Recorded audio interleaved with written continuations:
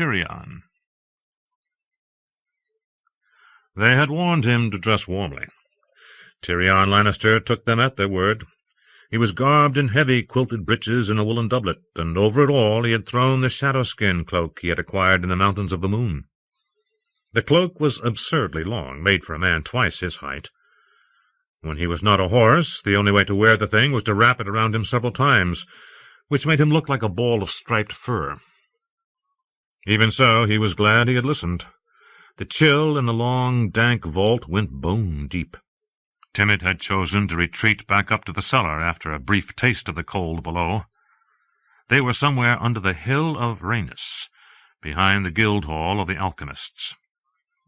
The damp stone walls were splotchy with nitre, and the only light came from the sealed iron and glass oil lamp that Hálin the pyromancer carried so gingerly.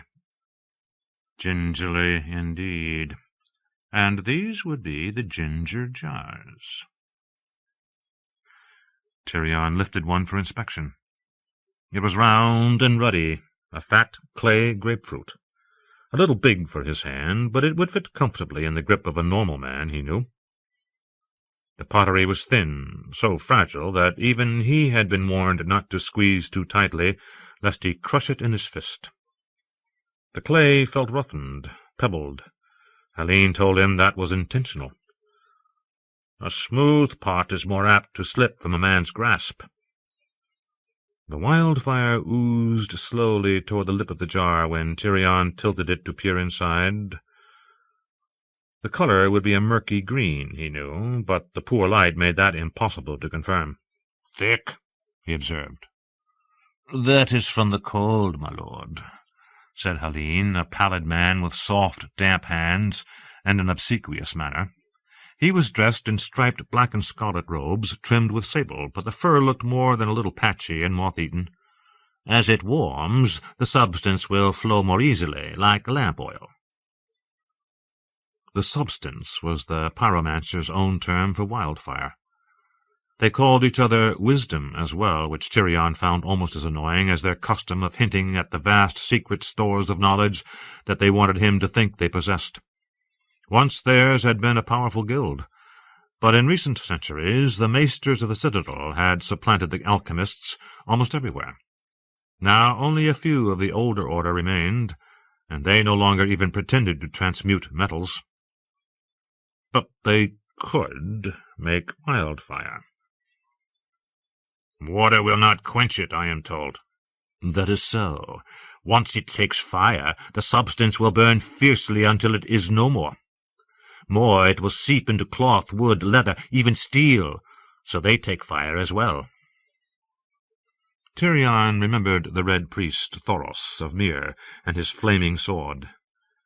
Even a thin coating of wildfire could burn for an hour. Thoros always needed a new sword after melee, but Robert had been fond of the man, and ever glad to provide one. "Why doesn't it seep into the clay as well?" "Oh, but it does," said Hálin. "There is a vault below this one where we store the older pots, those from King Aerys' day. It was his fancy to have the jars made in the shapes of fruits. Very perilous fruits indeed, my Lord Hand, and riper now than ever, if you take my meaning.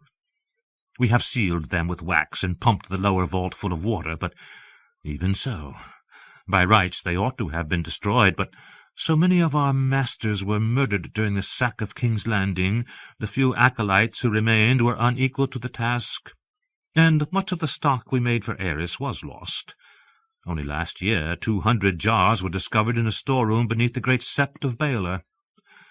No one could recall how they came there, but I am sure I do not need to tell you that the High Septon was beside himself with terror. I myself saw that they were safely moved. I had a cart filled with sand and sent our most able acolytes. We worked only by night. We did a splendid job, I have no doubt." Tyrion placed the jar he had been holding back among its fellows.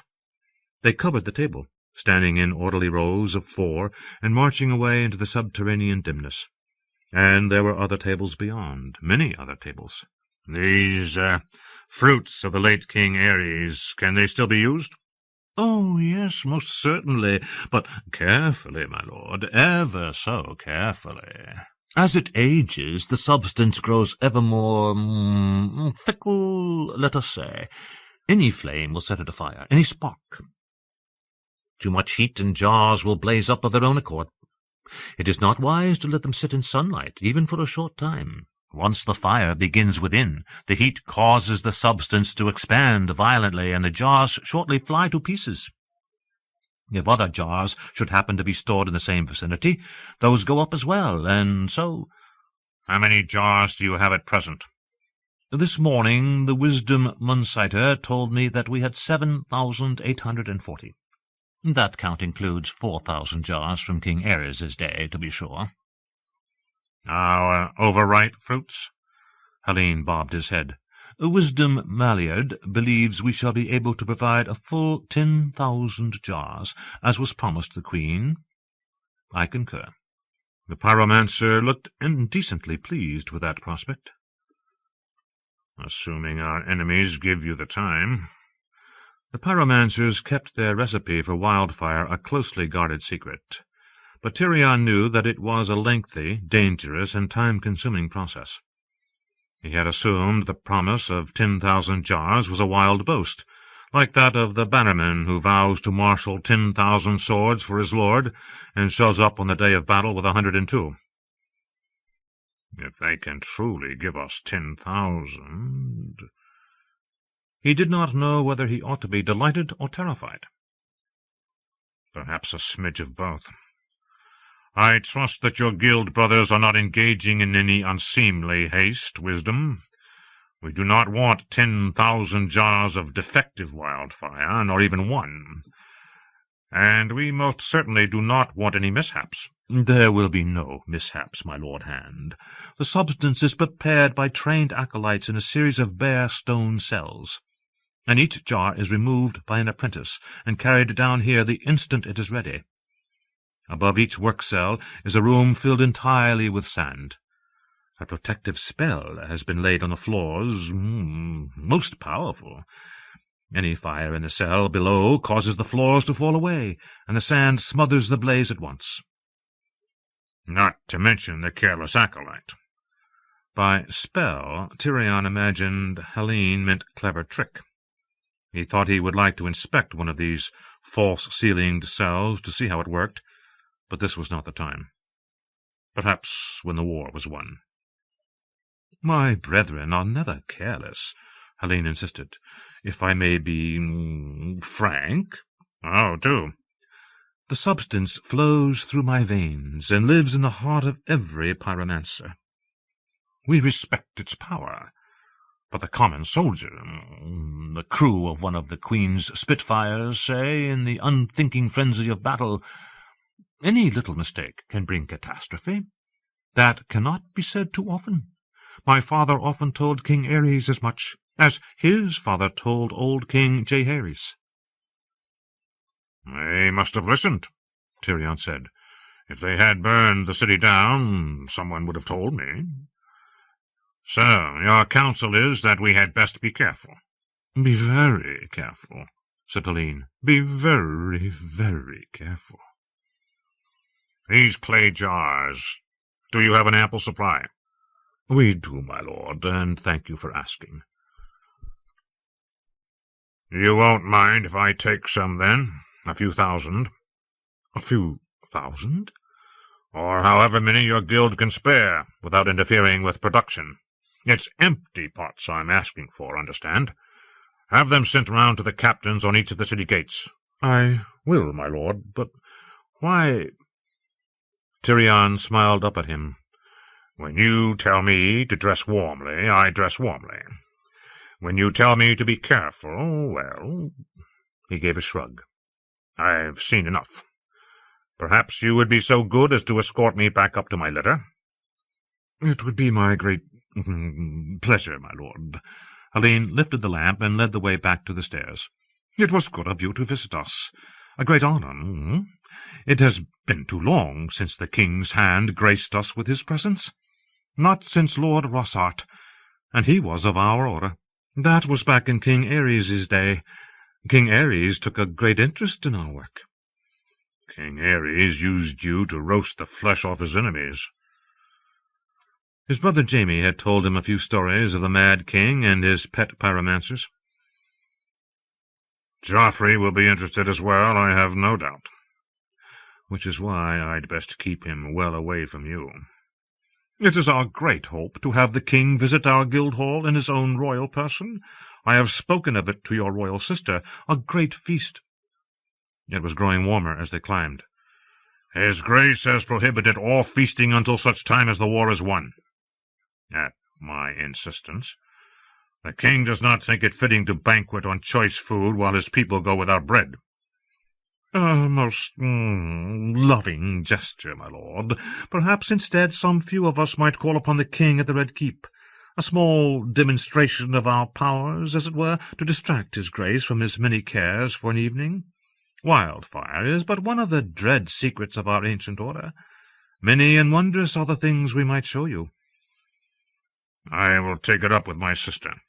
Tyrion had no objection to a few magic tricks, but Joff's fondness for making men fight to the death was trial enough. He had no intention of allowing the boy to taste the possibilities of burning them alive. When at last they reached the top of the steps, Tyrion shrugged out of his shadow-skin fur and folded it over his arm. The Guildhall of the Alchemists was an imposing warren of black stone, but Helene led him through the twists and turns until they reached the gallery of the Iron Torches, a long, echoing chamber where columns of green fire danced around black metal columns 20 feet tall. Ghostly flames shimmered off the polished black marble of the walls and floor, and bathed the hall in an emerald radiance. Tyrion would have been more impressed if he hadn't known that the great iron torches had only been lit this morning in honor of his visit, and would be extinguished the instant the doors closed behind him. Wildfire was too costly to squander. They emerged atop the broad, curving steps that fronted on the Street of the Sisters, near the foot of Visenya's hill. He bid Helene farewell and waddled down to where Timett, son of Timett, waited with an escort of burned men. Given his purpose today, it had seemed a singularly appropriate choice for his guard. Besides, their scars struck terror in the hearts of the city rabble. And that was all to the good these days. Only 3 nights past, another mob had gathered at the gates of the Red Keep, chanting for food. Joff had unleashed a storm of arrows against them, slaying 4, and then shouted down that they had his leave to eat their dead, winning us still more friends. Tyrion was surprised to see Bran standing beside the litter as well. "What are you doing here?" "Delivering your messages," Bran said. "Iron Hand wants you urgently at the Gate of the Gods. He won't say why. And you've been summoned to Maegor's, too." "Summoned?" Tyrion knew of only one person who would presume to use that word. "And what does Cersei want of me?" Bran shrugged. "The Queen commands you to return to the castle at once and attend her in her chambers. That stripling cousin of yours delivered the message. 4 hairs on his lip, and he thinks he's a man." 4 hairs and a knighthood. He's Sir Lancel now, never forget. Tyrion knew that Ser Jacelyn would not send for him unless the matter was of import. "I'd best see what Bywater wants. Inform my sister that I will attend her on my return." "She won't like that," Bran warned. "Good. The longer Cersei waits, the angrier she'll become, and anger makes her stupid. I much prefer angry and stupid to composed and cunning." Tyrion tossed his folded cloak into his litter, and Timett helped him up after it. The market square inside the Gate of the Gods, which in normal times would have been thronged with farmers selling vegetables, was near deserted when Tyrion crossed it. Ser Jacelyn met him at the gate, and raised his iron hand in brusque salute. "My lord, your cousin Cleos Frey is here, come from Riverrun under a peace banner with a letter from Robb Stark." "Peace terms?" "So he says." "Sweet cousin. Show me to him." The gold-cloaks had confined Sir Cleos to a windowless guard-room in the gatehouse. He rose when they entered. "Tyrion, you are a most welcome sight." "That's not something I hear often, cousin." "Has Cersei come with you?" My sister is otherwise occupied. Is this Stark's letter?" He plucked it off the table. "Sir Jacelyn, you may leave us." Bywater bowed and departed. "I was asked to bring the offer to the Queen Regent," Sir Cleos said as the door shut. "I shall." Tyrion glanced over the map that Robb Stark had sent with his letter. "All in good time, cousin. Sit, rest. You look gaunt and haggard." He looked worse than that, in truth. "Yes." Sir Cleos lowered himself onto a bench. "It is bad in the Riverlands, Tyrion. Around the God's Eye and along the King's Road especially. The river lords are burning their own crops to try and starve us, and your father's foragers are torching every village they take and putting the small folk to the sword." That was the way of war. The small folk were slaughtered, while the highborn were held for ransom. Remind me to thank the gods that I was born a Lannister. Sir Cleos ran a hand through his thin brown hair. "Even with a peace banner we were attacked twice. Wolves and male, hungry to savage anyone weaker than themselves. The gods alone know what side they started on, but they're on their own side now. Lost 3 men and twice as many wounded." "What news of our foe?" Tyrion turned his attention back to Stark's terms. "The boy does not want too much. Only half the realm. The release of our captives, hostages, his father's sword. Oh, yes, and his sisters." "The boy sits idle at Riverrun," Sir Cleos said. "I think he fears to face your father in the field. His strength grows less each day. The river lords have departed, each to defend his own lands." "Is this what father intended?" Tyrion rolled up Stark's map. "These terms will never do." "Will you at least consent to trade the Stark girls for Theon and Wilhelm?" Sir Cleos asked plaintively. Theon Frey was his younger brother, Tyrion recalled. "No," he said gently, "but we'll propose our own exchange of captives. Let me consult with Cersei and the council. We shall send you back to Riverrun with our terms." Clearly the prospect did not cheer him. "My lord, I do not believe Robb Stark will yield easily. It is Lady Catelyn who wants this peace, not the boy." "Lady Catelyn wants her daughters." Tyrion pushed himself down from the bench, letter and map in hand. "Sir Jacelyn will see that you have food and fire. You look in dire need of sleep, cousin. I will send for you when we know more." He found Sir Jacelyn on the ramparts, watching several hundred new recruits drilling in the field below. With so many seeking refuge in King's Landing, there was no lack of men willing to join the city watch for a full belly and a bed of straw in the barracks. But Tyrion had no illusions about how well these ragged defenders of theirs would fight if it came to battle. "You did well to send for me," Tyrion said. "I shall leave Sir Cleos in your hands. He is to have every hospitality." "And his escort?" the commander wanted to know. "Give them food and clean garb, and find a maester to see to their hurts. They are not to set foot inside the city. Is that understood?" It would never do to have the truth of conditions in King's Landing reach Robb Stark and Riverrun. Continuing on page 238. "Well understood, my lord. Oh, and one more thing. The alchemists will be sending a large supply of clay pots to each of the city gates. You are to use them to train the men who will work your Spitfires.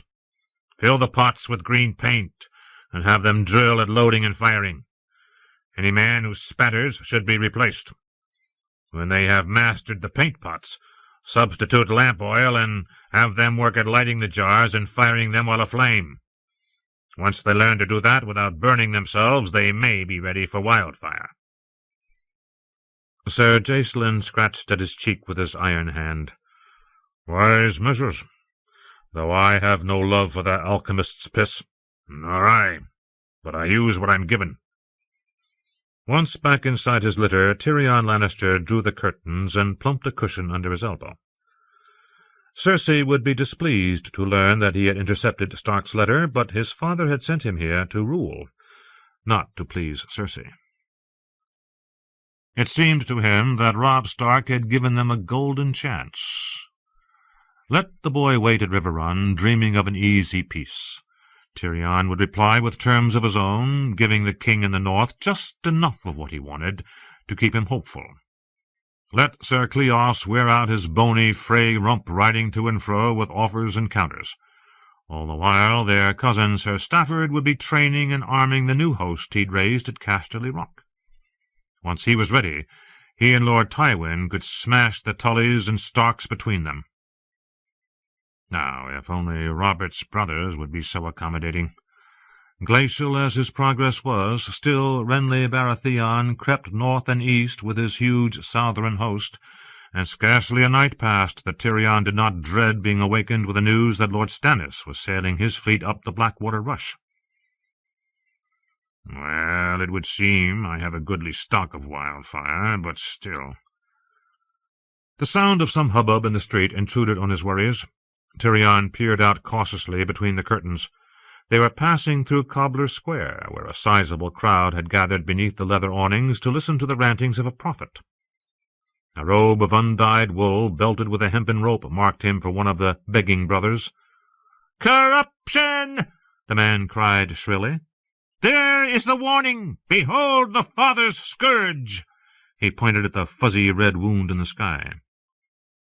From this vantage, the distant castle on Aegon's high hill was directly behind him, with the comet hanging forebodingly over its towers. A clever choice of stage, Tyrion reflected. "We have become swollen, bloated, foul. Brother couples with sister in the bed of kings, and the fruit of their incest capers in this palace to the piping of a twisted little monkey-demon. High-born ladies fornicate with fools and give birth to monsters. Even the High Septon has forgotten the gods. He bathes in scented waters and grows fat on lark and lamprey, while his people starve. Pride comes before prayer, maggots rule our castles, and gold is all. But no more! The rotten summer is at an end, and the whoremonger king is brought low. When the boar did open him, a great stench rose to heaven, and 1,000 snakes slid forth from his belly, hissing and biting." He jabbed his bony finger back at Comet and Castle. "There comes the harbinger! Cleanse yourselves, the gods cry out, lest ye be cleansed. Bathe in the wine of righteousness, or you shall be bathed in fire. Fire! Fire!" Other voices echoed, but the hoots of derision almost drowned them out. Tyrion took solace from that. He gave the command to continue, and the litter rocked like a ship on a rough sea as the burned men cleared a path. Twisted little monkey-demon, indeed. The wretch did have a point about the High Septon, to be sure. What was it that Moon Boy had said of him the other day? A pious man who worships the seven so fervently that he eats a meal for each of them whenever he sits to table.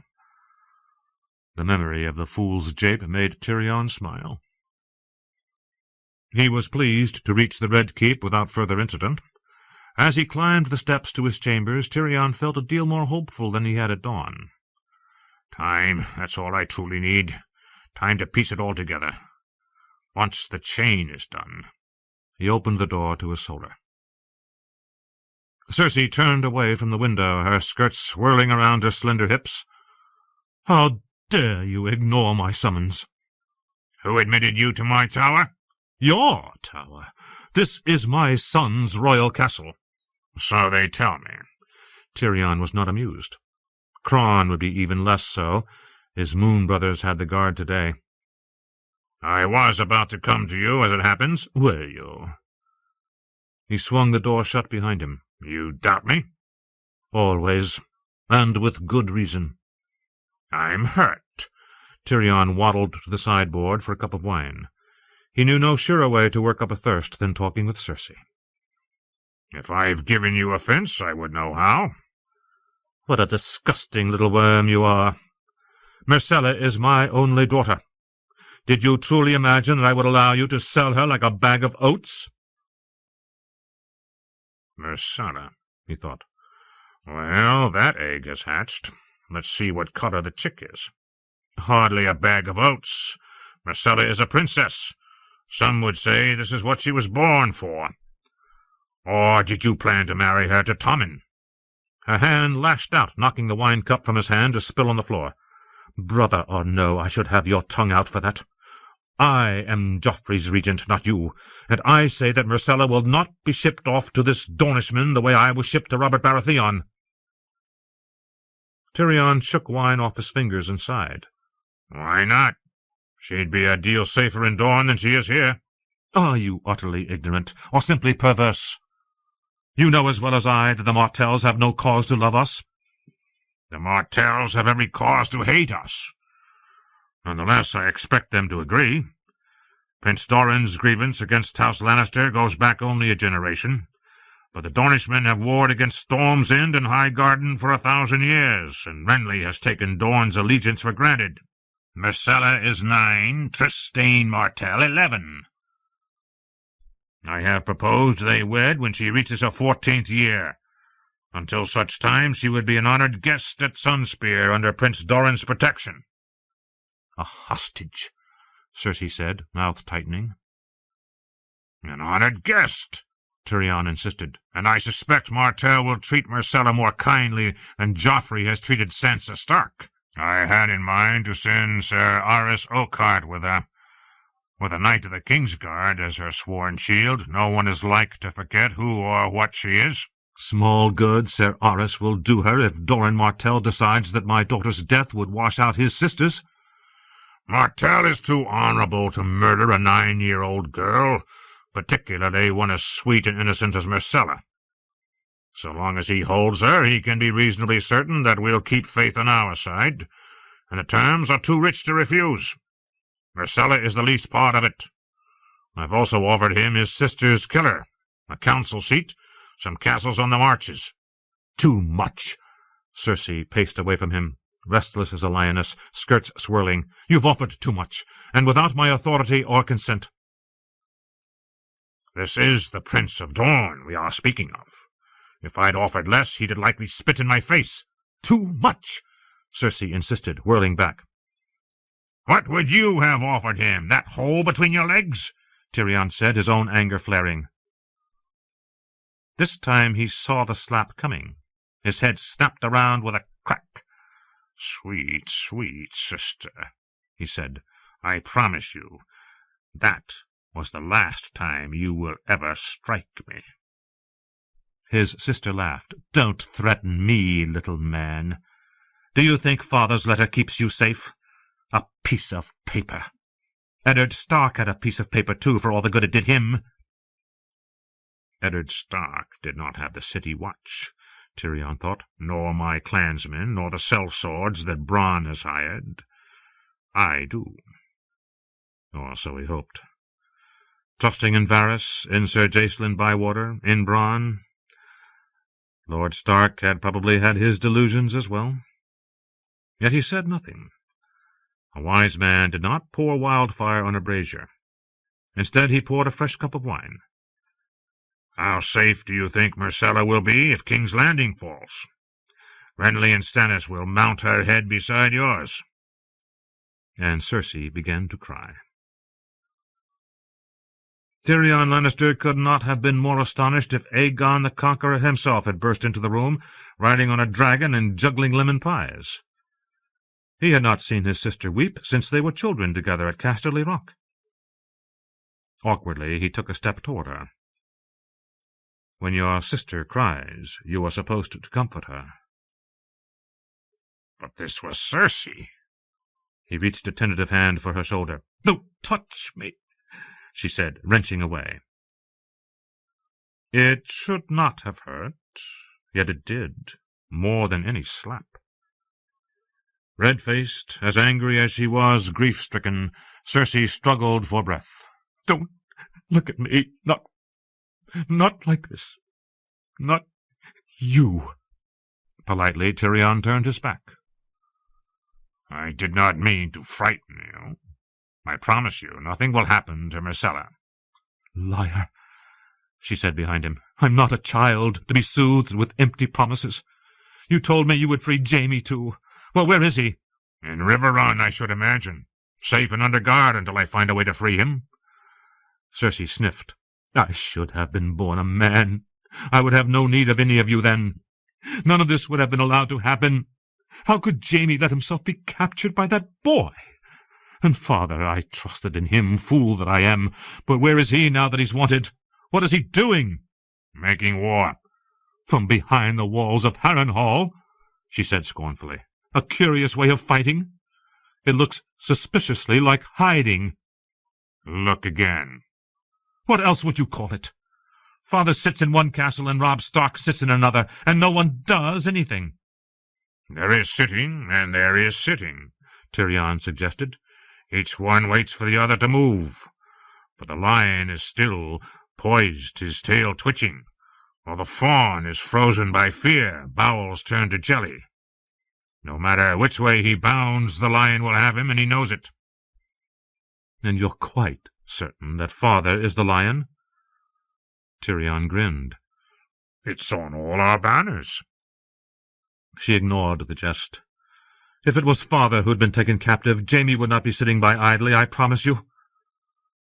Jaime would be battering his host to bloody bits against the walls of River Run, and the others take their chances. He never did have any patience, no more than you, sweet sister. Not all of us can be as bold as Jaime, but there are other ways to win wars. Harrenhal is strong and well situated. And King's Landing is not, as we both know perfectly well. While father plays lion and fawn with the Stark boy, Renly marches up the Rose Road. He could be at our gates any day now. The city will not fall in a day. From Harrenhal it is a straight, swift march down the King's Road. Renly will scarce have unlimbered his siege engines before father takes him in the rear. His host will be the hammer, the city walls the anvil. It makes a lovely picture. Cersei's green eyes bored into him, wary yet hungry for the reassurance he was feeding her. And if Robb Stark marches? Harrenhal is close enough to the fords of the Trident so that Roose Bolton cannot bring the northern foot across to join with the young wolf's horse.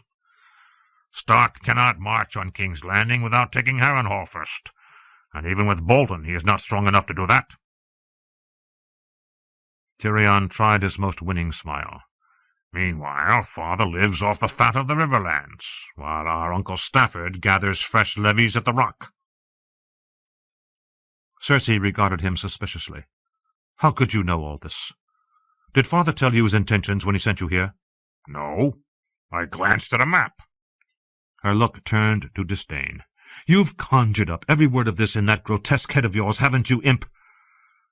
Tyrion tisked. Sweet sister, I ask you, if we weren't winning, would the Starks have sued for peace? He drew out the letter that Sir Cleos Frey had brought. The young wolf has sent us terms, you say. Unacceptable terms, to be sure, but still a beginning. Would you care to see them? Yes. That fast she was all queen again. How do you come to have them? They should have come to me. What else is a hand for, if not to hand you things? Tyrion handed her the letter. His cheek still throbbed where Cersei's hand had left its mark. Let her flay half my face, it will be a small price to pay for her consent to the Dornish marriage. He would have that now. He could sense it. And certain knowledge of an informer, too. Well, that was the plum in his pudding. Bran. Dancer was draped in bardings of snowy white wool emblazoned with a grey dire wolf of House Stark, while Bran wore grey breeches and white doublet, his sleeves and collar trimmed with vair. Over his heart was his wolf's head brooch of silver and polished jet. He would sooner have had summer than a silver wolf on his breast, but Sir Roderick had been unyielding. The low stone steps balked Dancer only for a moment. When Bran urged her on, she took them easily. Beyond the wide oak and iron doors, 8 long rows of trestle tables filled Winterfell's great hall, 4 on each side of the center aisle. Men crowded shoulder to shoulder on the benches. "Stark!" they called as Bran trotted past, rising to their feet. "Winterfell! Winterfell!" He was old enough to know that it was not truly him they shouted for. It was the harvest they cheered. It was Robb and his victories. It was his lord father and his grandfather and all the Starks going back 8,000 years. Still, it made him swell with pride. For so long as it took him to ride the length of that hall, he forgot that he was broken. Yet when he reached the dais, with every eye upon him, Osha and Hodor undid his straps and buckles, lifted him off Dancer's back, and carried him to the high seat of his fathers. Sir Roderick was seated to Bran's left, his daughter Beth beside him. Rickon was to his right, his mop of shaggy auburn hair grown so long that it brushed his ermine mantle. He had refused to let anyone cut it since their mother had gone. The last girl to try had been bitten for her efforts. "I wanted to ride, too," he said as Hodor led Dancer away. "I ride better than you." "You don't, so hush up," he told his brother. Sir Roderick bellowed for quiet. Bran raised his voice. He bid them welcome in the name of his brother, the king in the north, and asked them to thank the gods old and new for Robb's victories and the bounty of the harvest. "May there be 100 more," he finished, raising his father's silver goblet. 100 more! Pewter tankards, clay cups, and iron-banded drinking horns clashed together. Bran's wine was sweetened with honey and fragrant with cinnamon and cloves, but stronger than he was used to. He could feel its hot, snaky fingers wriggling through his chest as he swallowed. By the time he set down the goblet, his head was swimming. "You did well, Bran," Sir Roderick told him. "Lord Eddard would have been most proud." Down the table, Maester Luwin nodded his agreement as the servers began to carry in the food. Such food Bran had never seen.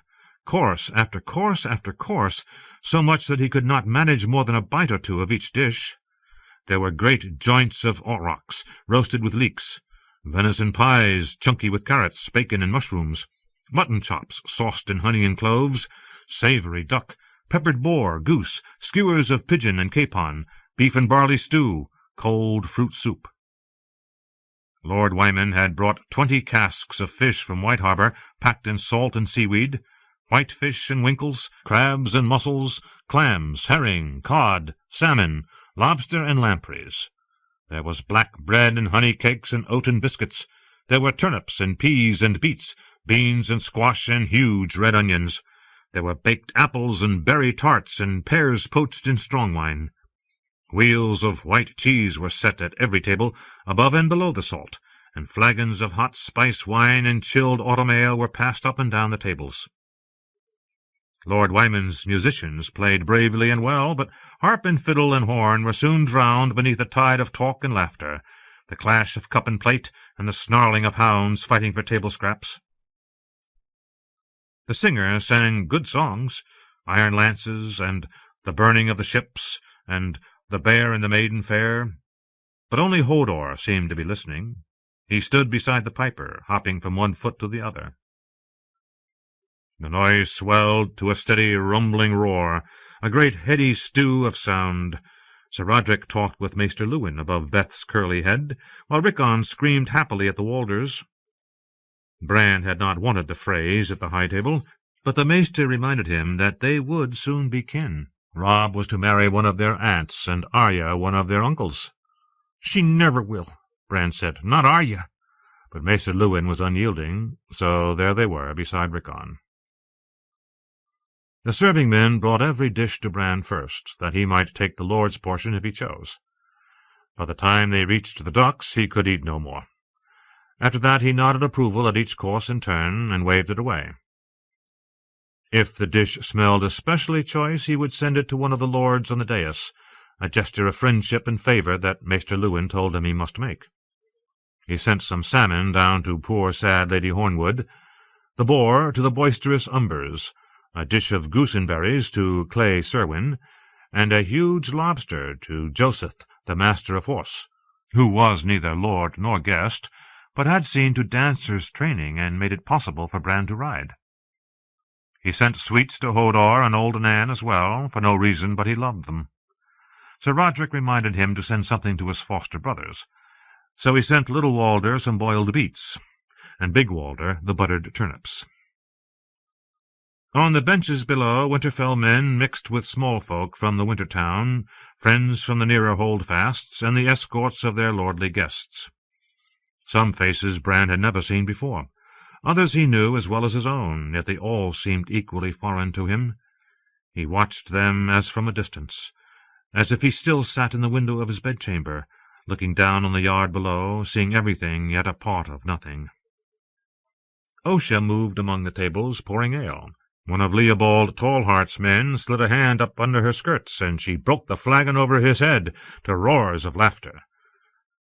Yet Micken had his hand down some woman's bodice, and she seemed not to mind. Bran watched Farlin make his red bitch beg for bones, and smiled at old Nan plucking at the crust of a hot pie with wrinkled fingers. On the dais, Lord Wyman attacked a steaming plate of lampreys, as if they were an enemy host. He was so fat that Sir Roderick had commanded that a special wide chair be built for him to sit in, but he laughed loud and often, and Bran thought he liked him. Poor wan Lady Hornwood sat beside him, her face a stony mask, as she picked listlessly at her food. At the opposite end of the high table, Hothen and Moors were playing a drinking game, slamming their horns together as hard as knights meeting in joust. "It is too hot here, and too noisy, and they are all getting drunk." Bran itched under his grey and white woolens, and suddenly he wished he were anywhere but here. It is cool in the godswood now. Steam is rising off the hot pools, and the red leaves of the weirwood are rustling. The smells are richer than here, and before long the moon will rise, and my brother will sing to it. "Bran," Sir Roderick said, "you do not eat." The waking dream had been so vivid for a moment, Bran had not known where he was. "I'll have more later," he said. "My belly's full to bursting." The old knight's white moustache was pink with wine. "You have done well, Bran, here and at the audiences. You will be an especial fine lord one day, I think." "I want to be a knight."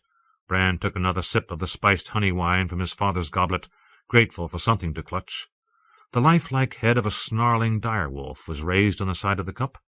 He felt the silver muzzle pressing against his palm, and remembered the last time he had seen his lord father drink from this goblet. It had been the night of the welcoming feast, when King Robert had brought his court to Winterfell. Summer still reigned then. His parents had shared the dais with Robert and his queen, with her brothers beside her. Uncle Benjen had been there too, all in black. Bran and his brothers and sisters sat with the king's children, Joffrey and Tommen and Princess Myrcella, who spent the whole meal gazing at Robb with adoring eyes. Arya made faces across the table when no one was looking. Sansa listened raptly while the king's high harper sang songs of chivalry, and Rickon kept asking why Jon wasn't with them. "Because he's a bastard," Bran finally had to whisper to him. And now they are all gone. It was as if some cruel god had reached down with a great hand and swept them all away, the girls to captivity, Jon to the wall, Robb and mother to war, King Robert and father to their graves, and perhaps Uncle Benjen as well. Even down on the benches there were new men at the tables. Jory was dead, and Fat Tom and Porther, Allen, Desmond, Hullen, who had been master of horse, Harwin his son, all those who had gone south with his father, even Septa Mordane and Veon Poole. The rest had ridden to war with Robb, and might soon be dead as well, for all Bran knew. He liked Hayhead and Poxy Tim and Skittrick and the other new men well enough, but he missed his old friends. He looked up and down the benches at all the faces, happy and sad, and wondered who would be missing next year and the year after. He might have cried then, but he couldn't. He was the Stark in Winterfell, his father's son and his brother's heir, and almost a man grown. At the foot of the hall the doors opened, and a gust of cold air made the torches flame brighter for an instant. Alebelly led 2 new guests into the feast. "The Lady Mira of House Reed," the rotund guardsman bellowed over the clamour, "with her brother Jojen of Greywater Watch." Men looked up from their cups and trenchers to eye the newcomers. Bran heard little Walder mutter, "Frog-eaters," to big Walder beside him. Sir Roderick climbed to his feet. "Be welcome, friends, and share this harvest with us." Serving men hurried to lengthen the table on the dais, fetching trestles and chairs. "Who are they?" Rickon asked. "Mud-men," answered little Walder disdainfully. "They're thieves and cravens, and they have green teeth from eating frogs." Maester Luwin crouched beside Bran's seat to whisper counsel in his ear. "You must greet these ones warmly. I had not thought to see them here, but you know who they are?" Bran nodded. "Crannogmen, from the Neck. Howland Reed was a great friend to your father," Sir Roderick told him. "These two are his, it would seem." As the newcomers walked the length of the hall, Bran saw that one was indeed a girl, though he would never have known it by her dress. She wore lambskin breeches, soft with long use, and a sleeveless jerkin armoured in bronze scales. Though near Rob's age, she was slim as a boy, with long brown hair knotted behind her head, and only the barest suggestion of breasts. A woven net hung from one slim hip, a long bronze knife from the other. Under her arm she carried an old iron great-helm spotted with rust. A frog-spear and round leathern shield were strapped to her back. Her brother was several years younger and bore no weapons.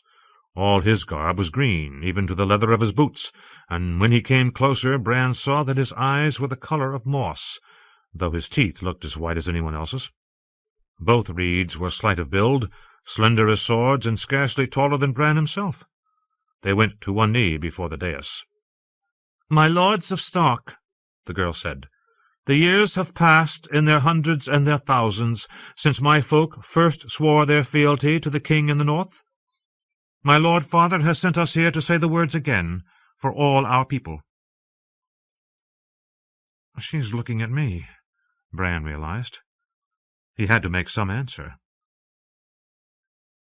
"My brother Robb is fighting in the south," he said, "but you can say your words to me if you like." "To Winterfell we pledge the faith of Greywater," they said together. "Hearth and heart and harvest we yield up to you, my lord. Our swords and spears and arrows are yours to command.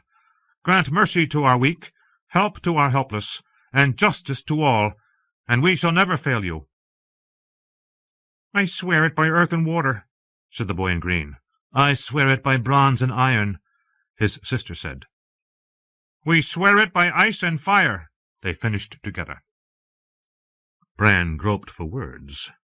Was he supposed to swear something back to them? Their oath was not one he had been taught. "May your winters be short, and your summers bountiful," he said. That was usually a good thing to say. "Rise. I'm Brandon Stark." The girl, Mira, got to her feet and helped her brother up. The boy stared at Bran all the while. "We bring you gifts of fish and frog and fowl," he said. "I thank you." Bran wondered if he would have to eat a frog to be polite. "I offer you the meat and mead of Winterfell." He tried to recall all he had been taught of the Crannogmen, who dwelt amongst the bogs of the Neck and seldom left their wetlands. They were a poor folk, fishers and frog-hunters who lived in houses of thatch and woven reeds on floating islands hidden in the deeps of the swamp. It was said that they were a cowardly people who fought with poisoned weapons and preferred to hide from foes rather than face them in open battle. And yet Howland Reed had been one of father's staunchest companions during the war for King Robert's crown, before Bran was born. The boy, Jojen, looked about the hall curiously as he took his seat. "Where are the direwolves?" "In the Godswood," Rickon answered. "Shaggy was bad."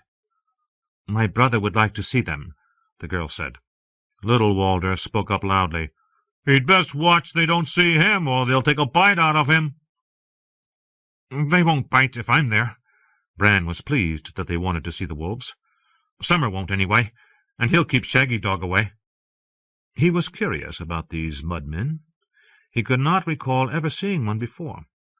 His father had sent letters to the Lord of Greywater over the years, but none of the Crannogmen had ever called at Winterfell. He would have liked to talk to them more, but the great hall was so noisy that it was hard to hear anyone who wasn't right beside you. Sir Roderick was right beside Bran. "Do they truly eat frogs?" he asked the old knight. "Aye," Sir Roderick said. frogs and fish and lizard-lions, and all manner of birds. Maybe they don't have sheep and cattle, Bran thought. He commanded the serving men to bring them mutton chops and a slice off the aurochs, and fill their trenchers with beef and barley stew. They seemed to like that well enough. The girl caught him staring at her and smiled. Bran blushed and looked away. Much later, after all the sweets had been served and washed down with gallons of summer wine, the food was cleared and the tables shoved back against the walls to make room for the dancing. The music grew wilder, the drummers joined in, and Hother Umber brought forth a huge curved war-horn, banded in silver. When the singer reached the part in the night that ended, where the night's watch rode forth to meet the others in the battle for the dawn, he blew a blast that set all the dogs to barking. 2 Glover men began a spinning skirl on bladder and wood-harp. Mors Umber was the first on his feet. He seized a passing serving girl by the arm, knocking the flagon of wine out of her hands to shatter on the floor. Amidst the rushes and bones and bits of bread that littered the stone, he whirled her and spun her and tossed her in the air. The girl squealed with laughter and turned red as her skirts swirled and lifted. Others soon joined in. Hodor began to dance all by himself, while Lord Wyman asked little Beth Castle to partner him. For all his size, he moved gracefully. When he tired, Clay Serwyn danced with a child in his stead. Sir Roderick approached Lady Hornwood, but she made her excuses and took her leave. Bran watched long enough to be polite, and then had Hodor summoned. He was hot and tired, flushed from the wine, and the dancing made him sad. It was something else he could never do. "I want to go." "Hodor!" Hodor shouted back, kneeling. Maester Luwin and Hayhead lifted him into his basket. The folk of Winterfell had seen this sight 100 times, but doubtless it looked queer to the guests, some of whom were more curious than polite. Bran felt the stares. They went out the rear rather than walk the length of the hall, Bran ducking his head as they passed through the Lord's door. In the dim-lit gallery outside the great hall they came upon Joseph, the master of horse, engaged in a different sort of riding. He had some woman Bran did not know shoved up against the wall, her skirts around her waist. She was giggling until Hodor stopped to watch. Then she screamed. "Leave them be, Hodor," Bran had to tell him. "Take me to my bedchamber." Hodor carried him up the winding steps to his tower and knelt beside one of the iron bars that Mikken had driven into the wall. Bran used the bars to move himself to the bed, and Hodor pulled off his boots and breeches. "You can go back to the feast now, but don't go bothering Joseph and that woman," Bran said. "Hodor?" Hodor replied, bobbing his head. When he blew out his bedside candle, darkness covered him like a soft, familiar blanket. The faint sound of music drifted through his shuttered window. Something his father had told him once when he was little came back to him suddenly. He had asked Lord Eddard if the King's Guard were truly the finest knights in the 7 kingdoms. "No longer," he answered, "but once they were a marvel, a shining lesson to the world." "Was there one who was best of all?" "The finest knight I ever saw was Sir Arthur Dane, who fought with a blade called Dawn, forged from the heart of a fallen star. They called him the Sword of the Morning, and he would have killed me but for Howland Reed." Father had gotten sad then, and he would say no more. Bran wished he had asked him what he meant. He went to sleep with his head full of knights in gleaming armor, fighting with swords that shone like starfire. But when the dream came, he was in the Godswood again. The smells from the kitchen and the great hall were so strong that it was almost as if he had never left the feast. He prowled beneath the trees, his brother close behind him. This night was wildly alive, full of the howling of the man-pack at their play. The sounds made him restless. He wanted to run, to hunt. He wanted to— The rattle of iron made his ears prick up. His brother heard it too. They raced through the undergrowth toward the sound. Bounding across the still water at the foot of the old White One, he caught the scent of a stranger. the man smell, well mixed with leather and earth and iron. The intruders had pushed a few yards into the wood when he came upon them, a female and a young male, with no taint of fear to them, even when he showed them the white of his teeth. His brother growled low in his throat, yet still they did not run. "Here they come," the female said. "Mira," some part of him whispered, some wisp of the sleeping boy lost in the wolf dream. "Did you know they would be so big?" "They will be bigger still before they are grown," the young male said, watching them with eyes large, green, and unafraid. "The black one is full of fear and rage, but the gray is strong, stronger than he knows. Can you feel him, sister?" "No," she said, moving a hand to the hilt of the long brown knife she wore. "Go careful, Jojen. He won't hurt me. This is not the day I die." The male walked toward them, unafraid, and reached out for his muzzle, a touch as light as a summer breeze. Yet at the brush of those fingers the wood dissolved, and the very ground turned to smoke beneath his feet and swirled away laughing, and then he was spinning and falling. Catelyn. As she slept amidst the rolling grasslands, Catelyn dreamt that Bran was whole again, that Arya and Sansa held hands, that Rickon was still a babe at her breast. Robb, crownless, played with a wooden sword, and when all were safe asleep, she found Ned in her bed, smiling. Sweet it was, sweet and gone too soon. Dawn came cruel, a dagger of light. She woke aching and alone and weary, weary of riding, weary of hurting, weary of duty. "I want to weep," she thought. "I want to be comforted. I am so tired of being strong. I want to be foolish and frightened for once, just for a small while, that's all. A day, an hour." Outside her tent men were stirring. She heard the whicker of horses, Shad complaining of stiffness in his back, Sir Wendell calling for his bow. Catelyn wished they would all go away. They were good men, loyal, yet she was tired of them all. It was her children she yearned after. One day, she promised herself as she lay abed, one day she would allow herself to be less than strong. But not today. It could not be today. Her fingers seemed more clumsy than usual as she fumbled on her clothes. She supposed she ought to be grateful that she had any use of her hands at all. The dagger had been Valyrian steel, and Valyrian steel bites deep and sharp. She had only to look at the scars to remember. Outside, Shad was stirring oats into a kettle, while Sir Wendell manderly sat stringing his bow. "My lady," he said, when Catelyn emerged, "there are birds in this grass. Would you fancy a roast quail to break your fast this morning?" "Oats and bread are sufficient. For all of us, I think. We have many leagues yet to ride, Sir Wendell." "As you will, my lady." The knight's moon face looked crestfallen, the tips of his great walrus moustache twitching with disappointment. "Oats and bread, and what could be better?" He was one of the fattest men Catelyn had ever known, but however much he loved his food, he loved his honor more. "Found some nettles and brewed a tea," Shad announced. "Will my lady take a cup?" "Yes, with thanks." She cradled the tea in her scarred hands and blew on it to cool it. Shad was one of the Winterfell men. Robb had sent 20 of his best to see her safely to Renly. He had sent 5 lordlings as well, whose names and high birth would add weight and honor to her mission. As they made their way south, staying well clear of towns and holdfasts, they had seen bands of mailed men more than once, and glimpsed smoke on the eastern horizon, but none had dared molest them. They were too weak to be a threat, too many to be easy prey.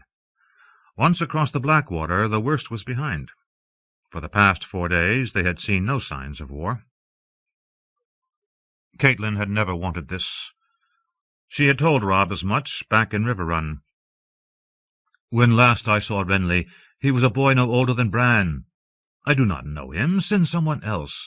My place is here with my father for whatever time he has left." Her son had looked at her unhappily. "There is no one else.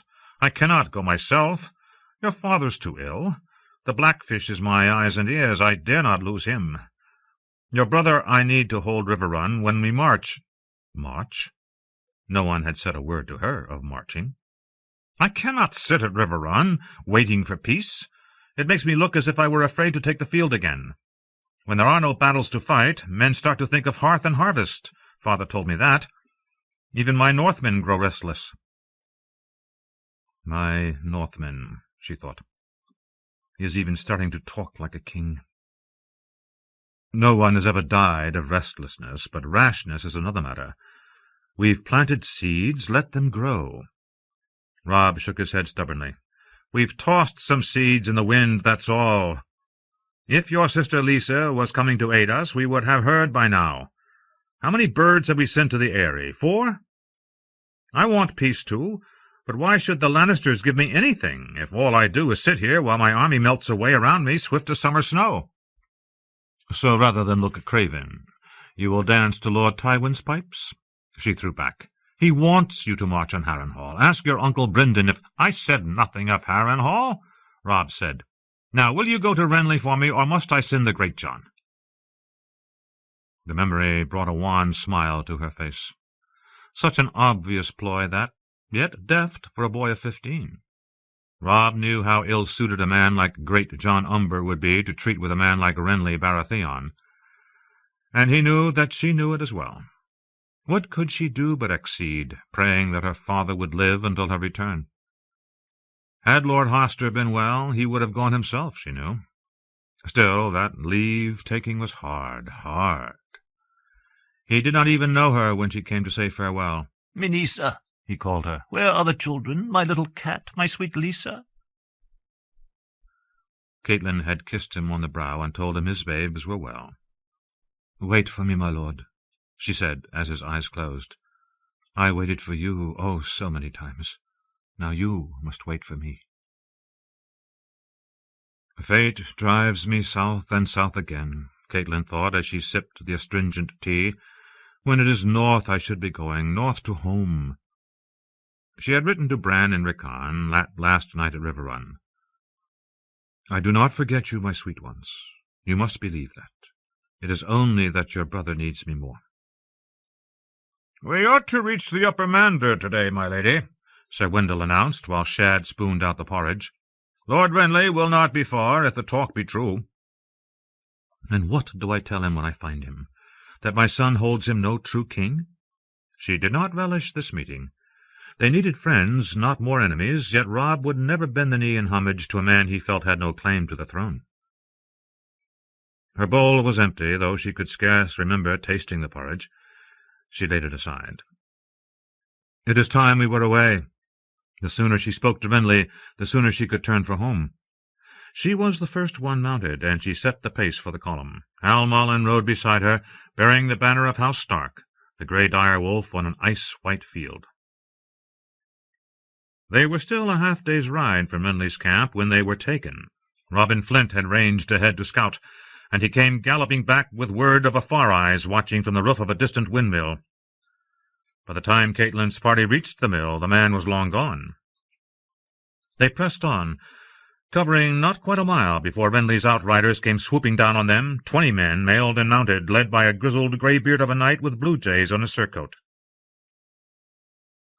When he saw her banners, he trotted up to her alone. "My lady," he called, "I am Sir Colin of Greenpools, as it please you. These are dangerous lands you cross." "Our business is urgent," she answered him. "I come as envoy from my son, Robb Stark, the king in the north, to treat with Renly Baratheon, the king in the south." "King Renly is the crowned and anointed lord of all the 7 kingdoms, my lady," Sir Colin answered, though courteously enough. "His grace is encamped with his host near Bitterbridge, where the Rose Road crosses the Mander. It shall be my great honour to escort you to him." The knight raised a mailed hand, and his men formed a double column, flanking Catelyn and her guard. Escort or captor, she wondered. There was nothing to be done but trust in Sir Colin's honour and Lord Renly's. They saw the smoke of the camp's fires when they were still an hour from the river. Then the sound came drifting across farm and field and rolling plain, indistinct as the murmur of some distant sea, but swelling as they rode closer. By the time they caught sight of the Mander's muddy waters glinting in the sun, they could make out the voices of men, the clatter of steel, the whinny of horses. Yet neither sound nor smoke prepared them for the host itself. Thousands of cook fires filled the air with a pale smoky haze. The horse lines alone stretched out over leagues. A forest had surely been felled to make the tall staffs that held the banners. Great siege engines lined the grassy verge of the Rose Road, mangonels and trebuchets and rolling rams mounted on wheels taller than a man on horseback. The steel points of pikes flamed red with sunlight, as if already blooded, while the pavilions of the knights and high lords sprouted from the grass like silken mushrooms. She saw men with spears and men with swords, men in steel caps and mail shirts, camp followers strutting their charms, archers fletching arrows, teamsters driving wagons, swineherds driving pigs, pages running messages, squires honing swords, knights riding palfreys, grooms leading ill-tempered destriers. "This is a fearsome lot of men," Sir Wendell Manderly observed as they crossed the ancient stone span from which Bitterbridge took its name. "That it is," Catelyn agreed. Near all the chivalry of the South had come to Renly's call, it seemed. The golden rose of Highgarden was seen everywhere, sewn on the right breast of armsmen and servants, flapping and fluttering from the green silk banners that adorned lance and pike, painted upon the shields hung outside the pavilions of the sons and brothers and cousins and uncles of House Tyrrell. As well Catelyn spied the fox and flowers of House Florent, Fossaway apples, red and green, Lord Tarley's striding huntsman, oak leaves for Oakheart, cranes for Crane, a cloud of black and orange butterflies for the Mullendores. Across the Mander the Storm Lords had raised their standards, Renly's own bannermen, sworn to House Baratheon and Storm's End. Catelyn recognized Bryce Caron's nightingales, the Penrose quills, and Lord Estermont's sea turtle, green on green. Yet for every shield she knew there were a dozen strange to her, borne by the small lords sworn to the bannermen, and by hedge knights and free riders who had come swarming to make Renly Baratheon a king in fact, as well as name. Renly's own standard flew high over all. From the top of his tallest siege tower, a wheeled oaken immensity covered with rawhides, streamed the largest war banner that Catelyn had ever seen, a cloth big enough to carpet many a hall, shimmering gold, with a crowned stag of Baratheon black upon it, prancing proud and tall. "My lady, do you hear that noise?" asked Hallis Mullen, trotting close. "What is that?" She listened. Shouts and horses screaming, and the clash of steel, and cheering, she said. They had been riding up a gentle slope toward a line of brightly colored pavilions on the height. As they passed between them, the press of men grew thicker, the sounds louder. And then she saw. Below, beneath the stone and timber battlements of a small castle, a melee was in progress. A field had been cleared off, fences and galleries and tilting barriers thrown up. Hundreds were gathered to watch, perhaps thousands. From the looks of the grounds, torn and muddy and littered with bits of dinted armor and broken lances, they had been at it for a day or more, but now the end was near. Fewer than a score of knights remained ahorse, charging and slashing at each other as watchers and fallen combatants cheered them on. She saw 2 destriers collide in full armor, going down in a tangle of steel and horseflesh. "A tourney," Hal Mullen declared. He had a penchant for loudly announcing the obvious. "Oh, splendid," Sir Wendell Manderly said, as a knight in a rainbow-striped cloak wheeled to deliver a backhand blow with a long-handled axe that shattered the shield of the man pursuing him and sent him reeling in his stirrups. The press in front of them made further progress difficult. "Lady Stark," Sir Colin said, "if your men would be so good as to wait here, I'll present you to the king." "As you say." She gave the command, though she had to raise her voice to be heard above the tourney din. Sir Colin walked his horse slowly through the throngs, with Catelyn riding in his wake. A roar went up from the crowd as a helmetless, red-bearded man with a griffin on his shield went down before a big knight in blue armor. His steel was a deep cobalt, even the blunt morning star he wielded with such deadly effect, his mount barded in the quartered sun and moon heraldry of House Tarth. "Red Ronnet's down, gods be damned!" a man cursed. "Loras'll do for that, Blue," a companion answered, before a roar drowned out the rest of his words. Another man was fallen, trapped beneath his injured horse, both of them screaming in pain. Squires rushed out to aid them. "This is madness," Catelyn thought. "Real enemies on every side and half the realm in flames, and Menly sits here playing at war like a boy with his first wooden sword." The lords and ladies in the gallery were as engrossed in the melee as the men on the ground. Catelyn marked them well. Her father had oft treated with the Southron lords, and not a few had been guests at River Run. She recognized Lord Mathis Rowan, stouter and more florid than ever, the golden tree of his house spread across his white doublet. Below him sat Lady Oakhart, tiny and delicate, and to her left Lord Randall Tarley of Hornhill, his great sword, Heartsbane, propped up against the back of his seat. Others she knew only by their sigils, and some not at all. In their midst, watching and laughing, with his young queen by his side, sat a ghost in a golden crown. Small wonder the lords gathered around him with such fervour, she thought. He is Robert come again. Renly was handsome, as Robert had been handsome, long of limb and broad of shoulder, with the same coal-black hair, fine and straight, the same deep blue eyes, the same easy smile. A slender circlet around his brow seemed to suit him well. It was soft gold, a ring of roses exquisitely wrought. At the front lifted a stag's head of dark green jade, adorned with golden eyes and golden antlers. The crowned stag decorated the king's green velvet tunic as well, worked in gold thread upon his chest, the Baratheon sigil in the colours of Highgarden.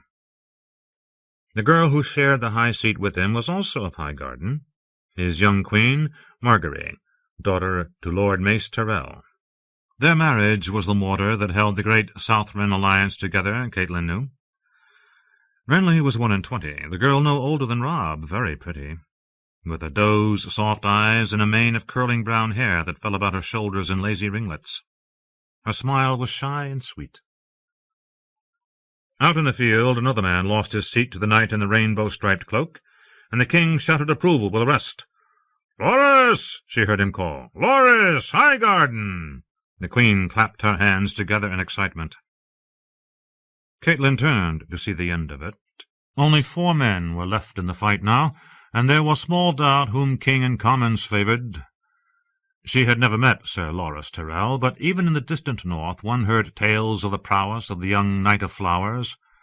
Sir Loras rode a tall white stallion in silver mail, and fought with a long-handled axe. A crest of golden roses ran down the centre of his helm. 2 of the other survivors had made common cause. They spurred their mounts toward the knight in the cobalt armour. As they closed to either side, the Blue Knight reined hard, smashing one man full in the face with his splintered shield, while his black destrier lashed out with a steel-shod hoof at the other. In a blink one combatant was unhorsed, the other reeling. The Blue Knight let his broken shield drop to the ground to free his left arm, and then the Knight of Flowers was on him. The weight of his steel seemed to hardly diminish the grace and quickness with which Sir Loras moved, his rainbow cloak swirling about him. The white horse and the black one wheeled like lovers at a harvest dance, the riders throwing steel in place of kisses. Long axe flashed and morning star whirled. Both weapons were blunted, yet still they raised an awful clangor. Shieldless, the Blue Knight was getting much the worse of it. Sir Loras rained down blows on his head and shoulders, to shouts of "Highgarden!" from the throng. The other gave answer with his morning star, but whenever the ball came crashing in, Sir Loras interposed his battered green shield, emblazoned with 3 golden roses. When the long axe caught the Blue Knight's hand on the backswing and sent the morning star flying from his grasp, the crowd screamed like a rutting beast. The Knight of Flowers raised his axe for the final blow. The Blue Knight charged into it. The stallions slammed together. The blunted axe-head smashed against the scarred blue breastplate. But somehow the Blue Knight had the haft locked between steel-gauntleted fingers. He wrenched it from Sir Loras's hand, and suddenly the two were grappling mount to mount, and an instant later they were falling. As their horses pulled apart, they crashed to the ground with bone-jarring force. Loras Tyrell on the bottom took the brunt of the impact. The Blue Knight pulled a long dirk free and flicked open Tyrell's visor. The roar of the crowd was too loud for Catelyn to hear what Sir Loras said, but she saw the word form on his split, bloody lips. Yield. The Blue Knight climbed unsteady to his feet and raised his dirk in the direction of Renly Baratheon, the salute of a champion to his king. Squires dashed onto the field to help the vanquished knight to his feet. When they got his helm off, Catelyn was startled to see how young he was. He could not have had more than 2 years on Robb. The boy might have been as comely as his sister, but the broken lip, unfocused eyes, and blood trickling through his matted hair made it hard to be certain. "Approach," King Renly called to the champion. He limped toward the gallery. At close hand, the brilliant blue armor looked rather less splendid. Everywhere it showed scars, the dents of mace and warhammer, the long gouges left by swords, chips in the enameled breastplate and helm. His cloak hung in rags. From the way he moved, the man within was no less battered. A few voices hailed him with cries of "Tarth!" and oddly, "A beauty, a beauty!" but most were silent. The Blue Knight knelt before the king. "Grace," he said, his voice muffled by his dented great helm. "You are all your lord father claimed you were," Renly's voice carried over the field. "I've seen Sir Loras unhorsed once or twice, but never quite in that fashion." "That were no proper unhorsing," complained a drunken archer near by. A Tyrell rose, sewn on his jerkin. "A vile trick pulling the lad down." The press had begun to open up. "Sir Colin," Catelyn said to her escort, "who is this man, and why do they mislike him so?" Sir Colin frowned. "Because he is no man, my lady. That's Brienne of Tarth, daughter to Lord Selwyn the Evenstar." "Daughter?" Catelyn was horrified. "Brienne the Beauty, they name her, though not to her face, lest they be called upon to defend those words with their bodies." She heard King Renly declare the Lady Brienne of Tarth the victor of the great melee at Bitterbridge, last mounted of 116 knights. "As champion, you may ask of me any boon that you desire. If it lies in my power, it is yours." "Your Grace," Brienne answered, "I ask the honor of a place among your Rainbow Guard. I would be one of your 7, and pledge my life to yours to go where you go, ride at your side, and keep you safe from all hurt and harm." "Done," he said. "Rise and remove your helm." She did as he bid her, and when the great helm was lifted, Catelyn understood Sir Colin's words. Beauty, they called her, mocking. The hair beneath the visor was a squirrel's nest of dirty straw, and her face— Brienne's eyes were large and very blue, a young girl's eyes, trusting and guileless. But the rest— her features were broad and coarse, her teeth prominent and crooked, her mouth too wide, her lips so plump they seemed swollen. 1,000 freckles speckled her cheeks and brow, and her nose had been broken more than once. Pity filled Catelyn's heart. Is there any creature on earth as unfortunate as an ugly woman? And yet, when Renly cut away her torn cloak and fastened a rainbow in its place, Brienne of Tarth did not look unfortunate. Her smile lit up her face, and her voice was strong and proud as she said, "My life for yours, your Grace. From this day on I am your shield. I swear it by the old gods and the new." The way she looked at the king, looked down at him, she was a good hand higher, though Renly was near as tall as his brother had been, was painful to see. "Your Grace," Sir Colin of Greenpools swung down off his horse to approach the gallery, "I beg your leave." He went to one knee. "I have the honour to bring you the Lady Catelyn Stark, sent as envoy by her son Robb, Lord of Winterfell." "Lord of Winterfell and King in the North, sir," Catelyn corrected him. She dismounted and moved to Sir Colin's side. King Renly looked surprised. "Lady Catelyn, we are most pleased." He turned to his young queen. "Margaery, my sweet, this is the Lady Catelyn Stark of Winterfell." "You are most welcome here, Lady Stark," the girl said, all soft courtesy. "I am sorry for your loss." "You are kind," said Catelyn.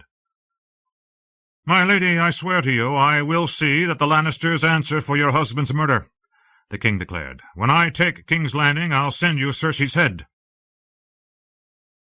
"And will that bring my Ned back to me?" she thought.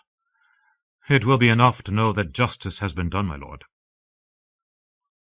"Your grace," Brienne the Blue corrected sharply, "and you should kneel when you approach the king." "The distance between a lord and a grace is a small one, my lady," Catelyn said. "Lord Renly wears a crown, as does my son. If you wish, we may stand here in the mud and debate what honours and titles are rightly due to each, but it strikes me that we have more pressing matters to consider." Some of Renly's lords bristled at that, but the king only laughed. "Well said, my lady. There will be time enough for graces when these wars are done.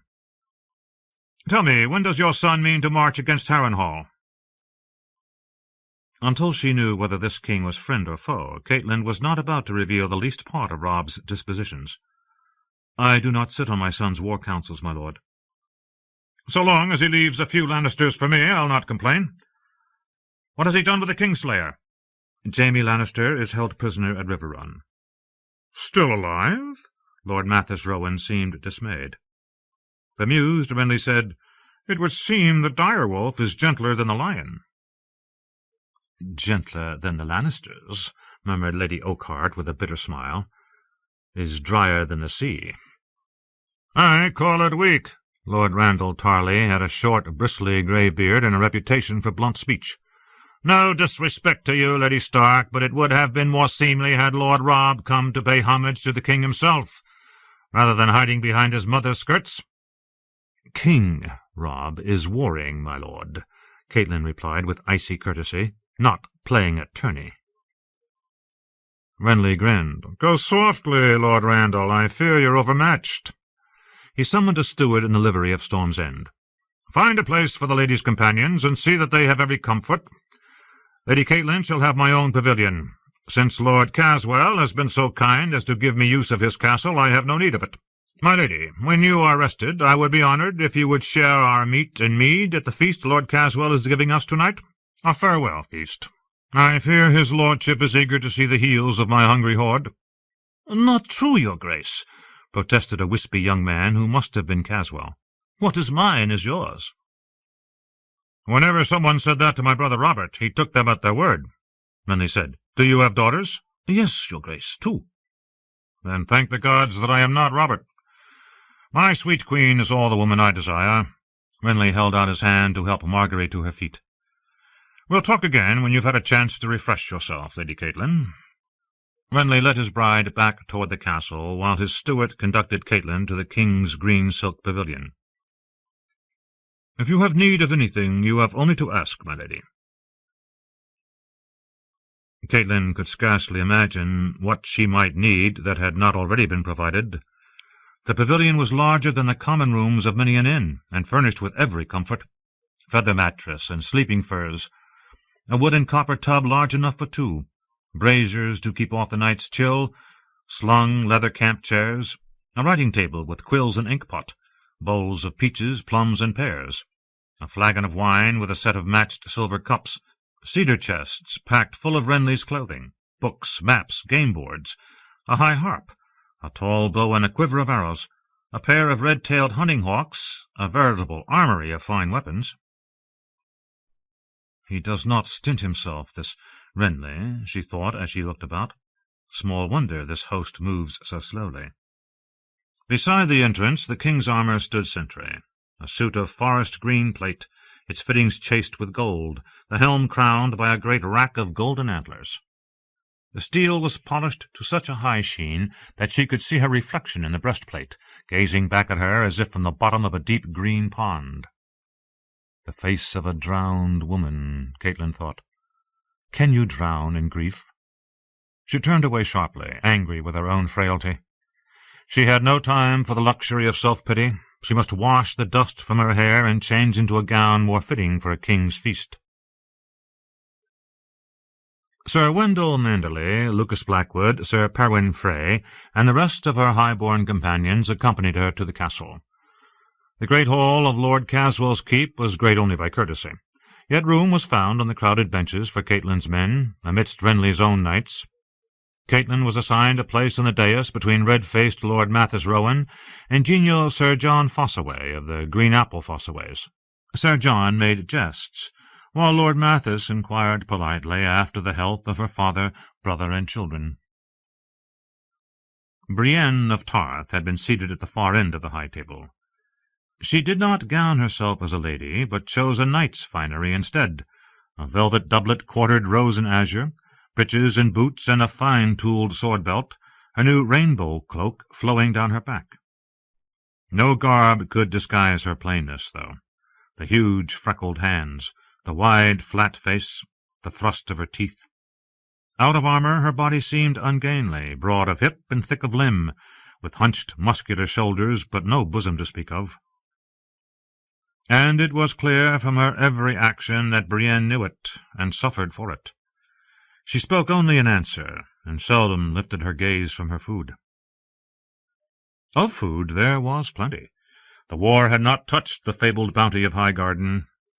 While singers sang and tumblers tumbled, they began with pears poached in wine, and went on to tiny savoury fish rolled in salt and cooked crisp, and capons stuffed with onions and mushrooms.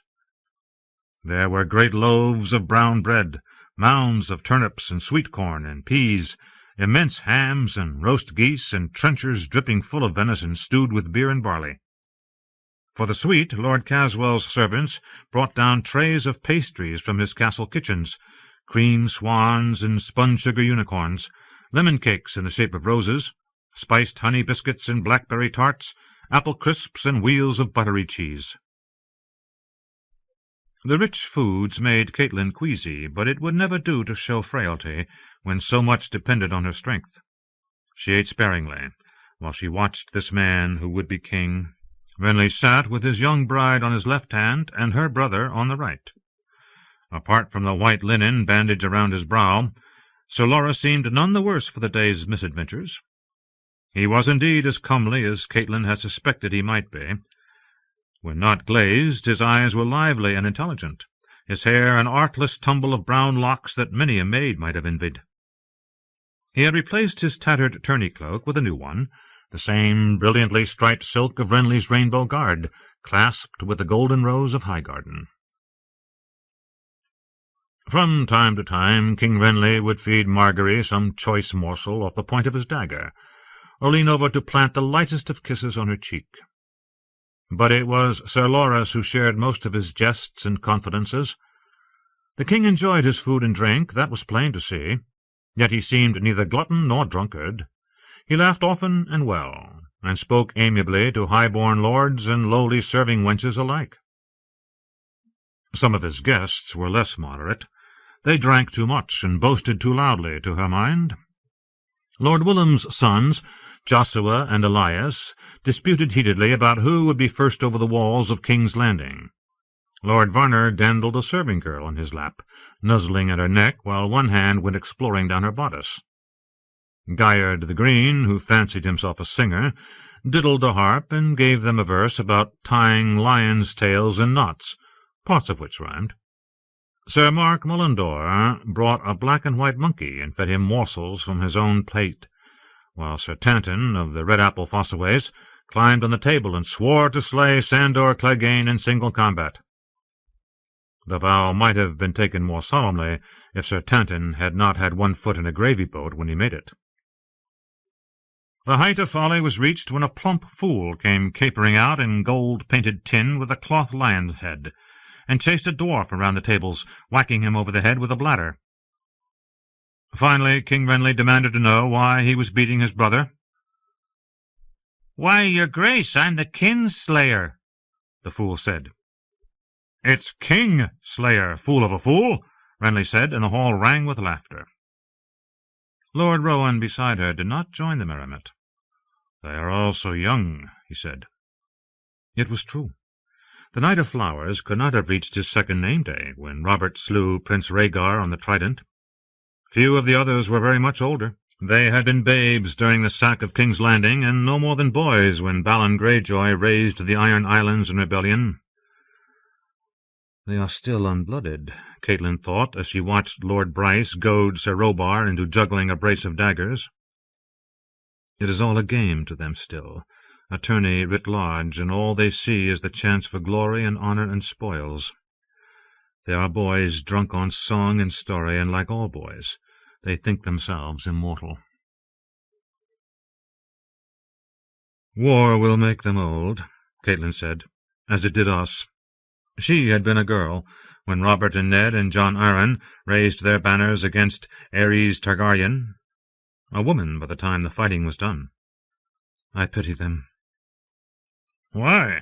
Lord Rowan asked her. Look at them. They're young and strong, full of life and laughter. And lust, aye, more lust than they know what to do with. There will be many a bastard bred this night, I promise you. Why pity? Because it will not last, Catelyn answered sadly, because they are the nights of summer, and winter is coming. Lady Catelyn, you are wrong. Brienne regarded her with eyes as blue as her armour. Winter will never come for the likes of us. Should we die in battle, they will surely sing of us, and it's always summer in the songs. In the songs, all knights are gallant, all maids are beautiful, and the sun is always shining. Winter comes for all of us, Catelyn thought. For me it came when Ned died. It will come for you too, child, and sooner than you like. She did not have the heart to say it. The king saved her. Lady Catelyn, Renly called down, I feel the need of some air. Will you walk with me? Catelyn stood at once. I should be honoured. Brienne was on her feet as well. Your Grace, give me but a moment to don my mail. You should not be without protection. King Renly smiled. If I am not safe in the heart of Lord Caswell's castle with my own host around me, one sword will make no matter. Not even your sword, Brienne. Sit and eat. If I have need of you, I'll send for you. His words seemed to strike the girl harder than any blow she had taken that afternoon. As you will, Your Grace. Brienne sat, eyes downcast. Renly took Catelyn's arm and led her from the hall, past a slouching guardsman who straightened so hurriedly that he near dropped his spear. Renly clapped the man on the shoulder and made a jest of it. "This way, my lady." The king took her through a low door into a stair-tower. As they started up, he said, "Perchance is Sir Barristan Selmy with your son at Riverrun?" "No," she answered, puzzled. "Is he no longer with Joffrey? He was the Lord Commander of the Kingsguard." Renly shook his head. "The Lannisters told him he was too old and gave his cloak to the Hound. I'm told he left King's Landing vowing to take up service with the true king. That cloak Brienne claimed today was the one I was keeping for Selmy, in hopes that he might offer me his sword. When he did not turn up at Highgarden, I thought perhaps he had gone to Riverrun instead. We have not seen him." "He was old, yes, but a good man still. I hope he has not come to harm. The Lannisters are great fools." They climbed a few more steps. "On the night of Robert's death, I offered your husband 100 swords and urged him to take Joffrey into his power. Had he listened, he would be regent today, and there would have been no need for me to claim the throne." Ned refused you. She did not have to be told. "He had sworn to protect Robert's children," Renly said. "I lacked the strength to act alone, so when Lord Eddard turned me away, I had no choice but to flee. Had I stayed, I knew the Queen would see to it that I did not long outlive my brother." Had you stayed and lent your support to Ned, he might still be alive, Catelyn thought bitterly. "I liked your husband well enough, my lady. He was a loyal friend to Robert, I know. But he would not listen, and he would not bend. Here, I wish to show you something." They had reached the top of the stairwell. Renly pushed open a wooden door, and they stepped out onto the roof. Lord Caswell's keep was scarcely tall enough to call a tower, but the country was low and flat, and Catelyn could see for leagues in all directions. Wherever she looked she saw fires. They covered the earth like fallen stars, and like the stars there was no end to them. "Count them, if you like, my lady," Renly said quietly. You will still be counting when dawn breaks in the east. How many fires burn around Riverrun tonight, I wonder?" Catelyn could hear faint music drifting from the great hall, seeping out into the night. She dare not count the stars. "I'm told your son crossed the neck with 20,000 swords at his back," Renly went on. "Now that the lords of the Trident are with him, perhaps he commands 40,000. "No," she thought, "not near so many. We have lost men in battle, and others to the harvest." "I have twice that number here," Renly said, "and this is only part of my strength. Mace Tyrell remains at Highgarden with another 10,000. I have a strong garrison holding Storm's End, and soon enough the Dornishmen will join me with all their power. And never forget my brother Stannis, who holds Dragonstone and commands the lords of the Narrow Sea." "It would seem that you are the one who has forgotten Stannis," Catelyn said, more sharply than she'd intended. "His claim, you mean?" Renly laughed. "Let us be blunt, my lady. Stannis would make an appalling king. Nor is he like to become one. Men respect Stannis, even fear him, but precious few have ever loved him." "He is still your elder brother. If either of you can be said to have a right to the Iron Throne, it must be Lord Stannis." Renly shrugged. "Tell me, what right did my brother Robert ever have to the Iron Throne?" He did not wait for an answer. "Oh, there was talk of the blood ties between Baratheon and Targaryen, of weddings 100 years past, of second sons and elder daughters. No one but the maesters care about any of it. Robert won the throne with his warhammer." He swept a hand across the campfires that burned from horizon to horizon. "Well, there is my claim, as good as Robert's ever was. If your son supports me as his father supported Robert, he'll not find me ungenerous. I will gladly confirm him in all his lands, titles, and honors. He can rule in Winterfell as he pleases. He can even go on calling himself king in the north if he likes, so long as he bends the knee and does me homage as his overlord. King is only a word, but fealty, loyalty, service, those I must have." "And if he will not give them to you, my lord?" "I mean to be king, my lady, and not of a broken kingdom. I cannot say it plainer than that. 300 years ago a Stark king knelt to Aegon the Dragon, when he saw he could not hope to prevail. That was wisdom. Your son must be wise as well. Once he joins me, this war is good as done. We—" Renly broke off suddenly, distracted. "What's this now?" The rattle of chains heralded the raising of the portcullis. Down in the yard below, a rider in a winged helm urged his well-lathered horse under the spikes. "Summon the king!" he called. Renly vaulted up into a crenel. "I'm here, sir." "Your grace!" The rider spurred his mount closer. "I came swift as I could, from Storm's End. We are besieged, your grace. Sir Courtenay defies them, but that's not possible. I would have been told if Lord Tywin left Harrenhal. These are no Lannisters, my liege. It's Lord Stannis at your gates. King Stannis, he calls himself now." John. A blowing rain lashed at John's face as he spurred his horse across the swollen stream. Beside him, Lord Commander Mormont gave the hood of his cloak a tug, muttering curses on the weather. His raven sat on his shoulder, feathers ruffled, as soaked and grumpy as the old bear himself. A gust of wind sent wet leaves flapping round them like a flock of dead birds. The haunted forest, John thought ruefully. The drowned forest, more like it. He hoped Sam was holding up, back down the column. He was not a good rider, even in fair weather, and 6 days of rain had made the ground treacherous, all soft mud and hidden rocks. When the wind blew, it drove the water right into their eyes. The wall would be flowing off to the south, the melting ice mingling with warm rain to wash down in sheets and rivers. Pip and Toad would be sitting near the fire in the common room, drinking cups of mulled wine before their supper. John envied them. His wet wool clung to him, sodden and itching. His neck and shoulders ached fiercely from the weight of mail and sword. And he was sick of salt cod, salt beef, and hard cheese.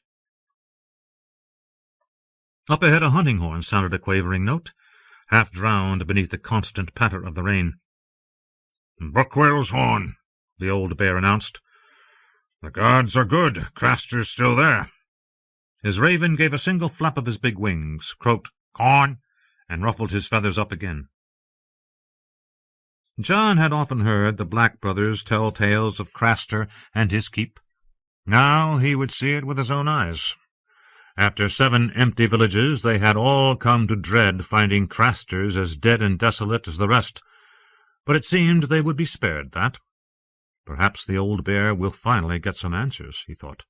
Anyway, we'll be out of the rain. Thorin Smallwood swore that Craster was a friend to the Watch, despite his unsavory reputation. "The man's half mad, I won't deny it," he'd told the old bear, "but you'd be the same if you'd spent your life in this cursed wood. Even so, he's never turned a ranger away from his fire, nor does he love Mance Rayder. He'll give us good counsel. So long as he gives us a hot meal and a chance to dry our clothes, I'll be happy." Tywin said Craster was a kinslayer, liar, raper, and craven, and hinted that he trafficked with slavers and demons. "And worse," the old forester would add, clacking his wooden teeth. "There's a cold smell to that one, there is." "John," Lord Mormont commanded, "ride back along the column and spread the word, and remind the officers that I want no trouble about Craster's wives. The men are to mind their hands and speak to these women as little as need be." "Aye, my lord." John turned his horse back the way they'd come. It was pleasant to have the rain out of his face, if only for a little while. Everyone he passed seemed to be weeping. The march was strung out through half a mile of woods. In the midst of the baggage train, John passed Samwell Tarley, slumped in his saddle under a wide, floppy hat. He was riding one dray horse and leading the others. The drumming of the rain against the hoods of their cages had the ravens squawking and fluttering. "You put a fox in with them," John called out. Water ran off the brim of Sam's hat as he lifted his head. "Oh, hello, John. No, they just hate the rain the same as us. How are you faring, Sam?" "Wetly." The fat boy managed to smile. "Nothing has killed me yet, though." "Good. Craster's keep is just ahead. If the gods are good, he'll let us sleep by his fire." Sam looked dubious. "Dolorous Ed says Craster's a terrible savage. He marries his daughters and obeys no laws but those he makes himself. And Tywin told Gren he's got black blood in his veins. His mother was a wildling woman who lay with a ranger, so he's a Suddenly he realized what he was about to say. "A bastard," John said with a laugh. "You can say it, Sam. I've heard the word before." He put the spurs to his sure-footed little Garin. "I need to hunt down Sir Otton. Be careful around Craster's women." As if Samwell Tarley needed warning on that score. "We'll talk later, after we've made camp." John carried the word back to Sir Otton Withers, plodding along with the rear-guard, a small, prune-faced man of an age with Mormont. Sir Otton always looked tired, even at Castle Black, and the rain had beaten him down unmercifully. "Welcome tidings," he said. "This wet has soaked my bones, and even my saddle-sores complain of saddle-sores." On his way back, John swung wide of the column's line of march and took a shorter path through the thick of the wood. The sounds of man and horse diminished, swallowed up by the wet green wild, and soon enough he could hear only the steady wash of rain against leaf and tree and rock. It was mid-afternoon, yet the forest seemed as dark as dusk. John wove a path between rocks and puddles, past great oaks, grey-green sentinels, and black-barked ironwoods. In places the branches wove a canopy overhead, and he was given a moment's respite from the drumming of the rain against his head. As he rode past a lightning-blasted chestnut tree overgrown with wild white roses, he heard something rustling in the underbrush. "Ghost!" he called out. "Ghost, to me!" But it was Tywin who emerged from the greenery, forking a shaggy grey Garin with Gren a horse beside him. The old bear had deployed outriders to either side of the main column to screen their march and warn of the approach of any enemies, and even there he took no chances, sending the men out in pairs. "Ah, it's you, Lord Snow." Tywin smiled an oaken smile. His teeth were carved of wood, and fit badly. "Thought me and the boy had us one of them others to deal with. Lose your wolf? He's off hunting." Ghost did not like to travel with the column, but he would not be far. When they made camp for the night, he'd find his way to John at the Lord Commander's tent. "Fishing, I'd call it, in this wet," Tywin said. "My mother always said rain was good for growing crops," Gren put in hopefully. "Aye, a good crop of mildew," Tywin said. "The best thing about a rain like this, it saves a man from taking baths." He made a clacking sound on his wooden teeth. "Buckwell's found Craster," John told them. "Had he lost him?" Tywin chuckled. "See that you young bucks don't go nosing about Craster's wives, you hear?" John smiled. "Want them all for yourself, Tywin?" Tywin clacked his teeth some more. "Might be I do. Craster's got 10 fingers in one cock, so he don't count but to 11. He'd never miss a couple." "How many wives does he have, truly?" Gren asked. "More'n you ever will, brother. Well, it's not so hard when you breed your own. There's your beast, Snow." Ghost was trotting along beside John's horse with tail held high, his white fur ruffed up thick against the rain. He moved so silently, John could not have said just when he appeared. Gren's mount shied at the scent of him. Even now, after more than a year, the horses were uneasy in the presence of the dire wolf. "With me, Ghost." John spurred off to Craster's keep. He had never thought to find a stone castle on the far side of the wall, but he had pictured some sort of motte and bailey with a wooden palisade and a timber tower keep. What they found instead was a midden heap, a pigsty, an empty sheepfold, and a windowless daub and wattle hall scarce worthy of the name. It was long and low, chinked together from logs and roofed with sod. The compound stood atop a rise too modest to name a hill, surrounded by an earthen dike. Brown rivulets flowed down the slope where the rain had eaten gaping holes in the defences, to join a rushing brook that curved around to the north, its thick waters turned into a murky torrent by the rains. On the southwest he found an open gate flanked by a pair of animal skulls on high poles, a bear to one side, a ram to the other. Bits of flesh still clung to the bear skull, John noted as he joined the line riding past. Within, Jarman Buckwell's scouts and men from Thorin Smallwood's van were setting up horse lines and struggling to raise tents. A host of piglets rooted about 3 huge sows in the sty. Nearby, a small girl pulled carrots from a garden, naked in the rain, while 2 women tied a pig for slaughter. The animals' squeals were high and horrible, almost human in their distress. Chet's hounds barked wildly in answer, snarling and snapping despite his curses, with a pair of Craster's dogs barking back. When they saw Ghost, some of the dogs broke off and ran, while others began to bay and growl. The dire wolf ignored them, as did John. "Well, 30 of us will be warm and dry," John thought once he'd gotten a good look at the hall. Perhaps as many as 50. The place was much too small to sleep 200 men, so most would need to remain outside. And where to put them? The rain had turned half the compound yard to ankle-deep puddles and the rest to sucking mud. Another dismal night was in prospect. The Lord Commander had entrusted his mount to Dolorous Ed. He was cleaning mud out of the horse's hooves as John dismounted. "Lord Mormont's in the hall," he announced. "He said for you to join him.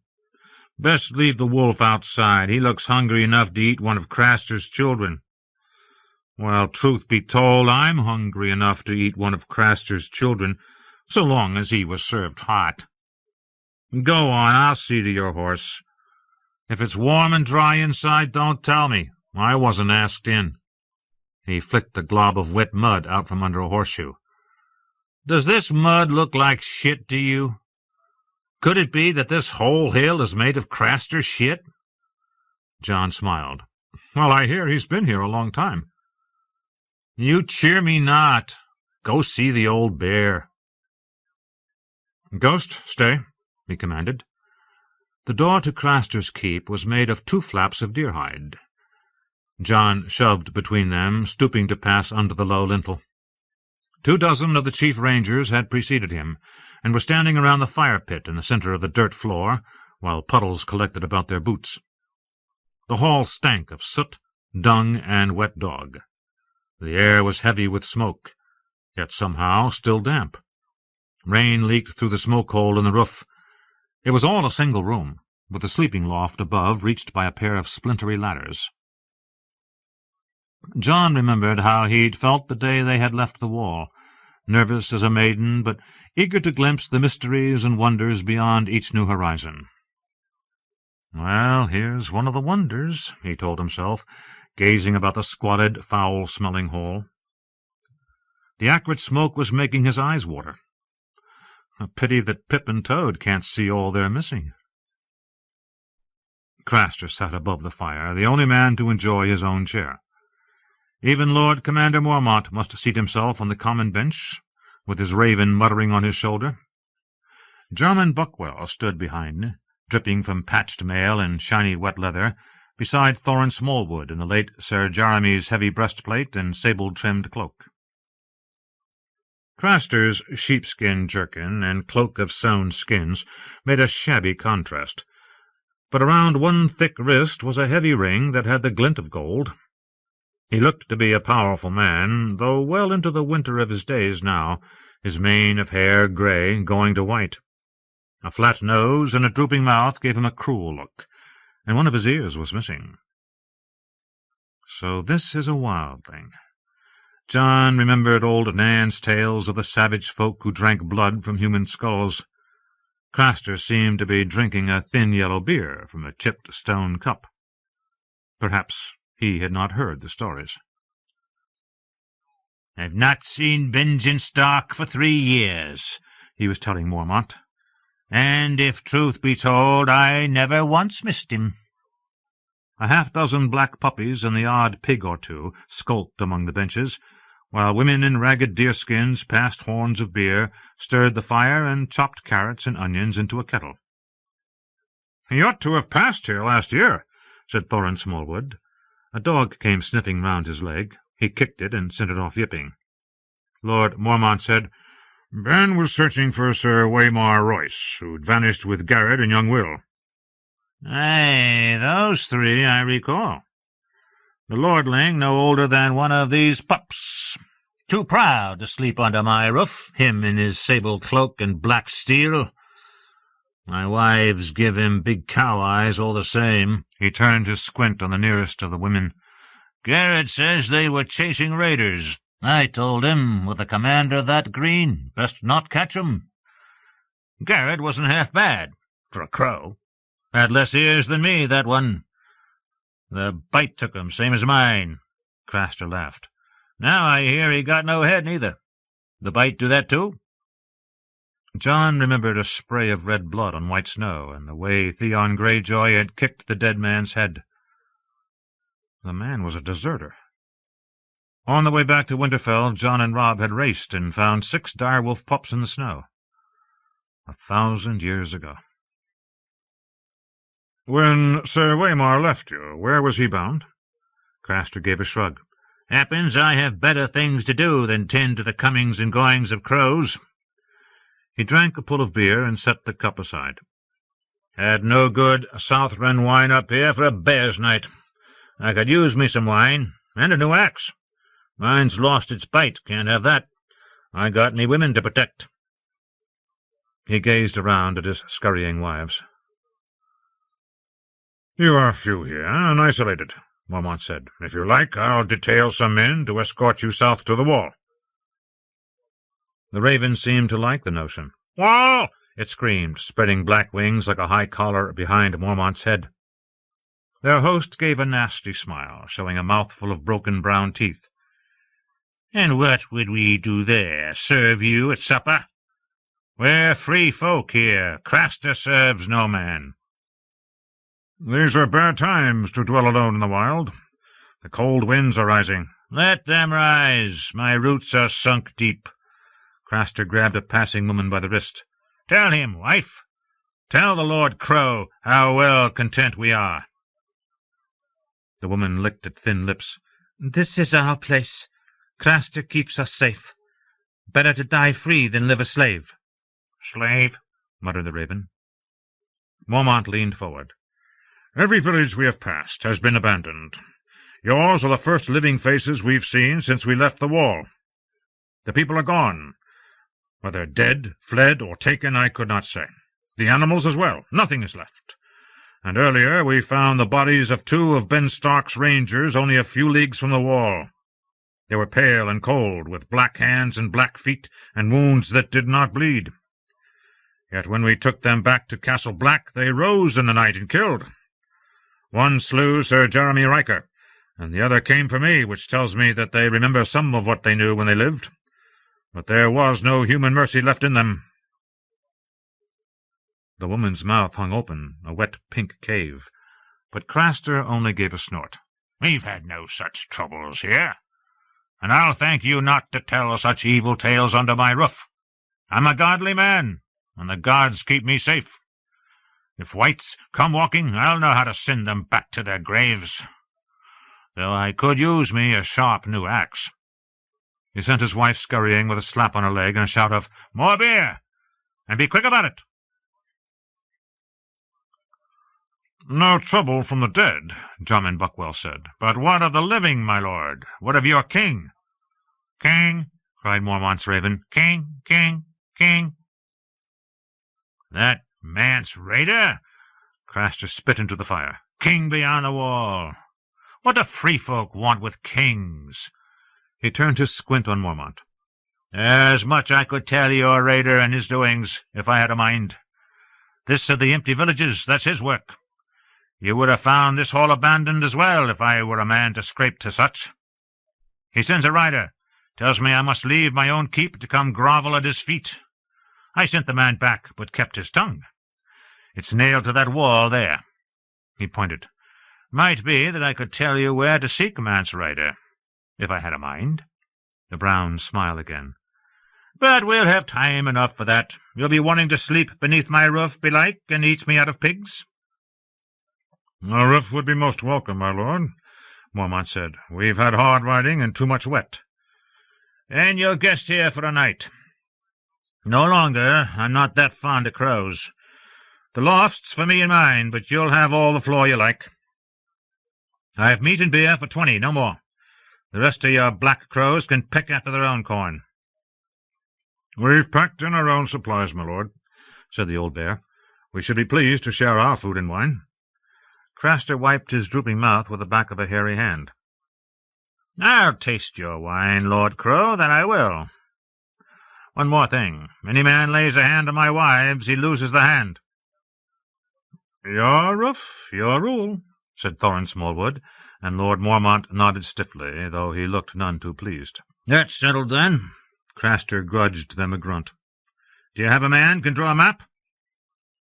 Sam Tarley can. John pushed forward. Sam loves maps. Mormont beckoned him closer. Send him here after he's eaten. Have him bring quill and parchment, and find Tollett as well. Tell him to bring my axe, a guest gift for our host. Who's this one now? Craster said before John could go.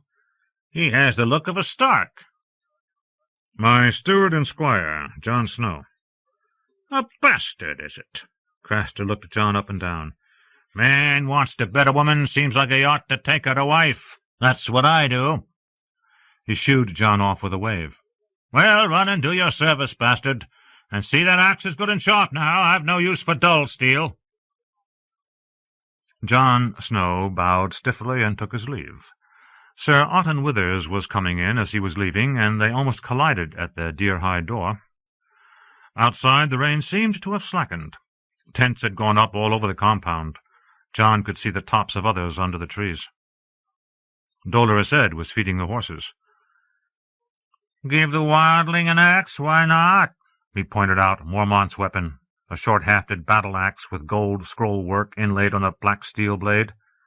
"He'll give it back, I vow, buried in the old bear's skull, like as not. Why not give him all our axes, and our swords as well? I mislike the way they clank and rattle as we ride. We'd travel faster without them, straight to hell's door. Does it rain in hell, I wonder? Perhaps Craster would like a nice hat instead." John smiled. He wants an axe, and wine as well. See, the old bear's clever. If we get the wildling well and truly drunk, perhaps he'll only cut off an ear when he tries to slay us with that axe. I have 2 ears, but only 1 head. Smallwood says Craster is a friend to the Watch. Do you know the difference between a wildling who's a friend to the Watch and one who's not? Asked the dour squire. Our enemies leave our bodies for the crows and the wolves. Our friends bury us in secret graves. I wonder how long that bear's been nailed up on that gate, and what Craster had there before we came hallooing. Ed looked at the axe doubtfully, the rain running down his long face. Is it dry in there? Drier than out here. If I lurk about after, not too close to the fire, belike they'll take no note of me till morn. The ones under his roof will be the first he murders, but at least we'll die dry. John had to laugh. Craster's 1 man. We're 200. I doubt he'll murder anyone. You cheer me, said Ed, sounding utterly morose. And besides, there's much to be said for a good sharp axe. I'd hate to be murdered with a maul. I saw a man hit in the brow with a maul once. Scarce split the skin at all, but his head turned mushy and swelled up big as a gourd, only purply red. A comely man, but he died ugly. It's good that we're not giving them mauls. Ed walked away, shaking his head, his sodden black cloak shedding rain behind him. John got the horses fed before he stopped to think of his own supper. He was wondering where to find Sam when he heard a shout of fear. "Wolf!" He sprinted around the hall toward the cry, the earth sucking at his boots. One of Craster's women was backed up against the mud-spattered wall of the keep. "Keep away!" she was shouting at Ghost. "You keep away!" The dire wolf had a rabbit in his mouth, and another dead and bloody on the ground before him. "Get it away, my lord," she pleaded when she saw him. "He won't hurt you." He knew at once what had happened. A wooden hutch, its slats shattered, lay on its side in the wet grass. He must have been hungry. We haven't seen much game. John whistled. The dire wolf bolted down the rabbit, crunching the small bones between his teeth, and padded over to him. The woman regarded them with nervous eyes. She was younger than he'd thought at first. A girl of 15 or 16 years, he judged, dark hair plastered across a gaunt face by the falling rain, her bare feet muddy to the ankles. The body under the sewn skins was showing in the early turns of pregnancy. "Are you one of Craster's daughters?" he asked. She put a hand over her belly. "Wife, now." Edging away from the wolf, she knelt mournfully beside the broken hutch. "I was going to breed them rabbits. There's no sheep left." "The Watch will make good for them." John had no coin of his own, or he would have offered it to her, though he was not sure what good a few coppers or even a silver piece would do her beyond the wall. "I'll speak to Lord Mormont on the morrow." She wiped her hands on her skirt. "My lord—" "I'm no lord." But others had come crowding round, drawn by the woman's scream and the crash of the rabbit hutch. "Don't you believe him, girl," called out Lark the sisterman, a ranger mean as a cur. "That's Lord Snow himself." "Bastard of Winterfell and brother to kings," mocked Chet, who'd left his hounds to see what the commotion was about. "That wolf's looking at you hungry, girl," Lark said. "Might be it fancies that tender bit in your belly." John was not amused. "You're scaring her." "Warning her, more like." Chet's grin was as ugly as the boils that covered most of his face. "We're not to talk to you," the girl remembered suddenly. "Wait," John said, too late. She bolted, ran. Lark made a grab for the second rabbit, but Ghost was quicker. When he bared his teeth, the sisterman slipped in the mud and went down on his bony butt. The others laughed. The dire wolf took the rabbit in his mouth and brought it to John.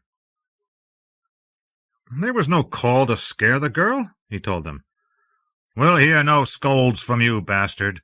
Chet blamed John for the loss of his comfortable position with Maester Aemon, and not without justice. If he had not gone to Aemon about Sam Tarley, Chet would still be tending an old blind man instead of a pack of ill-tempered hunting hounds. "You may be the Lord Commander's pet, but you're not the Lord Commander."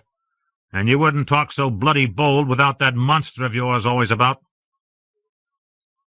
"I'll not fight a brother while we're beyond the wall," John answered, his voice cooler than he felt. Lark got to one knee. "He's afraid of you, Chet." On the sisters we have a name for them like him. I know all the names. Save your breath. He walked away, Ghost at his side.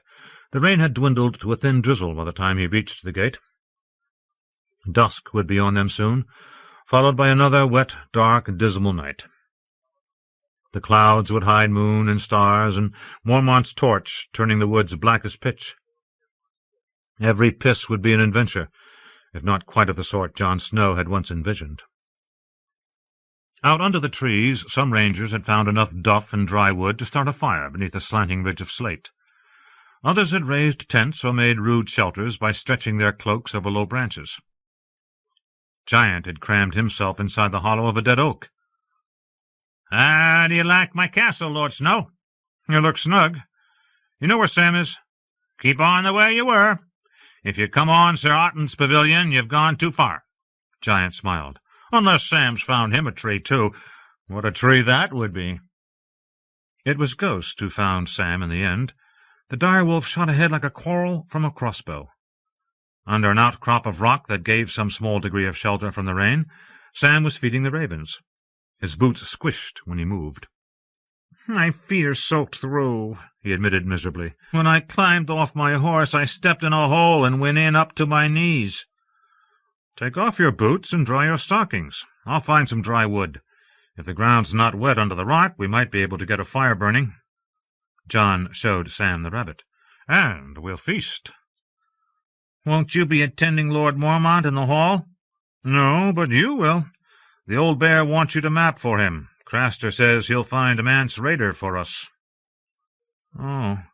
Sam did not look anxious to meet Craster, even if it meant a warm fire. "He said eat first, though. Dry your feet." Jon went to gather fuel, digging down under deadfalls for the drier wood beneath, and peeling back layers of sodden pine needles until he found likely kindling. Even then it seemed to take forever for a spark to catch. He hung his cloak from the rock to keep the rain off his smoky little fire, making them a small, snug alcove. As he knelt to skin the rabbit, Sam pulled off his boots. "I think there's moss growing between my toes," he declared mournfully, wriggling the toes in question. "The rabbit will taste good.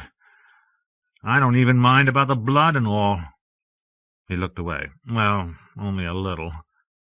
Jon spitted the carcass, banked the fire with a pair of rocks, and balanced their meal atop them. The rabbit had been a scrawny thing, but as it cooked it smelled like a king's feast. Other rangers gave them envious looks. Even Ghost looked up hungrily, flames shining in his red eyes as he sniffed. "You've had yours before," Jon reminded him. "Is Craster as savage as the rangers say?" Sam asked. The rabbit was a shade underdone, but tasted wonderful. "What's his castle like?" "A midden heap with a roof and a fire-pit." Jon told Sam what he had seen and heard in Craster's Keep. By the time the telling was done, it was dark outside, and Sam was licking his fingers. "That was good. But now I'd like a leg of lamb. A whole leg, just for me, sauced with mint and honey and cloves. Did you see any lambs?" "There was a sheepfold, but no sheep." "How does he feed all his men?" "I didn't see any men. Just Craster and his women and a few small girls. I wonder he's able to hold the place. His defenses were nothing to speak of, only a muddy dike. You had better go up to the hall and draw that map. Can you find the way?" "If I don't fall in the mud." Sam struggled back into his boots, collected quill and parchment, and shouldered out into the night, the rain pattering down on his cloak and floppy hat. Ghost laid his head on his paws and went to sleep by the fire. Jon stretched out beside him, grateful for the warmth. He was cold and wet, but not so cold and wet as he'd been a short time before. Perhaps tonight the old bear will learn something that will lead us to Uncle Benjen. He woke to the sight of his own breath misting in the cold morning air. When he moved, his bones ached. Ghost was gone, the fire burnt out. Jon reached to pull aside the cloak he'd hung over the rock, and found it stiff and frozen. He crept beneath it and stood up in a forest turned to crystal. The pale pink light of dawn sparkled on branch and leaf and stone. Every blade of grass was carved from emerald, every drip of water turned to diamond. Flowers and mushrooms alike wore coats of glass. Even the mud puddles had a bright brown sheen. Through the shimmering greenery, the black tents of his brothers were encased in a fine glaze of ice. So there is magic beyond the wall, after all. He found himself thinking of his sisters, perhaps because he dreamed of them last night. Sansa would call this an enchantment, and tears would fill her eyes at the wonder of it. But Arya would run out laughing and shouting, wanting to touch it all. "Lord Snow?" he heard, soft and meek. He turned. Crouched atop the rock that had sheltered him during the night was the rabbit-keeper, wrapped in a black cloak so large it drowned her. Sam's cloak, John realized at once. Why is she wearing Sam's cloak? "The Fat One told me I'd find you here, my lord," she said. "We ate the rabbit, if that's what you came for." The admission made him feel absurdly guilty. "Old Lord Crow, him with the talking bird, he gave Craster a crossbow worth 100 rabbits. Her arms closed over the swell of her belly. "Is it true, my lord? Are you brother to a king?" "A half-brother," he admitted. "I'm Ned Stark's bastard. My brother Robb is the king in the north. Why are you here?" "The Fat One, that Sam, he said to see you. He'd give me his cloak so no one would say I didn't belong." "Won't Craster be angry with you?" "My father drank over much of the Lord Crow's wine last night. He'll sleep most of the day." Her breath frosted the air in small, nervous puffs. "They say the king gives justice and protects the weak." She started to climb off the rock awkwardly, but the ice had made it slippery, and her foot went out from under her. John caught her before she could fall and helped her safely down. The woman knelt on the icy ground. "My lord, I beg you—" "Don't beg me anything. Go back to your hall. You shouldn't be here. We were commanded not to speak to Craster's women." "You don't have to speak with me, my lord. Just take me with you when you go, that's all I ask." All she asks, he thought, as if that were nothing. I'll be your wife if you like. My father, he's got 19 now, one less won't hurt him none." "Black brothers are sworn never to take wives, don't you know that? And we're guests in your father's hall besides." "Not you," she said. "I watched. You never ate at his board nor slept by his fire. He never gave you guest right, so you're not bound to him. It's for the baby I have to go." "I don't even know your name." "Jilly, he called me, for the jilly flower." "That's pretty." He remembered Sansa telling him once that he should say that whenever a lady told him her name. He could not help the girl, but perhaps the courtesy would please her. "Is it Craster who frightens you, Jilly?" "For the baby, not for me. If it's a girl, that's not so bad. She'll grow a few years and he'll marry her. But Nella says it's to be a boy, and she's had 6 and knows these things. He gives the boys to the gods. Come the white cold, he does, and of late it comes more often. That's why he started giving them sheep, even though he has a taste for mutton. Only now the sheep's gone too. Next it will be dogs till—" She lowered her eyes and stroked her belly. What gods? John was remembering that they'd seen no boys in Craster's keep, nor men either, save Craster himself.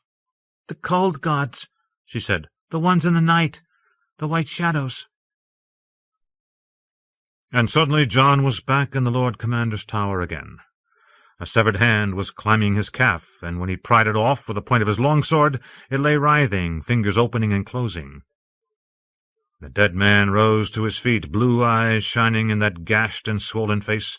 Ropes of torn flesh hung from the great wound in his belly, yet there was no blood.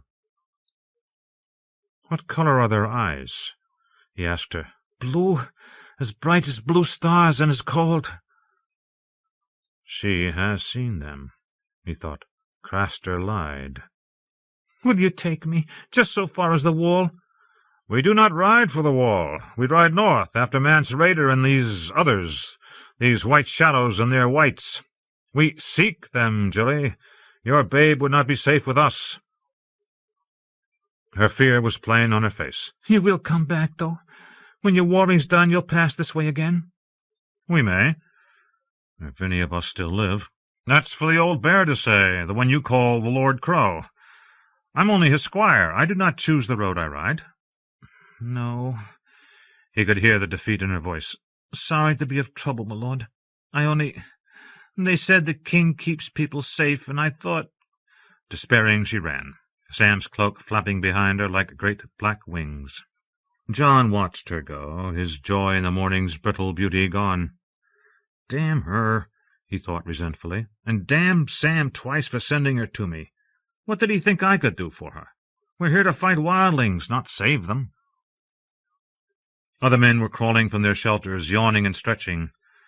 The magic was already faded, icy brightness turning back to common dew in the light of the rising sun. Someone had gotten a fire started. He could smell wood smoke drifting through the trees and the smoky scent of bacon. John took down his cloak and snapped it against the rock, shattering the thin crust of ice that had formed in the night, then gathered up Longclaw and shrugged an arm through a shoulder-strap. A few yards away he made water into a frozen bush, his piss steaming in the cold air and melting the ice wherever it fell. Afterward he laced up his black wool breeches and followed the smells. Gren and Dywyn were among the brothers who had gathered round the fire. Hake handed John a hollow heel of bread filled with burnt bacon and chunks of saltfish warmed in bacon grease. He wolfed it down while listening to Dywyn boast of having 3 of Craster's women during the night. "You did not," Gren said, scowling. "I would have seen." Dywyn whapped him up alongside his ear with the back of his hand. "You? Seen? You're blind as Maester Aemon. You never even saw that bear." "What bear? Was there a bear?" "There's always a bear," declared Dolorous Ed in his usual tone of gloomy resignation. "One killed my brother when I was young. Afterward it wore his teeth around its neck on a leather thong. And they were good teeth, too, better than mine. I've had nothing but trouble with my teeth." "Did Sam sleep in the hall last night?" John asked him. "I'd not call it sleeping. The ground was hard, the rushes ill-smelling, and my brother's snore frightfully. Speak of bears if you will, none ever growled so fierce as Brown Bernard. I was warm, though.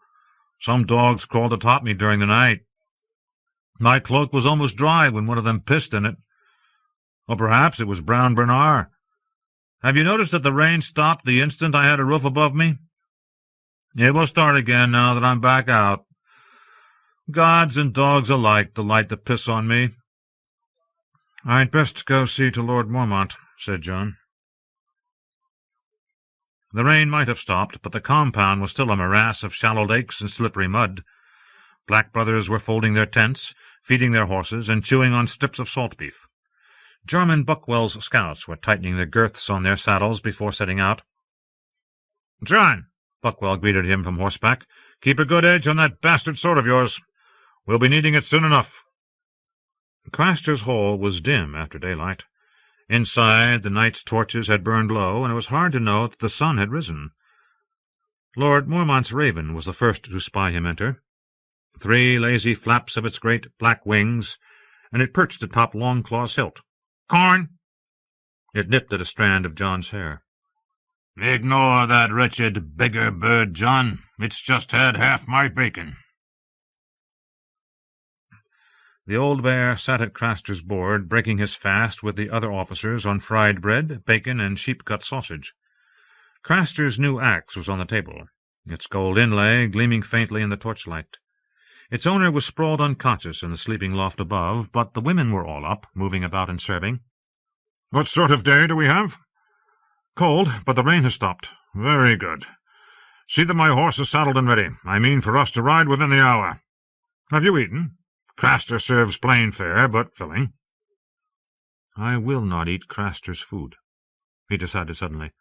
"I broke my fast with the men, my lord." John shooed the raven off Longclaw. The bird hopped back to Mormont's shoulder, where it promptly shat. "You might have done that on snow instead of saving it for me," the old bear grumbled. The raven quarked. He found Sam behind the hall, standing with Jilly at the broken rabbit hutch. She was helping him back into his cloak, but when she saw John she stole away. Sam gave him a look of wounded reproach. "I thought you would help her." "And how was I to do that?" John said sharply, take her with us, wrapped up in your cloak? We were commanded not to—" "I know," said Sam guiltily, "but she was afraid. I know what it is to be afraid. I told her—" He swallowed. "What?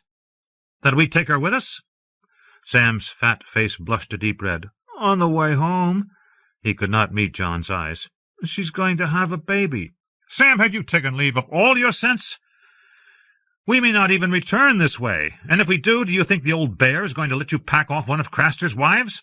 "I thought maybe by then I could think of a way." "I have no time for this. I have horses to groom and saddle." John walked away as confused as he was angry. Sam's heart was as big as the rest of him, but for all his reading he could be as thick as Grin at times. It was impossible, and dishonorable besides. So why do I feel so ashamed? John took his accustomed position at Mormont's side as the Night's Watch streamed out past the skulls on Craster's Gate. They struck off north and west along a crooked game trail. Melting ice dripped down all about them, a slower sort of rain, with its own soft music. North of the compound the brook was in full spate, choked with leaves and bits of wood, but the scouts had found where the ford lay, and the column was able to splash across. The water ran as high as a horse's belly. Ghost swam, emerging on the bank with his white fur dripping brown. When he shook, spraying mud and water in all directions, Mormont said nothing, but on his shoulder the raven screeched. "My lord," John said quietly, as the wood closed in around them once more, "Craster has no sheep, nor any sons." Mormont made no answer. "At Winterfell, one of the serving women told us stories," John went on. "She used to say that there were wildlings who would lay with the others to birth half-human children." "Hearth tales.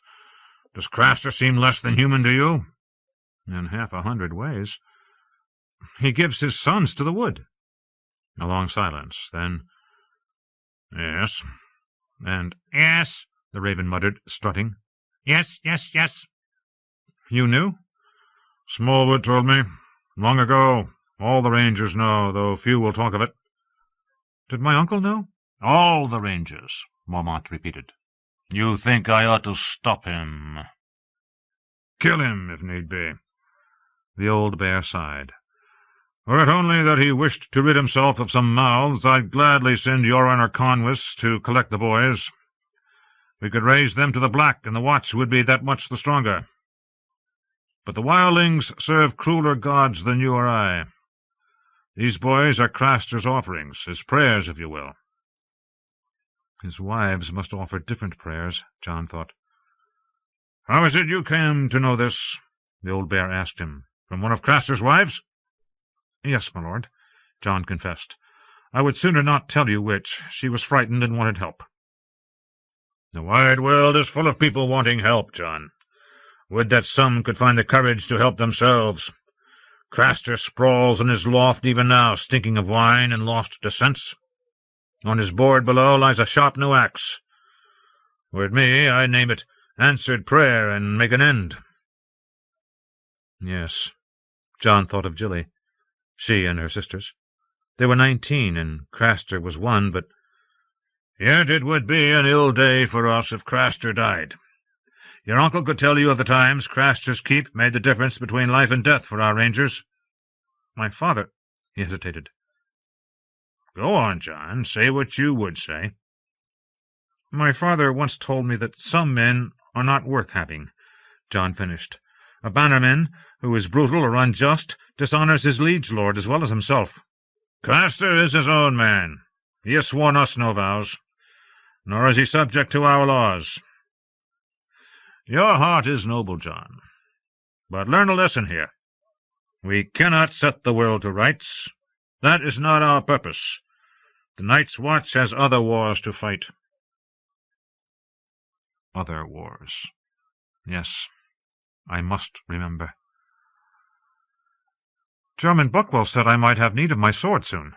"Did he?" Mormont did not seem pleased. "Craster said much and more last night, and confirmed enough of my fears to condemn me to a sleepless night on his floor. Mance Rayder is gathering his people together in the Frostfangs. That's why the villages are empty. It is the same tale that Sir Dennis Mallister had from the wildling his men captured in the gorge. But Craster is added the where, and that makes all the difference." "Is he making a city? Or an army?" "Now that is the question. How many wildlings are there? How many men of fighting age? No one knows with certainty. The Frostfangs are cruel, inhospitable, a wilderness of stone and ice. They will not long sustain any great number of people. I can see only one purpose in this gathering. Mance Rayder means to strike south into the Seven Kingdoms." "Wildlings have invaded the realm before." John had heard the tales from Old Nan and Maester Luwin both, back at Winterfell. "Raymond Redbeard led them south in the time of my grandfather's grandfather, and before him there was a king named Bael the Bard." "Aye, and long before them came the Horned Lord and the brother kings Gendel and Gorn. And in ancient days Joramun, who blew the horn of winter and woke giants from the earth. Each man of them broke his strength on the wall, or was broken by the power of Winterfell on the far side. But the Night's Watch is only a shadow of what we were. And who remains to oppose the wildlings besides us? The Lord of Winterfell is dead, and his heir has marched his strength south to fight the Lannisters. The wildlings may never again have such a chance as this. I knew Mance Rayder, John. He is an oath-breaker, yes, but he has eyes to see, and no man has ever dared to name him Faintheart." "What will we do?" asked John.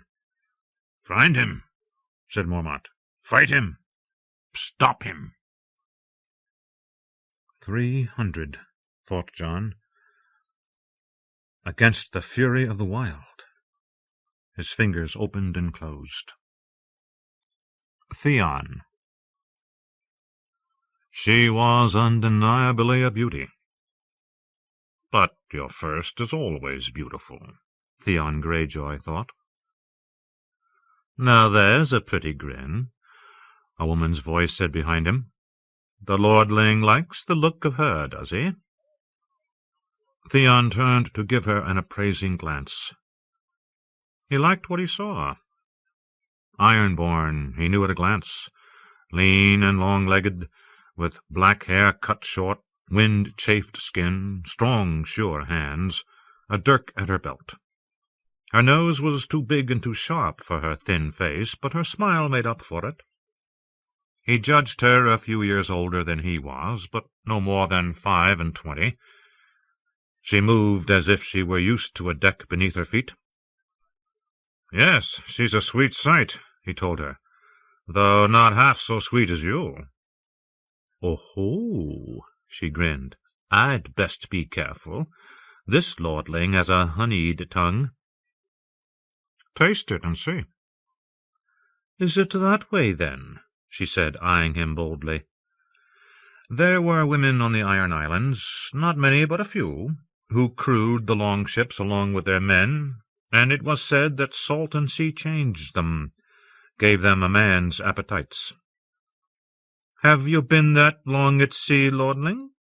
Or were there no women where you came from?" "Women enough, but none like you." "And how would you know what I'm like?" "My eyes can see your face, my ears can hear your laughter, and my cock's gone hard as a mast for you." The woman stepped close and pressed a hand to the front of his breeches. "Well, you're no liar," she said, giving him a squeeze through the cloth. "How bad does it hurt?" "Fiercely." "Poor lordling." She released him and stepped back. "As it happens, I'm a woman wed and new with child." "The gods are good," Theon said. "No chance I'd give you a bastard that way." "Even so, my man wouldn't thank you." "No, but you might." "And why would that be? I've had lords before. They're made the same as other men." "Have you ever had a prince?" he asked her. "When you're wrinkled and grey and your teats hang past your belly, you can tell your children's children that once you loved a king." "Oh, is it love we're talking now? And here I thought it was just cocks and cunts." Is it love you fancy? He'd decided that he liked this wench, whoever she was. Her sharp wit was a welcome respite from the damp gloom of Pike. Shall I name my long-ship after you, and play you the high harp, and keep you in a tower room in my castle with only jewels to wear, like a princess in a song? You ought to name your ship after me, she said, ignoring all the rest. It was me who built her. Sigrun built her, my lord father's shipwright. I'm Eskrid, Ambrode's daughter and wife to Sigrun. He had not known that Ambrode had a daughter, or Sigrun a wife. But he'd met the younger shipwright only once, and the older one he scarce remembered. You're wasted on Sigrun. Oh-ho! Sigrun told me this sweet ship is wasted on you. Theon bristled. Do you know who I am? Prince Theon of House Greyjoy. Who else? Tell me true, my lord. How well do you love her, this new maid of yours? Sigrun will want to know. The longship was so new that she still smelled of pitch and resin. His uncle Aeron would bless her on the morrow, but Theon had ridden over from Pike to get a look at her before she was launched. She was not so large as Lord Balon's own Great Kraken, or his uncle Victarion's Iron Victory, but she looked swift and sweet, even sitting in her wooden cradle on the strand. Lean, black hull, 100 feet long, a single tall mast, 50 long oars, deck enough for 100 men, and at the prow the great iron ram in the shape of an arrowhead. Sigrun did me good service, he admitted. Is she as fast as she looks? Faster, for a master that knows how to handle her. It has been a few years since I sailed a ship, and I've never captained one, if truth be told. Still, I'm a Greyjoy and an Iron Man. The sea is in my blood. And your blood will be in the sea if you sail the way you talk, she told him. I would never mistreat such a fair maiden. Fair maiden, she laughed. She's a sea-bitch, this one. There, and now you've named her. Sea-bitch. That amused her. He could see the sparkle in her dark eyes.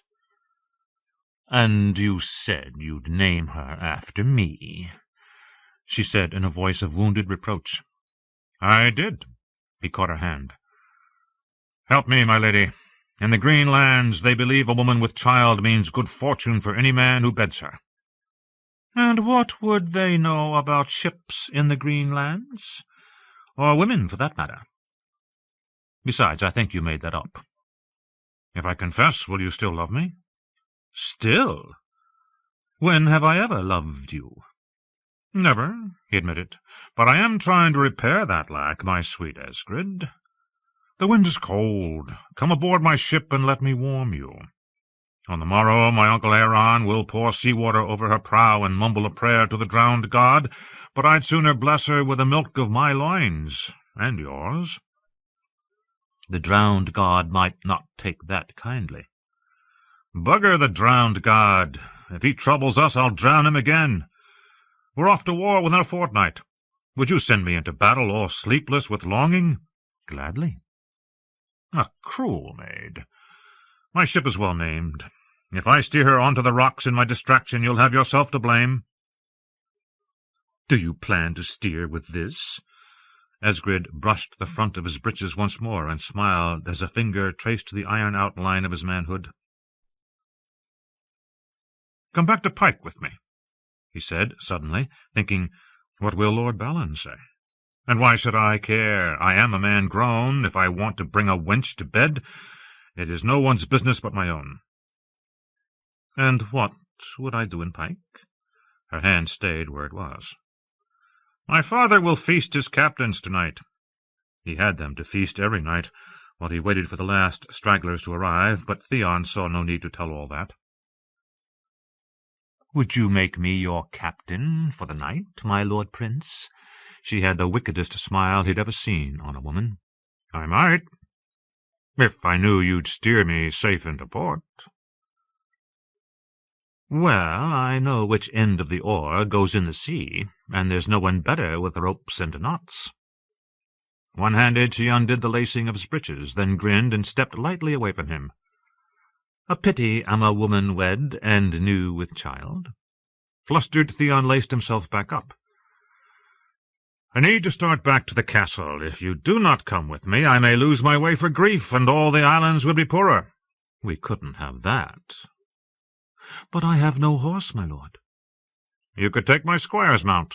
And leave your poor squire to walk all the way to Pike? Share mine, then. You'd like that well enough. The smile again. Now, would I be behind you or in front? You would be wherever you liked. I like to be on top. Where has this wench been all my life? My father's hall is dim and dank. It needs Eskrid to make the fires blaze. The lordling has a honeyed tongue. Isn't that where we began? She threw up her hands. And where we end. Eskrid is yours, sweet prince. Take me to your castle. Let me see your proud towers rising from the sea.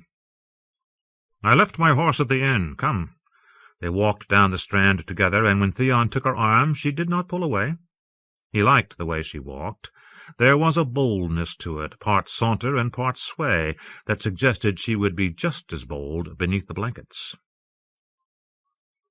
Lordsport was as crowded as he'd ever seen it, swarming with the crews of the long ships that lined the pebbled shore and rode at anchor well out past the breakwater. Ironmen did not bend their knees often, nor easily, but Theon noted that oarsmen and townfolk alike grew quiet as they passed, and acknowledged him with respectful bows of the head. They have finally learned who I am, he thought, and past time, too. Lord Goodbrother of Great Wick had come in the night before with his main strength, near 40 longships. His men were everywhere, conspicuous in their striped goat's-hair sashes. It was said about the inn that Otter Gimpney's whores were being fucked bow-legged by beardless boys in sashes. The boys were welcome to them, so far as Theon was concerned. A poxier den of slatterns he hoped he'd never see. His present companion was more to his taste. That she was wed to his father's shipwright, and pregnant to boot, only made her more intriguing. "Has my Lord Prince begun choosing his crew?" Eskrid asked as they made their way toward the stable. "Ho, Bluetooth!" she shouted to a passing seafarer, a tall man in bearskin vest and raven-winged helm. "How fares your bride?" "Fat with child and talking of twins." "So soon?" Eskrid smiled that wicked smile. "You got your oar in the water quickly." "Aye, and stroked and stroked and stroked," roared the man. "A big man," Theon observed. "Bluetooth, was it? Should I choose him for my sea-bitch?" "Only if you mean to insult him. Bluetooth has a sweet ship of his own." "I have been too long away to know one man from another," Theon admitted. He'd looked for a few of the friends he'd played with as a boy, but they were gone, dead, or grown into strangers. "My uncle Victarion has loaned me his own steersman." "Rymolf Stormdrunk?" "A good man, so long as he's sober." She saw more faces she knew, and called out to a passing trio, "Uller! Carl! Where's your brother, Skite?" "The drowned god needed a strong oarsman, I fear," replied the stocky man with a white streak in his beard. "What he means is, Eldest drank too much wine and his fat belly burst," said the pink-cheeked youth beside him. "What's dead may never die," Eskrid said. "What's dead may never die." Theon muttered the words with them. "You seem well known," he said to the woman when the men had passed on. "Every man loves the shipwright's wife. He had better, lest he wants his ship to sink. If you need men to pull your oars, you could do worse than those three." Lordsport has no lack of strong arms. Theon had given the matter no little thought. It was fighters he wanted, and men who would be loyal to him, not to his lord father or his uncles. He was playing the part of a dutiful young prince for the moment, while he waited for Lord Balin to reveal the fullness of his plans. If it turned out that he did not like those plans, or his part in them, however, well, strength is not enough. A longship's oars must move as one if you would have her best speed. Choose men who have rowed together before, if you're wise. Sage counsel. Perhaps you'd help me choose them. Let her believe I want her wisdom. Women fancy that. I may, if you treat me kindly. How else? Theon quickened his stride as they neared the Myraham, rocking high and empty by the quay. Her captain had tried to sail a fortnight past, but Lord Balin would not permit it. None of the merchantmen that called at Lordsport had been allowed to depart again. His father wanted no word of the hosting to reach the mainland before he was ready to strike. "My lord," a plaintive voice called down from the forecastle of the merchanter. The captain's daughter leaned over the rail, gazing after him. Her father had forbidden her to come ashore, but whenever Theon came to Lordsport, he spied her wandering forlornly about the deck. "My lord, a moment," she called after him. "As it please, my lord." "Did she?" Eskrid asked, as Theon hurried her past the cog.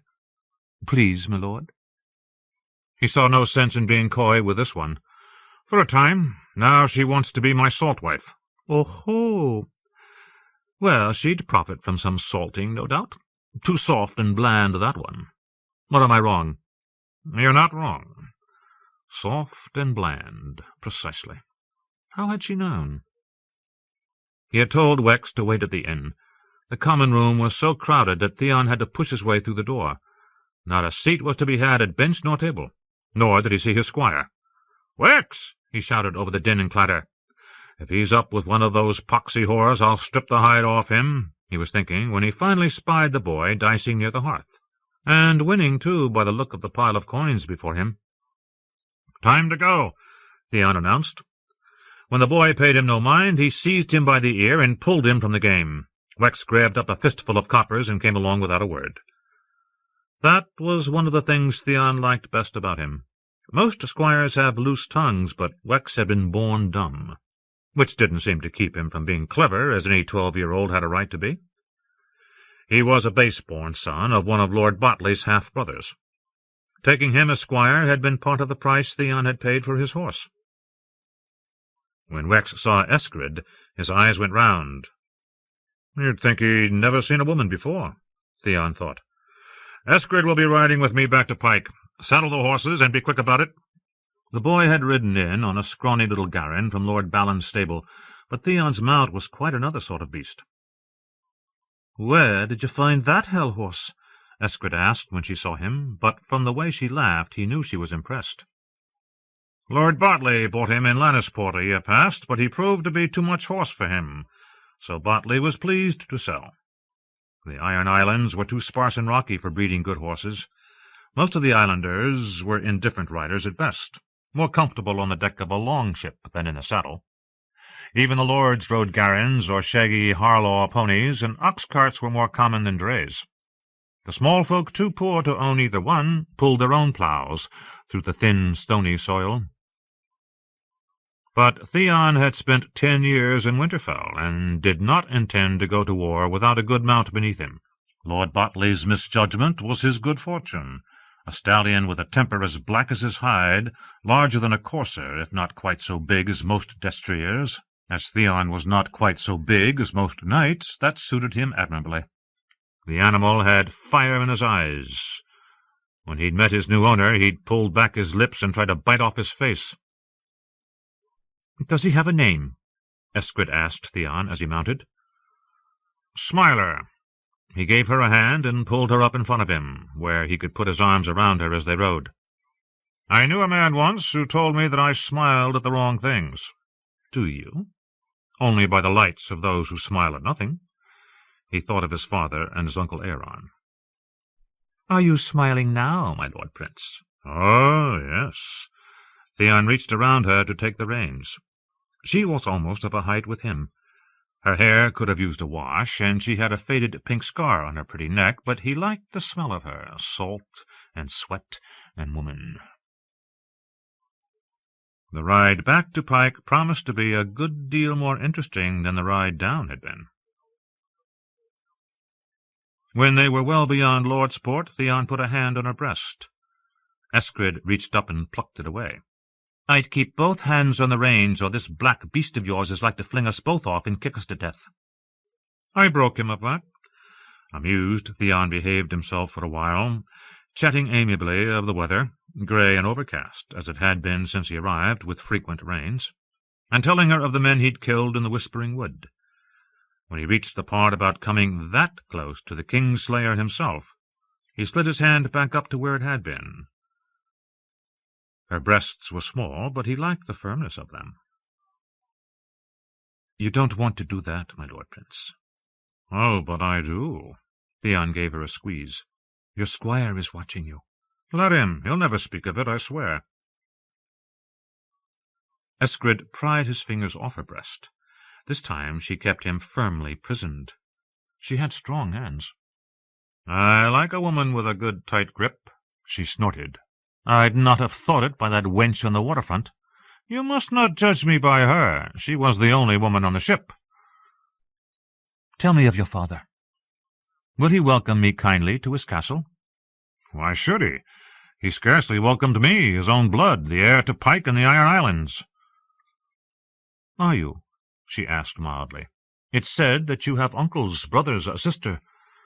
"My brothers are long dead, and my sister, well, they say Asha's favourite gown is a chain-mail hauberk that hangs down past her knees, with boiled leather small clothes beneath.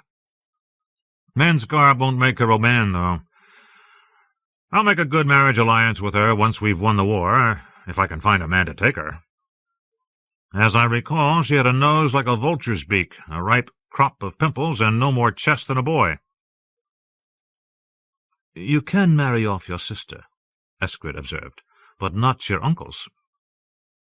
"My uncles." Theon's claim took precedence over those of his father's 3 brothers, but the woman had touched on a sore point none the less.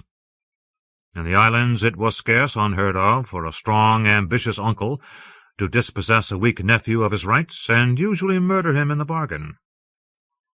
"But I am not weak," Theon told himself, "and I mean to be stronger yet by the time my father dies." "My uncles pose no threat to me," he declared. "Aeron is drunk on sea-water and sanctity. He lives only for his god." "His god? Not yours?" "Mine as well. What is dead can never die." He smiled thinly. "If I make pious noises as required, damp hair will give me no trouble. And my uncle Victarion, Lord Captain of the Iron Fleet, and a fearsome warrior. I have heard them sing of him in the alehouses."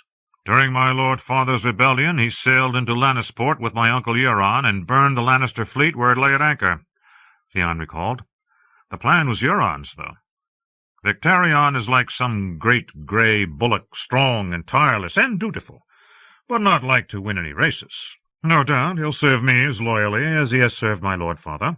He has neither the wits nor the ambition to plot betrayal." "Euron Crow-Eye has no lack of cunning, though. I've heard men say terrible things of that one." Theon shifted his seat. "My uncle Euron has not been seen in the islands for close on 2 years. He may be dead. If so, it might be for the best. Lord Balon's eldest brother had never given up the old way, even for a day. His silence, with its black sails and dark red hull, was infamous in every port from Ibn to Asshai, it was said." "He may be dead," Eskrid agreed. "And if he lives, why, he has spent so long at sea, he'd be half a stranger here. The Ironborn would never seat a stranger in the sea-stone chair." "I suppose not," Theon replied, before it occurred to him that some would call him a stranger as well. The thought made him frown. 10 years is a long while. But I am back now, and my father is far from dead. I have time to prove myself. He considered fondling Eskrid's breast again, but she would probably only take his hand away, and all this talk of his uncles had dampened his ardour somewhat. Time enough for such play at the castle, in the privacy of his chambers. "I will speak to Helya when we reach Pike, and see that you have an honoured place at the feast," he said. "I must sit on the dais, at my father's right hand, but I will come down and join you when he leaves the hall. He seldom lingers long. He has no belly for drink these days.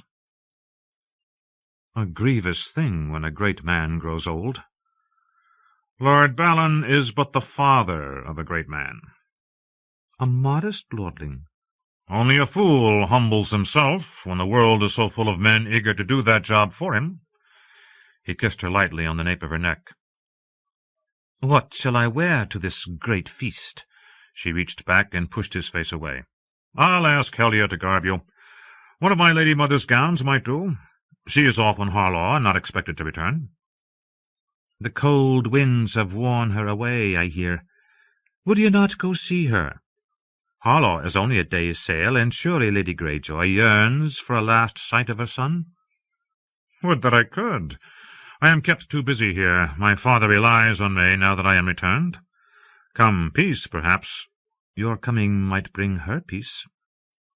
Now you sound a woman, Theon complained. I confess I am, and new with child. Somehow that thought excited him. So you say, but your body shows no signs of it. How shall it be proven? Before I believe you, I shall need to see your breasts grow ripe and taste your mother's milk. And what will my husband say to this? Your father's own sworn man and servant? We'll give him so many ships to build he'll never know you've left him. She laughed. It's a cruel lordling who's seized me. If I promise you that one day you may watch my babe get suck, will you tell me more of your war, Theon of House Greyjoy? There are miles and mountains still ahead of us, and I would hear of this wolf-king you served, and the golden lions he fights. Ever anxious to please her, Theon obliged. The rest of the long ride passed swiftly as he filled her pretty head with tales of Winterfell and war.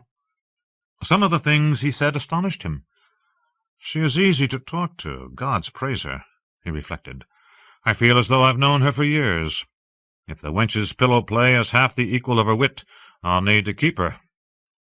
He thought of Sigrin the shipwright, a thick-bodied, thick-witted man, flaxen hair already receding from a pimpled brow, and shook his head. A waste, a most tragic waste. It seemed scarcely any time at all before the great curtain wall of pike loomed up before them. The gates were open. Theon put his heels into Smiler and rode through at a brisk trot. The hounds were barking wildly as he helped Eskrid dismount.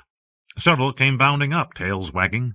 They shot straight past him and almost bowled the woman over, leaping all around her, yapping and licking. "Off!"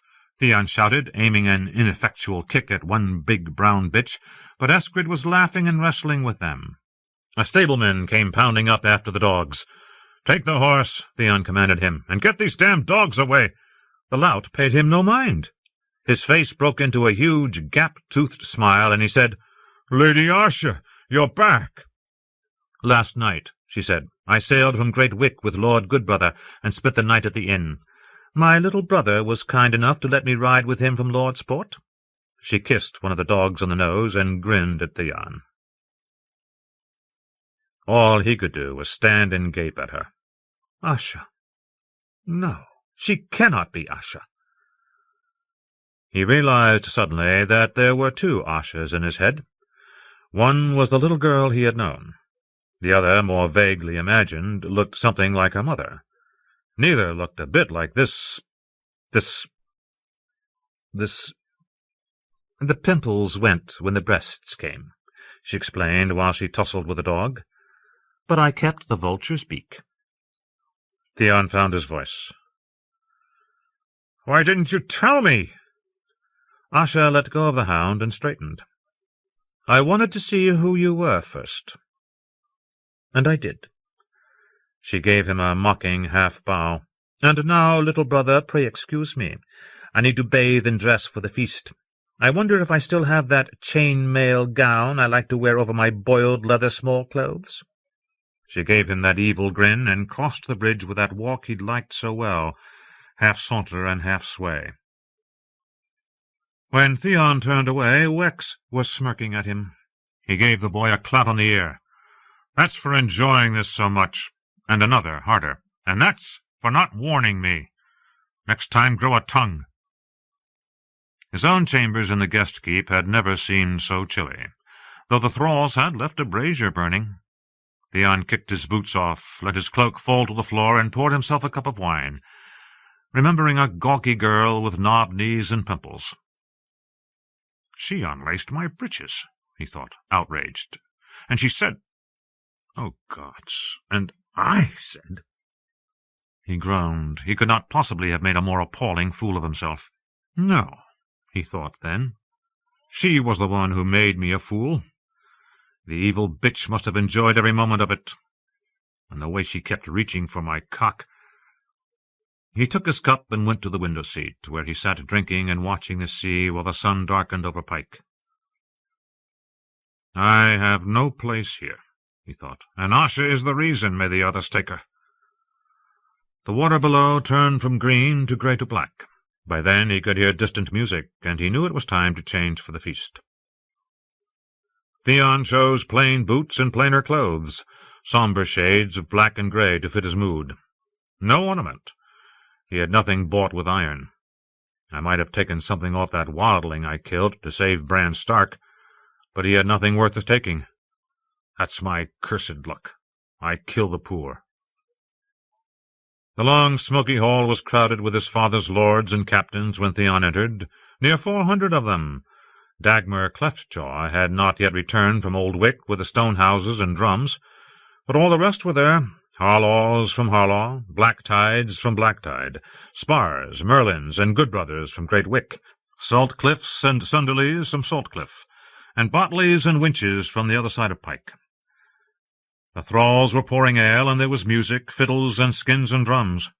3 burly men were doing the finger dance, spinning short-hafted axes at each other. The trick was to catch the axe or leap over it without missing a step. It was called the finger dance because it usually ended when one of the dancers lost 1, or 2, or 5. Neither the dancers nor the drinkers took much note of Theon Greyjoy as he strode to the dais. Lord Balin occupied the sea-stone chair, carved in the shape of a great kraken from an immense block of oily black stone. Legend said that the first men had found it standing on the shore of Old Wick when they came to the Iron Islands. To the left of the high seat were Theon's uncles. Asha was ensconced at his right hand in the place of honor. "You come late, Theon," Lord Balin observed. "I ask your pardon." Theon took the empty seat beside Asha. Leaning close, he hissed in her ear, "You're in my place." She turned to him with innocent eyes. "Brother, surely you are mistaken. Your place is at Winterfell." Her smile cut. "And where are all your pretty clothes? I heard you fancied silk and velvet against your skin." She was in soft green wool herself, simply cut, the fabric clinging to the slender lines of her body. "Your hauberk must have rusted away, sister," he threw back. "A great pity. I'd like to see you all in iron." Asha only laughed. "You may yet, little brother, if you think your sea-bitch can keep up with my black wind." One of their father's thralls came near, bearing a flagon of wine. "Are you drinking ale or wine tonight, Theon?" She leaned over close. "Or is it still a taste of my mother's milk you thirst for?" He flushed. "Wine," he told the thrall. Asha turned away and banged on the table, shouting for ale. Theon hacked a loaf of bread in half, hollowed out a trencher, and summoned a cook to fill it with fish stew. The smell of the thick cream made him a little ill, but he forced himself to eat some. He'd drunk enough wine to float him through 2 meals. If I retch, it will be on her. "Does father know that you've married his shipwright?" he asked his sister. "No more than Sigrun does." She gave a shrug. "Eskrid was the first ship he built. He named her after his mother. I would be hard-pressed to say which he loves best." "Every word you spoke to me was a lie." "Not every word. Remember when I told you I like to be on top?" Asha grinned. That only made him angrier. "All that about being a woman wed and new with child—" "Oh, that part was true enough." Asha leapt to her feet. "Rolf, here!" She shouted down at one of the finger dancers, holding up a hand. He saw her, spun, and suddenly an axe came flying from his hand, the blade gleaming as it tumbled end over end through the torchlight. Theon had time for a choked gasp before Asha snatched the axe from the air and slammed it down into the table, splitting his trencher in two and splattering his mantle with drippings. "There's my lord husband." His sister reached down inside her gown and drew a dirk from between her breasts. "And here's my sweet suckling babe." He could not imagine how he looked at that moment, but suddenly Theon Greyjoy realized that the great hall was ringing with laughter, all of it at him. Even his father was smiling, gods be damned, and his uncle Victarion chuckled aloud. The best response he could summon was a queasy grin. "We shall see who is laughing when all this is done, bitch." Asha wrenched the axe out of the table and flung it back down at the dancers to whistles and loud cheers. "You do well to heed what I told you about choosing a crew." A thrall offered them a platter, and she stabbed a salted fish and ate it off the end of her dirk. "If you had troubled to learn the first thing of Sigrun, I could never have fooled you. 10 years a wolf, and you land here and think to prince about the islands, but you know nothing and no one. Why should men fight and die for you?" "I am their lawful prince," Theon said stiffly. "By the laws of the Greenlands you might be, but we make our own laws here, or have you forgotten?" Scowling, Theon turned to contemplate the leaking trencher before him. He would have stew in his lap before long. He shouted for a thrall to clean it up. "Half my life I have waited to come home, and for what? Mockery and disregard?" This was not the Pike he remembered. Or did he remember? He had been so young when they took him away to hold hostage. The feast was a meagre enough thing, a succession of fish stews, black bread, and spiceless goat. The tastiest thing Theon found to eat was an onion pie. Ale and wine continued to flow well after the last of the courses had been cleared away. Lord Balon Greyjoy rose from the sea-stone chair. "Have done with your drink and come to my solar," he commanded his companions on the dais. "We have plans to lay." He left them with no other word, flanked by 2 of his guards. His brothers followed in short order. Theon rose to go after them. "My little brother is in a rush to be off." Asha raised her drinking horn and beckoned for more ale. "Our Lord Father is waiting." "And has for many a year. It will do him no harm to wait a little longer. But if you fear his wrath, scurry after him by all means. You ought to have no trouble catching our uncles." She smiled. "One is drunk on seawater, after all, and the other is a great grey bullock so dim he'll probably get lost." Theon sat back down, annoyed. "I run after no man." "No man, but every woman." "It was not me who grabbed your cock." "I don't have one, remember? You grabbed every other bit of me quick enough." He could feel the flush creeping up his cheeks. "I'm a man with a man's hungers. What sort of unnatural creature are you?" "Only a shy maid." Asha's hand darted out under the table to give his cock a squeeze. Theon nearly jumped from his chair. "What, don't you want me to steer you into port, brother?" "Marriage is not for you," Theon decided.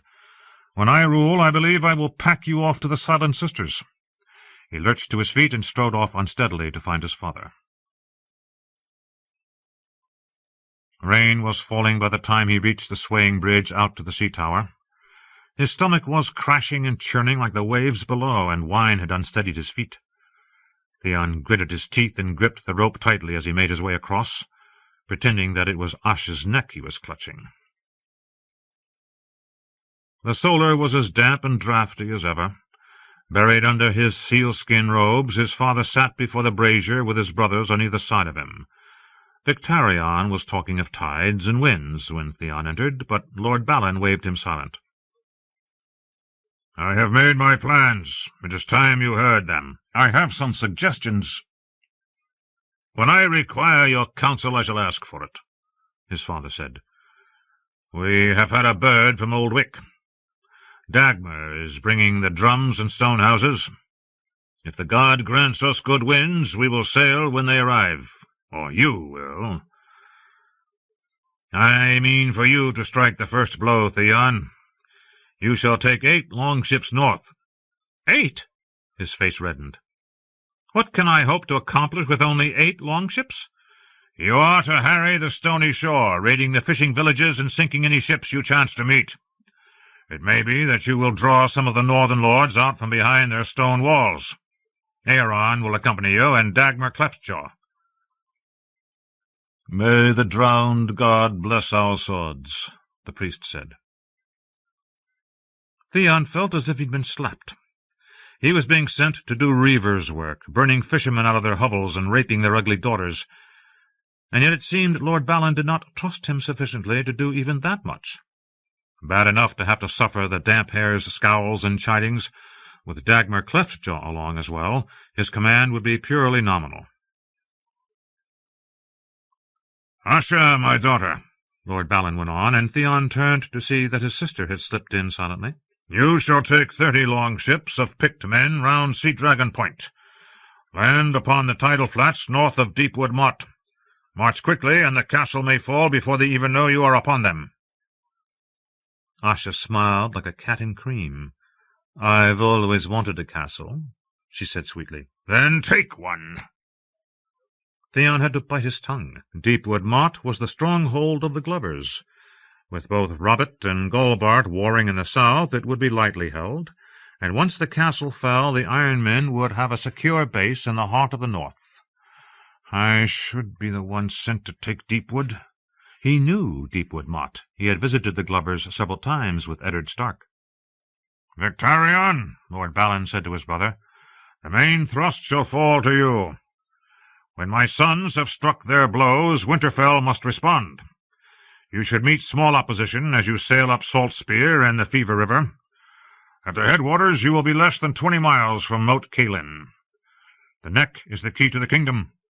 Already we command the western seas.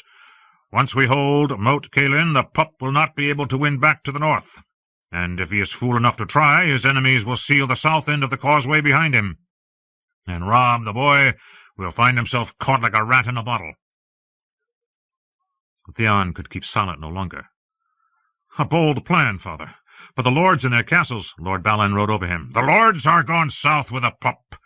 Those remained behind are the cravens, old men and green boys. They will yield or fall one by one. Winterfell may defy us for a year, but what of it? The rest shall be ours, forest and field and hall, and we shall make the folk our thralls and salt wives. Aeron Damphair raised his arms. And the waters of wrath will rise high, and the drowned god will spread his dominion across the green lands. What is dead can never die, Victarion intoned. Lord Balon and Asha echoed his words, and Theon had no choice but to mumble along with them. And then it was done. Outside, the rain was falling harder than ever. The rope bridge twisted and writhed under his feet. Theon Greyjoy stopped in the center of the span and contemplated the rocks below. The sound of the waves was a crashing roar, and he could taste the salt spray on his lips. A sudden gust of wind made him lose his footing, and he stumbled to his knees. Asha helped him rise. You can't hold your wine either, brother. Theon leaned on her shoulder and let her guide him across the rain-slick boards. I liked you better when you were Eskrid, he told her accusingly. She laughed. That's fair. I liked you better when you were 9. Tyrion. Through the door came the soft sound of the high harp, mingled with a trilling of pipes. The singer's voice was muffled by the thick walls, yet Tyrion knew the verse. I loved a maid as fair as summer, he remembered, with sunlight in her hair. Sir Meryn Trant guarded the Queen's door this night. His muttered, my lord, struck Tyrion as a tad grudging, but he opened the door none the less. The song broke off abruptly as he strode into his sister's bedchamber. Cersei was reclining on a pile of cushions. Her feet were bare, her golden hair artfully tousled, her robe a green and gold samite that caught the light of the candles and shimmered as she looked up. Sweet sister, Tyrion said, how beautiful you look tonight. He turned to the singer. And you as well, cousin. I had no notion you had such a lovely voice. The compliment made Sir Lancel sulky. Perhaps he thought he was being mocked. It seemed to Tyrion that the lad had grown 3 inches since being knighted. Lancel had thick sandy hair, green Lannister eyes, and a line of soft blonde fuzz on his upper lip. At 16 he was cursed with all the certainty of youth, unleavened by any trace of humour or self-doubt, and wed to the arrogance that came so naturally to those born blonde and strong and handsome. His recent elevation had only made him worse. "Did her grace send for you?" the boy demanded. "Not that I recall," Tyrion admitted. "It grieves me to disturb your revels, Lancel, but as it happens I have matters of import to discuss with my sister." Cersei regarded him suspiciously. "If you are here about those begging brothers, Tyrion, spare me your reproaches. I won't have them spreading their filthy treasons in the streets. They can preach to each other in the dungeons." "And count themselves lucky that they have such a gentle queen," added Lancel. "I would have had their tongues out." One even dared to say that the gods were punishing us because Jaime murdered the rightful king. Cersei declared, "It will not be borne, Tyrion. I gave you ample opportunity to deal with these lice, but you and your Sir Jacelyn did nothing, so I commanded Vylar to attend to the matter." And so he did. Tyrion had been annoyed when the Red Cloaks had dragged 6 of the scabrous prophets down to the dungeons without consulting him, but they were not important enough to battle over. "No doubt we will all be better off for a little quiet in the streets. That is not why I came.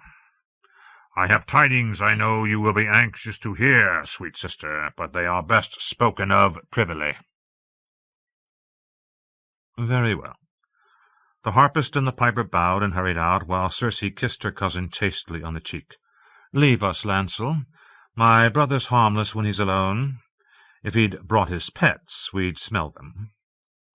The young knight gave his cousin a baleful glance and pulled the door shut forcefully behind him. "I'll have you know I make Shagga bathe once a fortnight," Tyrion said when he was gone. "You're very pleased with yourself, aren't you?" "Why?" "Why not?" Tyrion said. Every day, every night, hammers rang along the street of steel, and the great chain grew longer. He hopped up onto the great canopied bed. "Is this the bed where Robert died? I'm surprised you kept it." "It gives me sweet dreams," she said. "Now spit out your business and waddle away, imp." Tyrion smiled. "Lord Stannis has sailed from Dragonstone." Cersei bolted to her feet. "And yet you sit there grinning like a harvest-day pumpkin? Has Bywater called out the city watch? We must send a bird to Harrenhal at once." He was laughing by then. She seized him by the shoulders and shook him. "Stop it! Are you mad or drunk? Stop it!" It was all he could do to get out the words. "I can't," he gasped. "It's too... God, it's too funny. Stannis..." "What?" "He hasn't sailed against us," Tyrion managed. "He's laid siege to Storm's End. Renly is riding to meet him." His sister's nails dug painfully into his arms. For a moment she stared incredulous, as if he had begun to gibber in an unknown tongue. "Stannis and Renly are fighting each other?" When he nodded, Cersei began to chuckle. "Gods be good," she gasped. "I'm starting to believe that Robert was the clever one." Tyrion threw back his head and roared. They laughed together. Cersei pulled him off the bed and whirled him around and even hugged him, for a moment as giddy as a girl. By the time she'd let go of him, Tyrion was breathless and dizzy. He staggered to her sideboard and put out a hand to steady himself. "Do you think it will truly come to battle between them? If they should come to some accord—" "They won't," Tyrion said. "They are too different and yet too much alike, and neither could ever stomach the other." "And Stannis has always felt he was cheated of Storm's End," Cersei said thoughtfully. the ancestral seat of House Baratheon, his by rights. If you knew how many times he came to Robert singing that same dull song in that gloomy, aggrieved tone he has. When Robert gave the place to Renly, Stannis clenched his jaw so tight I thought his teeth would shatter. He took it as a slight. It was meant as a slight, Cersei said. Shall we raise a cup to brotherly love? Yes, she answered, breathless. Oh, gods, yes. His back was to her as he filled 2 cups with sweet arbor red. It was the easiest thing in the world to sprinkle a pinch of fine powder into hers. To Stannis, he said as he handed her the wine. Harmless when I'm alone, am I? To Renly, she replied, laughing. May they battle long and hard, and the others take them both. Is this the Cersei that Jaime sees? When she smiled, you saw how beautiful she was, truly. I loved a maid as fair as summer, with sunlight in her hair. He almost felt sorry for poisoning her. It was the next morning, as he broke his fast, that her messenger arrived. The queen was indisposed, and would not be able to leave her chambers. Not able to leave her privy, more like. Tyrion made the proper sympathetic noises, and sent word to Cersei to rest easy. He would treat with Sir Cleos as they'd planned. The iron throne of Aegon the Conqueror was a tangle of nasty barbs and jagged metal teeth, waiting for any fool who tried to sit too comfortably, and the steps made his stunted legs cramp as he climbed up to it, all too aware of what an absurd spectacle he must be. Yet there was one thing to be said for it. It was high. Lannister guardsmen stood silent in their crimson cloaks and lion-crested half-helms. Sir Jacelin's gold cloaks faced them across the hall. The steps to the throne were flanked by Bran and Sir Preston of the Kingsguard. Courtiers filled the gallery, while supplicants clustered near the towering oak and bronze doors. Sansa Stark looked especially lovely this morning, though her face was as pale as milk. Lord Giles stood coughing, while poor cousin Tyrick wore his bridegroom's mantle of miniver and velvet.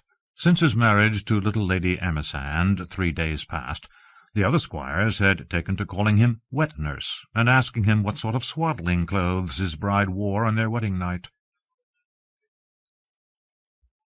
Tyrion looked down on them all, and found he liked it. "Call forth Sir Cleos Frey." His voice rang off the stone walls and down the length of the hall. He liked that, too. A pity Shay could not be here to see this, he reflected. She'd asked to come, but it was impossible. Sir Cleos made the long walk between the gold cloaks and the crimson, looking neither right nor left. As he knelt, Tyrion observed that his cousin was losing his hair. "Sir Cleos," Littlefinger said from the council table, "you have our thanks for bringing us this peace offer from Lord Stark." Grand Maester Pycelle cleared his throat. "The Queen Regent, the King's Hand, and the small council have considered the terms offered by this self-styled King in the North. Sad to say, they will not do, and you must tell these Northmen so, sir."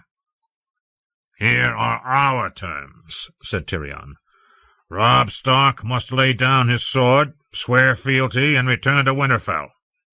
He must free my brother unharmed, and place his host under Jaime's command to march against the rebels Renly and Stannis Baratheon. Each of Stark's bannermen must send us a son as hostage. A daughter will suffice where there is no son. They shall be treated gently and given high places here at court so long as their fathers commit no new treasons." Cleos Frey looked ill. "My Lord Hand," he said, "Lord Stark will never consent to these terms." "We never expected he would, Cleos.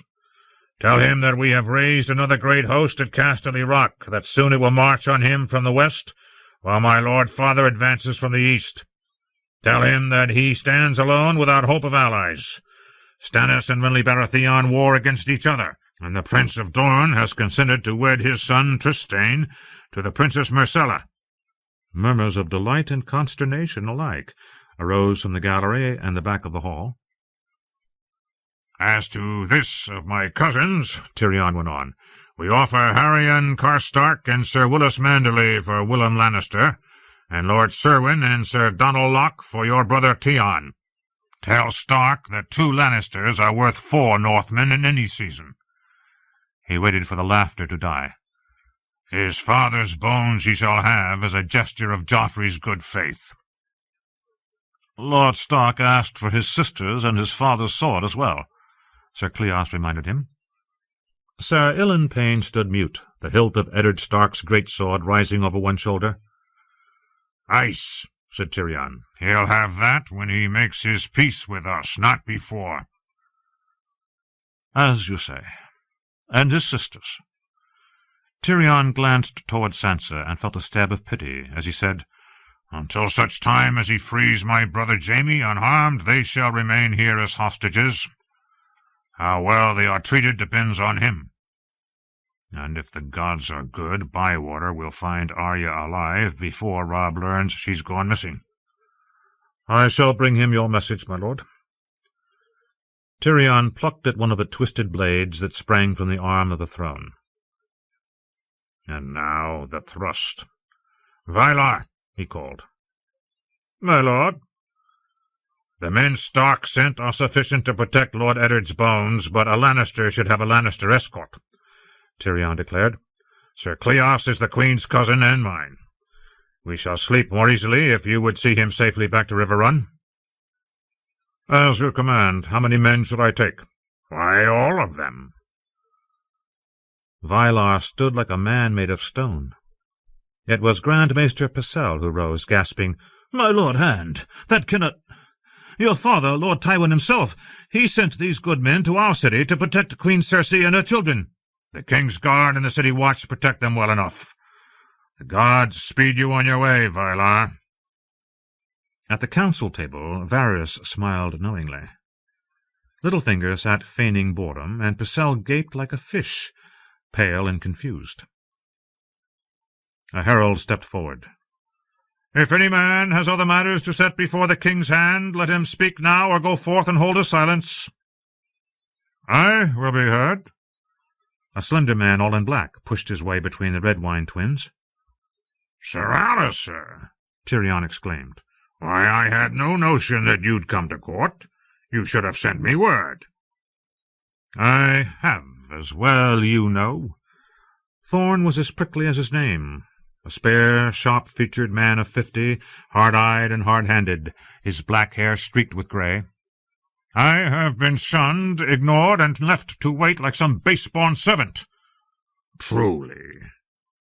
"Bran, this was not well done. Sir Alliser and I are old friends. We walked the wall together." "Sweet Sir Alliser," murmured Varys, "you must not think too harshly of us. So many seek our Joffrey's grace in these troubled and tumultuous times." "More troubled than you know, eunuch." "To his face we call him Lord Eunuch," quipped Littlefinger. "How may we be of help to you, good brother?" Grand Maester Pycelle asked in soothing tones. "The Lord Commander sent me to his Grace the King," Thorn answered. "The matter is too grave to be left to servants." "The King is playing with his new crossbow," Tyrion said. Ridding himself of Joffrey had required only an ungainly, myrish crossbow that threw 3 quarrels at a time, and nothing would do but that he try it at once. "You can speak to servants or hold your silence." "As you will," Sir Alliser said, displeasure in every word. "I am sent to tell you that we found 2 rangers, long missing. They were dead, yet when we brought the corpses back to the wall, they rose again in the night. One slew Sir Jeremy Riker, while the second tried to murder the Lord Commander." Distantly, Tyrion heard someone snigger. "Does he mean to mock me with this folly?" He shifted uneasily and glanced down at Varys, Littlefinger, and Pycelle, wondering if one of them had a role in this. A dwarf enjoyed at best a tenuous hold on dignity. Once the court and kingdom started to laugh at him, he was doomed. And yet, Tyrion remembered a cold night under the stars when he'd stood beside the boy Jon Snow, and a great white wolf atop the wall at the end of the world, gazing out at the trackless stark beyond. He had felt, something, to be sure, a dread that had cut like that frigid northern wind. A wolf had howled off in the night, and the sound had sent a shiver through him. "Don't be a fool," he told himself. "A wolf, a wind, a dark forest. It meant nothing." And yet he had come to have a liking for old J.R. Mormont during his time at Castle Black. "I trust that the old bear survived this attack." He did. "And that your brothers killed these, dead men?" "We did." "You're certain that they are dead this time?" Tyrion asked mildly. When Bran choked on a snort of laughter, he knew how he must proceed. "Truly, truly dead?" "They were dead the first time," Sir Alistair snapped, "pale and cold, with black hands and feet. I brought Jared's hand, torn from his corpse by the bastard's wolf." Littlefinger stirred. "And where is this charming token?" Sir Alistair frowned uncomfortably. "It rotted to pieces while I waited unheard. There's naught left to show but bones." Titters echoed through the hall.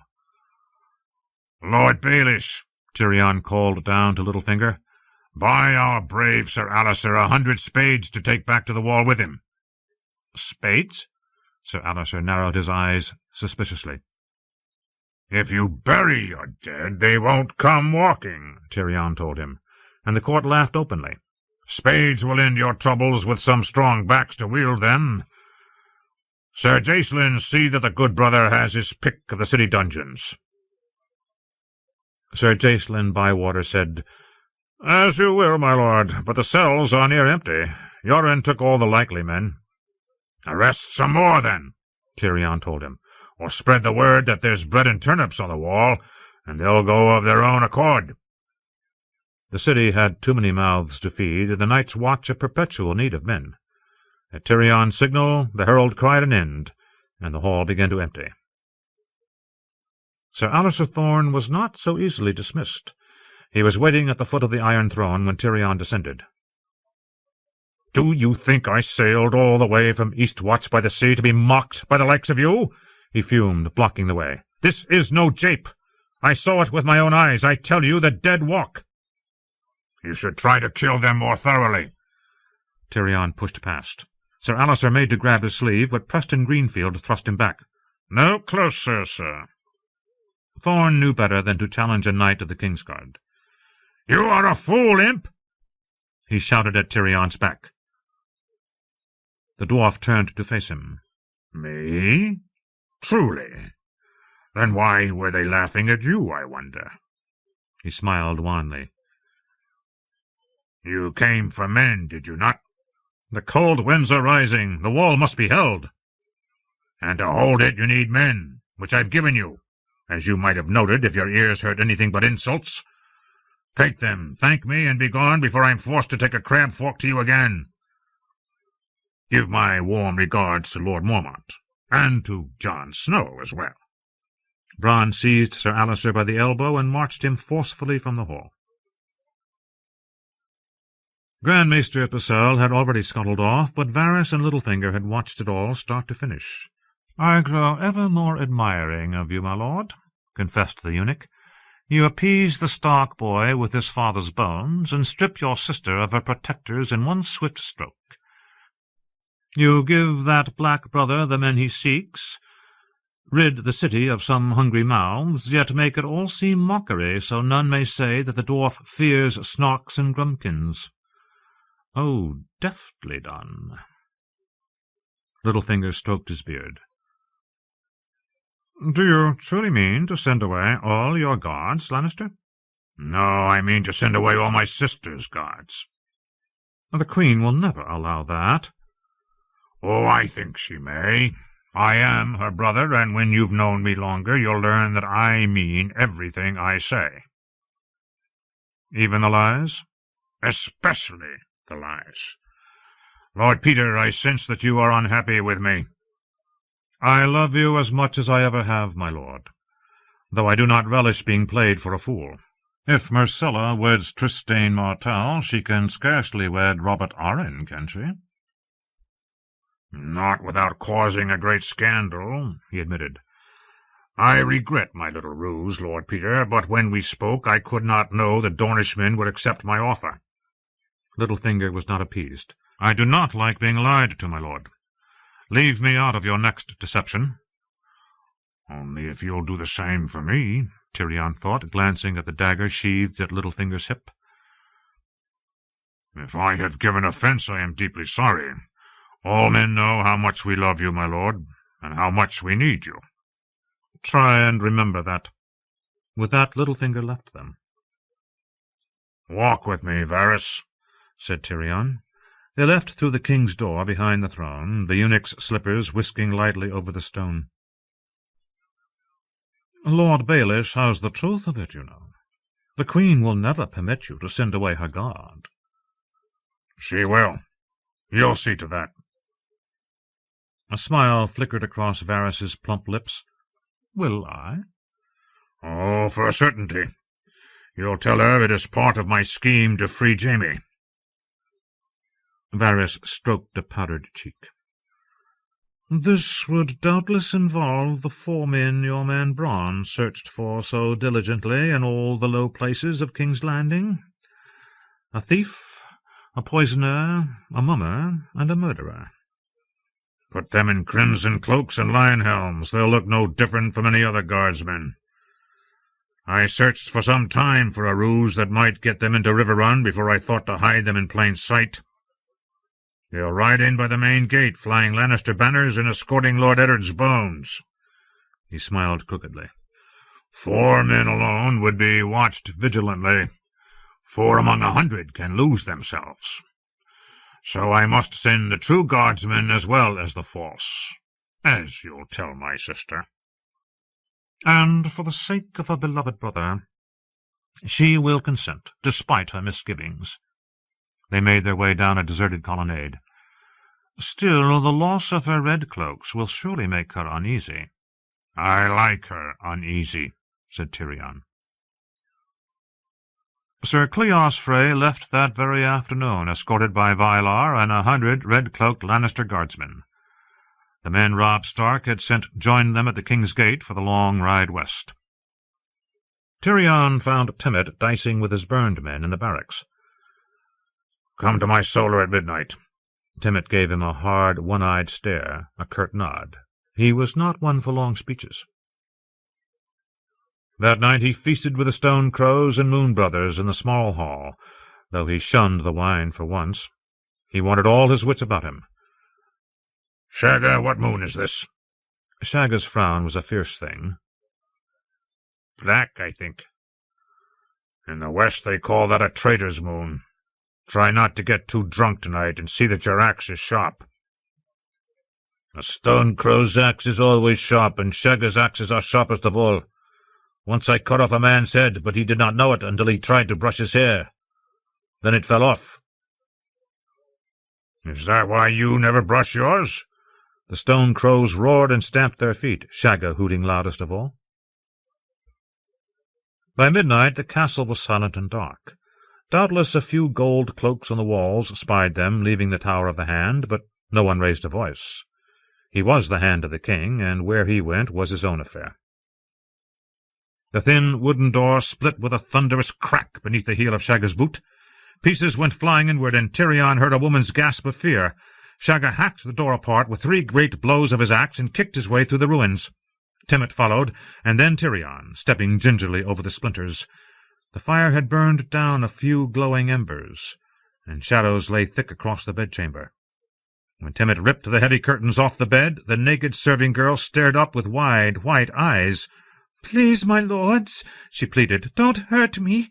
She cringed away from Shagga, flushed and fearful, trying to cover her charms with her hands and coming up a hand short. "Go," Tyrion told her. "It's not you we want. Shagga wants this woman." "Shagga wants every whore in this city of whores," complained Timett, son of Timett. "Yes," Shagga said, unabashed. "Shagga would give her a strong child." "If she wants a strong child, she'll know whom to seek," Tyrion said. "Timett, see her out. Gently, if you would." The burned man pulled the girl from the bed and half marched, half dragged her across the chamber. Shagga watched them go, mournful as a puppy.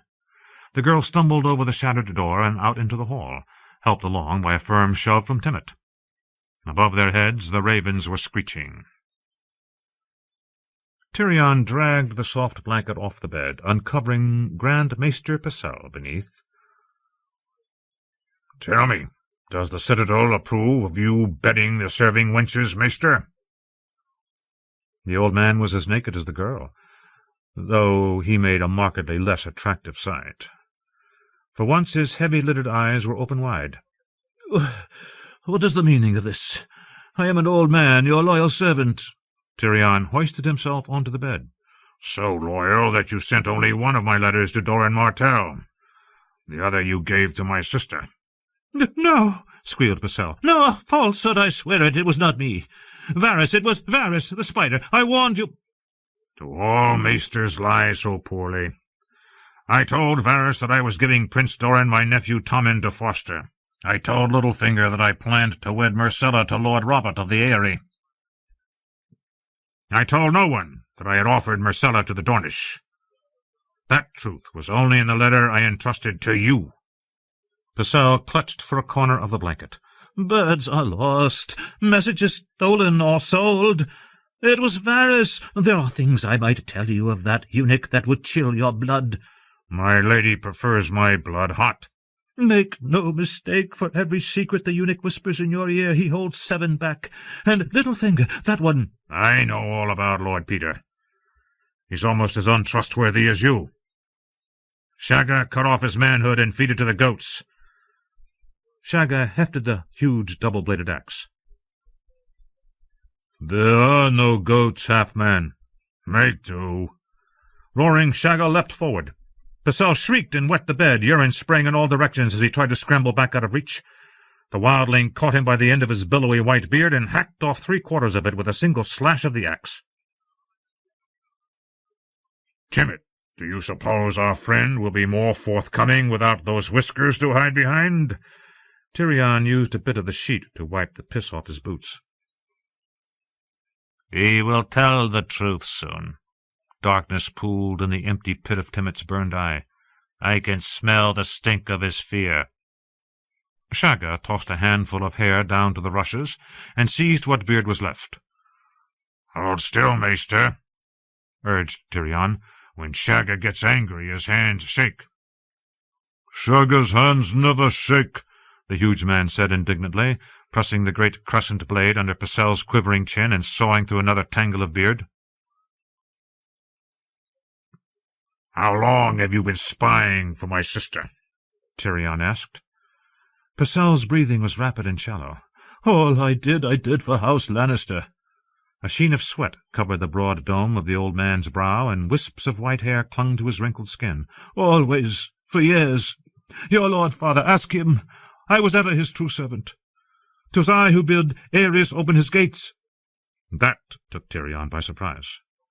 He had been no more than an ugly boy at Casterly Rock when the city fell. "So the sack of King's Landing was your work as well?" "For the realm. Once Rhaegar died, the war was done. Aerys was mad, Viserys too young, Prince Aegon a babe at the breast, but the realm needed a king. I prayed it should be your good father, but Robert was too strong, and Lord Stark moved too swiftly." "How many have you betrayed, I wonder? Aerys, Eddard Stark, me, King Robert as well? Lord Arryn, Prince Rhaegar? Where does it begin, Pycelle?" He knew where it ended. The axe scratched at the apple of Pycelle's throat and stroked the soft, wobbly skin under his jaw, scraping away the last hairs. "You were not here," he gasped when the blade moved upward to his cheeks. "Robert, his wounds. If you had seen them, smelled them, you would have no doubt. Oh, I know the boar did your work for you.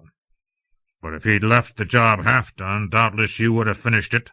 He was a wretched king, vain, drunken, lecherous. He would have set your sister aside, his own queen. Please, Renly was plotting to bring the High Garden maid to court, to entice his brother. It is the god's own truth. And what was Lord Arryn plotting? He knew, Basel said, about... I know what he knew about, snapped Tyrion, who was not anxious for Shagga and Timett to know as well. He was sending his wife back to the Eyrie, and his son to be fostered on Dragonstone. He meant to act. So you poisoned him first. No! Basel struggled feebly. Shagga growled and grabbed his head. The clansman's hand was so big he could have crushed the maester's skull like an eggshell had he squeezed. Tyrion tisked at him. I saw the tears of Lys among your potions, and you sent away Lord Arryn's own maester and tended him yourself so you could make certain that he died. A falsehood! Shave him closer, Tyrion suggested. The throat again. The axe swept back down, rasping over the skin. A thin film of spit bubbled on Basel's lips as his mouth trembled. I tried to save Lord Arryn, I vow. Careful now, Shagga, you've cut him. Shagga growled. Dolph-fathered warriors, not bobbers. When he felt the blood trickling down his neck and onto his chest, the old man shuddered, and the last strength went out of him. He looked shrunken, both smaller and frailer than he had been when they burst in on him. Yes, he whimpered. Yes, Coleman was purging, so I sent him away.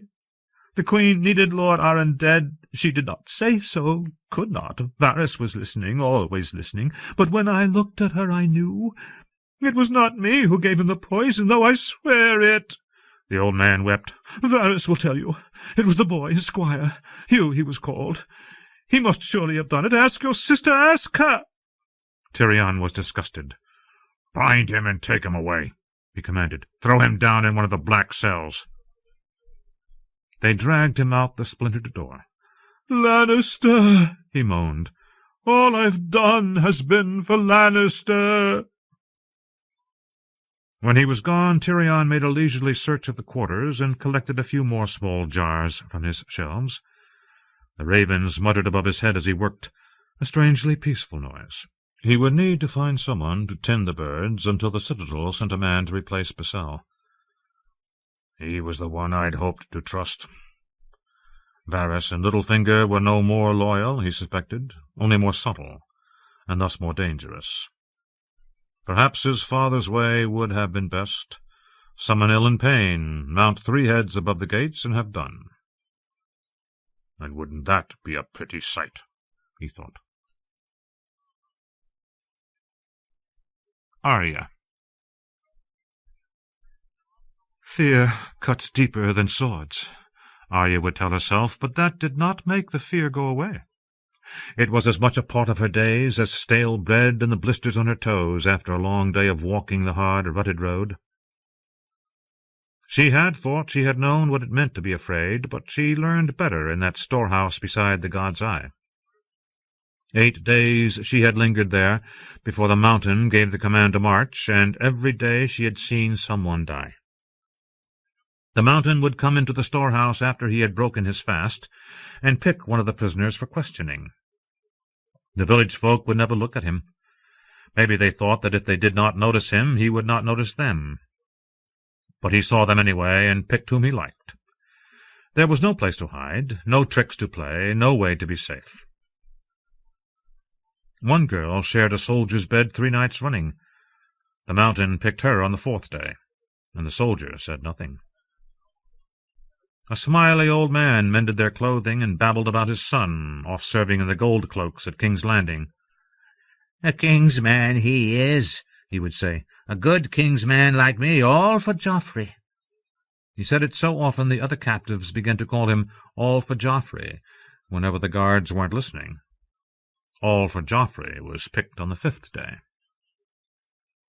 A young mother with a pox-scarred face offered to freely tell them all she knew if they promised not to hurt her daughter. The mountain heard her out. The next morning he picked her daughter, to be certain she'd held nothing back. The ones chosen were questioned in full view of the other captives, so they could see the fate of rebels and traitors. A man the others called the Tickler asked the questions.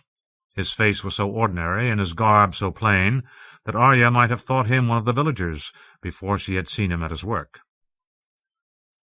"Tickler makes them howl so hard they piss themselves," old stoop-shoulder Chiswick told them.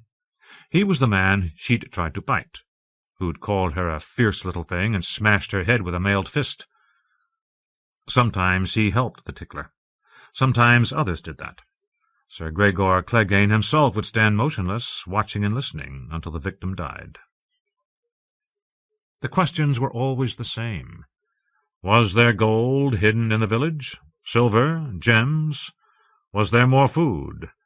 Where was Lord Beric Dondarrion? Which of the village folk had aided him? When he rode off, where did he go? How many men were with them? How many knights? How many bowmen? How many men-at-arms? How were they armed? How many were horsed? How many were wounded? What other enemy had they seen? How many? When? What banners did they fly? Where did they go? Was there gold hidden in the village? Silver? Gems? Where was Lord Beric Dondarrion? How many men were with him? By the third day, Arya could have asked the questions herself. They found a little gold, a little silver, a great sack of copper pennies, and a dented goblet set with garnets that 2 soldiers almost came to blows over. They learned that Lord Beric had 10 starvelings with him, or else 100 mounted knights, that he had ridden west, or north, or south, that he had crossed the lake in a boat, that he was strong as an aurochs, or weak from the bloody flux. No one ever survived the Tickler's questioning. No man, no woman, no child. The strongest lasted past evenfall. Their bodies were hung beyond the fires for the wolves. By the time they marched, Arya knew she was no water dancer. Syrio Forel would never have let them knock him down and take his sword away, nor stood by when they killed Lommy Greenhands. Syrio would never have sat silent in that storehouse, nor shuffled along meekly among the other captives. The dire-wolf was the sigil of the Starks, but Arya felt more a lamb, surrounded by a herd of other sheep. She hated the villagers for their sheepishness, almost as much as she hated herself. The Lannisters had taken everything: father, friends, home, hope, courage. One had taken Needle, while another had broken her wooden stick-sword over his knee. They had even taken her stupid secret. The storehouse had been big enough for her to creep off and make her water in some corner when no one was looking, but it was different on the road. She held it as long as she could, but finally she had to squat by a bush and skin down her breeches in front of all of them. It was that, or wet herself. Hot Pie gaped at her with big moon eyes, but no one else even troubled to look. Girl sheep or boy sheep, Sir Gregor and his men did not seem to care. Their captors permitted no chatter. A broken lip taught Arya to hold her tongue. Others never learned at all. One boy of 3 would not stop calling for his father, so they smashed his face in with a spiked mace. Then the boy's mother started screaming, and Wrath the Sweetling killed her as well. Arya watched them die and did nothing. What good did it do you to be brave? One of the women picked for questioning had tried to be brave, but she had died screaming like all the rest. There were no brave people on that march, only scared and hungry ones. Most were women and children. The few men were very old or very young. The rest had been chained to that gibbet and left for the wolves and the crows. Gendry was only spared because he'd admitted to forging the horned helm himself. Smiths, even apprentice smiths, were too valuable to kill. They were being taken to serve Lord Tywin Lannister at Harrenhal, the Mountain told them. "You're traitors and rebels, so thank your gods that Lord Tywin's giving you this chance. It's more than you'd get from the outlaws. Obey, serve, and live." "It's not just, it's not," she heard one wizened old woman complain to another when they had bedded down for the night. "We never did no treason. The others come in and took what they wanted, same as this bunch." "Lord Beric did us no hurt, though," her friend whispered. And that red priest with him, he paid for all they took. Paid? He took 2 of my chickens and gave me a bit of paper with a mark on it. Can I eat a bit of raggy old paper, I ask you? Will it give me eggs? She looked about to see that no guards were near, and spat 3 times. There's for the Tullys, and there's for the Lannisters, and there's for the Starks. It's a sin and a shame, an old man hissed. When the old king was still alive, he'd not have stood for this. King Robert? Arya asked, forgetting herself. King Ares, God's grace him, the old man said too loudly. A guard came sauntering over to shut them up. The old man lost both his teeth, and there was no more talk that night. Besides his captives, Sir Gregor was bringing back 12 pigs, a cage of chickens, a scrawny milk cow, and 9 wagons of saltfish. The Mountain and his men had horses, but the captives were all afoot, and those too weak to keep up were killed out of hand, along with anyone foolish enough to flee. The guards took women off into the bushes at night, and most seemed to expect it, and went along meekly enough. One girl, prettier than the others, was made to go with 4 or 5 different men every night, until finally she hit one with a rock. Sir Gregor made everyone watch while he took off her head with a sweep of his massive 2-handed greatsword. "Leave the body for the wolves," he commanded when the deed was done, handing the sword to his squire to be cleaned. Arya glanced sidelong at Needle, sheathed at the hip of a black-bearded, balding man-at-arms called Polliver. "It's good that they took it away," she thought. "Otherwise she would have tried to stab Sir Gregor, and he would have cut her right in half, and the wolves would eat her too." Polliver was not so bad as some of the others, even though he'd stolen Needle. The night she was caught, the Lannister men had been nameless strangers, with faces as alike as their nasal helms. But she'd come to know them all. You had to know who was lazy and who was cruel, who was smart and who was stupid. You had to learn that even though the one they called Shitmouth had the foulest tongue she'd ever heard, he'd give you an extra piece of bread if you asked, while jolly old Chiswick and soft-spoken Raff would just give you the back of their hand. Arya watched and listened and polished her hates the way Gendry had once polished his horned helm. Dunsen wore those bull's horns now, and she hated him for it. She hated Polliver for Needle, and she hated old Chiswick, who thought he was funny. And Raff, the sweetling, who'd driven his spear through Lami's throat, she hated even more. She hated Sir Amory Lorch for Yoren, and she hated Sir Meryn Trant for Syrio, the Hound for killing the butcher's boy Micah, and Sir Ilyn and Prince Joffrey and the Queen for the sake of her father and Fat Tom and Desmond and the rest, and even for Lady, Sansa's wolf. The Tickler was almost too scary to hate. At times she could almost forget he was still with them. When he was not asking questions, he was just another soldier, quieter than most, with a face like 1,000 other men. Every night Arya would say their names. "Sir Gregor," she'd whisper to her stone pillow. "Dunsen, Polliver, Chiswick, Raff the Sweetling, the Tickler and the Hound, Sir Amory, Sir Ilyn, Sir Meryn, King Joffrey, Queen Cersei." Back in Winterfell, Arya had prayed with her mother in the Sept, and with her father in the Godswood. But there were no gods on the road to Harrenhal, and her names were the only prayer she cared to remember. Every day they marched, and every night she said her names, until finally the trees thinned and gave way to a patchwork landscape of rolling hills, meandering streams, and sunlit fields, where the husks of burnt holdfasts thrust up black as rotten teeth. It was another long day's march before they glimpsed the towers of Harrenhal in the distance, hard beside the blue waters of the lake. It would be better once they got to Harrenhal, the captives told each other, but Arya was not so certain. She remembered old Nan's stories of the castle built on fear. Harren the Black had mixed human blood in the mortar, Nan used to say, dropping her voice so the children would need to lean close to hear. But Aegon's dragons had roasted Harren and all his sons within their great walls of stone. Arya chewed her lip as she walked along on feet grown hard with callous. It would not be much longer, she told herself. Those towers could not be more than a few miles off. Yet they walked all that day and most of the next, before at last they reached the fringes of Lord Tywin's army, encamped west of the castle amidst the scorched remains of a town. Harrenhal was deceptive from afar, because it was so huge. Its colossal curtain walls rose beside the lake, sheer and sudden as mountain cliffs, while atop their battlements the rows of wood and iron scorpions looked as small as the bugs for which they were named.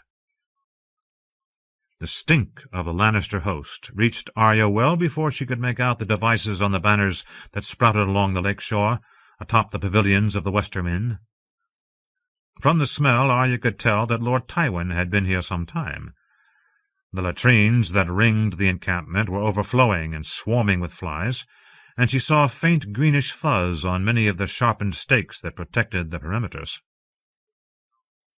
Harrenhal's gatehouse, itself as large as Winterfell's great keep, was as scarred as it was massive, its stones fissured and discolored. From outside only the tops of 5 immense towers could be seen beyond the walls. The shortest of them was half again as tall as the highest tower in Winterfell, but they did not soar the way a proper tower did. Arya thought they looked like some old man's gnarled, knuckly fingers groping after a passing cloud. She remembered Nan telling how the stone had melted and flowed like candle wax down the steps and in the windows, glowing a sullen, searing red as it sought out Harren where he hid. Arya could believe every word.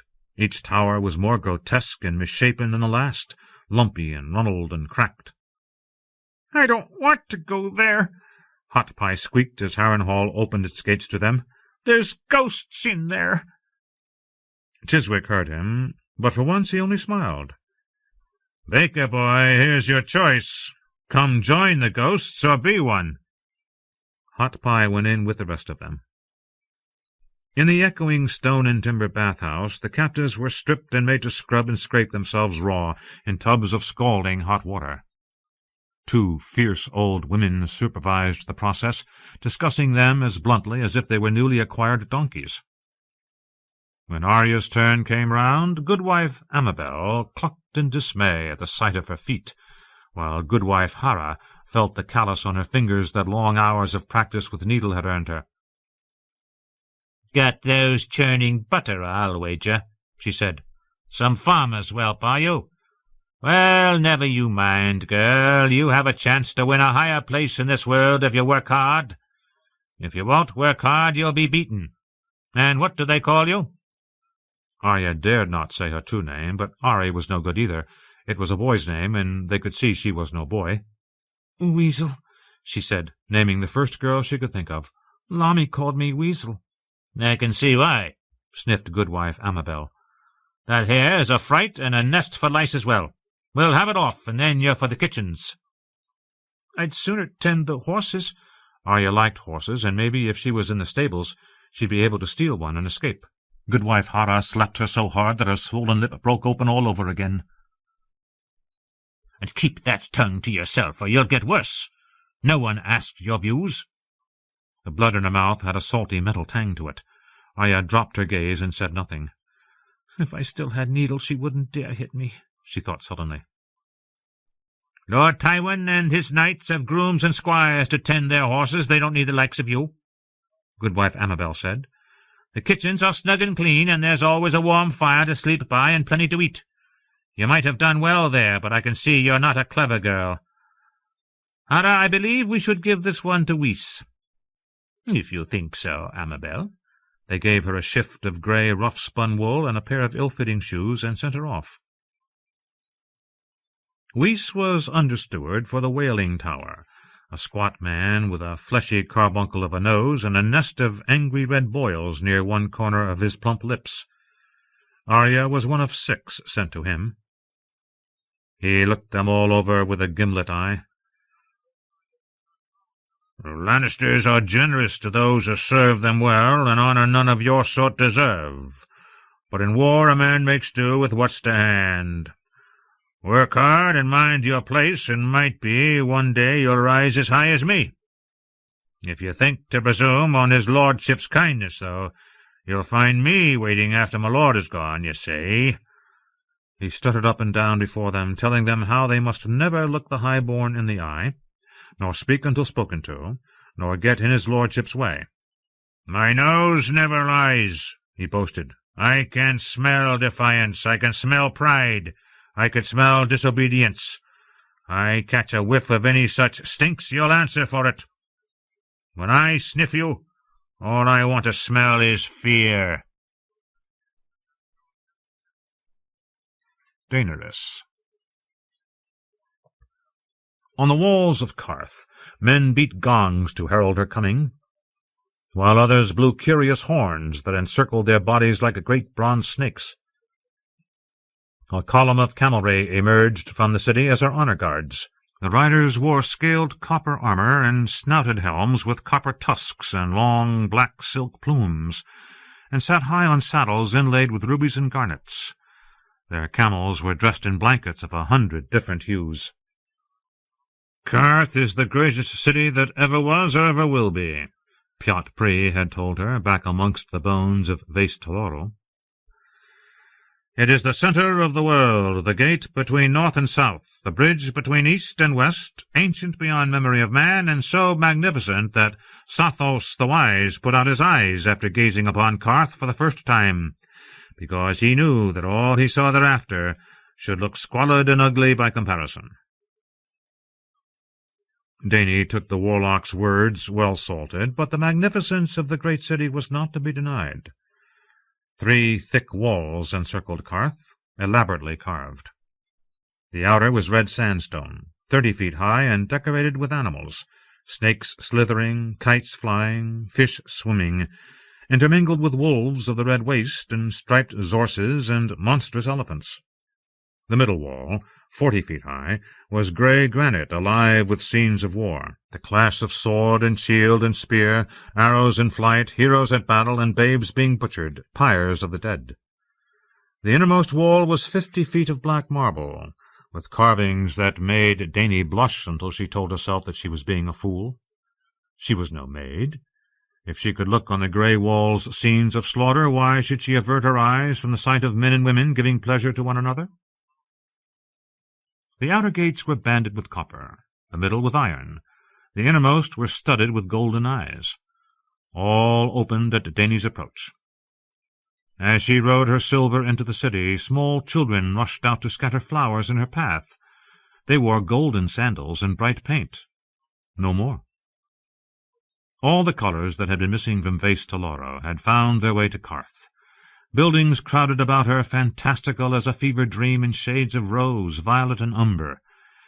She passed under a bronze arch fashioned in the likeness of 2 snakes mating, their scales delicate flakes of jade, obsidian, and lapis lazuli. Slim towers stood taller than any Dany had ever seen, and elaborate fountains filled every square, wrought in the shapes of griffins and dragons and manticores. The Qarthen lined the streets and watched from delicate balconies that looked too frail to support their weight.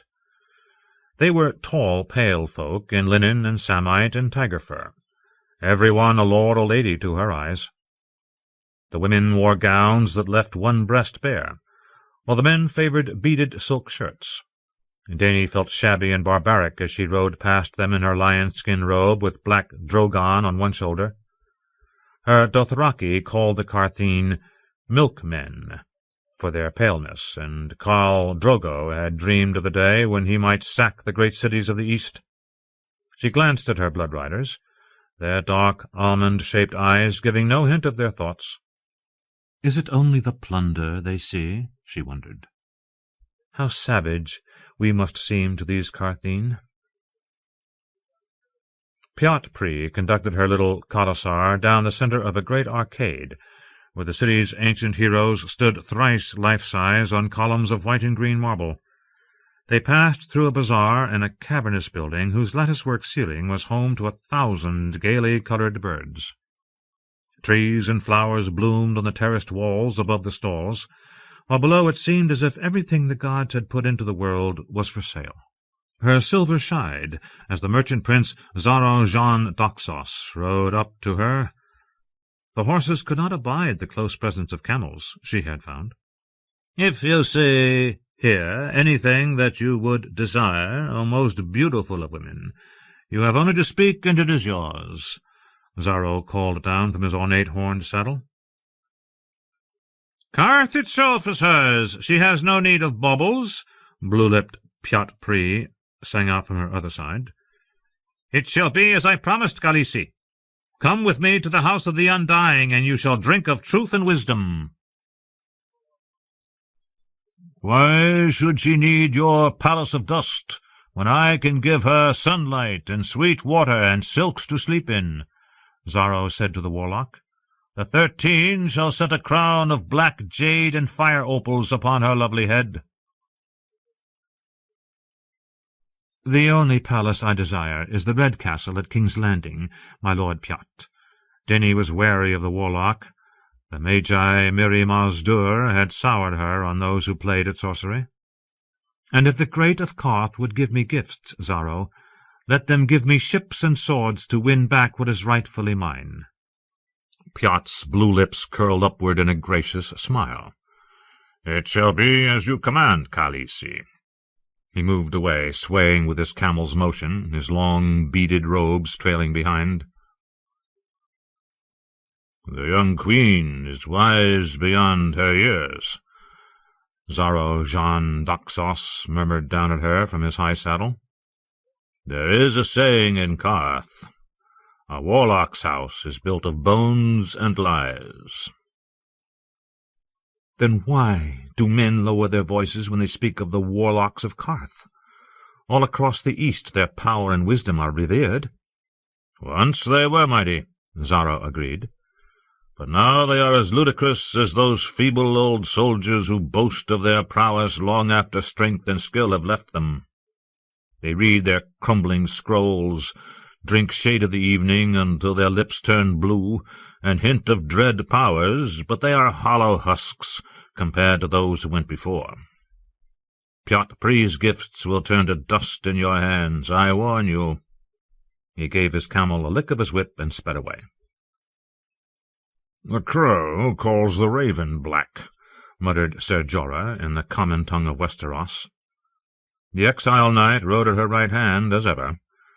For their entrance into Qarth he had put away his Dothraki garb, and donned again the plate and mail and wool of the 7 kingdoms, half a world away. You would do well to avoid both those men, your grace. Those men will help me to my crown, she said. Xaro has vast wealth, and Piat Pri pretends to power, the knight said brusquely. On his dark green surcoat the bear of House Mormont stood on its hind legs, black and fierce.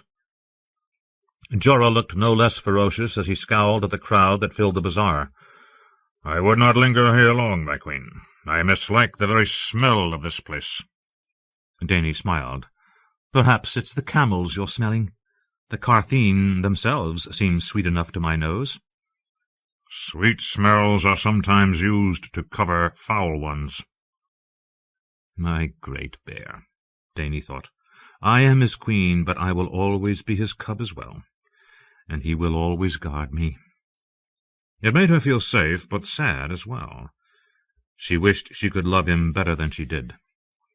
Xaro Jean Daxos had offered Dany the hospitality of his home while she was in the city. She had expected something grand. She had not expected a palace larger than many a market town. It makes Magister Illyrio's manse in Pentos look like a swineherd's hovel, she thought. Xaro swore that his home could comfortably house all of her people and their horses besides. Indeed, it swallowed them. An entire wing was given over to her. She would have her own gardens, a marble bathing pool, a scrying tower, and warlock's maze. Slaves would tend her every need. In her private chambers the floors were green marble, the walls draped with colorful silk hangings that shimmered with every breath of air. "You are too generous," she told Xaro Jean Daxos. For the mother of dragons, no gift is too great. Xaro was a languid, elegant man with a bald head and a great beak of a nose crusted with rubies, opals, and flakes of jade. On the morrow you shall feast upon peacock and lark's tongue, and hear music worthy of the most beautiful of women. The 13 will come to do you homage, and all the great of Qarth. All the great of Qarth will come to see my dragons, Dany thought, yet she thanked Xaro for his kindness before she sent him on his way. Pyot Pri took his leave as well, vowing to petition the Undying Ones for an audience. "An honour rare as summer snows." Before he left, he kissed her bare feet with his pale blue lips, and pressed on her a gift, a jar of ointment that he swore would let her see the spirits of the air. Last of the three seekers to depart was Quaithe the Shadowbinder. From her Dany received only a warning. "Beware," the woman in the red lacquer mask said. "Of whom?" "Of all. They shall come day and night to see the wonder that has been born again into the world, and when they see, they shall lust.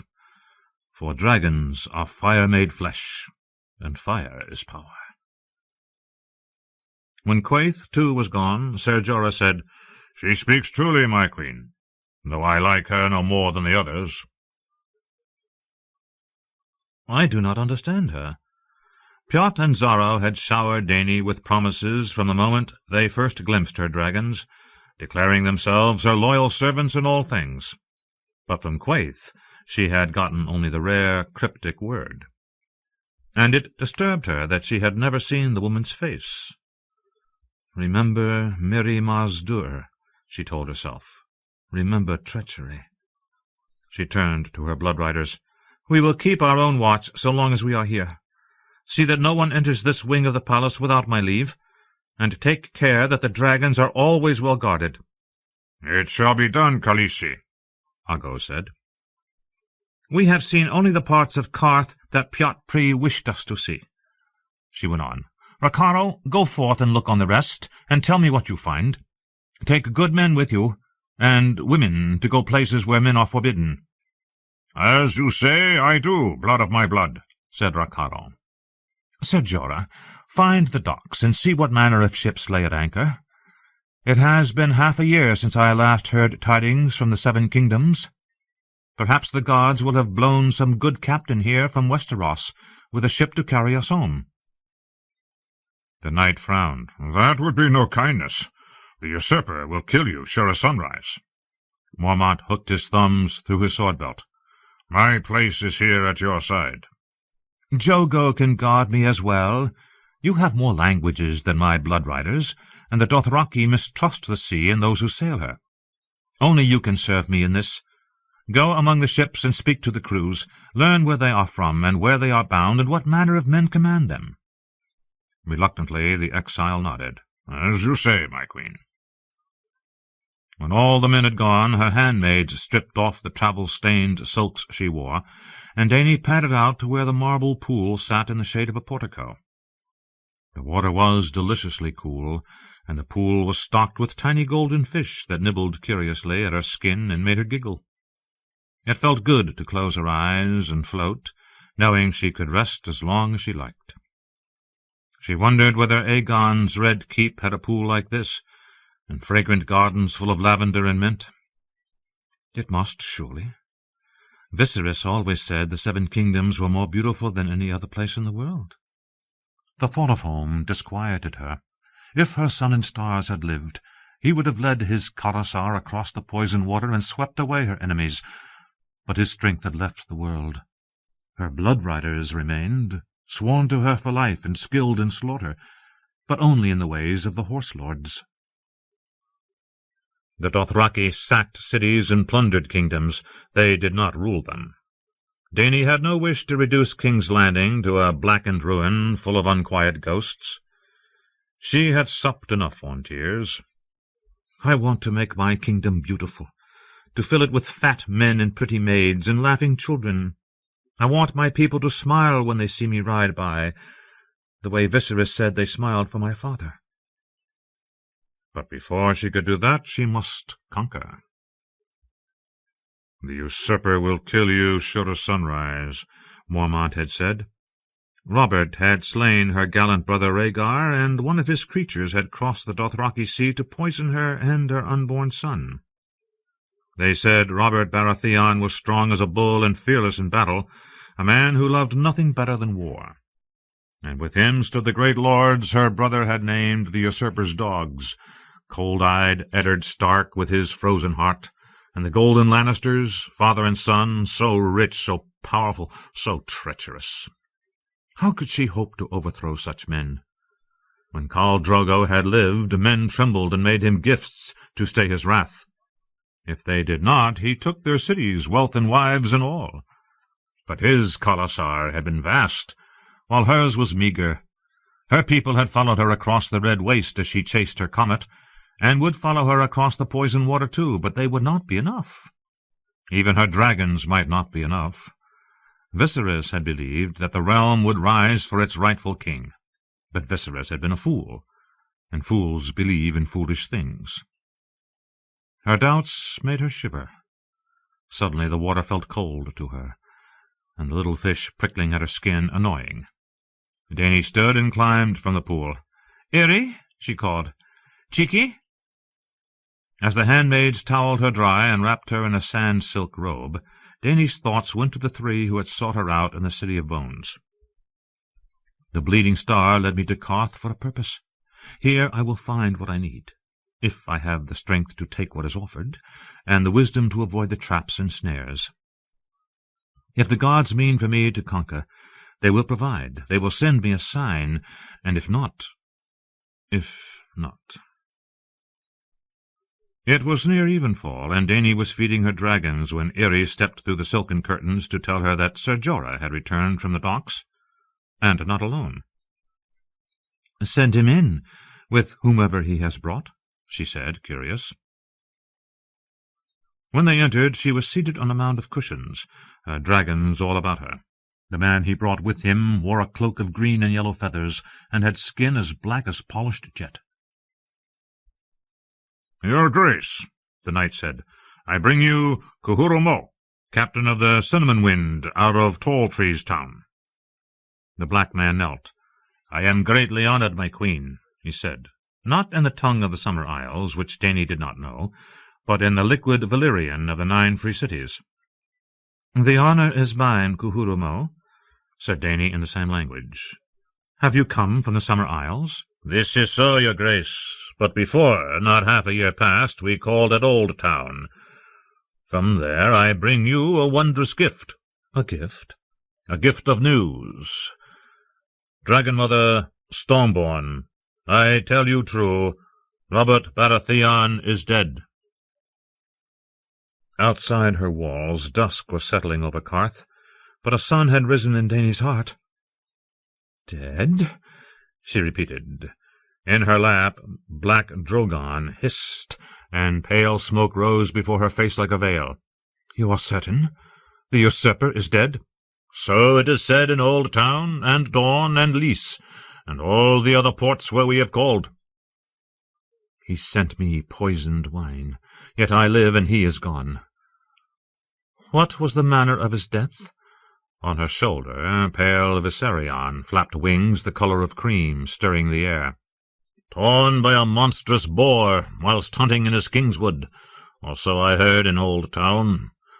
Others say his queen betrayed him, or his brother, or Lord Stark, who was his hand. Yet all the tales agree in this. King Robert is dead and in his grave." Dany had never looked upon the usurper's face, yet seldom a day had passed when she had not thought of him. His great shadow had lain across her since the hour of her birth, when she came forth amidst blood and storm into a world where she no longer had a place. And now this ebony stranger had lifted that shadow. "The boy sits the Iron Throne now," Ser Jorah said. "King Joffrey reigns," Cuhuro Mo agreed, "but the Lannisters rule. Robert's brothers have fled King's Landing. The talk is they mean to claim the crown. And a hand has fallen, Lord Stark, who was King Robert's friend. He has been seized for treason." "Ned Stark a traitor?" Ser Jorah snorted. "Not bloody likely. The long summer will come again before that one would besmirch his precious honor." "What honor could he have?"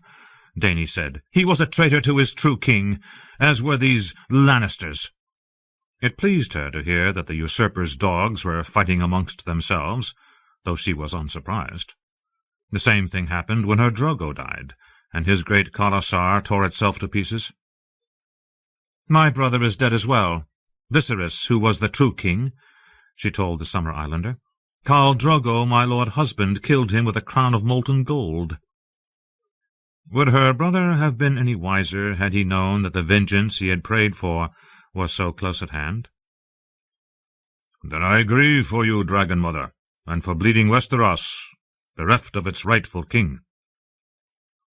Beneath Dany's gentle fingers, green Rhaegal stared at the stranger with eyes of molten gold. When his mouth opened, his teeth gleamed like black needles. "When does your ship return to Westeros, Captain?" "Not for a year or more, I fear. From here the Cinnamon Wind sails east to make the traders circle round the Jade Sea." "I see," said Dany, disappointed. "I wish you fair winds and good trading, then. You have brought me a precious gift." "I have been amply repaid, great queen." She puzzled at that. "How so?" His eyes gleamed. "I have seen dragons." Dany laughed. "And we'll see more of them one day, I hope. Come to me in King's Landing when I am on my father's throne, and you shall have a great reward." The Summer Islander promised he would do so, and kissed her lightly on the fingers as he took his leave. Jiki showed him out, while Sir Jorah Mormont remained. "Khaleesi," the knight said when they were alone, "I should not speak so freely of your plans, if I were you. This man will spread the tale wherever he goes now." "Let him," she said. "Let the whole world know my purpose. The usurper is dead. What does it matter?" "Not every sailor's tale is true," Sir Jorah cautioned, "and even if Robert be truly dead, his son rules in his place. This changes nothing, truly." "This changes everything." Dany rose abruptly. Screeching, her dragons uncoiled and spread their wings. Drogon flapped and clawed up to the lintel over the archway. The others skittered across the floor, wing-tips scrabbling on the marble. "Before, the 7 kingdoms were like my Drogo's Khalasar, 100,000 made as one by his strength. Now they fly to pieces, even as the Khalasar did after my Khal lay dead." "The High Lords have always fought. Tell me who's won, and I'll tell you what it means. Khaleesi, the 7 kingdoms are not going to fall into your hands like so many ripe peaches. You will need a fleet, gold, armies, alliances." "All this I know." She took his hands in hers and looked up into his dark, suspicious eyes. "Sometimes he thinks of me as a child he must protect, and sometimes as a woman he would like to bed. But does he ever truly see me as his queen? I am not the frightened girl you met in Pentos. I have counted only 15 name days, true, but I am as old as the crones in the Dosh Khaleen, and as young as my dragons, Jorah. I have borne a child, burned a Khal, and crossed the Red Waste in the Dothraki Sea. Mine is the blood of the dragon." "As was your brother's," he said stubbornly. "I am not Viserys." "No," he admitted. "There is more of Rhaegar in you, I think, but even Rhaegar could be slain. Robert proved that on the Trident, with no more than a warhammer. Even dragons can die." "Dragons die?" She stood on her toes to kiss him lightly on an unshaven cheek. "But so do dragon slayers." Bran. Mira moved in a wary circle, her net dangling loose in her left hand, the slender 3-pronged frog spear poised in her right. Summer followed her with his golden eyes, turning, his tail held stiff and tall. Watching. "Yai!" the girl shouted, the spear darting out. The wolf slid to the left and leapt before she could draw back the spear. Mira cast her net, the tangles unfolding in the air before her. Summer's leap carried him into it. He dragged it with him as he slammed into her chest and knocked her over backward. Her spear went spinning away. The damp grass cushioned her fall, but the breath went out of her in an oof. The wolf crouched atop her. Bran hooted. "You lose." "She wins," her brother Jojen said. "Summer's snared." He was right, Bran saw. Thrashing and growling at the net, trying to rip free, Summer was only ensnaring himself worse. Nor could he bite through. Let him out." Laughing, the reed girl threw her arms around the tangled wolf and rolled them both. Summer gave a piteous whine, his legs kicking against the cords that bound them. Mira knelt, undid a twist, pulled out a corner, tugged deftly here and there, and suddenly the dire wolf was bounding free. "Summer, to me!" Bran spread his arms. "Watch!" he said. An instant before, the wolf bowled into him. He clung with all his strength as the wolf dragged him, bumping through the grass. They wrestled and rolled and clung to each other, one snarling and yapping, the other laughing. In the end, it was Bran sprawled on top, the mud-spattered dire wolf under him. "Good wolf!" he panted. Summer licked him across the ear. Mira shook her head. "Does he never grow angry?" "Not with me." Bran grabbed the wolf by his ears, and Summer snapped at him fiercely, but it was all in play. "Sometimes he tears my garb, but he's never drawn blood." "Your blood, you mean. If he'd gotten past my net—" "He wouldn't hurt you. He knows I like you." All of the other lords and knights had departed within a day or two of the harvest feast, but the reeds had stayed to become Bran's constant companions. Jojen was so solemn that old Nan called him Little Grandfather. But Mira reminded Bran of his sister Arya. She wasn't scared to get dirty, and she could run and fight and throw as good as a boy. She was older than Arya, though, almost 16, a woman grown. They were both older than Bran, even though his 9th name day had finally come and gone, but they never treated him like a child. "I wish you were our wards instead of the Walders." He began to struggle toward the nearest tree. His dragging and wriggling was unseemly to watch, but when Mira moved to lift him, he said, "No, don't help me." He rolled clumsily and pushed and squirmed backward, using the strength of his arms, until he was sitting with his back to the trunk of a tall ash. "See? I told you." Summer lay down with his head in Bran's lap. "I never knew anyone who fought with a net before," he told Mira while he scratched the dire wolf between the ears. "Did your master-at-arms teach you net fighting?" "My father taught me. We have no knights at Greywater. No master-at-arms and no maester." "Who keeps your ravens?" She smiled. "Ravens can't find Greywater Watch no more than our enemies can." "Why not?" "Because it moves," she told him. Bran had never heard of a moving castle before.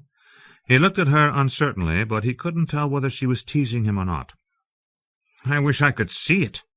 Do you think your Lord Father would let me come visit when the war is over?" "You would be most welcome, my prince, then or now." Now? Bran had spent his whole life at Winterfell. He yearned to see far places. "I could ask Sir Roderick when he returns." The old knight was off east, trying to set to rights the trouble there.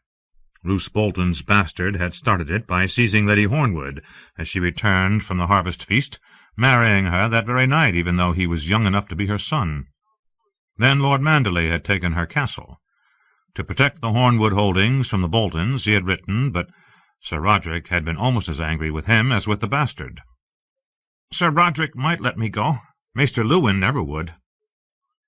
Sitting cross-legged under the weirwood, Jojen Reed regarded him solemnly. "It would be good if you left Winterfell, Bran." "It would?" "Yes, and sooner rather than later." "My brother has the green sight," said Mira. "He dreams things that haven't happened, but sometimes they do." "There is no sometimes, Mira." A look passed between them. Him sad, her defiant. "Tell me what's going to happen," Bran said. "I will," said Jojen, "if you'll tell me about your dreams." The godswood grew quiet. Bran could hear leaves rustling and Hodor's distant splashing from the hot pools. He thought of the golden man and the three-eyed crow, remembered the crunch of bones between his jaws and the coppery taste of blood. "I don't have dreams. Maester Luwin gives me sleeping draughts." "Do they help?" "Sometimes." Mira said, "All of Winterfell knows you wake at night shouting and sweating, Bran. The women talk of it at the well, and the guards in their hall." "Tell us what frightens you so much," said Jojen. "I don't want to. Anyway, it's only dreams. Maester Lewin says dreams might mean anything or nothing. My brother dreams as other boys do, and those dreams might mean anything, Mira said. But the green dreams are different. Jojen's eyes were the color of moss, and sometimes when he looked at you he seemed to be seeing something else. Like now. I dreamed of a winged wolf bound to earth with grey stone chains, he said. It was a green dream, so I knew it was true. A crow was trying to peck through the chains, but the stone was too hard and his beak could only chip at them. Did the crow have 3 eyes? Jojen nodded. Summer raised his head from Bran's lap and gazed at the mud-man with his dark golden eyes. When I was little, I almost died of grey-water fever. That was when the crow came to me. He came to me after I fell, Bran blurted. I was asleep for a long time. He said I had to fly or die, and I woke up, only I was broken and I couldn't fly after all. You can, if you want to. Picking up her net, Mira shook out the last tangles and began arranging it in loose folds. You are the winged wolf, Bran, said Jojen. I wasn't sure when we first came, but now I am. The crow sent us here to break your chains. Is the crow at Greywater? No, the crow is in the north. At the wall? Bran had always wanted to see the wall. His bastard brother Jon was there now, a man of the Night's Watch. Beyond the wall. Mira Reed hung the net from her belt. When Jojen told our Lord Father what he'd dreamed, he sent us to Winterfell.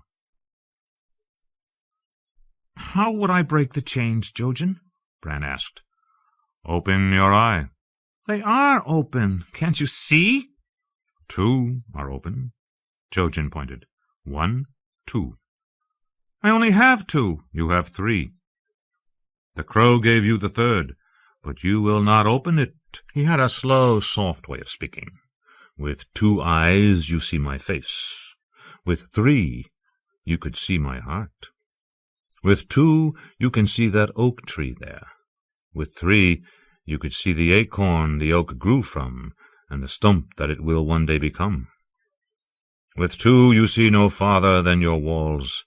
With 3 you would gaze south to the summer sea, and north beyond the wall.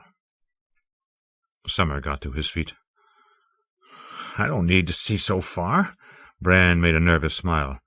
I'm tired of talking about crows. Let's talk about wolves. Or lizard lions. Have you ever hunted one, Mira? We don't have them here. Mira plucked her frog spear out of the bushes. They live in the water, in slow streams and deep swamps. Her brother interrupted. Did you dream of a lizard lion? No, said Bran. I told you I don't want... Did you dream of a wolf? He was making Bran angry. I don't have to tell you my dreams. I'm the prince. I'm the Stark in Winterfell. Was it summer? You be quiet. The night of the harvest feast you dreamed you were Summer in the Godswood, didn't you? Stop it! Bran shouted. Summer slid toward the weirwood, his white teeth bared. Jojen Reed took no mind. When I touched Summer, I felt you in him, just as you are in him now. You couldn't have. I was in bed. I was sleeping. You were in the Godswood, all in grey. It was only a bad dream. Jojen stood. I felt you. I felt you fall. Is that what scares you, the falling? The falling, Bran thought, and the Golden Man, the Queen's brother. He scares me too, but mostly the falling. He did not say it, though. How could he?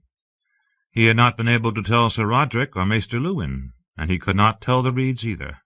If he didn't talk about it, maybe he would forget. He had never wanted to remember.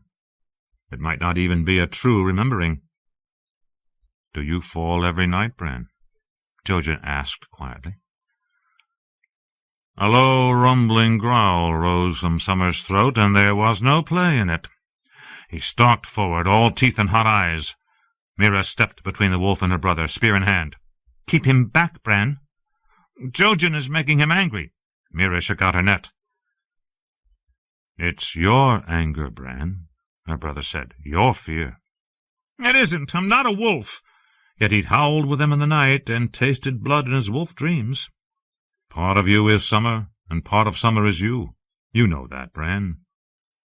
Summer rushed forward, but Meera blocked him, jabbing with the three-pronged spear.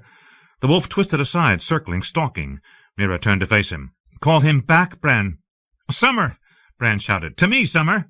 He slapped an open palm down on the meat of his thigh. His hand tingled, though his dead leg felt nothing. The dire wolf lunged again, and again Meera's spear darted out. Summer dodged, circled back. The bushes rustled, and a lean black shape came padding from behind the weirwood, teeth bared. The scent was strong. His brother had smelled his rage. Bran felt hairs rise on the back of his neck. Meera stood beside her brother, with wolves to either side. Bran, call them off. I can't!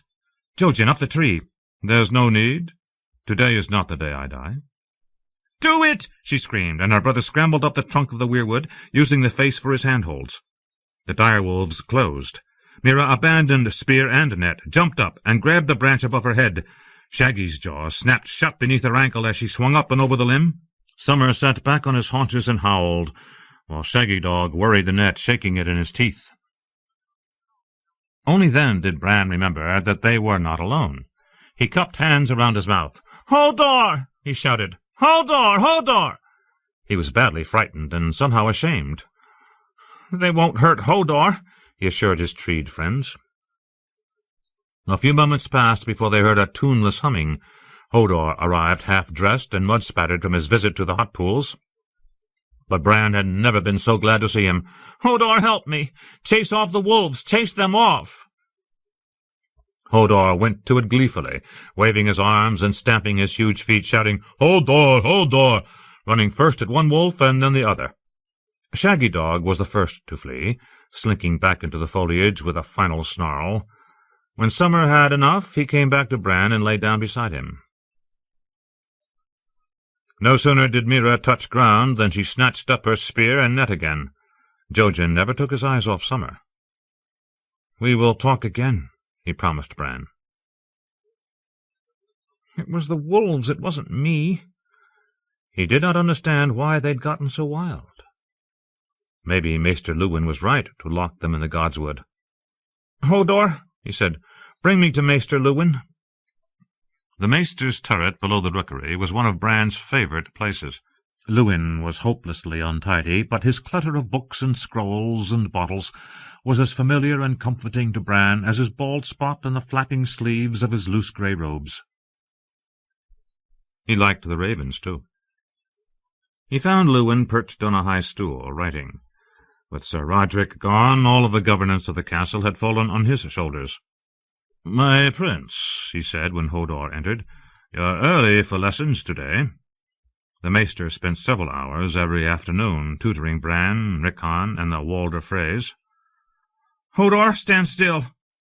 Bran grasped a wall sconce with both hands and used it to pull himself up and out of the basket. He hung for a moment by his arms until Hodor carried him to a chair.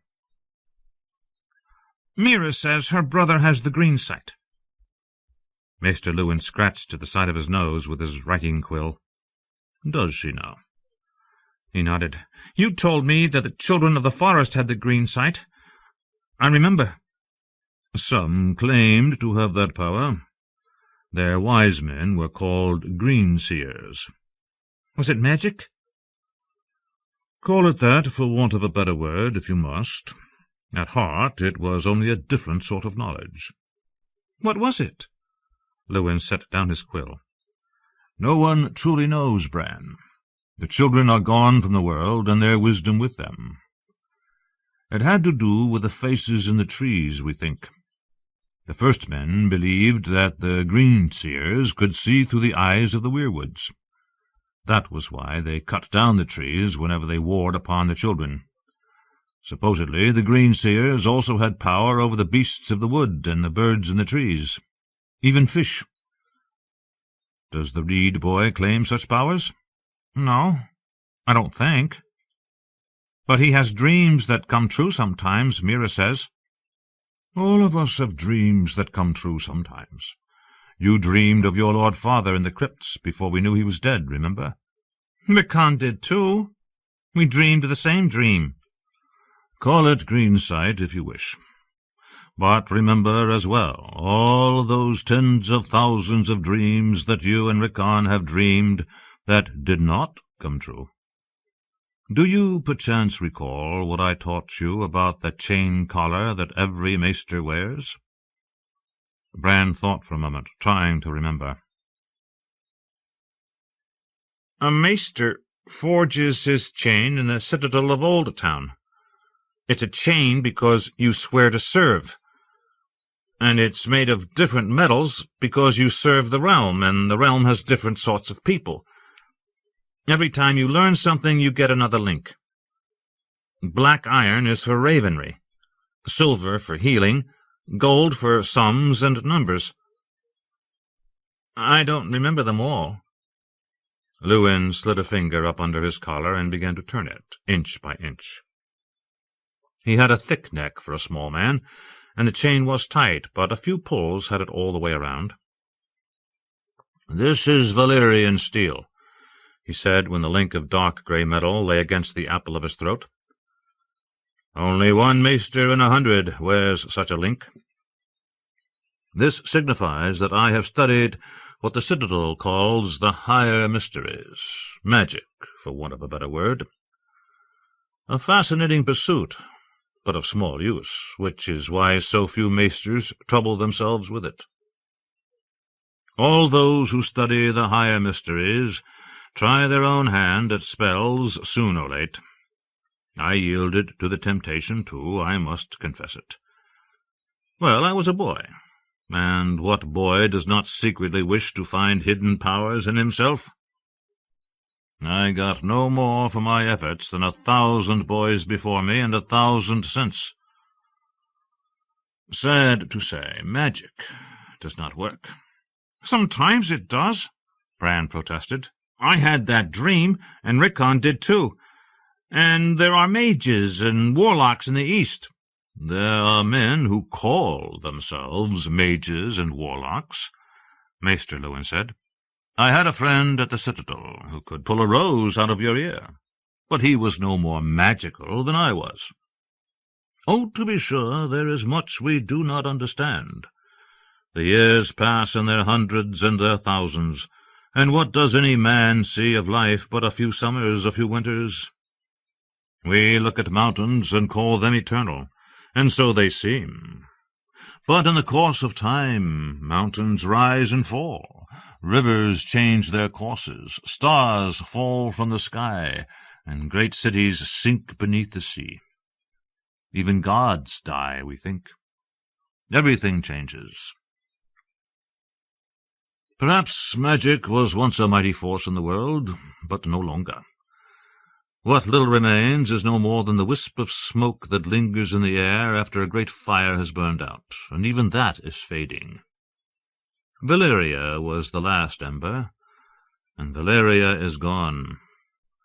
The dragons are no more, the giants are dead, the children of the forest forgotten with all their lore. No, my prince, Jojen Reed may have had a dream or two that he believes came true, but he does not have the green sight. No living man has that power. Bran said as much to Meera Reed when she came to him at dusk as he sat in his window-seat, watching the lights flicker to life. "I'm sorry for what happened with the wolves. Summer shouldn't have tried to hurt Jojen, but Jojen shouldn't have said all that about my dreams. The crow lied when he said I could fly, and your brother lied too." Or perhaps your maester is wrong. "He isn't. Even my father relied on his counsel." Your father listened, I have no doubt. But in the end he decided for himself. Bran, will you let me tell you about a dream Jojen dreamed of you and your fosterling brothers? "The Walders aren't my brothers." She paid that no heed. You were sitting at supper, but instead of a servant, Maester Lewin brought you your food. He served you the king's cut off the roast, the meat rare and bloody, but with a savoury smell that made everyone's mouth water. The meat he served the Freys was old and grey and dead, Yet they liked their supper better than you liked yours. I don't understand. You will, my brother says. When you do, we'll talk again. Bran was almost afraid to sit to supper that night, but when he did, it was pigeon pie they set before him. Everyone else was served the same, and he couldn't see that anything was wrong with the food they served the Walders. Maester Luwin has the truth of it, he told himself. Nothing bad was coming to Winterfell, no matter what Jojen said. Bran was relieved, but disappointed too. So long as there was magic, anything could happen. Ghosts could walk, trees could talk, and broken boys could grow up to be knights. But there isn't, he said aloud in the darkness of his bed. There's no magic, and the stories are just stories. And he would never walk, nor fly, nor be a knight. Tyrion. The rushes were scratchy under the soles of his bare feet. My cousin chooses a queer hour to come visiting, Tyrion told a sleep-befuddled Podrick Payne, who'd doubtless expected to be well roasted for waking him. See him to my solar, and tell him I'll be down shortly. It was well past midnight, he judged from the black outside the window. Does Lancel think to find me drowsy and slow of wit at this hour? He wondered. No, Lancel scarce thinks at all. This is Cersei's doing. His sister would be disappointed. Even abed, he worked well into the morning, reading by the flickering light of a candle, scrutinizing the reports of Varys's whisperers, and poring over Littlefinger's books of accounts, until the columns blurred and his eyes ached. He splashed some tepid water on his face from the basin beside his bed, and took his time squatting in the guard-robe, the night air cold on his bare skin. Sir Lancel was 16, and not known for his patience. Let him wait, and grow more anxious in the waiting. When his bowels were empty, Tyrion slipped on a bedrobe and roughed his thin flaxen hair with his fingers, all the more to look as if he had wakened from sleep. Lancel was pacing before the ashes of the hearth, garbed in slashed red velvet, with black silk undersleeves, a jewelled dagger and a gilded scabbard hanging from his sword-belt. "Cousin," Tyrion greeted him, "your visits are too few. To what do I owe this undeserved pleasure?" "Her Grace the Queen Regent has sent me to command you to release Grand Maester Purcell." Sir Lancel showed Tyrion a crimson ribbon, bearing Cersei's lion seal impressed in golden wax. "Here is her warrant." "So it is." Tyrion waved it away. "I hope my sister is not overtaxing her strength so soon after her illness. It would be a great pity if she were to suffer a relapse." "Her Grace is quite recovered," Sir Lancel said curtly. "Music to my ears, though not a tune I'm fond of. I should have given her a larger dose." Tyrion had hoped for a few more days without Cersei's interference, but he was not too terribly surprised by her return to health. She was Jaime's twin, after all. He made himself smile pleasantly. "Pod, build us a fire. The air is too chilly for my taste. Will you take a cup with me, Lancel? I find that mulled wine helps me sleep." "I need no help sleeping," Sir Lancel said. "I am come at her Grace's behest, not to drink with you, imp." Knighthood had made the boy bolder, Tyrion reflected. That, and the sorry part he had played in murdering King Robert. "Wine does have its dangers." He smiled as he poured. "As to Grand Maester Purcell, if my sweet sister is so concerned for him, I would have thought she'd come herself. Instead, she sends you. What am I to make of that?" "Make of it what you will, so long as you release your prisoner. The Grand Maester is a staunch friend to the Queen Regent, and under her personal protection." A hint of a sneer played about the lad's lips. He was enjoying this. "He takes his lessons from Cersei." "Her Grace will never consent to this outrage. She reminds you that she is Joffrey's regent." "As I am Joffrey's hand." "The hand serves, the young knight informed him airily. "The regent rules until the king is of age." "Perhaps you ought write that down, so I'll remember it better." The fire was crackling merrily. "You may leave us, Pod," Tyrion told his squire. Only when the boy was gone did he turn back to Lancel. "There is more?" "Yes, her grace bids me inform you that Sir Jacelyn Bywater defied a command issued in the king's own name." "Which means that Cersei has already ordered Bywater to release Pycelle and been rebuffed." "I see." "She insists that the man be removed from his office and placed under arrest for treason. I warn you—" He set aside his wine-cup. "I'll hear no warnings from you, boy." "Sir," Lancel said stiffly. He touched his sword, perhaps to remind Tyrion that he wore one. "Have a care how you speak to me, imp." Doubtless he meant to sound threatening, but that absurd wisp of a moustache ruined the effect. "Oh, unhand your sword. One cry from me and Shagga will burst in and kill you, with an axe, not a wineskin." Lancel reddened. Was he such a fool as to believe his part in Robert's death had gone unnoted?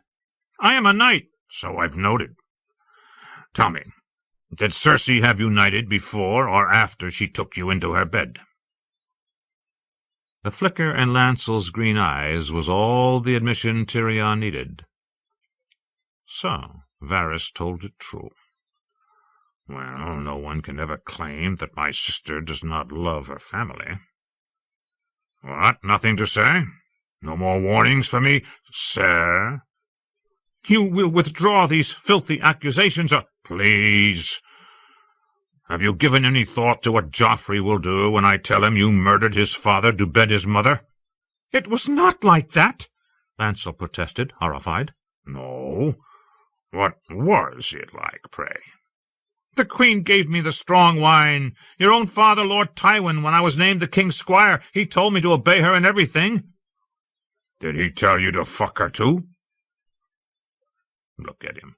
Not quite so tall, his features not so fine, and his hair is sand instead of spun gold. Yet still, even a poor copy of Jamie is sweeter than an empty bed, I suppose. No, I thought not. "I never meant— I only did as I was bid. I hated every instant of it. Is that what you would have me believe? A high place at court, knighthood, my sister's legs opening for you at night. Oh, yes, it must have been terrible for you." Tyrion pushed himself to his feet.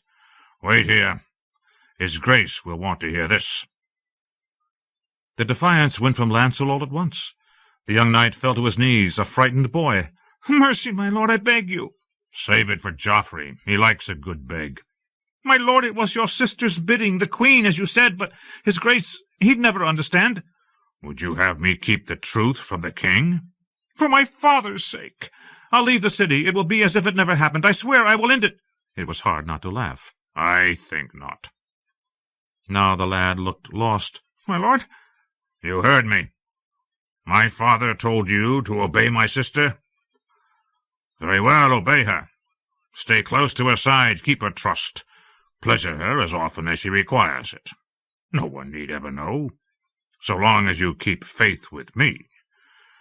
I want to know what Cersei is doing, where she goes, who she sees, what they talk of, what plans she is hatching.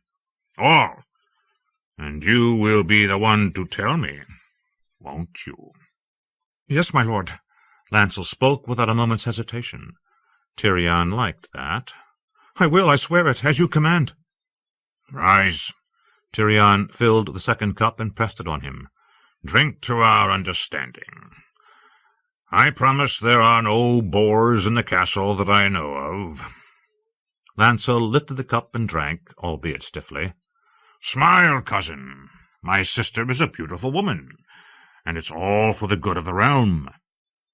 You could do well out of this. Knighthood is nothing. If you're clever, you'll have a lordship for me before you're done." Tyrion swirled the wine in his cup.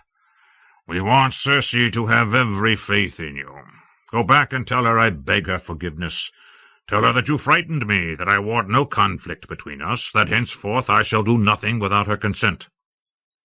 "But her demands, "Oh, I'll give her Purcell." "You will?" Lancel seemed astonished. Tyrion smiled. "I'll release him on the morrow.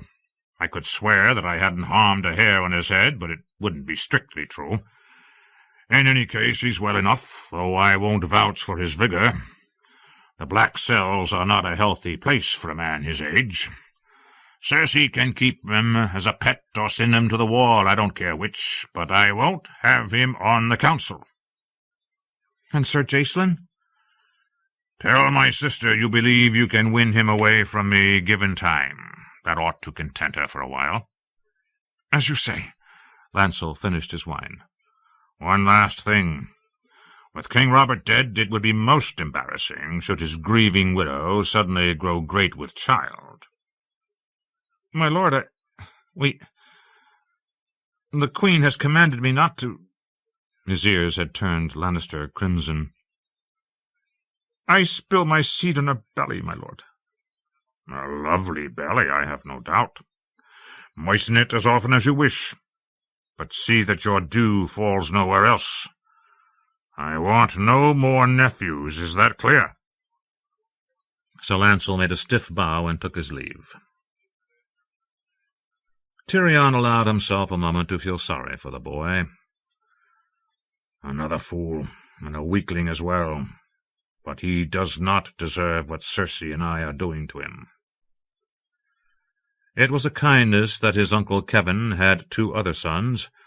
This one was unlikely to live out the year. Cersei would have him killed out of hand if she learned he was betraying her. And if by some grace of the gods she did not, Lancel would never survive the day Jaime Lannister returned to King's Landing. The only question would be whether Jaime cut him down in a jealous rage, or Cersei murdered him first to keep Jaime from finding out. Tyrion's silver was on Cersei. A restlessness was on him, and Tyrion knew full well he would not get back to sleep tonight. Not here, in any case. He found Podrick Payne asleep in a chair outside the door of the Solar, and shook him by the shoulder. "Summon Bran, and then run down to the stables and have 2 horses saddled." The squire's eyes were cloudy with sleep. "Horses?" "Those big brown animals that love apples. I'm sure you've seen them. 4 legs and a tail. But Bran first." The sellsword was not long in appearing. "Who pissed in your soup?" he demanded. "Cersei as ever. You'd think I'd be used to the taste by now, but never mind. My gentle sister seems to have mistaken me for Ned Stark." "I hear he was taller." "Not after Joff took off his head." "You ought to have dressed more warmly. The night is chill." "Are we going somewhere?" "Are all sellswords as clever as you?" The city streets were dangerous, but with Bran beside him, Tyrion felt safe enough. The guards let him out a postern gate in the north wall, and they rode down Shadow-Black Lane to the foot of Aegon's High Hill, and thence on to Pigron Alley, past rows of shuttered windows and tall timber and stone buildings, whose upper stories leaned out so far over the street they almost kissed. The moon seemed to follow them as they went, playing peek-and-sneak among the chimneys. They encountered no one but a lone old crone, carrying a dead cat by the tail. She gave them a fearful look, as if she were afraid they might try to steal her dinner, and slunk off into the shadows without a word. Tyrion reflected on the men who had been hand before him, who had proved no match for his sister's wiles. How could they be? Men like that? Too honest to live, too noble to shit. Cersei devours such fools every morning when she breaks her fast. The only way to defeat my sister is to play her own game, and that was something the Lords Stark and Arryn would never do. Small wonder that both of them were dead, while Tyrion Lannister had never felt more alive.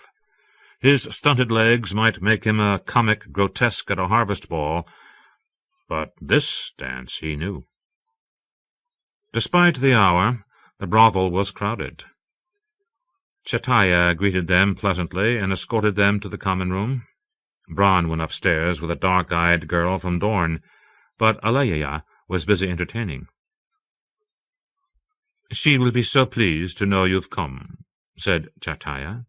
"I will see that the turret room is made ready for you. Will my lord take a cup of wine while he waits?" "I will," he said. The wine was poor stuff compared to the vintages from the arbour the house normally served. "You must forgive us, my lord," Chataya said. "I cannot find good wine at any price of late." "You are not alone in that, I fear." Chataya commiserated with him a moment, then excused herself and glided off. "A handsome woman," Tyrion reflected as he watched her go. He had seldom seen such elegance and dignity in a whore. Though, to be sure, she saw herself more as a kind of priestess. Perhaps that is the secret. It is not what we do, so much as why we do it. Somehow that thought comforted him. A few of the other patrons were giving him sideways looks. The last time he ventured out, a man had spit on him. Well, had tried to. Instead, he'd spit on Bran, and in future would do his spitting without teeth. "Is my lord feeling unloved?"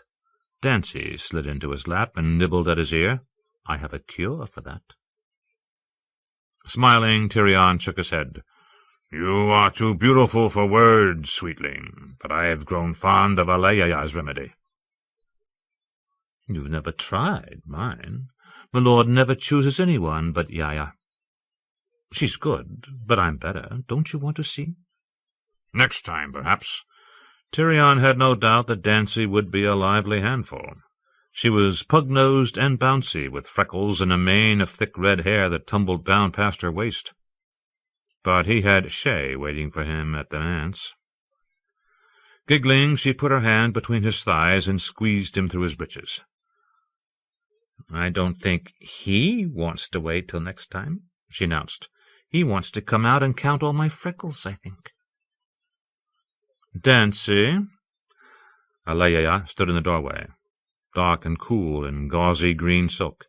"His lordship is come to visit me." Tyrion gently disentangled himself from the other girl and stood. Dancy did not seem to mind.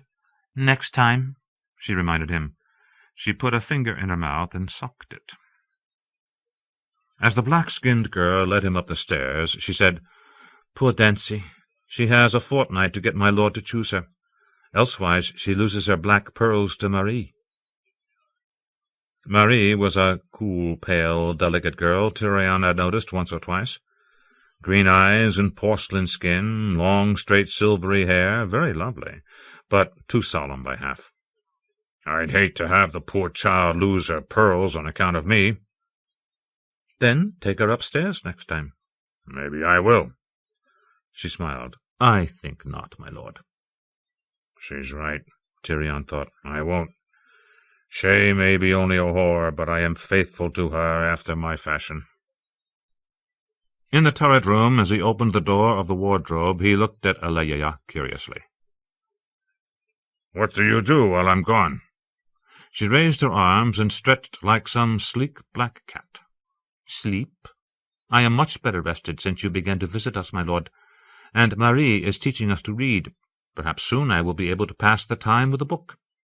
"Sleep is good," he said, "and books are better." He gave her a quick kiss on the cheek. Then it was down the shaft and through the tunnel. As he left the stable on his piebald gelding, Tyrion heard the sound of music drifting over the rooftops. It was pleasant to think that men still sang, even in the midst of butchery and famine. Remembered notes filled his head, and for a moment he could almost hear Tysha as she'd sung to him half a lifetime ago. He reined up to listen. The tune was wrong, the words too faint to hear. A different song, then, and why not? His sweet, innocent Tysha had been a lie start to finish. Only a whore his brother Jaime had hired to make him a man. "I'm free of Tysha now," he thought. "She's haunted me half my life, but I don't need her any more. no more than I need Arya, or Dancy, or Marie, or the hundreds like them I've bedded with over the years. I have Shay now. Shay. The gates of the manse were closed and barred. Tyrion pounded until the ornate bronze eye clacked open. It's me. The man who admitted him was one of Varys's prettier finds, a Bravosi daggerman with a hare-lip and a lazy eye. Tyrion had wanted no handsome young guardsman loitering about Shay day after day. Find me old, ugly, scarred men, preferably impotent, he had told the eunuch. Men who prefer boys, or men who prefer sheep, for that matter. Varys had not managed to come up with any sheep-lovers, but he did find a eunuch strangler and a pair of foul-smelling Ibonese who were as fond of axes as they were of each other. The others were as choice a lot of mercenaries as ever graced a dungeon, each uglier than the last. When Varys had paraded them before him, Tyrion had been afraid he'd gone too far, but Shay had never uttered a word of complaint. And why would she? She has never complained of me, and I'm more hideous than all her guards together. Perhaps she does not even see ugliness. Even so, Tyrion would sooner have used some of his mountain clansmen to guard the manse, Chella's Black Ears, perhaps, or the Moon Brothers. He had more faith in their iron loyalties and sense of honor than in the greed of sellswords. The risk was too great, however. All King's Landing knew the wildlings were his.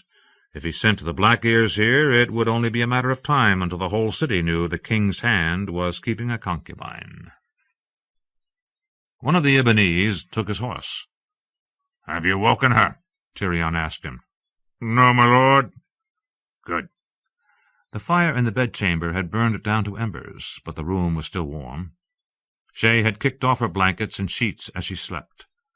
She lay nude atop the feather bed, the soft curves of her young body limned in the faint glow from the hearth. Tyrion stood in the door and drank in the sight of her. Younger than Marie, sweeter than Dancy, more beautiful than Arya. She's all I need and more.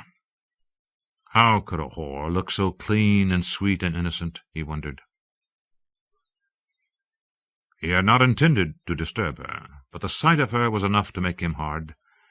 He let his garments fall to the floor, then crawled onto the bed and gently pushed her legs apart and kissed her between the thighs. Shay murmured in her sleep. He kissed her again and licked at her secret sweetness, on until his beard and her cunt were both soaked. When she gave a soft moan and shuddered, he climbed up and thrust himself inside her and exploded almost at once. Her eyes were open. She smiled and stroked his head and whispered, "I just had the sweetest dream, my lord."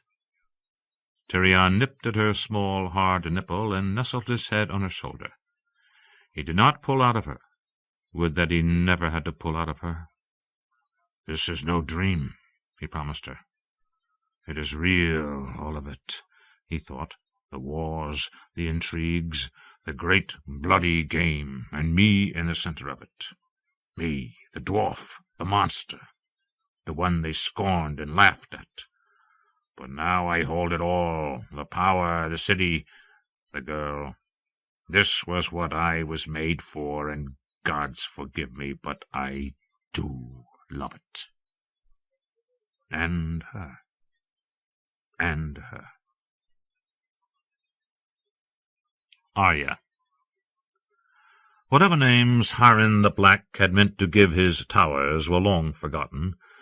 They were called the Tower of Dread, the Widow's Tower, the Wailing Tower, the Tower of Ghosts, and Kingspire Tower. Arya slept in a shallow niche in the cavernous vaults beneath the Wailing Tower, on a bed of straw. She had water to wash in whenever she liked, a chunk of soap. The work was hard, but no harder than walking miles every day. Weasel did not need to find worms and bugs to eat, as Arya had. There was bread every day, and barley stews with bits of carrot and turnip, and once a fortnight even a bite of meat. Hot Pie ate even better. He was where he belonged, in the kitchens, a round stone building with a domed roof that was a world unto itself.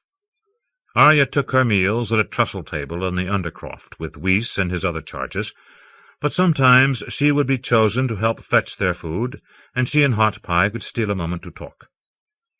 He could never remember that she was now Weasel, and kept calling her Arya, even though he knew she was a girl. Once he tried to slip her a hot apple tart, but he made such a clumsy job of it that 2 of the cooks saw. They took the tart away and beat him with a big wooden spoon. Gendry had been sent to the forge. Arya seldom saw him. As for those she served with, she did not even want to know their names. That only made it hurt worse when they died. Most of them were older than she was, and content to let her alone. Harrenhal was vast, much of it far gone in decay. Lady Wend had held the castle as bannerman to House Tully, but she'd used only the lower thirds of 2 of the 5 towers, and let the rest go to ruin. Now she was fled, and the small household she left could not begin to tend the needs of all the knights, lords, and high-born prisoners Lord Tywin had brought. So the Lannisters must forage for servants, as well as for plunder and provender. The talk was that Lord Tywin planned to restore Harrenhal to glory and make it his new seat once the war was done. Wyse used Arya to run messages, draw water, and fetch food, and sometimes to serve at table in the barracks hall above the armory, where the men-at-arms took their meals. But most of her work was cleaning. The ground floor of the Wailing Tower was given over to storerooms and granaries, and 2 floors above housed part of the garrison. But the upper stories had not been occupied for 80 years. Now Lord Tywin had commanded that they be made fit for habitation again. There were floors to be scrubbed, grime to be washed off windows, broken chairs and rotted beds to be carried off. The topmost story was infested with nests of the huge black bats that House Went had used for its sigil, and there were rats in the cellars as well. And ghosts, some said, the spirits of Harren the Black and his sons. Arya thought that was stupid. Harren and his sons had died in Kingspire Tower. That was why it had that name. So why should they cross the yard to haunt her? The Wailing Tower only wailed when the wind blew from the north, and that was just the sound the air made blowing through the cracks in the stones where they had fissured from the heat. If there were ghosts in Harrenhal, they never troubled her. It was the living men she feared, Wyse and Sir Gregor Clegane and Lord Tywin Lannister himself, who kept his apartments in Kingspire Tower, still the tallest and mightiest of all, though lopsided beneath the weight of the slagged stone that made it look like some giant, half-melted black candle. She wondered what Lord Tywin would do if she marched up to him and confessed to being Arya Stark. But she knew she'd never get near enough to talk to him, and anyhow he'd never believe her if she did, and afterward Wyse would beat her bloody. In his own small, strutting way, Wyse was nearly as scary as Sir Gregor. The Mountain swatted men like flies, but most of the time he did not even seem to know the fly was there. Wyse always knew you were there, and what you were doing, and sometimes what you were thinking. He would hit at the slightest provocation, and he had a dog who was near as bad as he was, an ugly spotted bitch that smelled worse than any dog Arya had ever known.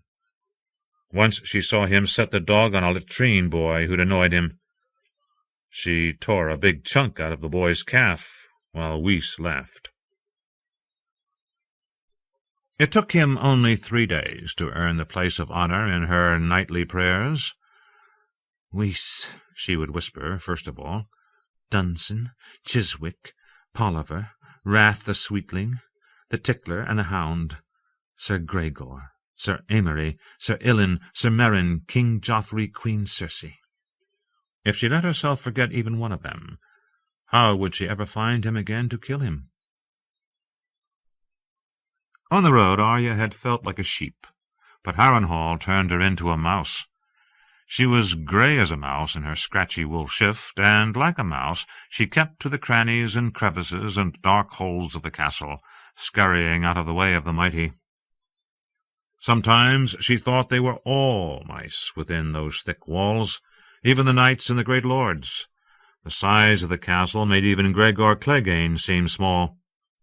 Harrenhal covered thrice as much ground as Winterfell, and its buildings were so much larger they could scarcely be compared.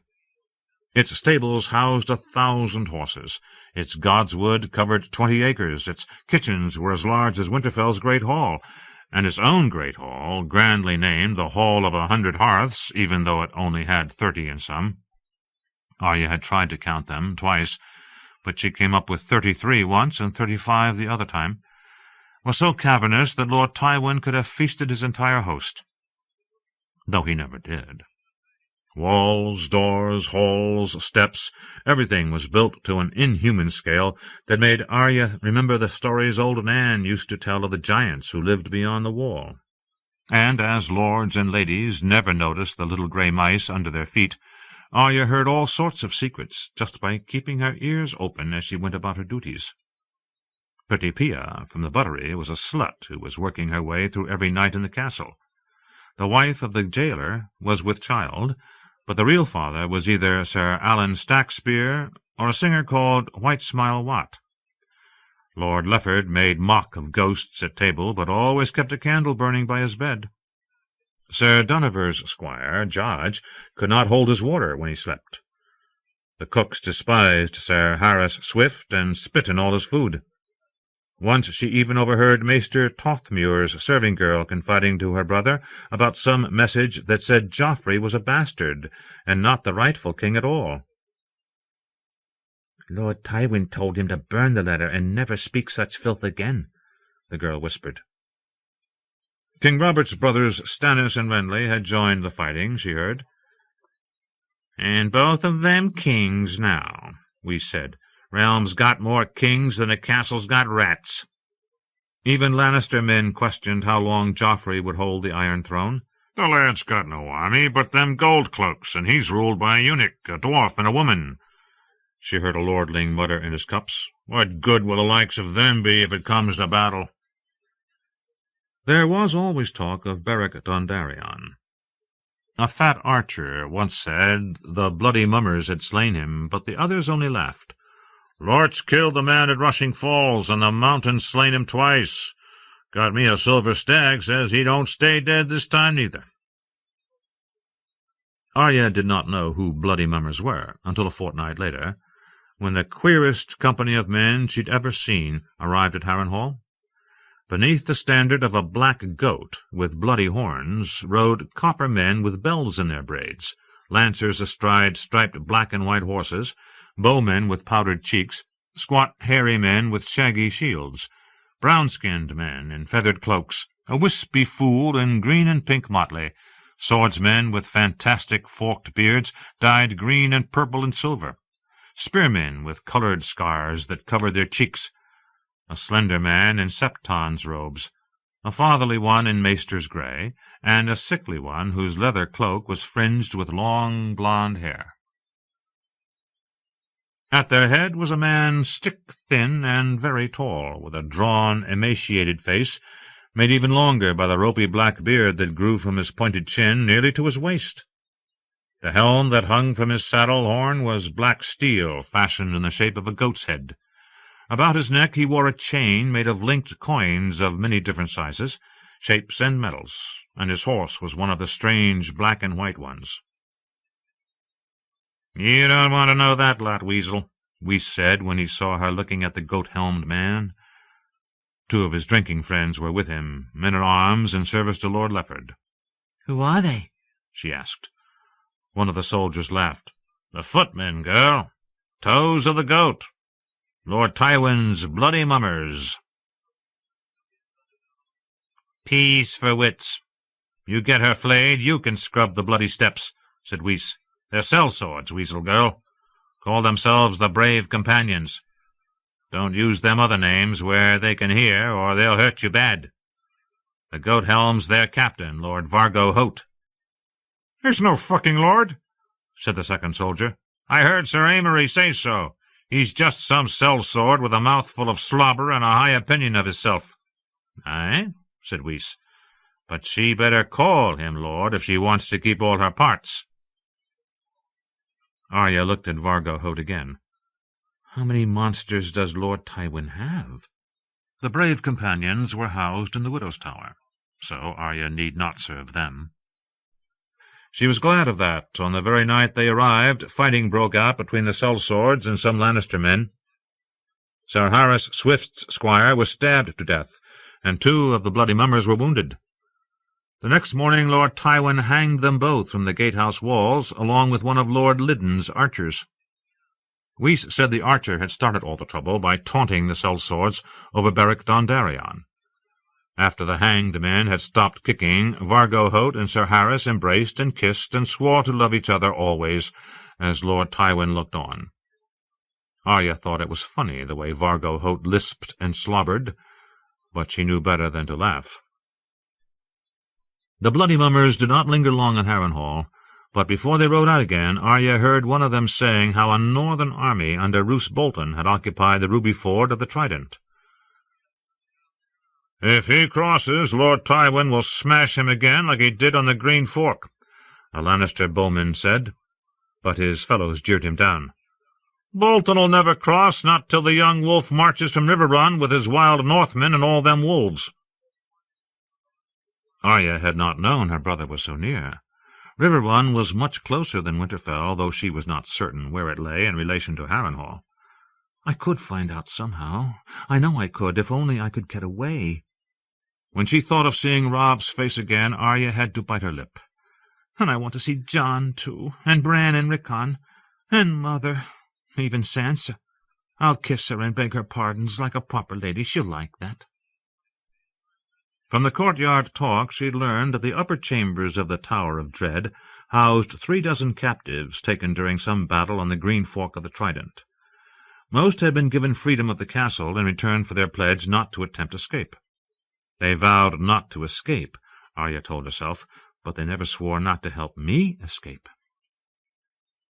The captives ate at their own table in the Hall of 100 Hearths, and could often be seen about the grounds. 4 brothers took their exercise together every day, fighting with staves and wooden shields in the flowstone yard. 3 of them were Freys of the Crossing, the 4th their bastard brother. They were only there a short time, though. One morning 2 other brothers arrived under a peace banner with a chest of gold, and ransomed them from the knights who'd captured them. The 6 Freys all left together. No one ransomed the Northmen, though. One fat lordling haunted the kitchens, Hot Pie told her, always looking for a morsel. His moustache was so bushy that it covered his mouth, and the clasp that held his cloak was a silver and sapphire trident.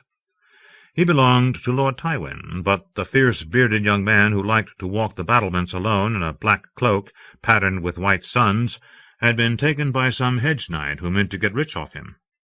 Sansa would have known who he was, and a fat one too, but Arya had never taken much interest in titles and sigils. Whenever Septa Mordane had gone on about the history of this house and that house, she was inclined to drift and dream and wonder when the lesson would be done. She did remember Lord Cerwyn, though. His lands had been close to Winterfell, so he and his son Clay had often visited. Yet, as fate would have it, he was the only captive who was never seen. He was abed in a tower cell, recovering from a wound.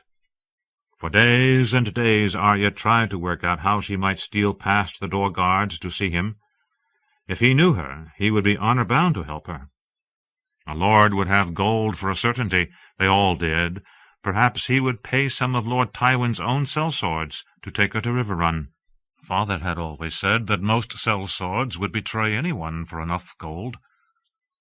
Then one morning she spied 3 women in the cowled grey robes of the Silent Sisters, loading a corpse into their wagon. The body was sewn into a cloak of the finest silk, decorated with a battle-axe sigil. When Arya asked who it was, one of the guards told her that Lord Cerwyn had died. The words felt like a kick in the belly. "He could never have helped you anyway," she thought, as the sisters drove the wagon through the gate. "He couldn't even help himself, you stupid mouse." After that it was back to scrubbing and scurrying and listening at doors. Lord Tywin would soon march on Riverrun, she heard. Or he would drive south to Highgarden. No one would ever expect that. No, he must defend King's Landing. Stannis was the greatest threat. He'd sent Gregor Clegane and Vargo Hoat to destroy Roose Bolton and remove the dagger from his back. He'd sent ravens to the Eyrie. He meant to wed the Lady Lisa Arryn and win the Vale. He'd bought a ton of silver to forge magic swords that would slay the Stark wargs. He was writing Lady Stark to make a peace. The Kingslayer would soon be freed. Though ravens came and went every day, Lord Tywin himself spent most of his days behind closed doors with his war council. Arya caught glimpses of him, but always from afar, once walking the walls in the company of 3 maesters and the fat captive with the bushy moustache, once riding out with his lord's bannermen to visit the encampments, but most often standing in an arch of the covered gallery watching men at practice in the yard below. He stood with his hands locked together on the gold pommel of his longsword.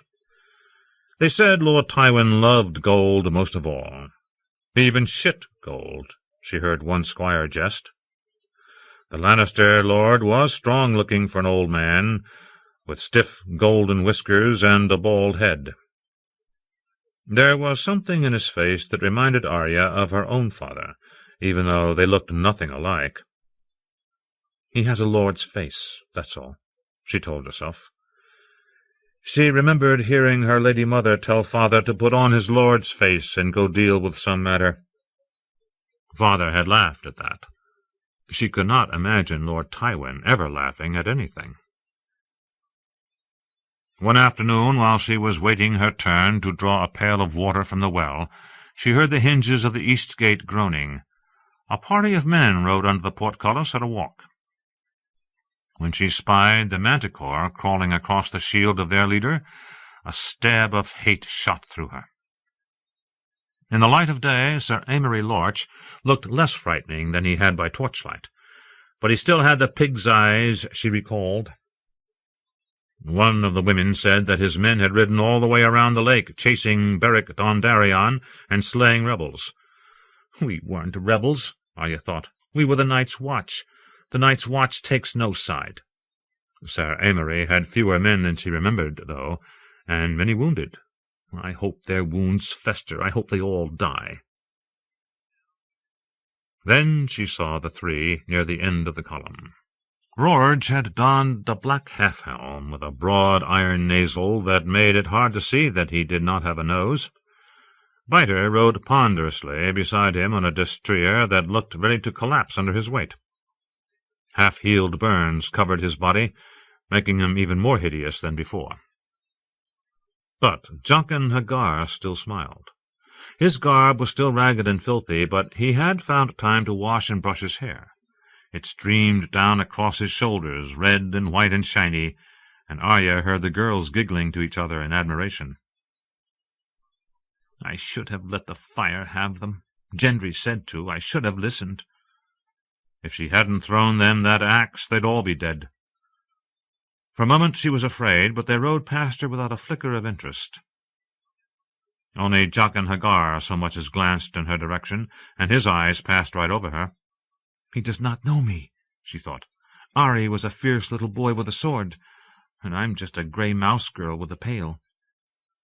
She spent the rest of that day scrubbing steps inside the whaling tower. By evenfall her hands were raw and bleeding, and her arms so sore they trembled when she lugged the pail back to the cellar. Too tired even for food, Arya begged Wys's pardons and crawled into her straw to sleep. Wys, she yawned.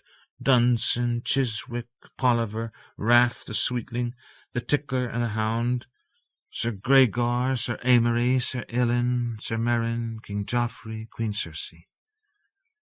She thought she might add 3 more names to her prayer, but she was too tired to decide tonight.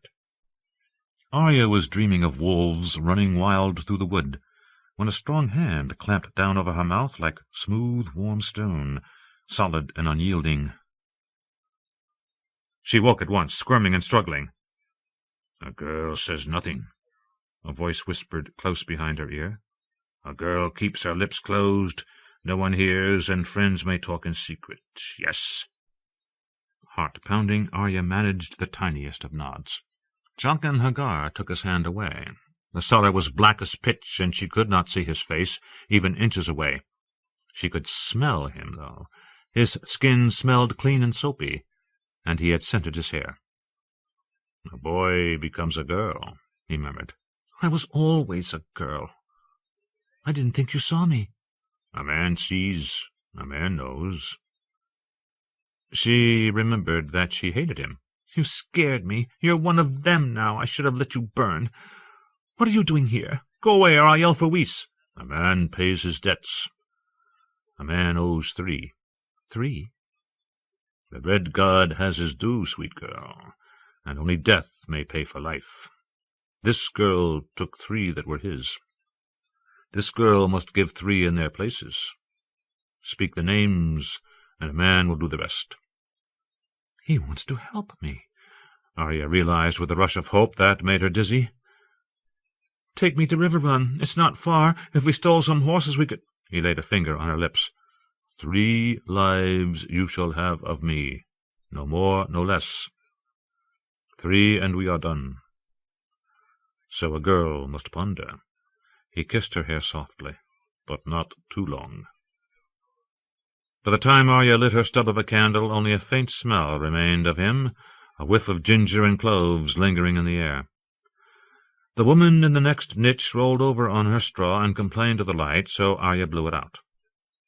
When she closed her eyes, she saw faces swimming before her, Joffrey and his mother, Ilyn Payne and Meryn Trant and Sandor Clegane.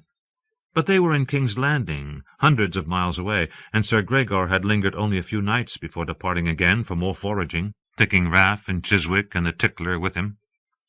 Sir Amory Lorch was here, though, and she hated him almost as much. Didn't she? She wasn't certain, and there was always Whis. She thought of him again the next morning, when lack of sleep made her yawn. "Weasel," Whis purred, "next time I see that mouth droop open, I'll pull out your tongue and feed it to my bitch." He twisted her ear between his fingers to make certain she'd heard, and told her to get back to those steps. He wanted them clean down to the 3rd landing by nightfall. As she worked, Arya thought about the people she wanted dead. She pretended she could see their faces on the steps, and scrubbed harder to wipe them away. The Starks were at war with the Lannisters, and she was a Stark, so she should kill as many Lannisters as she could. That was what you did in wars. But she didn't think she should trust Jaqen. "I should kill them myself." Whenever her father had condemned a man to death, he did the deed himself with ice, his greatsword. "If you would take a man's life, you owe it to him to look him in the face and hear his last words," she heard him tell Robb and John once. The next day she avoided Jaqen H'ghar, and the day after that. It was not hard. She was very small, and Harrenhal was very large, full of places where a mouse could hide. And then Sir Gregor returned, earlier than expected, driving a herd of goats this time in place of a herd of prisoners. She heard he'd lost 4 men in one of Lord Berwick's night raids, but those Arya hated returned unscathed and took up residence on the 2nd floor of the Whaling Tower. Whis saw that they were well supplied with drink. "They always have a good thirst, that lot," he grumbled. "Weasel'll go up and ask if they've got any clothes that need mending. I'll have the women see to it." Arya ran up her well-scrubbed steps. No one paid her any mind when she entered. Chiswick was seated by the fire with a horn of ale to hand, telling one of his funny stories. She dared not interrupt unless she wanted a bloody lip. "After the hand's tourney it were before the war come," Chiswick was saying. "We were on our ways back west, 7 of us with Sir Gregor. Raff was with me, and young Joss Stillwood. He'd squired for Sir in the lists. Well, we come on this Pisswater River, running high on account there'd been rains. No way to ford, but there's an ale-house near, so there we repair. Sir rousts the brewer and tells him to keep our horns full till the waters fall, and you should see the man's pig eyes shine at the sight of silver. So he's fetching us ale, him and his daughter, and poor thin stuff it is, no more'n brown piss, which don't make me any happier, nor Sir neither. And all the time this brewer's saying how glad he is to have us, custom being slow on account of them rains. The fool won't shut his yap, not him, though Sir is saying not a word, just brooding on the night of pansies and that bugger's trick he played. You can see how tight his mouth sits, so me and the other lads, we know better than to say a squeak to him. But this brewer, he's got to talk. He even asks how my lord fared in the jousting. Sarah just gave him this look." Chiswick cackled, quaffed his ale, and wiped the foam away with the back of his hand. "Meanwhile, this daughter of his has been fetching and pouring, a fat little thing, 18 or so. 13 more like," Raff the sweetling drawled. "Well, be that as it may, she's not much to look at, but Aegon's been drinking and gets to touching her, and might be I did a little touching myself. And Raff's telling young Stillwood that he ought to drag the girl upstairs and make herself a man, giving a lad courage, as it were. Finally, Joss reaches up under her skirt, and she shrieks and drops her flagon and goes running off to the kitchen. Well, it would have ended right there, only what does the old fool do but he goes to Sir and asks him to make us leave the girl alone, him being an anointed knight and all such. Sir Gregor, he wasn't paying no mind to none of our fun, but now he looks, you know how he does, and he commands that the girl be brought before him. Now the old man has to drag her out of the kitchen, and no one to blame but himself. Sir looks her over and says, 'So this is the whore you're so concerned for?' And this besotted old fool says, 'My Lena's no whore, sir,' right to Gregor's face. Sir, he never blinks, just says, 'She is now,' tosses the old man another silver, rips the dress off the wench, and takes her right there on the table in front of her da, a flopping and wiggling like a rabbit and making these noises. The look on the old man's face, I laughed so hard ale was coming out me nose.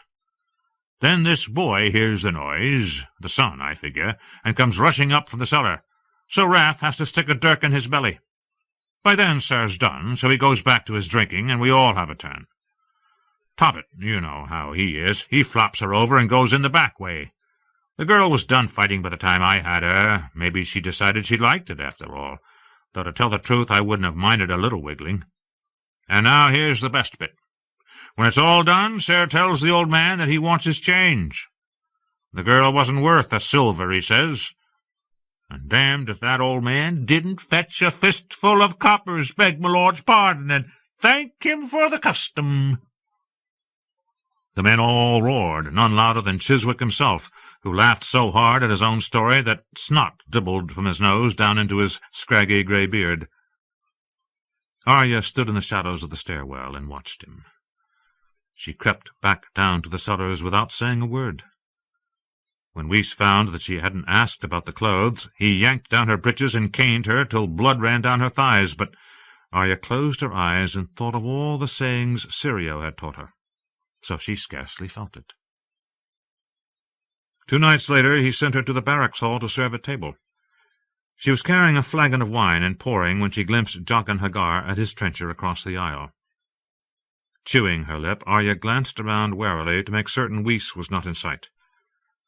Fear cuts deeper than swords, she told herself. She took a step and another, and with each she felt less a mouse. She worked her way down the bench, filling wine-cups. Rorge sat to Jaqen's right, deep drunk. But he took no note of her. Arya leaned close and whispered, "Chiswick," right in Jaqen's ear. The Lorathi gave no sign that he had heard. When her flagon was empty, Arya hurried down to the cellars to refill it from the cask and quickly returned to her pouring. No one had died of thirst while she was gone, nor even noted her brief absence. Nothing happened the next day, nor the day after, but on the 3rd day Arya went to the kitchens with Weiss to fetch their dinner. "One of the mountain's men fell off the wall-walk last night and broke his fool neck," she heard Weiss tell a cook. "Drunk?" the woman asked. "No more than usual. Some are saying it was Harren's ghost flung him down." He snorted to show what he thought of such notions. "It wasn't Harren," Arya wanted to say. "It was me." She had killed Chiswick with a whisper, and she would kill 2 more before she was through. "I'm the ghost in Harrenhal," she thought, and that night there was one less name to hate. Catelyn. The meeting-place was a grassy sward dotted with pale grey mushrooms and the raw stumps of felled trees. "We are the first, my lady," Hallis Mullen said as they reined up amidst the stumps, alone between the armies. The direwolf banner of House Stark flapped and fluttered atop the lance he bore. Catelyn could not see the sea from here, but she could feel how close it was. The smell of salt was heavy on the wind gusting from the east. Stannis Baratheon's foragers had cut the trees down for his siege towers and catapults. Catelyn wondered how long the grove had stood, and whether Ned had rested here when he led his host south to lift the last siege of Storm's End. He had won a great victory that day, all the greater for being bloodless. "Gods grant that I shall do the same," Catelyn prayed. Her own liegemen thought she was mad even to come. "This is no fight of ours, my lady," Sir Wendell Manderly had said. "I know the king would not wish his mother to put herself at risk." "We are all at risk," she told him, perhaps too sharply. "Do you think I wish to be here, sir? I belong at Riverrun with my dying father, at Winterfell with my sons. Robb sent me south to speak for him, and speak for him I shall." It would be no easy thing to forge a peace between these brothers, Catelyn knew. Yet for the good of the realm it must be tried. Across rain-sodden fields and stony ridges she could see the great castle of Storm's End rearing up against the sky, its back to the unseen sea. Beneath that mass of pale grey stone, the encircling army of Lord Stannis Baratheon looked as small and insignificant as mice with banners. The songs said that Storm's End had been raised in ancient days by Durin, the first Storm King, who had won the love of the fair Elenai, daughter of the sea god and the goddess of the wind. On the night of their wedding, Elenai had yielded her maidenhood to a mortal's love, and thus doomed herself to a mortal's death, and her grieving parents had unleashed their wrath and sent the winds and waters to batter down Durin's hold. His friends and brothers and wedding guests were crushed beneath collapsing walls or blown out to sea, but Elenai sheltered Durin within her arms, so he took no harm. And when the dawn came at last, he declared war upon the gods and vowed to rebuild. 5 more castles he built, each larger and stronger than the last, only to see them smashed asunder when the gale winds came howling up Shipbreaker Bay, driving great walls of water before them. His lords pleaded with him to build inland. His priests told him he must placate the gods by giving Elenai back to the sea. Even his small folk begged him to relent. Durin would have none of it. A 7th castle he raised, most massive of all. Some said the children of the forest helped him build it, shaping the stones with magic. Others claimed that a small boy told him what he must do, a boy who would grow to be Bran the Builder. No matter how the tale was told, the end was the same. Though the angry gods threw storm after storm against it, the 7th castle stood defiant, and Durin God's grief and fair Elenai dwelt there together until the end of their days. Gods do not forget, and still the gales came raging up the narrow sea. Yet Storm's End endured, through centuries and tens of centuries, a castle like no other.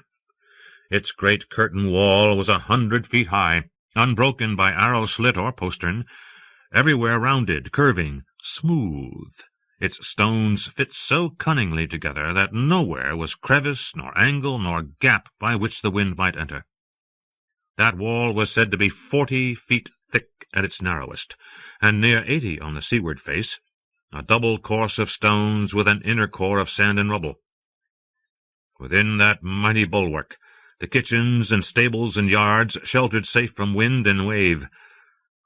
Of towers there was but one, a colossal drum tower, windowless where it faced the sea, so large that it was granary and barracks and feast hall and lord's dwelling all in one, crowned by massive battlements that made it look from afar like a spiked fist atop an upthrust arm. "My lady," Hal Mullen called. 2 riders had emerged from the tidy little camp beneath the castle, and were coming toward them at a slow walk. "That will be King Stannis." No doubt. Catelyn watched them come. Stannis it must be, yet that is not the Baratheon banner. It was a bright yellow, not the rich gold of Renly's standards, and the device it bore was red, though she could not make out its shape. Renly would be the last to arrive. He had told her as much when she set out. He did not propose to mount his horse until he saw his brother well on his way. The first to arrive must wait on the other, and Renly would do no waiting. It is a sort of game kings play, she told herself. Well, she was no king, so she need not play it. Catelyn was practiced at waiting. As he neared, she saw that Stannis wore a crown of red gold with points fashioned in the shape of flames. His belt was studded with garnets and yellow topaz, and a great square-cut ruby was set in the hilt of the sword he wore. Otherwise his dress was plain, studded leather jerkin over quilted doublet, worn boots, breeches of brown rough-spun. The device on his sun-yellow banner showed a red heart surrounded by a blaze of orange fire. The crowned stag was there, yes, shrunken and enclosed within the heart. Even more curious was his standard-bearer, a woman garbed all in reds, face shadowed within the deep hood of her scarlet cloak. A red priestess, Catelyn thought, wondering. The sect was numerous and powerful in the free cities and the distant east, but there were few in the 7 kingdoms. "Lady Stark," Stannis Baratheon said with chill courtesy as he reined up. He inclined his head, balder than she remembered. "Lord Stannis," she returned. Beneath the tight-trimmed beard, his heavy jaw clenched hard, yet he did not hector her about titles. For that she was duly grateful. "I had not thought to find you at Storm's End." "I had not thought to be here." His deep-set eyes regarded her uncomfortably. This was not a man made for easy courtesies. "I am sorry for your lord's death," he said, "though Eddard Stark was no friend to me." "He was never your enemy, my lord. When the lords Tyrell and Redwyne held you prisoned in that castle starving, it was Eddard Stark who broke the siege." "At my brother's command, not for love of me," Stannis answered. "Lord Eddard did his duty. I will not deny it. Did I ever do less? I should have been Robert's hand." "That was your brother's will. Ned never wanted it." "Yet he took it, that which should have been mine. Still, I give you my word, you shall have justice for his murder." How they loved to promise heads, these men who would be king. "Your brother promised me the same. But if truth be told, I would sooner have my daughters back, and leave justice to the gods. Cersei still holds my Sansa, and of Arya there has been no word since the day of Robert's death." "If your children are found when I take the city, they shall be sent to you." Alive or dead, his tone implied. "And when shall that be, Lord Stannis? King's Landing is close to your Dragonstone, but I find you here instead." "You are frank, Lady Stark. Very well, I'll answer you frankly. To take the city, I need the power of these Southron lords I see across the field. My brother has them. I must needs take them from him." "Men give their allegiance where they will, my lord. These lords swore fealty to Robert and House Baratheon. If you and your brother were to put aside your quarrel—" "I have no quarrel with Renly, should he prove dutiful. I am his elder and his king. I want only what is mine by rights. Renly owes me loyalty and obedience. I mean to have it. From him and from these other lords." Stannis studied her face. "And what cause brings you to this field, my lady? Has House Stark cast its lot with my brother? Is that the way of it?" This one will never bend, she thought. Yet she must try, none the less. Too much was at stake. My son reigns as king in the north, by the will of our lords and people. He bends the knee to no man, but holds out the hand of friendship to all." "Kings have no friends," Stannis said bluntly, "only subjects and enemies." "And brothers," a cheerful voice called out behind her. Catelyn glanced over her shoulder as Lord Renly's palfrey picked her way through the stumps. The younger Baratheon was splendid in his green velvet doublet and satin cloak trimmed in vair. A crown of golden roses girded his temples, jade stag's head rising over his forehead, long black hair spilling out beneath.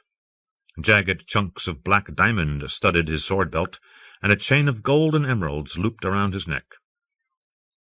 Renly had chosen a woman to carry his banner as well, though Brienne hid face and form behind plate armor that gave no hint of her sex. Atop her 12-foot lance, the crowned stag pranced black on gold as the wind off the sea rippled the cloth. His brother's greeting was curt. "Lord Renly." "King Renly. Can that truly be you, Stannis?" Stannis frowned. "Who else should it be?" Renly gave an easy shrug. "When I saw that standard, I could not be certain. Whose banner do you bear?" "Mine own." The red-clad priestess spoke up. "The king has taken for his sigil the fiery heart of the Lord of Light." Renly seemed amused by that. "All for the good. If we both use the same banner, the battle will be terribly confused." Catelyn said, "Let us hope there will be no battle. We three share a common foe who would destroy us all." Stannis studied her, unsmiling. "The Iron Throne is mine by rights. All those who deny that are my foes." "The whole of the realm denies it, brother," said Renly. "Old men deny it with their death rattle, and unborn children deny it in their mothers' wombs. They deny it in dawn, and they deny it on the wall. No one wants you for their king." "Sorry." Stannis clenched his jaw, his face taut. "I swore I would never treat with you while you wore your traitor's crown. Would that I had kept to that vow." "This is folly," Catelyn said sharply. "Lord Tywin sits at Harrenhal with 20,000 swords. The remnants of the Kingslayer's army have regrouped at the Golden Tooth.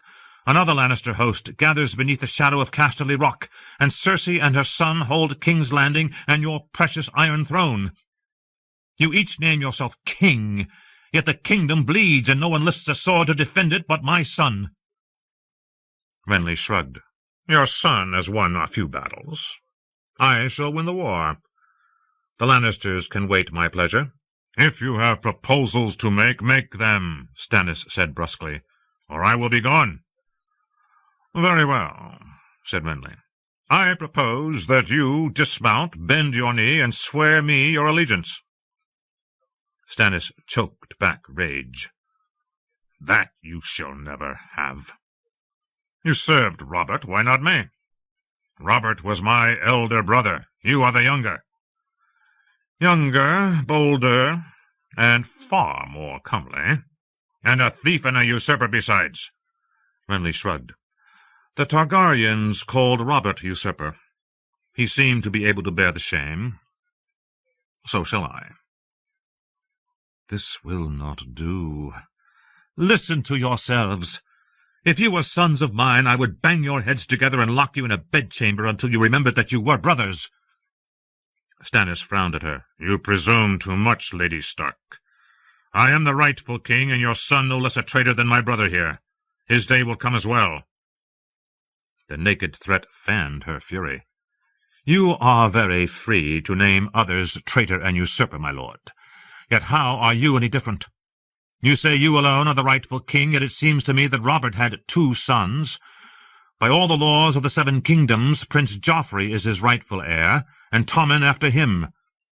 And we are all traitors, however good our reasons." Renly laughed. "You must forgive Lady Catelyn, Stannis. She's come all the way down from Riverrun, a long way a horse. I fear she never saw your little letter." "Joffrey is not my brother's seed," Stannis said bluntly, "nor is Tommen. They are bastards. The girl as well. All three of them abominations born of incest.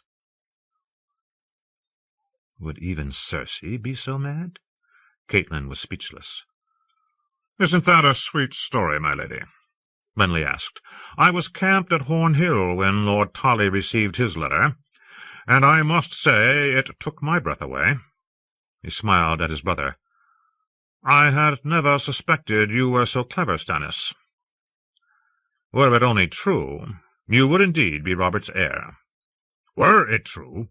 Do you name me a liar? Can you prove any word of this fable? Stannis ground his teeth. Robert could never have known, Catelyn thought, or Cersei would have lost her head in an instant. Lord Stannis, she asked, if you knew the Queen to be guilty of such monstrous crimes, why did you keep silent? I did not keep silent, Stannis declared. I brought my suspicions to Jon Arryn. Rather than your own brother? My brother's regard for me was never more than dutiful, said Stannis. For me, such accusations would have seemed peevish and self-serving, a means of placing myself first in the line of succession. I believed Robert would be more disposed to listen if the charges came from Lord Arryn, whom he loved. Ah, said Renly, so we have the word of a dead man. Do you think he died by happenstance, you purblind fool? Cersei had him poisoned, for fear he would reveal her.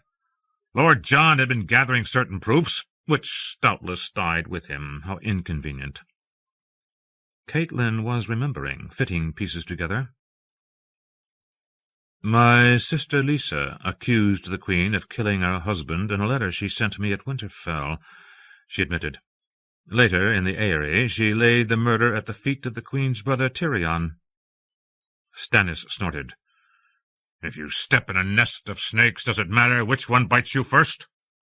All this of snakes and incest is droll, but it changes nothing. You may well have the better claim, Stannis, but I still have the larger army.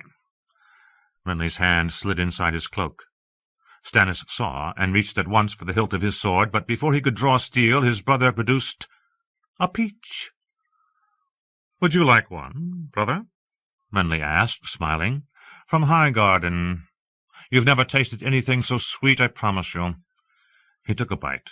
Juice ran from the corner of his mouth. I did not come here to eat fruit. Stannis was fuming. My lords, Catelyn said, we ought to be hammering out the terms of an alliance, not trading taunts. A man should never refuse to taste a peach, Renly said, as he tossed the stone away. He may never get the chance again. Life is short, Stannis. Remember what the Starks say. Winter is coming. He wiped his mouth with the back of his hand. I did not come here to be threatened either. Nor were you, Renly snapped back. When I make threats, you'll know it.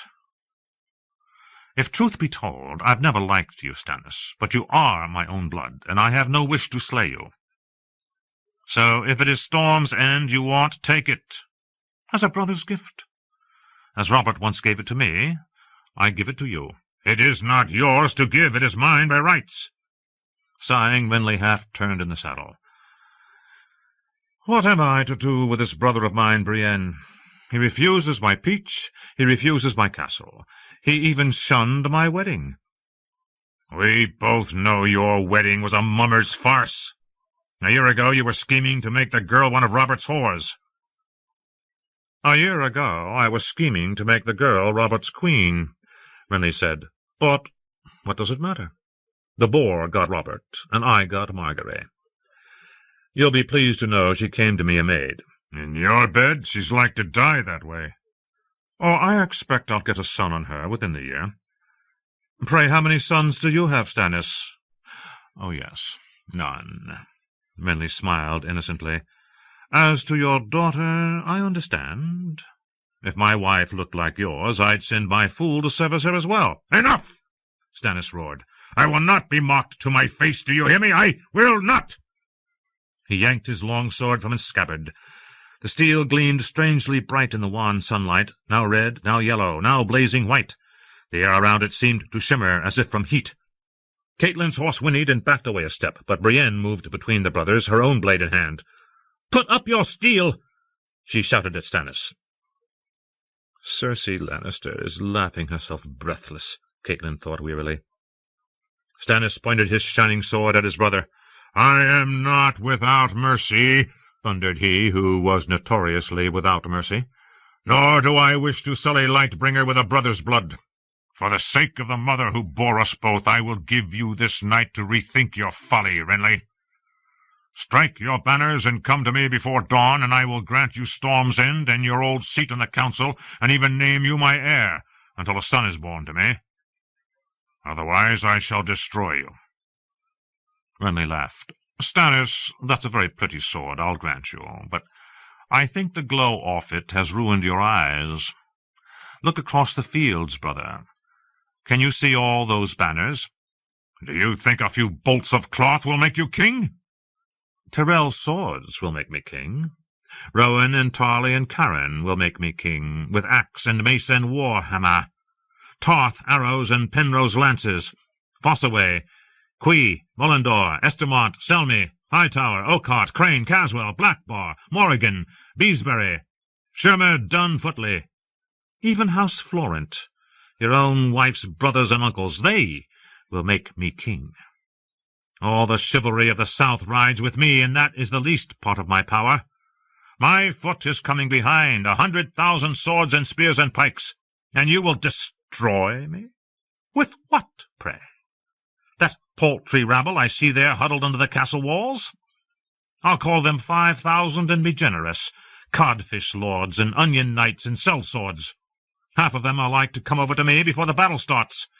You have fewer than 400 horse, my scouts tell me, free riders in boiled leather who will not stand an instant against armored lances. I do not care how seasoned a warrior you think you are, Stannis. That host of yours won't survive the first charge of my vanguard." "We shall see, brother." Some of the light seemed to go out of the world when Stannis slid his sword back into its scabbard. "Come the dawn, we shall see." "I hope your new god's a merciful one, brother." Stannis snorted and galloped away, disdainful. The Red Priestess lingered a moment behind. "Look to your own sins, Lord Renly," she said as she wheeled her horse around. Catelyn and Lord Renly returned together to the camp where his thousands and her few waited their return. "That was amusing, if not terribly profitable," he commented. "I wonder where I can get a sword like that. Well, doubtless Loras will make me a gift of it after the battle. It grieves me that it must come to this." "You have a cheerful way of grieving," said Catelyn, whose distress was not feigned. "Do I?" Renly shrugged. "So be it. Stannis was never the most cherished of brothers, I confess. Do you suppose this tale of his is true? If Joffrey is the Kingslayer's get, your brother is the lawful heir." "While he lives," Renly admitted. "Though it's a fool's law, wouldn't you agree? Why the oldest son and not the best fitted? The crown will suit me as it never suited Robert, and would not suit Stannis. I have it in me to be a great king, strong yet generous, clever, just, diligent, loyal to my friends, and terrible to my enemies, yet capable of forgiveness, patient." "Humble," Catelyn supplied. Renly laughed. "You must allow a king some flaws, my lady." Catelyn felt very tired. It had all been for nothing. The Baratheon brothers would drown each other in blood while her son faced the Lannisters alone, and nothing she could say or do would stop it. "It is past time I went back to River Run to close my father's eyes," she thought. "That much at least I can do. I may be a poor envoy, but I am a good mourner, gods save me." Their camp was well sited atop a low stony ridge that ran from north to south. It was far more orderly than a sprawling encampment on the Mander, though only a quarter as large. When he'd learned of his brother's assault on Storm's End, Renly had split his forces, much as Robb had done at the Twins. His great mass of foot he had left behind at Bitterbridge with his young queen, his wagons, carts, draft animals, and all his cumbersome siege machinery, while Renly himself led his knights and free riders in a swift dash east. How like his brother Robert he was, even in that. Only Robert had always had Eddard Stark to temper his boldness with caution. Ned would surely have prevailed upon Robert to bring up his whole force, to encircle Stannis and besiege the besiegers. That choice Renly had denied himself in his headlong rush to come to grips with his brother. He had outdistanced his supply lines, left food and forage days behind with all his wagons and mules and oxen. He must come to battle soon, or starve. Catelyn sent Hal Mollen to tend to their horses while she accompanied Renly back to the royal pavilion at the heart of the encampment. Inside the walls of green silk, his captains and lords bannermen were waiting to hear word of the parley. "My brother has not changed," the young king told them as Brienne unfastened his cloak and lifted the gold and jade crown from his brow. "Castles and courtesies will not appease him. He must have blood." "Well, I am of a mind to grant his wish." "Your Grace, I see no need for battle here," Lord Mathis Rowan put in. "The castle is strongly garrisoned and well provisioned. Sir Courtenay Penrose is a seasoned commander, and the trebuchet has not been built that could breach the walls of Storm's End. Let Lord Stannis have his siege. He will find no joy in it, and whilst he sits cold and hungry and profitless, we will take King's Landing." "And have men say I feared to face Stannis?" "Only fools will say that," Lord Mathis argued. Renly looked to the others. "What say you all?" "I say that Stannis is a danger to you," Lord Randall Tarley declared. "Leave him unblooded, and he will only grow stronger, while your own power is diminished by battle. The Lannisters will not be beaten in a day. By the time you are done with them, Lord Stannis may be as strong as you, or stronger." Others chorused their agreement. The king looked pleased. "We shall fight, then." "I have failed Robb as I failed Ned," Catelyn thought. "My lord," she announced, "if you are set on battle, my purpose here is done. I ask your leave to return to River Run." "You do not have it." Renly seated himself on a camp chair. She stiffened. "I had hoped to help you make a peace, my lord. I will not help you make a war." Renly gave a shrug. "I dare say we'll prevail without your 25, my lady. I do not mean for you to take part in the battle, only to watch it." "I was at the Whispering Wood, my lord. I have seen enough butchery. I came here an envoy." "And an envoy you shall leave," Renly said, "but wiser than you came.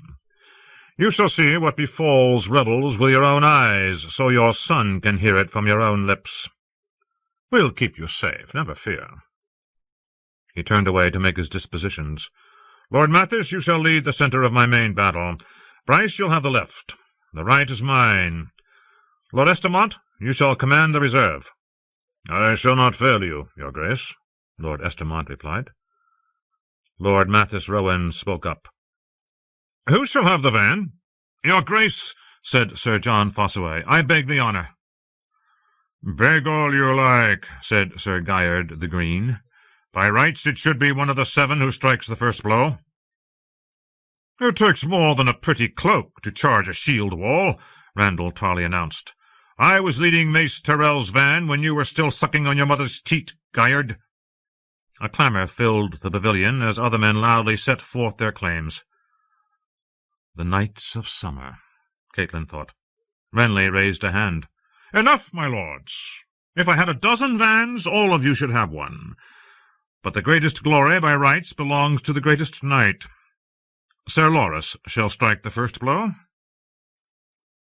"With a glad heart, your Grace." The Knight of Flowers knelt before the king. "Grant me your blessing, and a knight to ride beside me with your banner.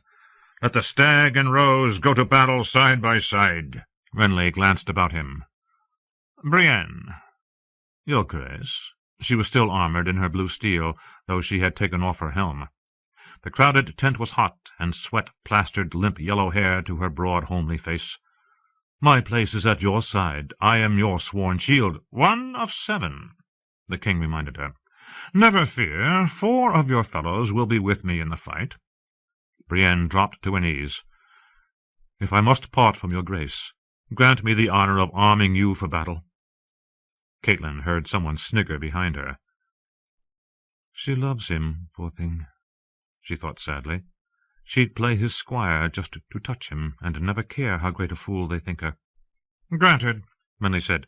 "Now leave me, all of you. Even kings must rest before a battle." "My lord," Catelyn said, "there was a small sept in the last village we passed. If you will not permit me to depart for Riverrun, grant me leave to go there and pray." "As you will. Sir Robar, give Lady Stark safe escort to this sept, but see that she returns to us by dawn." "You might do well to pray yourself," Catelyn added. "For victory?" "For wisdom." Renly laughed. "Loras, stay and help me pray. It's been so long I've quite forgotten how. As to the rest of you, I want every man in place by first light, armed, armoured, and horsed. We shall give Stannis a dawn he will not soon forget." Dusk was falling when Catelyn left the pavilion. Sir Robar Royce fell in beside her. She knew him slightly, one of Bronze Yon's sons, comely in a rough-hewn way, a tourney warrior of some renown. Renly had gifted him with a rainbow cloak and a suit of blood-red armour, and named him one of his 7. "You are a long way from the Vale, sir," she told him. "And you far from Winterfell, my lady." "I know what brought me here. But why have you come? This is not your battle, no more than it is mine." "I made it my battle when I made Renly my king." "The Royces are bannermen to House Arryn." "My lord father owes Lady Lysa fealty, as does his heir. A second son must find glory where he can." Sir Robar shrugged. "A man grows weary of tourneys." He could not be older than 21, Catelyn thought, of an age with his king.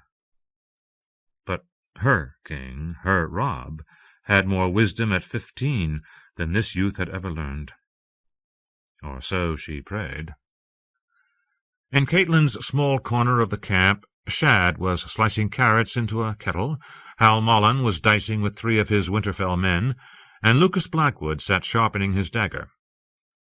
"Lady Stark," Lucas said when he saw her, "Mullen says it is to be battle at dawn." "Hal has the truth of it," she answered, and a loose tongue as well, it would seem. "Do we fight or flee?" "We pray, Lucas," she answered him. "We pray." Sansa. "The longer you keep him waiting, the worse it will go for you," Sandor Clegane warned her. Sansa tried to hurry, but her fingers fumbled at buttons and knots. The hound was always rough-tongued, but something in the way he had looked at her filled her with dread. Had Joffrey found out about her meetings with Sir Dantos? Please, no, she thought as she brushed out her hair. Sir Dantos was her only hope. I have to look pretty. Joff likes me to look pretty. He's always liked me in this gown, this colour. She smoothed the cloth down. The fabric was tight across her chest. When she emerged, Sansa walked on the hound's left, away from the burned side of his face. "Tell me what I've done." "Not you, your kingly brother." "Robb's a traitor." Sansa knew the words by rote. "I had no part in whatever he did." "Gods be good, don't let it be the Kingslayer. If Robb had harmed Jaime Lannister, it would mean her life." She thought of Sir Ilyn, and how those terrible pale eyes staring pitilessly out of that gaunt pock-marked face. The hound snorted. "They trained you well, little bird." He conducted her to the lower bailey, where a crowd had gathered around the archery butts. Men moved aside to let them through. She could hear Lord Giles coughing. Loitering stable hands eyed her insolently, but Sir Horace Redwine averted his gaze as she passed, and his brother Hobber pretended not to see her. A yellow cat was dying on the ground, mewling piteously, a crossbow quarrel through its ribs. Sansa stepped around it, feeling ill. Sir Dantos approached on his broomstick horse. Since he'd been too drunk to mount his destrier at the tourney, the king had decreed that henceforth he must always go horsed. "Be brave," he whispered, squeezing her arm. Joffrey stood in the centre of the throng, winding an ornate crossbow. Sir Boros and Sir Meryn were with him. The sight of them was enough to tie her insides in knots. "Your Grace." She fell to her knees. "Kneeling won't save you now," the king said. "Stand up. You're here to answer for your brother's latest treasons." "Your Grace, whatever my traitor brother has done, I had no part. You know that. I beg you, please—" "Get her up!" The hound pulled her to her feet, not ungently. "Sir Lancel," Joff said, "tell her of this outrage." Sansa had always thought Lancel Lannister comely and well-spoken, but there was neither pity nor kindness in the look he gave her. "Using some vile sorcery, your brother fell upon Sir Stafford Lannister with an army of wargs not 3 days' ride from Lannisport. Thousands of good men were butchered as they slept, without the chance to lift sword. After the slaughter, the Northmen feasted on the flesh of the slain." Horror coiled cold hands around Sansa's throat. "You have nothing to say?" asked Joffrey. "Your Grace, the poor child is shocked witless," murmured Sir Dantos. "Silence, fool!" Joffrey lifted his crossbow and pointed it at her face. "You Starks are as unnatural as those wolves of yours. I've not forgotten how your monster savaged me." "That was Arya's wolf," she said. "Lady never hurt you, but you killed her anyway." "No, your father did," Joff said. "But I killed your father. I wish I'd done it myself. I killed a man last night who was bigger than your father. They came to the gates shouting my name and calling for bread like I was some baker. But I taught them better. I shot the loudest one right through the throat." "And he died?" With the ugly iron head of the quarrel staring her in the face, it was hard to think what else to say. "Of course he died. He had my quarrel in his throat. There was a woman throwing rocks. I got her as well, but only in the arm." Frowning, he lowered the crossbow. "I'd shoot you too, but if I do, Mother says they'd kill my Uncle Jamie. Instead, you'll just be punished, and we'll send word to your brother about what will happen to you if he doesn't yield. Dog, hit her." "Let me beat her," Sir Dantos shoved forward, tin armor clattering. He was armed with a morning star, whose head was a melon. My Florian! She could have kissed him, blotchy skin and broken veins and all. He trotted his broomstick around her, shouting, "Traitor! Traitor!" and whacking her over the head with a melon. Sansa covered herself with her hands, staggering every time the fruit pounded her, her hair sticky by the second blow. People were laughing. The melon flew to pieces. "Laugh, Joffrey," she prayed, as the juice ran down her face and the front of her blue silk gown. "Laugh and be satisfied." Joffrey did not so much as snigger. "Boros, Meryn." Sir Meryn Trant seized Dantos by the arm and flung him brusquely away. The red-faced fool went sprawling, broomstick, melon, and all. Sir Boros seized Sansa. "Leave her face," Joffrey commanded. "I like her pretty." Boros slammed a fist into Sansa's belly, driving the air out of her. When she doubled over, the knight grabbed her hair and drew his sword, and for one hideous instant she was certain he meant to open her throat. As he laid the flat of the blade across her thighs, she thought her legs might break from the force of the blow. Sansa screamed. Tears welled in her eyes. "It will be over soon." She soon lost count of the blows. "Enough," she heard the hound rasp. "No, it isn't," the king replied. "Boros, make her naked." Boros shoved a meaty hand down the front of Sansa's bodice and gave a hard yank. The silk came tearing away, bearing her to the waist. Sansa covered her breasts with her hands. She could hear sniggers, far off and cruel. "Beat her bloody," Joffrey said. "We'll see how her brother fancies—" "What is the meaning of this?" The imp's voice cracked like a whip, and suddenly Sansa was free. She stumbled to her knees, arms crossed over her chest, her breath ragged. "Is this your notion of chivalry, Sir Boros?" Tyrion Lannister demanded angrily. His pet sellsword stood with him, and one of his wildlings, the one with a burned eye. "What sort of knight beats helpless maids?" "The sort who serves his king, imp." Sir Boros raised his sword, and Sir Meryn stepped up beside him, his blade scraping clear of its scabbard. "Careful with those." warned the dwarf's sellsword. "You don't want to get blood all over those pretty white cloaks." "Someone give the girl something to cover herself with," the imp said. Sandor Clegane unfastened his cloak and tossed it at her. Sansa clutched it against her chest, fists bunched hard in the white wool. The coarse weave was scratchy against her skin, but no velvet had ever felt so fine. "This girl's to be your queen," the imp told Joffrey. "Have you no regard for her honor?" "I'm punishing her." "For what crime?" "She did not fight her brother's battle." "She has the blood of a wolf." "And you have the wits of a goose." "You can't talk to me that way. The king can do as he likes." "Aerys Targaryen did as he liked. Has your mother ever told you what happened to him?" Sir Boros Blount harumphed. "No man threatens his grace in the presence of the Kingsguard." Tyrion Lannister raised an eyebrow. "I am not threatening the king, sir. I am educating my nephew.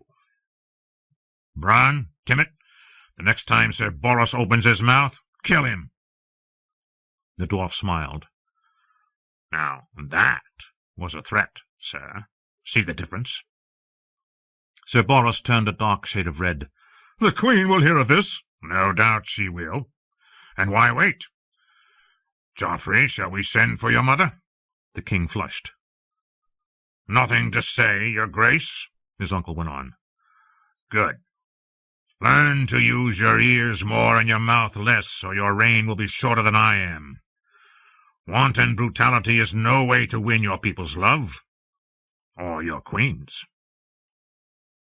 "Fear is better than love, mother says." Joffrey pointed at Sansa. "She fears me." The imp sighed. "Yes, I see. A pity Stannis and Renly aren't 12-year-old girls as well. Bronn, Timett, bring her." Sansa moved as if in a dream. She thought the imp's men would take her back to her bedchamber in Maegor's Holdfast, but instead they conducted her to the Tower of the Hand. She had not set foot inside that place since the day her father fell from grace, and it made her feel faint to climb those steps again. Some serving girls took charge of her, mouthing meaningless comforts to stop her shaking. One stripped off the ruins of her gown and small clothes, and another bathed her and washed the sticky juice from her face and her hair. As they scrubbed her down with soap and sluiced warm water over her head, all she could see were the faces from the bailey. Knights are sworn to defend the weak, protect women, and fight for the right, but none of them did a thing. Only Sir Dantos had tried to help, and he was no longer a knight, no more than the imp was, nor the hound. The hound hated knights. "I hate them too," Sansa thought. "They are no true knights, not one of them." After she was clean, plump, ginger-headed Maester Franken came to see her. He bid her lie face down on the mattress while he spread a salve across the angry red welts that covered the backs of her legs. Afterward he mixed her a draught of dream wine with some honey, so it might go down easier. "Sleep a bit, child. When you wake, all this will seem a bad dream." "No, it won't, you stupid man," Sansa thought, but she drank the dream wine anyway, and slept. It was dark when she woke again, not quite knowing where she was, the room both strange and strangely familiar. As she rose, a stab of pain went through her legs and brought it all back. Tears filled her eyes. Someone had laid out a robe for her beside the bed. Sansa slipped it on and opened the door. Outside stood a hard-faced woman with leathery brown skin, 3 necklaces looped about her scrawny neck. One was gold and one was silver, and one was made of human ears. "Where does she think she's going?" the woman asked, leaning on a tall spear. "The Godswood." She had to find Sir Dantos, beg him to take her home now, before it was too late. "The half-man said you're not to leave," the woman said. "Pray here. The gods will hear." Meekly Sansa dropped her eyes and retreated back inside. She realized suddenly why this place seemed so familiar. "They've put me in Arya's old bedchamber, from when father was the Hand of the King. All her things are gone, and the furnishings have been moved around, but it's the same. A short time later, a serving girl brought a platter of cheese and bread and olives and a flagon of cold water. "Take it away," Sansa commanded, but the girl left the food on the table. She was thirsty, she realized. Every step sent knives through her thighs, but she made herself cross the room. She drank 2 cups of water, and was nibbling on an olive when the knock came. Anxiously she turned toward the door, smoothed down the folds of her robe. "Yes?" The door opened, and Tyrion Lannister stepped inside. "My lady, I trust I am not disturbing you?" "Am I your prisoner?" "My guest." He was wearing his chain of office, a necklace of linked golden hands. "I thought we might talk." "As my lord commands." Sansa found it hard not to stare. His face was so ugly it held a queer fascination for her. "The food and garments are to your satisfaction?" he asked. "If there is anything else you need, you have only to ask." "You are most kind. And this morning it was very good of you to help me." "You have a right to know why Joffrey was so wroth. 6 nights gone, your brother fell upon my uncle Stafford, and camped with his host at a village called Oxcross, not 3 days' ride from Casterly Rock. Your northerners won a crushing victory. We received word only this morning." "Robb will kill you all," she thought, exulting. "It's terrible, my lord. My brother is a vile traitor." The dwarf smiled wanly. "Well, he's no fawn. He's made that clear enough." "Sir Lancel said Robb led an army of wargs." The imp gave a disdainful bark of laughter. "Sir Lancel's a wineskin warrior who wouldn't know a warg from a wart. Your brother had his dire wolf with him, but I suspect that's as far as it went. The Northmen crept into my uncle's camp and cut his horse lines, and Lord Stark sent his wolf among them. Even war-trained destriers went mad. Knights were trampled to death in their pavilions, and the rabble woke in terror and fled, casting aside their weapons to run the faster. Sir Stafford was slain as he chased after a horse. Lord Rickard Karstark drove a lance through his chest. Sir Rupert Brax is also dead, along with Sir Lymond Vickery, Lord Crakehall, and Lord Jast. 100 more have been taken captive, including Jast's sons and my nephew, Martin Lannister. Those who survived are spreading wild tales and swearing that the old gods of the North march with your brother." "Then there was no sorcery?" Lannister snorted. "Sorcery is the sauce fools spoon over failure to hide the flavor of their own incompetence. My mutton-headed uncle had not even troubled to post sentries, it would seem. His host was raw, apprentice boys, miners, field hands, fisher-folk, the sweepings of Lannisport. The only mystery is how your brother reached him. Our forces still hold the stronghold of the Golden Tooth, and they swear he did not pass." The dwarf gave an irritated shrug. "Well, Robb Stark is my father's bane. Joffrey is mine. Tell me, what do you feel for my kingly nephew?" "I love him with all my heart," Sansa said at once. "Truly?" He did not sound convinced. "Even now?" "My love for his grace is greater than it has ever been." The imp laughed aloud. "Well, someone has taught you to lie well. You may be grateful for that one day, child. You are a child still, are you not? Or have you flowered?" Sansa blushed. It was a rude question, but the shame of being stripped before half the castle made it seem like nothing. "No, my lord." "That's all to the good. If it gives you any solace, I do not intend that you ever wed Joffrey. No marriage will reconcile Stark and Lannister after all that has happened, I fear. More's the pity. The match was one of King Robert's better notions, if Joffrey hadn't mucked it up." She knew she ought to say something, but the words caught in her throat. "You grow very quiet," Tyrion Lannister observed. "Is this what you want? An end to your betrothal?" Sansa did not know what to say. "Is it a trick? Will he punish me if I tell the truth?" She stared at the dwarf's brutal, bulging brow, the hard black eye and the shrewd green one, the crooked teeth and wiry beard. "I want only to be loyal." "Loyal," the dwarf mused, "and far from any Lannisters. I can scarce blame you for that. When I was your age, I wanted the same thing." He smiled. "They tell me you visit the Godswood every day. What do you pray for, Sansa?" "I pray for Robb's victory and Joffrey's death, and for home, for Winterfell. I pray for an end to the fighting." "We'll have that soon enough. There will be another battle between your brother Robb and my lord father, and that will settle the issue." "Robb will beat him," Sansa thought. "He beat your uncle and your brother Jaime. He'll beat your father, too." It was as if her face were an open book, so easily did the dwarf read her hopes. "Do not take Oxcross too much to heart, my lady," he told her, not unkindly. "A battle is not a war, and my lord father is assuredly not my Uncle Stafford. The next time you visit the Godswood, pray that your brother has the wisdom to bend the knee. Once the North returns to the king's peace, I mean to send you home."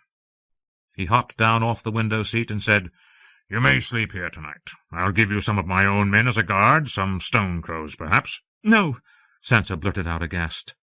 If she was locked in the Tower of the Hand, guarded by the dwarf's men, how would Sir Dantos ever spirit her away to freedom? "Would you prefer black ears? I'll give you Cheller, if a woman would make you more at ease." "Please, no, my lord. The wildlings frighten me." He grinned. "Me as well. But more to the point, they frighten Joffrey and that nest of sly vipers and lick-spittle dogs he calls a Kingsguard. With Cheller or Timett by your side, no one would dare offer you harm." "I would sooner return to my own bed." A lie came to her suddenly, but it seemed so right that she blurted it out at once. "This tower was where my father's men were slain. Their ghosts would give me terrible dreams, and I would see their blood wherever I looked." Tyrion Lannister studied her face. "I am no stranger to nightmares, Sansa. Perhaps you are wiser than I knew. Permit me, at least, to escort you safely back to your own chambers." Catelyn. It was full dark before they found the village. Catelyn found herself wondering if the place had a name. If so, its people had taken that knowledge with them when they fled, along with all they owned, down to the candles in the sept. Sir Wendell lit a torch and led her through the low door. Within, the 7 walls were cracked and crooked. God is one, Septon Osmond had taught her when she was a girl, with 7 aspects, as the sept is a single building with 7 walls. The wealthy septs of the cities had statues of the 7, and an altar to each. In Winterfell, Septon Chael hung carved masks from each wall. Here Catelyn found only rough charcoal drawings. Sir Wendell set the torch in a sconce near the door, and left to wait outside with Robar Royce. Catelyn studied the faces. The father was bearded as ever. The mother smiled, loving and protective. The warrior had his sword sketched in beneath his face, the smith his hammer. The maid was beautiful, the crone wizened and wise. And the 7th face. The stranger was neither male nor female, yet both, ever the outcast, the wanderer from far places, less and more than human, unknown and unknowable. Here the face was a black oval, a shadow with stars for eyes. It made Catelyn uneasy. She would get scant comfort there. She knelt before the mother. "My lady, look down on this battle with a mother's eyes. They are all sons, every one. Spare them if you can, and spare my own sons as well. Watch over Robb and Bran and Rickon. Would that I were with them." A crack ran down through the mother's left eye. It made her look as if she were crying. Catelyn could hear Sir Wendell's booming voice, and now and again Sir Robar's quiet answers, as they talked of the coming battle. Otherwise the night was still. Not even a cricket could be heard, and the gods kept their silence. Did your old gods ever answer you, Ned? She wondered. When you knelt before your heart-tree, did they hear you?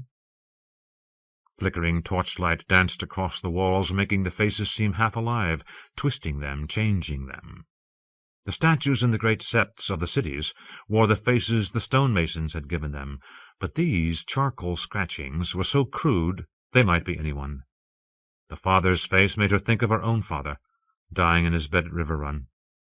The warrior was Renly and Stannis, Robb and Robert, Jaime Lannister and Jon Snow. She even glimpsed Arya in those lines, just for an instant.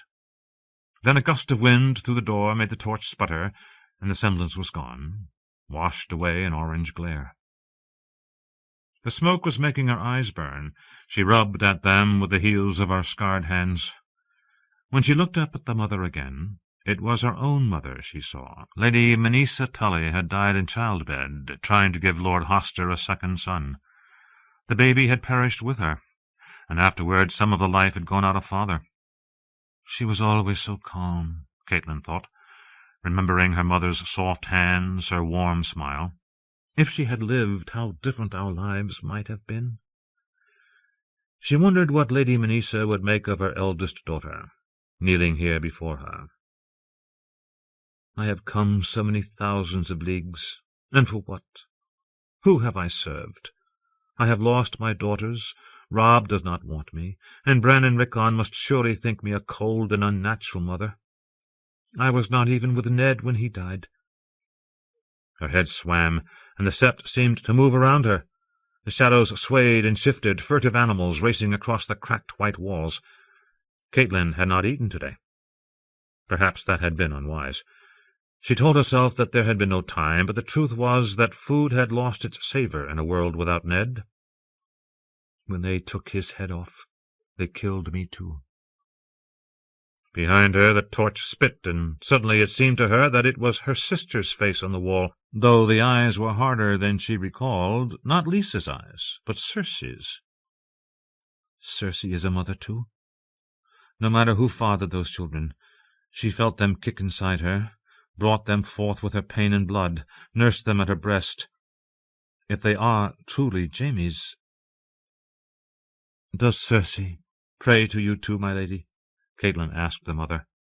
She could see the proud, cold, lovely features of the Lannister queen etched upon the wall. The crack was still there. Even Cersei could weep for her children. "Each of the seven embodies all of the seven," Septon Osmond had told her once. There was as much beauty in the crone as in the maiden, and the mother could be fiercer than the warrior when her children were in danger. Yes. She had seen enough of Robert Baratheon at Winterfell to know that the king did not regard Joffrey with any great warmth. If the boy was truly Jaime's seed, Robert would have put him to death along with his mother, and few would have condemned him.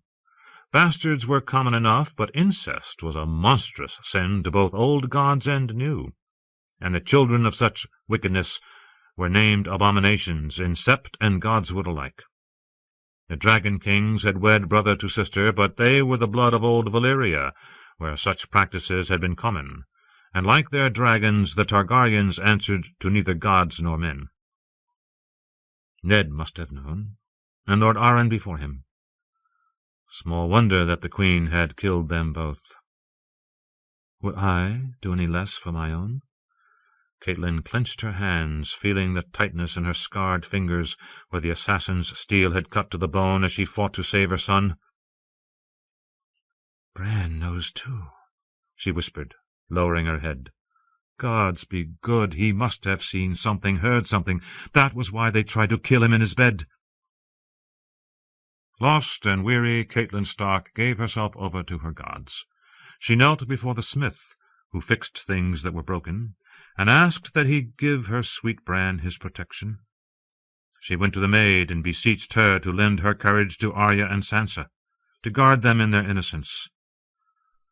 To the Father she prayed for justice, the strength to seek it and the wisdom to know it, and she asked the warrior to keep Robb strong and shield him in his battles.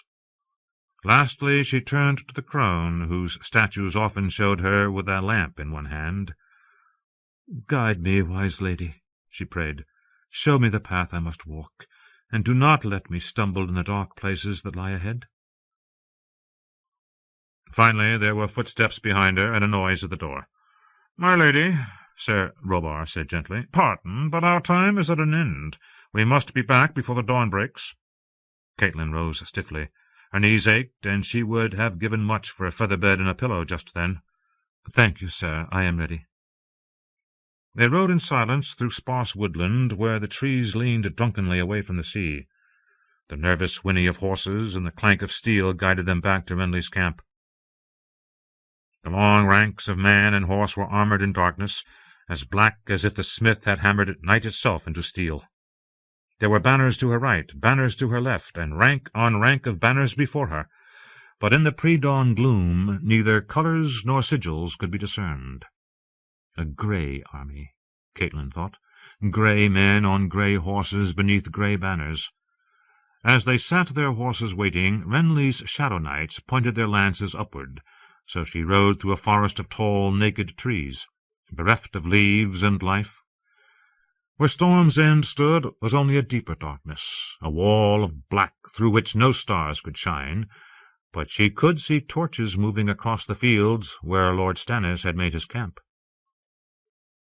The candles within Renly's pavilion made the shimmering silken walls seem to glow, transforming the great tent into a magical castle, alive with emerald light. 2 of the Rainbow Guard stood sentry at the door to the royal pavilion. The green light shone strangely against the purple plums of Sir Parmin's surcoat, and gave a sickly hue to the sunflowers that covered every inch of Sir Emmon's enamelled yellow plate. Long silken plumes flew from their helms, and rainbow cloaks draped their shoulders. Within, Catelyn found Brienne armouring the king for battle, while the lords Tarly and Rowan spoke of dispositions and tactics. It was pleasantly warm inside, the heat shimmering off the coals in a dozen small iron braziers. "I must speak with you, your grace," she said, granting him a king's style for once, anything to make him heed her. "In a moment, Lady Catelyn," Renly replied. Brienne fit backplate to breastplate over his quilted tunic. The king's armour was a deep green, the green of leaves in a summer wood, so dark it drank the candlelight. Gold highlights gleamed from inlay and fastenings like distant fires in that wood, winking every time he moved. "Pray continue, Lord Mathis."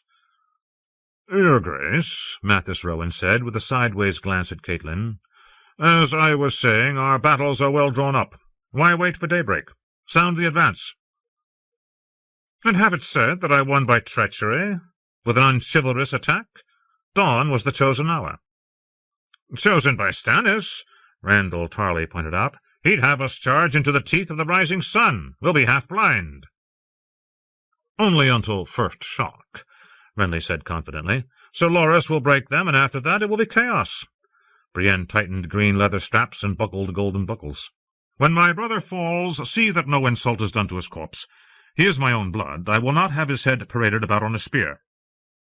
"And if he yields?" Lord Tarly asked. "Yields?" Lord Rowan laughed. "When Mace Tyrell laid siege to Storm's End, Stannis ate rats rather than open his gates." "Well, I remember." Renly lifted his chin to allow Brienne to fasten his gorget in place. "Near the end, Sir Gawain Wild and 3 of his knights tried to steal out a postern gate to surrender.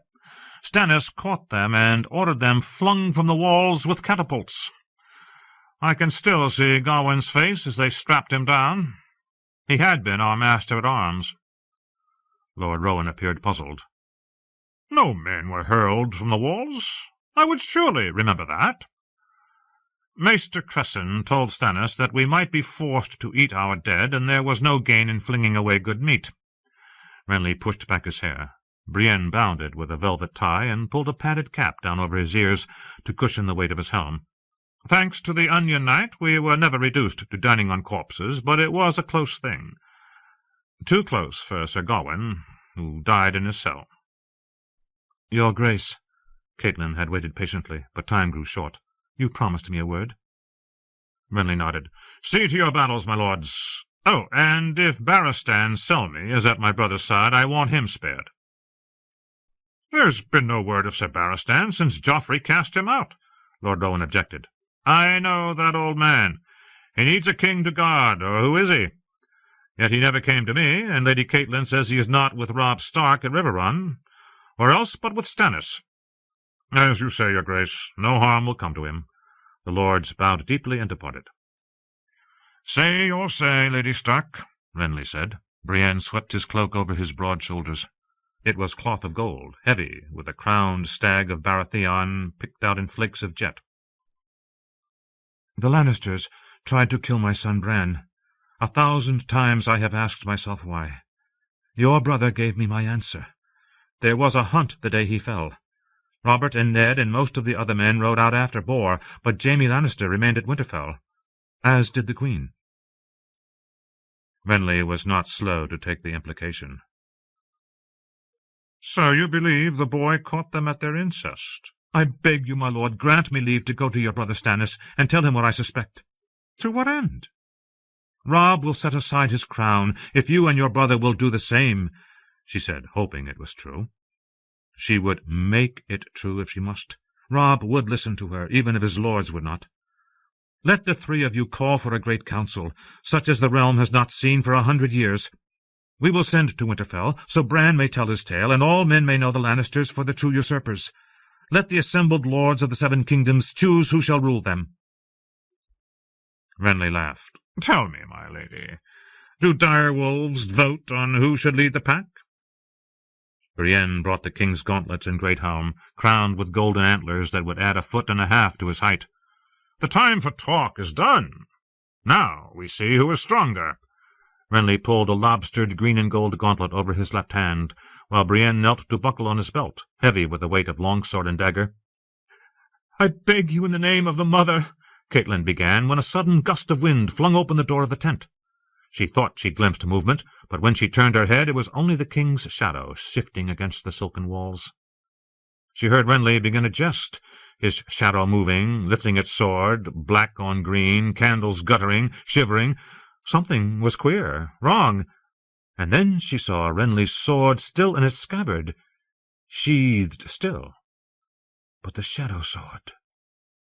"Cold," said Renly in a small, puzzled voice. A heart beat before the steel of his gorget parted like cheesecloth beneath the shadow of a blade that was not there. He had time to make a small, thick gasp before the blood came gushing out of his throat. "Your great—" "No!" cried Brienne the Blue when she saw that evil flow, sounding as scared as any little girl. The king stumbled into her arms, a sheet of blood creeping down the front of his armor, a dark red tide that drowned his green and gold. More candles guttered out. Renly tried to speak, but he was choking on his own blood. His legs collapsed, and only Brienne's strength held him up. She threw back her head and screamed, wordless in her anguish. The shadow. Something dark and evil had happened here, she knew, something that she could not begin to understand. Renly never cast that shadow. Death came in that door and blew the life out of him as swift as the wind snuffed out his candles. Only a few instants passed before Robar Royce and Aemon Quee came bursting in, though it felt like half the night. A pair of men-at-arms crowded in behind with torches. When they saw Renly in Brienne's arms and her drenched with the king's blood, Sir Robar gave a cry of horror. "Wicked woman!" screamed Sir Aemon, he of the sunflowered steel. "Away from him, you vile creature!" "God speak good, Brienne, why?" asked Sir Robar. Brienne looked up from her king's body. The rainbow cloak that hung from her shoulders had turned red where the king's blood had soaked into the cloth. I... "You'll die for this!" Sir Aemon snatched up a long-handled battle-axe from the weapons piled near the door. "You'll pay for the king's life with your own!" "No!" Catelyn Stark screamed, finding her voice at last, but it was too late. The blood madness was on them, and they rushed forward with shouts that drowned her softer words. Brienne moved faster than Catelyn would have believed. Her own sword was not to hand, so she snatched Renly's from its scabbard and raised it to catch Emmon's axe on the downswing. A spark flashed blue-white as steel met steel with a rending crash, and Brienne sprang to her feet, the body of the dead king thrust rudely aside. Sir Aemon stumbled over it as he tried to close, and Brienne's blade sheared through the wooden haft to send his axe-head spinning. Another man thrust a flaming torch at her back, but the rainbow cloak was too sodden with blood to burn. Brienne spun and cut, and torch in hand went flying. Flames crept across the carpet. The maimed man began to scream. Sir Aemon dropped the axe and fumbled for his sword. The second man-at-arms lunged, Brienne parried, and their swords danced and clanged against each other. When Aemon Cui came wading back in, Brienne was forced to retreat, yet somehow she held them both at bay. On the ground, Renly's head rolled sickeningly to one side, and a second mouth yawned wide, the blood coming from him now in slow pulses. Sir Robar had hung back uncertain, but now he was reaching for his hilt. "Robar, no, listen!" Catelyn seized his arm. "You do her wrong. It was not her." "Help her. Hear me, it was Stannis." The name was on her lips before she could think how it got there, but as she said it she knew that it was true. "I swear it, you know me. It was Stannis killed him." The young Rainbow Knight stared at this mad woman with pale and frightened eyes. "Stannis? How?" "I do not know. Sorcery, some dark magic. There was a shadow, a shadow." Her own voice sounded wild and crazed to her, but the words poured out in a rush as the blades continued to clash behind her. "A shadow with a sword, I swear it, I saw. Are you blind? The girl loved him. Help her." She glanced back, saw the second guardsman fall, his blade dropping from limp fingers. Outside there was shouting. More angry men would be bursting in on them any instant, she knew. "She is innocent, Robar. You have my word on my husband's grave and my honor as a Stark." That resolved him. "I will hold them," Sir Robar said. "Get her away." He turned and went out. The fire had reached the wall and was creeping up the side of the tent. Sir Aemon was pressing Brienne hard, him in his enamelled yellow steel and her in wool. He had forgotten Catelyn until the iron brazier came crashing into the back of his head. Helmed as he was, the blow did no lasting harm, but it sent him to his knees. "Brienne, with me," Catelyn commanded. The girl was not slow to see the chance. A slash, and the green silk parted. They stepped out into darkness in the chill of dawn. Loud voices came from the other side of the pavilion. "This way," Catelyn urged, "and slowly. We must not run, or they will ask why. Walk easy, as if nothing were amiss." Brienne thrust a sword-blade through her belt and fell in beside Catelyn. The night air smelled of rain. Behind them the king's pavilion was well ablaze, flames rising high against the dark. No one made any move to stop them. Men rushed past them, shouting of fire and murder and sorcery. Others stood in small groups and spoke in low voices. A few were praying, and one young squire was on his knees, sobbing openly. Renly's battles were already coming apart, as the rumours spread from mouth to mouth. The night fires had burned low, and as the east began to lighten, the immense mass of Storm's End emerged like a dream of stone, while wisps of pale mist raced across the field, flying from the sun on wings of wind. Mourning ghosts, she had heard old Nan call them once, spirits returning to their graves, and Renly one of them now, gone like his brother Robert, like our own dear Ned. "I never held him but as he died," Brienne said quietly as they walked through the spreading chaos. Her voice sounded as if she might break at any instant. "He was laughing one moment, and suddenly the blood was everywhere. My lady, I do not understand. Did you see? Did you—" "I saw a shadow. I thought it was Renly's shadow at the first, but it was his brother's." "Lord Stannis?" "I felt him. It makes no sense, I know." It made sense enough for Brienne. "I will kill him," the tall, homely girl declared. "With my lord's own sword I will kill him. I swear it, I swear it, I swear it." Hal Mullen and the rest of her escort were waiting with the horses. Sir Wendell Manderley was all in a lather to know what was happening. "My lady, the camp has gone mad," he blurted when he saw them. "Lord Renly is he—" He stopped suddenly, staring at Brienne and the blood that drenched her. "Dead, but not by our hands." "The battle—" Hal Mullen began. "There will be no battle." Catelyn mounted, and her escort formed up about her, with Sir Wendell to her left and Sir Perwyn Frey on her right. "Brienne, we brought mounts enough for twice our number. Choose one and come with us." "I have my own horse, my lady, and my armor—" "Leave them. We must be well away before they think to look for us. We were both with the king when he was killed. That will not be forgotten." Wordless, Brienne turned and did as she was bid. "Ride," Catelyn commanded her escort when they were all ahorse. "If any man tries to stop us, cut him down." As the long fingers of dawn fanned across the fields, colour was returning to the world. where grey men had sat grey horses armed with shadow spears. The points of 10,000 lances now glinted silverly cold, and on the myriad flapping banners Catelyn saw the blush of red and pink and orange, the richness of blues and browns, the blaze of gold and yellow.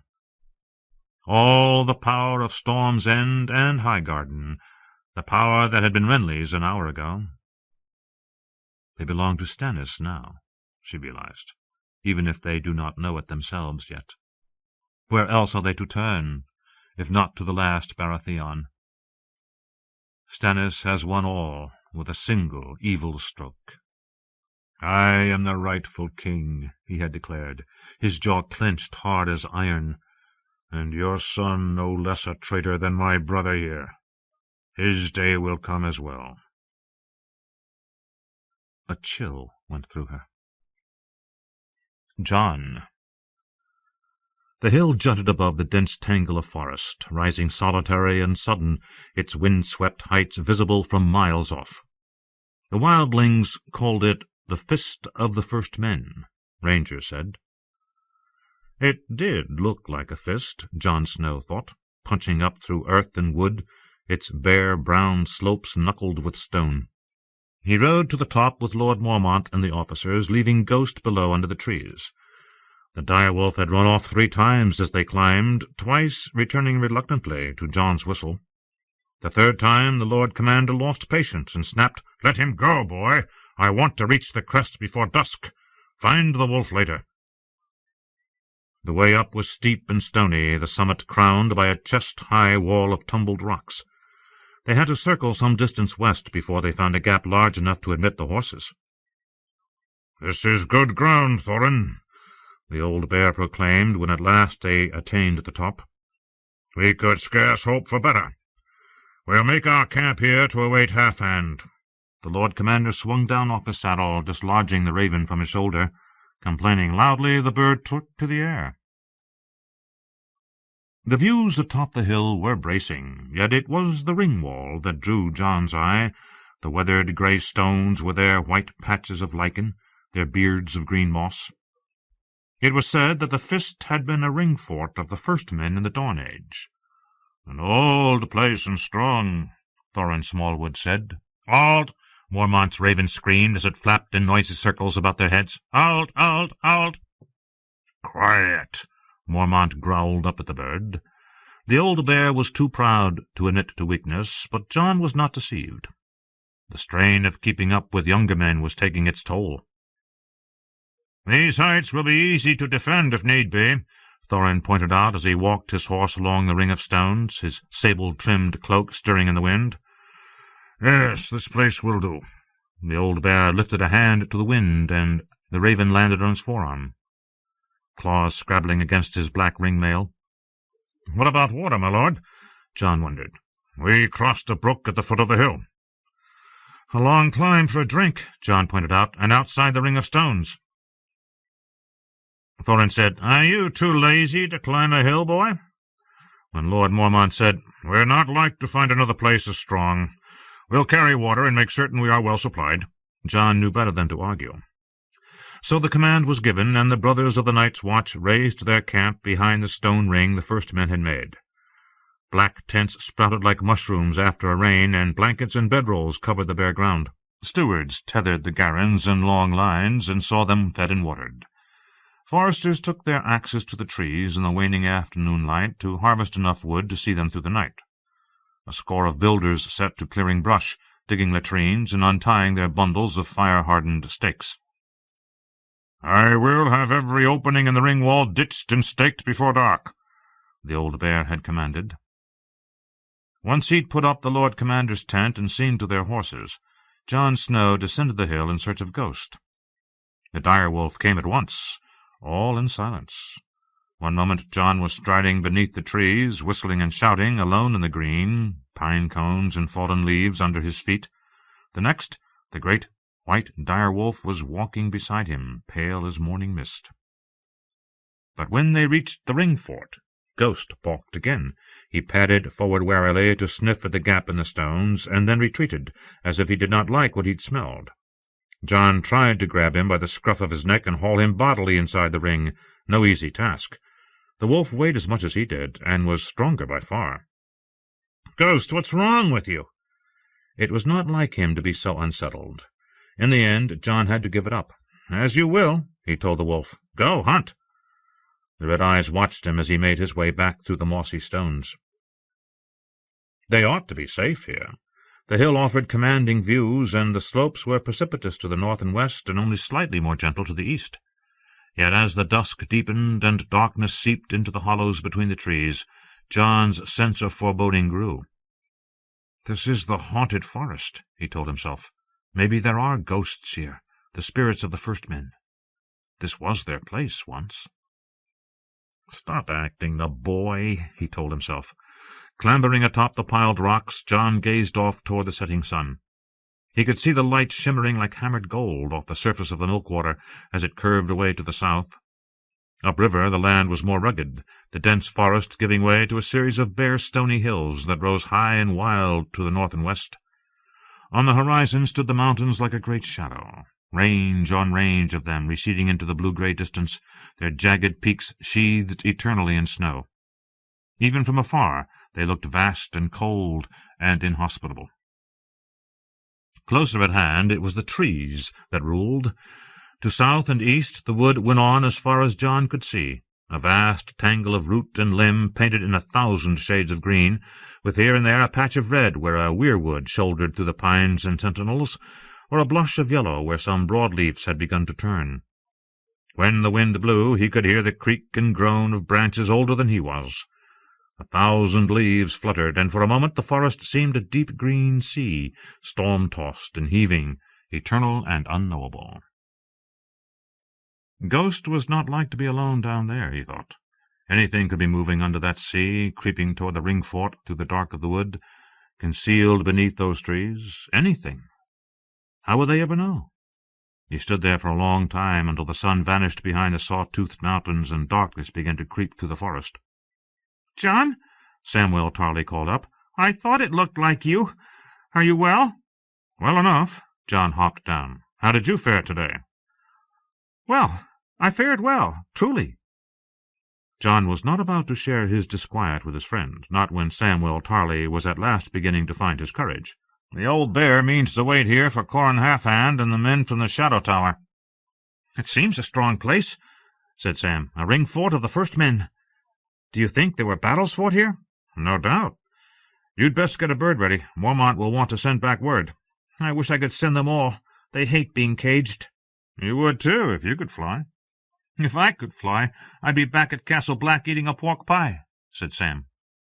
John clapped him on the shoulder with his burned hand. They walked back through the camp together. Cook fires were being lit all around them. Overhead the stars were coming out. The long red tail of Mormont's torch burned as bright as the moon. John heard the ravens before he saw them. Some were calling his name. The birds were not shy when it came to making noise. They feel it, too. "I'd best see to the old bear," he said. "He gets noisy when he isn't fed as well." He found Mormont talking with Thorin Smallwood and half a dozen other officers. "There you are," the old man said gruffly. "Bring us some hot wine, if you would. The night is chilly." "Yes, my lord." John built a cook fire, claimed a small cask of Mormont's favorite robust red from stores, and poured it into a kettle. He hung the kettle above the flames while he gathered the rest of his ingredients. The old bear was particular about his hot spiced wine. So much cinnamon, and so much nutmeg, and so much honey, not a drop more. Raisins, and nuts, and dried berries, but no lemon. That was the rankest sort of Southron heresy, which was queer, since he always took lemon in his morning beer. The drink must be hot to warm a man properly, the Lord Commander insisted, but the wine must never be allowed to come to a boil. John kept a careful eye on the kettle. As he worked, he could hear the voices from inside the tent. Jarman Buckwell said, "The easiest road up into the Frostfangs is to follow the Milkwater back to its source. Yet, if we go that path, Raider will know of our approach, certain of sunrise." "The Giant's Stair might serve," said Sir Malodor Locke, "or the Skirling Pass, if it's clear." The wine was steaming. John lifted the kettle off the fire, filled 8 cups, and carried them into the tent. The old bear was peering at the crude map Sam had drawn him that night back in Craster's Keep. He took a cup from John's tray, tried a swallow of wine, and gave a brusque nod of approval. His raven hopped down his arm. "Corn," it said. "Corn, corn." Sir Otton Withers waved the wine away. "I would not go into the mountains at all," he said in a thin, tired voice. "The frost-fangs have a cruel bite even in summer, and now, if we should be caught by a storm—" "I do not mean to risk the frost-fangs unless I must," said Mormont. "Wildlings can no more live on snow and stone than we can. They will emerge from the heights soon, and for a host of any size the only route is along the Milkwater. If so, we are strongly placed here. They cannot hope to slip by us." "They may not wish to. They are thousands, and we will be 300 when the half-hand reaches us." Sir Malodor accepted a cup from John.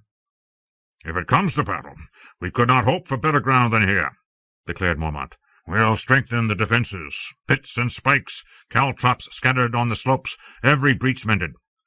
Drummond, I'll want your sharpest eyes as watchers. A ring of them all around us and along the river to warn of any approach.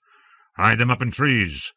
And we had best start bringing up water, too, more than we need. We'll dig cisterns. It will keep the men occupied and may prove needful later." "My rangers—" started Thorin Smallwood. "Your rangers will limit their ranging to this side of the river until the half-hand reaches us. After that, we'll see. I will not lose more of my men." "Mance Rayder might be massing his host a day's ride from here, and we'd never know," Smallwood complained. "We know where the wildlings are massing," Mormont came back. "We had it from Craster. I mislike the man, but I do not think he lied to us in this." "As you say." Smallwood took a sullen leave. The others finished their wine and followed more courteously. "Shall I bring your supper, my lord?" John asked. "Corn," the raven cried. Mormont did not answer at once. When he did, he said only, "Did your wolf find game today?" "He's not back yet." "We could do with fresh meat." Mormont dug into a sack and offered his raven a handful of corn. "You think I'm wrong to keep the rangers close?" "That's not for me to say, my lord." "It is, if you're asked." "If the rangers must stay in sight of the fist, I don't see how they can hope to find my uncle," John admitted. "They can't." The raven pecked at the kernels in the old bear's palm. 200 men or 10,000. The country is too vast. The corn gone, Mormont turned his hand over. "You would not give up the search?" "Maester Aemon thinks you clever." Mormont moved the raven to his shoulder. The bird tilted its head to one side, little eyes a-glitter. The answer was there. It seems to me that it might be easier for one man to find 200 than for 200 to find one." The raven gave a cackling scream, but the old bear smiled through the gray of his beard. "This many men and horses leave a trail even Aemon could follow. On this hill our fires ought to be visible as far off as the foothills of the Frostfangs. If Ben Stark is alive and free, he will come to us, I have no doubt." "Yes," said John. "But what if—" "He's dead?" Mormont asked, not unkindly. John nodded reluctantly. "Dead," the raven said. "Dead, dead." "He may come to us anyway," the old bear said, "as Othor did, and Jafer Flowers.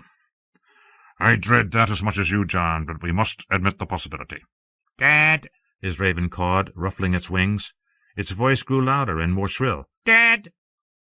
Mormont stroked the bird's black feathers and stifled a sudden yawn with the back of his hand. "I will forsake supper, I believe. Rest will serve me better. Wake me at first light." "Sleep well, my lord." John gathered up the empty cups and stepped outside. He heard distant laughter, the plaintive sound of pipes. A great blaze was crackling in the center of the camp, and he could smell stew cooking. The old bear might not be hungry, but John was. He drifted over toward the fire. Dywyn was holding forth, spoon in hand. "I know this wood as well as any man alive, and I tell you I wouldn't care to ride through it alone tonight. Can't you smell it?" Gren was staring at him with wide eyes, but Dolorous Ed said, "All I smell is the shit of 200 horses, and this stew, which has a similar aroma now that I come to sniff it." "I've got your similar aroma right here." Hake patted his dirk. Grumbling, he filled John's bowl from the kettle. The stew was thick with barley, carrot, and onion, with here and there a ragged shred of salt beef, softened in the cooking. "What is it you smell, Tywin?" asked Gren. The forester sucked on his spoon a moment. He had taken out his teeth. His face was leathery and wrinkled, his hands gnarled as old roots. "Seems to me like it smells, well, cold." "Your head's as wooden as your teeth," Hake told him. "There's no smell to cold." "There is," thought John, remembering the night in the Lord Commander's chambers. "It smells like death." Suddenly he was not hungry any more. He gave his stew to Gren, who looked in need of an extra supper to warm him against the night. The wind was blowing briskly when he left. By morning frost would cover the ground, and the tent ropes would be stiff and frozen.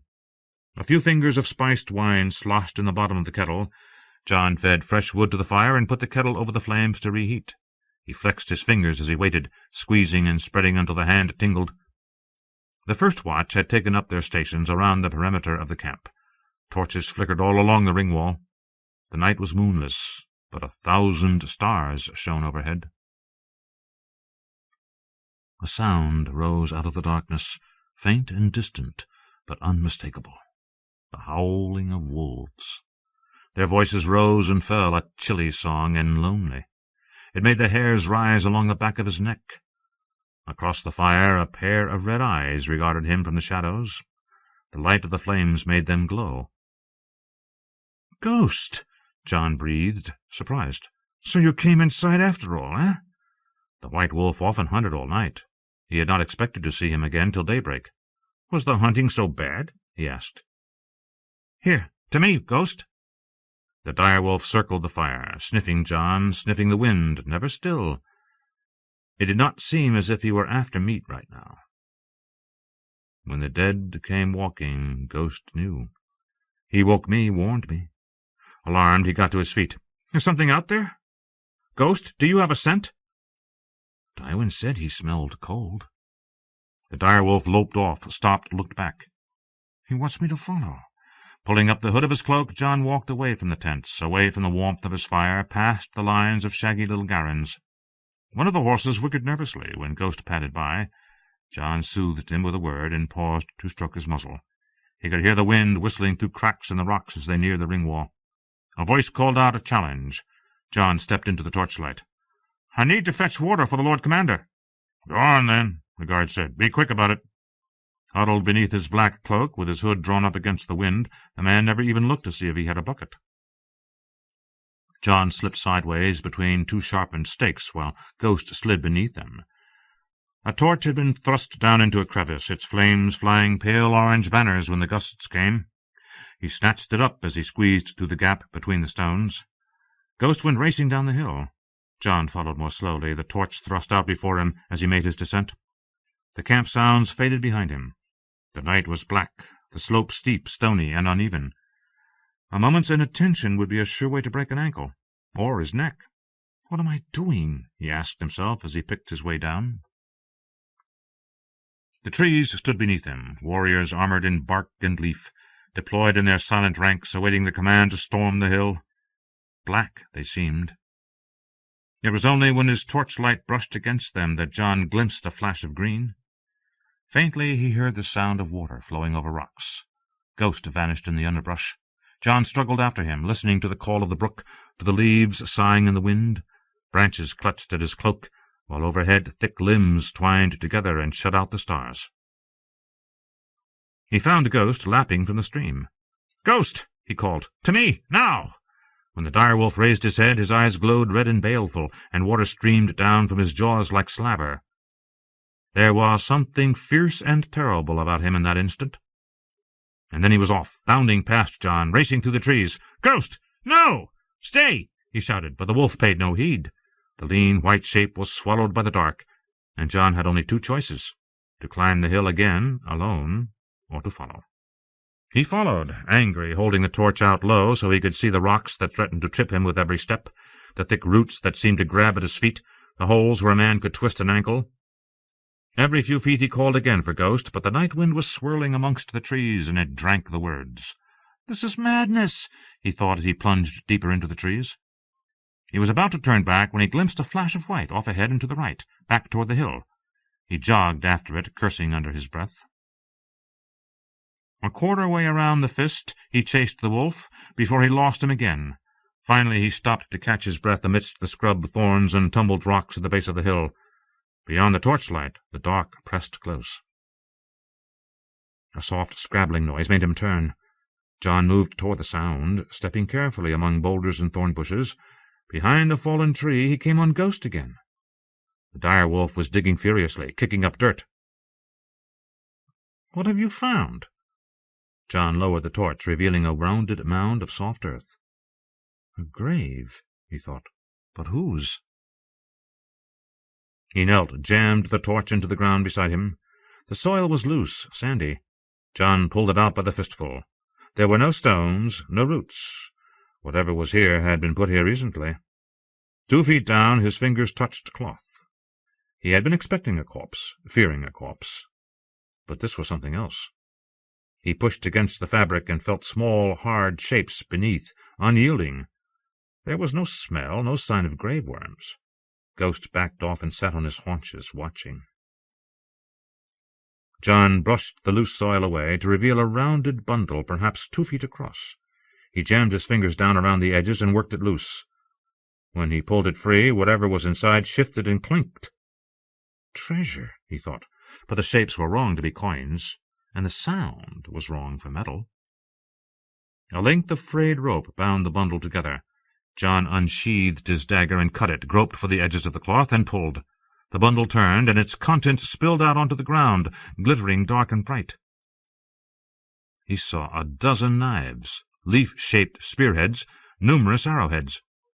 John picked up a dagger blade, feather-light and shiny black, hiltless. Torchlight ran along its edge, a thin orange line that spoke of razor sharpness. Dragonglass, what the maesters call obsidian. Had Ghost uncovered some ancient cache of the children of the forest, buried here for thousands of years? The Fist of the First Men was an old place, only... Beneath the dragonglass was an old war-horn, made from an aurochs horn and banded in bronze. John shook the dirt from inside it, and a stream of arrowheads fell out. He let them fall and pulled up a corner of the cloth the weapons had been wrapped in, rubbing it between his fingers. Good wool, thick, a double weave, damp but not rotted.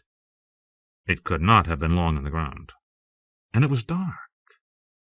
He seized a handful and pulled it close to the torch. Not dark. Black. Even before John stood and shook it out, he knew what he had. The black cloak of a sworn brother of the Night's Watch.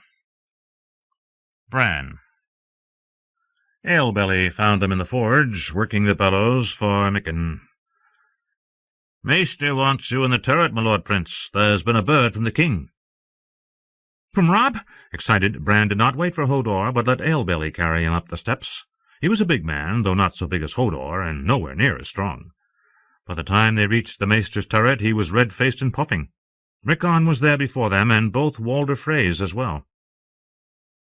Maester Luwin sent Ale-belly away and closed his door. "My lords," he said gravely, "we have had a message from his grace, with both good news and ill.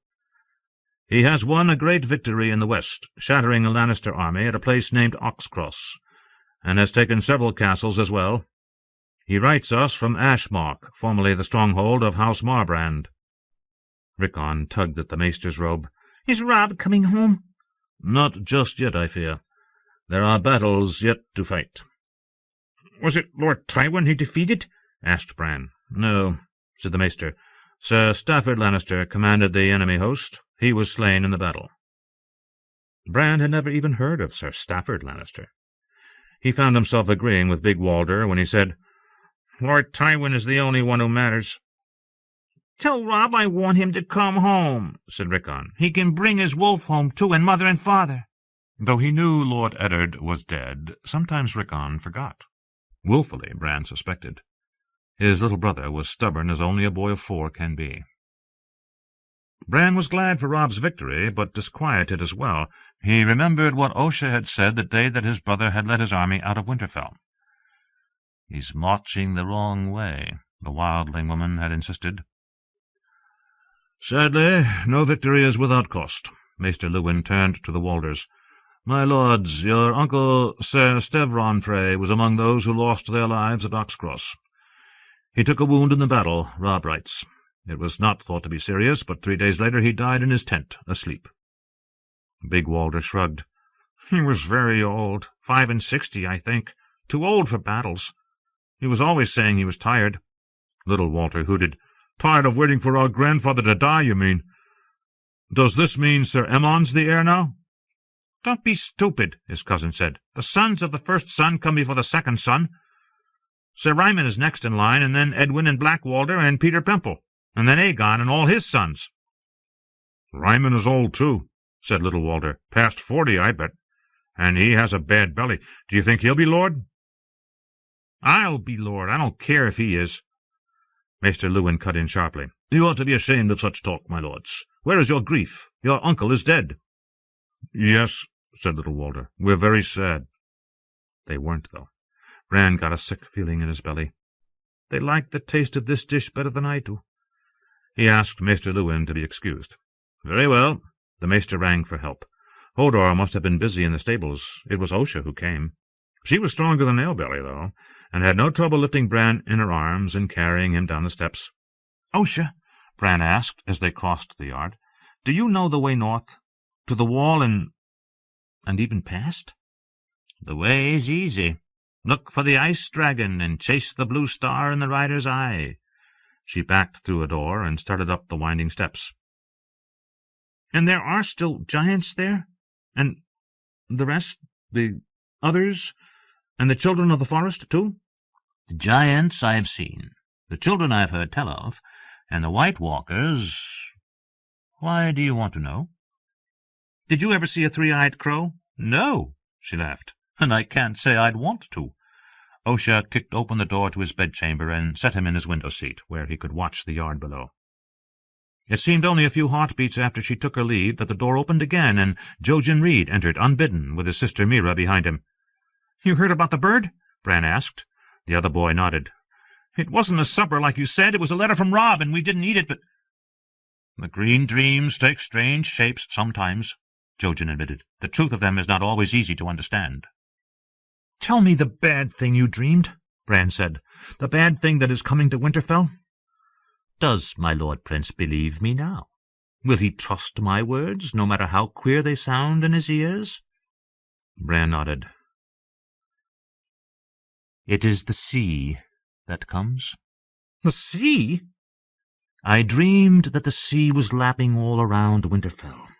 I saw black waves crashing against the gates and towers, and then the salt water came flowing over the walls and filled the castle.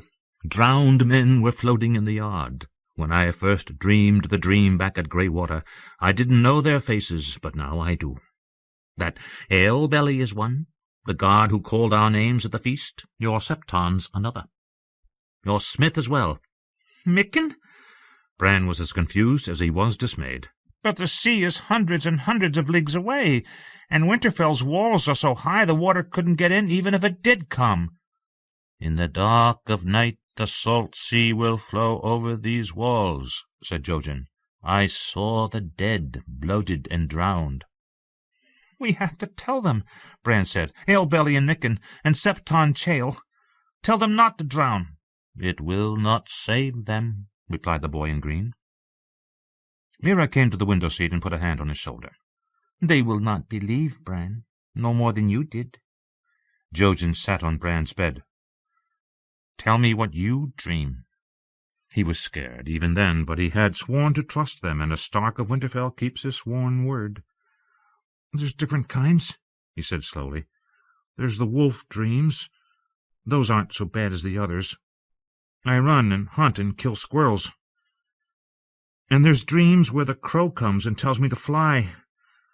Sometimes the tree is in those dreams, too, calling my name. That frightens me. But the worst dreams are when I fall." He looked down into the yard, feeling miserable. I never used to fall before. When I climbed, I went every place, up on the roofs and along the walls. I used to feed the crows in the burned tower. Mother was afraid that I would fall, but I knew I never would. Only I did, and now when I sleep I fall all the time. Mira gave his shoulder a squeeze. Is that all? I guess. Warg, said Jojen Reed. Bran looked at him, his eyes wide. What? Warg, shape-changer, beastling. That is what they will call you, if they should ever hear of your wolf dreams. The names made him afraid again. Who will call me? Your own folk. In fear. Some will hate you if they know what you are. Some will even try to kill you. Old Nan told scary stories of beastlings and shape-changers sometimes. In the stories they were always evil. I'm not like that, Bran said. I'm not. It's only dreams. The wolf dreams are no true dreams. You have your eye closed tight whenever you're awake, but as you drift off, it flutters open, and your soul seeks out its other half. The power is strong in you. I don't want it. I want to be a knight. A knight is what you want. A warg is what you are. You can't change that, Bran. You can't deny it or push it away. You are the winged wolf. But you will never fly. Jojen got up and walked to the window. Unless you open your eye. He put 2 fingers together and poked Bran in the forehead hard. When he raised his hand to the spot, Bran felt only the smooth, unbroken skin. There was no eye, not even a closed one. How can I open it if it's not there? You will never find the eye with your fingers, Bran. You must search with your heart. Jojen studied Bran's face with those strange green eyes. Or are you afraid? Maester Luwin says there's nothing in dreams that a man need fear. There is, said Jojen. What? The past, the future, the truth. They left him more muddled than ever. When he was alone, Bran tried to open his third eye, but he didn't know how. No matter how he wrinkled his forehead and poked at it, he couldn't see any different than he'd done before. In the days that followed, he tried to warn others about what Jojen had seen, but it didn't go as he wanted. Mikken thought it was funny. The sea, is it? Happens I always wanted to see the sea. Never got where I could go to it, though. So now it's coming to me, is it? The gods are good to take such trouble for a poor smith. The gods will take me when they see fit, Septon Chael said quietly, though I scarcely think it likely that I'll drown, Bran. I grew up on the banks of the White Knife, you know. I'm quite the strong swimmer. Alebelly was the only one who paid the warning any heed. He went to talk to Jojen himself, and afterwards stopped bathing and refused to go near the well. Finally he stank so bad that 6 of the other guards threw him into a tub of scalding water and scrubbed him raw, while he screamed that they were going to drown him like the frog boy had said. Thereafter he scowled whenever he saw Bran or Jojen about the castle, and muttered under his breath. It was a few days after Alebelly's bath that Sir Roderick returned to Winterfell with his prisoner, a fleshy young man with fat, moist lips and long hair who smelled like a privy, even worse than Alebelly had. "Reek, he's called," Hayhead said when Bran asked who it was. "I never heard his true name. He served the bastard of Bolton and helped him murder Lady Hornwood, they say."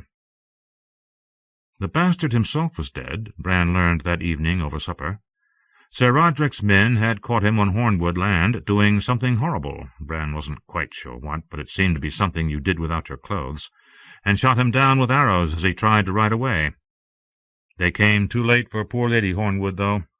After their wedding, the bastard had locked her in a tower and neglected to feed her. Bran had heard men saying that when Sir Roderick had smashed down the door, he found her with her mouth all bloody and her fingers chewed off. "The monster has tied us a thorny knot," the old knight told Maester Luwin. "Like it or no, Lady Hornwood was his wife. He made her say the vows before both Septon and Hearttree, and bedded her that very night before witnesses. She signed a will naming him as heir, and fixed her seal to it." "Vows made at sword point are not valid," the Maester argued. "Roose Bolton may not agree, not with land at issue." Sir Roderick looked unhappy. Would that I could take this serving man's head off as well. He's as bad as his master. But I fear I must keep him alive until Robb returns from his wars. He is the only witness to the worst of the bastard's crimes. Perhaps when Lord Bolton hears his tale he will abandon his claim, but meantime we have Manderley knights and Dreadfort men killing one another in Hornwood forests, and I lack the strength to stop them." The old knight turned in his seat and gave Bran a stern look. "And what have you been about while I have been away, my lord prince? Commanding our guardsmen not to wash? Do you want them smelling like this reek, is that it?" "The sea is coming here," Bran said. "Jojen saw it in a green dream. Alebelly is going to drown." Maester Lewin tugged at his chain collar. "The Reed boy believes he sees the future in his dreams, Sir Roderick. I've spoken to Bran about the uncertainty of such prophecies, but if truth be told, there is trouble along the stony shore. Raiders in longships plundering fishing villages, raping and burning. Leopold Tallheart has sent his nephew Benfred to deal with them, but I expect they'll take to their ships and flee at the first sight of armed men." "Aye, and strike somewhere else. The others take all such cowards. They would never dare no more than the bastard of Bolton if our main strength were not 1,000 leagues south." Sir Roderick looked at Bran. "What else did the lad tell you?" "He said the water would flow over our walls. He saw Alebelly drowned, and Micken and Septon Chael, too." Sir Roderick frowned. "Well, should it happen that I need to ride against these raiders myself, I shan't take Alebelly, then. He didn't see me drowned, did he? No? Good." It heartened Bran to hear that. "Maybe they won't drown, then," he thought, "if they stay away from the sea." Mira thought so, too, later that night when she and Jojen met Bran in his room to play a 3-sided game of tiles. But her brother shook his head. "The things I see in green dreams can't be changed." That made his sister angry. "Why would the gods send a warning if we can't heed it and change what's to come?" "I don't know," Jojen said sadly. "If you were Alebelly, you'd probably jump into the well to have done with it. He should fight, and Bran should too." "Me?" Bran felt suddenly afraid. "What should I fight? Am I going to drown too?" Mira looked at him guiltily. "I shouldn't have said—" He could tell that she was hiding something. "Did you see me in a green dream?" he asked Jojen nervously. "Was I drowned?" "Not drowned." Jojen spoke as if every word pained him. "I dreamed of the man who came today, the one they call Reek. You and your brother lay dead at his feet, and he was skinning off your faces with a long red blade." Mira rose to her feet. "If I went to the dungeon, I could drive a spear right through his heart. How could he murder Bran if he was dead?" "The jailers will stop you," Jojen said. "The guards. And if you tell them why you want him dead, they'll never believe." "I have guards, too," Bran reminded them. "Alebelly and Poxy Tim and Hayhead and the rest." Jojen's mossy eyes were full of pity.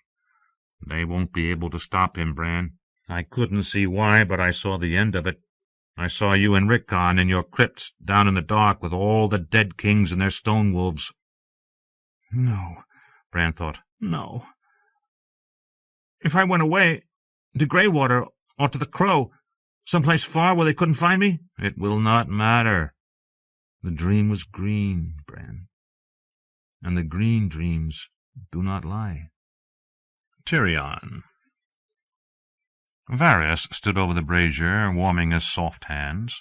It would appear Renly was murdered most fearfully in the very midst of his army.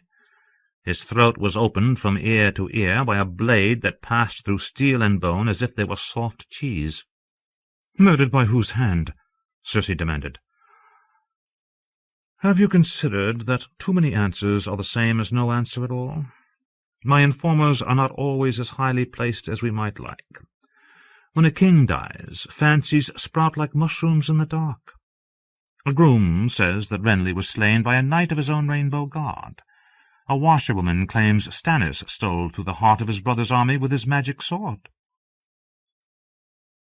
Several men-at-arms believe a woman did the fell deed, but cannot agree on which woman. A maid that Renly had spurned, claims one. A camp-follower brought in to serve his pleasure on the eve of battle, says a second. A third ventures that it might have been the Lady Catelyn Stark." The Queen was not pleased. Must you waste our time with every rumour the fools care to tell? You pay me well for these rumours, my gracious queen. We pay you for the truth, Lord Varys. Remember that, or this small council may grow smaller still. Varys tittered nervously. You and your noble brother will leave his grace with no council at all, if you continue. I dare say the realm could survive a few less councillors, said Littlefinger with a smile. Dear, dear Peter, said Varys, are you not concerned that yours might be the next name on the hand's little list? Before you, Varys, I shall never dream of it. Mayhaps we will be brothers on the wall together, you and I. Varys giggled again. Sooner than you'd like, if the next words out of your mouth are not something useful, eunuch.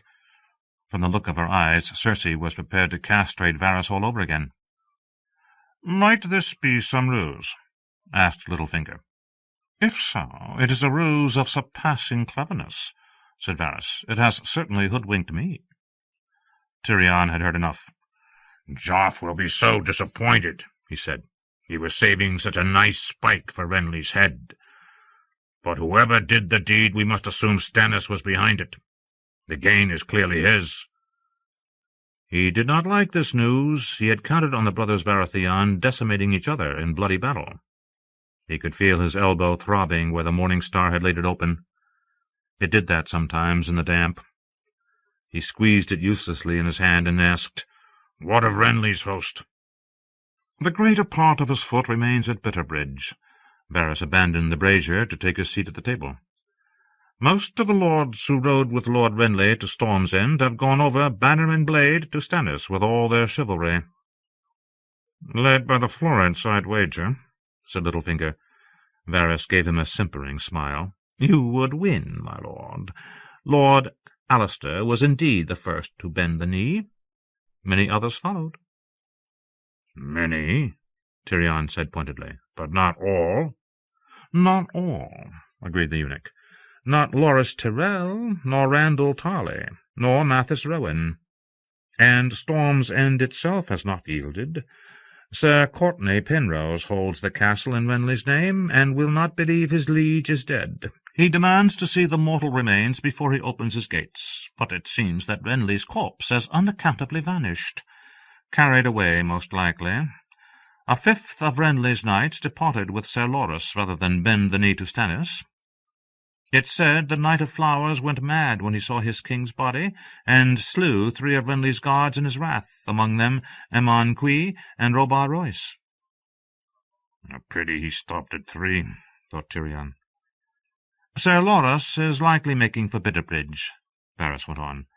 His sister is there, Renly's queen, as well as a great many soldiers who suddenly find themselves kingless. Which side will they take now? A ticklish question. Many serve the lords remained at Storm's End, and those lords now belong to Stannis. Tyrion leaned forward. There is a chance here, it seems to me. Win Loras Tyrell to our cause, and Lord Mace Tyrell and his bannermen might join us as well. They may have sworn their swords to Stannis for the moment, yet they cannot love the man, or they would have been his from the start. Is their love for us any greater? Asked Cersei. Scarcely, said Tyrion. They loved Renly, clearly, but Renly is slain.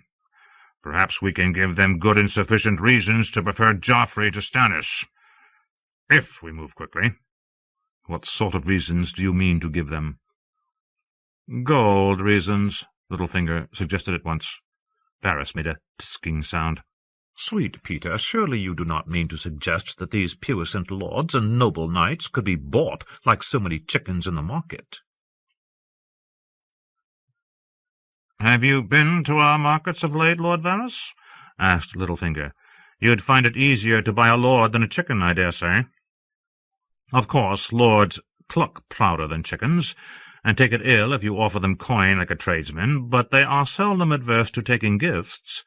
Honours, lands, castles. Bribes might sway some of the lesser lords, Tyrion said, but never Highgarden. True, Littlefinger admitted.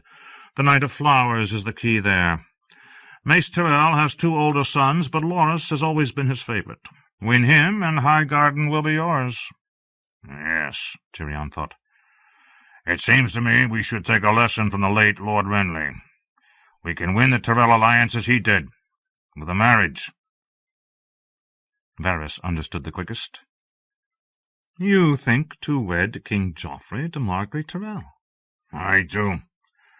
Renly's young queen was no more than 15, 16, he seemed to recall. Older than Joffrey, but a few years were nothing. It was so neat and sweet you could taste it. Joffrey is betrothed to Sansa Stark, Cersei objected. Marriage contracts can be broken. What advantage is there in wedding the king to the daughter of a dead traitor? Littlefinger spoke up. You might point out to his grace that the Tyrells are much wealthier than the Starks, and that Margaery is said to be lovely. And bettable besides. Yes, said Tyrion. Joff ought to like that well enough. My son is too young to care about such things. You think so? Asked Tyrion. He's 13, Cersei, the same age at which I married. You shamed us all with that sorry episode. Joffrey is made of finer stuff. So fine that he had Sir Boros rip off Sansa's gown. He was angry with the girl. He was angry with that cook's boy who spilled the soup last night as well. But he didn't strip him naked. This was not a matter of some spilled soup. No, it was a matter of some pretty teats. After that business in the yard, Tyrion had spoken with Varys about how they might arrange for Joffrey to visit Chataya's. A taste of honey might sweeten the boy, he hoped. He might even be grateful, gods forbid, and Tyrion could do with a shade more gratitude from his sovereign. It would need to be done secretly, of course. The tricky bit would be parting him from the hound. The dog is never far from his master's heels, he'd observed to Varys, but all men sleep, and some gamble and whore and visit wine-sinks as well. The hound does all these things, if that is your question. No, said Tyrion. My question is, when? Varys had laid a finger on his cheek, smiling enigmatically. My lord, a suspicious man might think you wished to find a time when Sandor Clegane was not protecting King Joffrey. The better to do the boy some harm. Surely you know me better than that, Lord Varys, Tyrion said. Why, all I want is for Joffrey to love me. The eunuch had promised to look into the matter. The war made its own demands, though. Joffrey's initiation into manhood would need to wait. Doubtless you know your son better than I do, he made himself tell Cersei. But regardless, there's still much to be said for a Tyrell marriage. It may be the only way that Joffrey lives long enough to reach his wedding night. Littlefinger agreed. A Stark girl brings Joffrey nothing but her body, sweet as that may be. Margaery Tyrell brings 50,000 swords and all the strength of Highgarden. Indeed. Varys laid a soft hand on the Queen's sleeve. You have a mother's heart, and I know his grace loves his little sweetling. Yet kings must learn to put the needs of the realm before their own desires. I say this offer must be made. The Queen pulled free of the eunuch's touch. You would not speak so if you were women. Say what you will, my lords, but Joffrey is too proud to settle for Renly's leavings. He will never consent. Tyrion shrugged. When the king comes of age in 3 years, he may give or withhold his consent as he pleases. Until then, you are his regent, and I am his hand, and he will marry whomever we tell him to marry, leavings or no. Cersei's quiver was empty. Make your offer, then, but gods save you all if Joff does not like this girl. I'm so pleased we can agree, Tyrion said. Now, which of us shall go to Bitterbridge? We must reach Sir Loras with our offer before his blood can cool. You mean to send one of the council? I can scarcely expect the Knight of Flowers to treat with Bran or Shagger, can I? The Tyrells are proud. His sister wasted no time trying to twist the situation to her advantage. Sir Jacelyn Bywater is nobly born. Send him. Tyrion shook his head. We need someone who can do more than repeat our words and fetch back a reply. Our envoy must speak for king and council and settle the matter quickly. The hand speaks with the king's voice. Candlelight gleamed green as wildfire in Cersei's eyes. If we send you, Tyrion, it will be as if Joffrey went himself. And who better? You wield words as skilfully as Jaime wields a sword. Are you that eager to get me out of the city, Cersei? You are too kind, sister, but it seems to me that a boy's mother is better fitted to arrange his marriage than any uncle. And you have a gift for winning friends that I could never hope to match. Her eyes narrowed. Joff needs me at his side. Your Grace, my Lord Hand, said Littlefinger, the king needs both of you here. Let me go in your stead. You?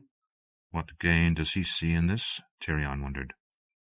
I am of the king's counsel, yet not the king's blood, so I would make a poor hostage. I knew Sir Loras passing well when he was here at court, and gave him no cause to mislike me. Mace Tyrell bears me no enmity that I know of, and I flatter myself that I am not unskilled in negotiation. He has us. Tyrion did not trust Peter Baelish, nor did he want the man out of his sight, yet what other choice was left him? It must be Littlefinger or Tyrion himself, and he knew full well that if he left King's Landing for any length of time, all that he had managed to accomplish would be undone. There is fighting between here and Bitterbridge, he said cautiously, and you can be past certain that Lord Stannis will be dispatching his own shepherds to gather in his brother's wayward lambs. I've never been frightened of shepherds. It's the sheep who trouble me. Still, I suppose an escort might be in order. I can spare 100 gold cloaks, Tyrion said. 500.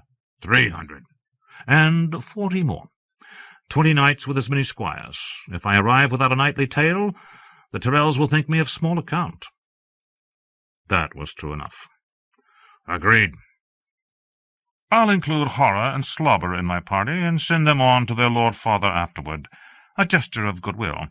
We need Paxter Redwine. He's Mace Tyrell's oldest friend, and a great power in his own right.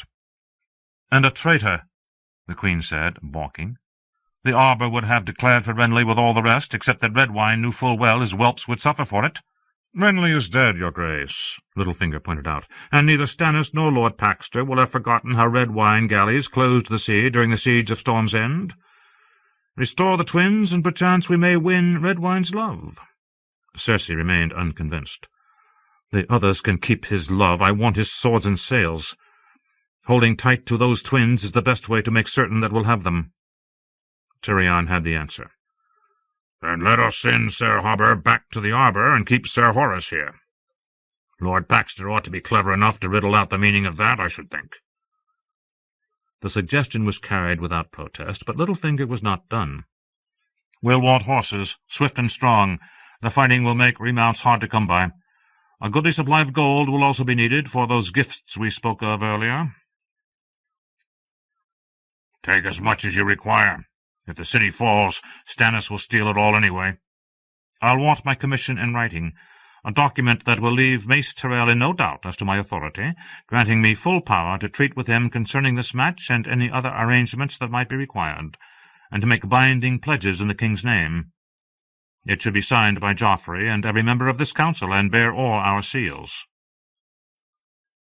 Tyrion shifted uncomfortably. Done. Will that be all? I remind you, there's a long road between here and Bitterbridge. I'll be riding it before dawn breaks. Littlefinger rose. I trust that on my return the king will see that I am suitably rewarded for my valiant efforts in this cause. Varys giggled. Joffrey is such a grateful sovereign. I am certain you will have no cause to complain, my good, brave lord. The Queen was more direct. What do you want, Peter? Littlefinger glanced at Tyrion with a sly smile.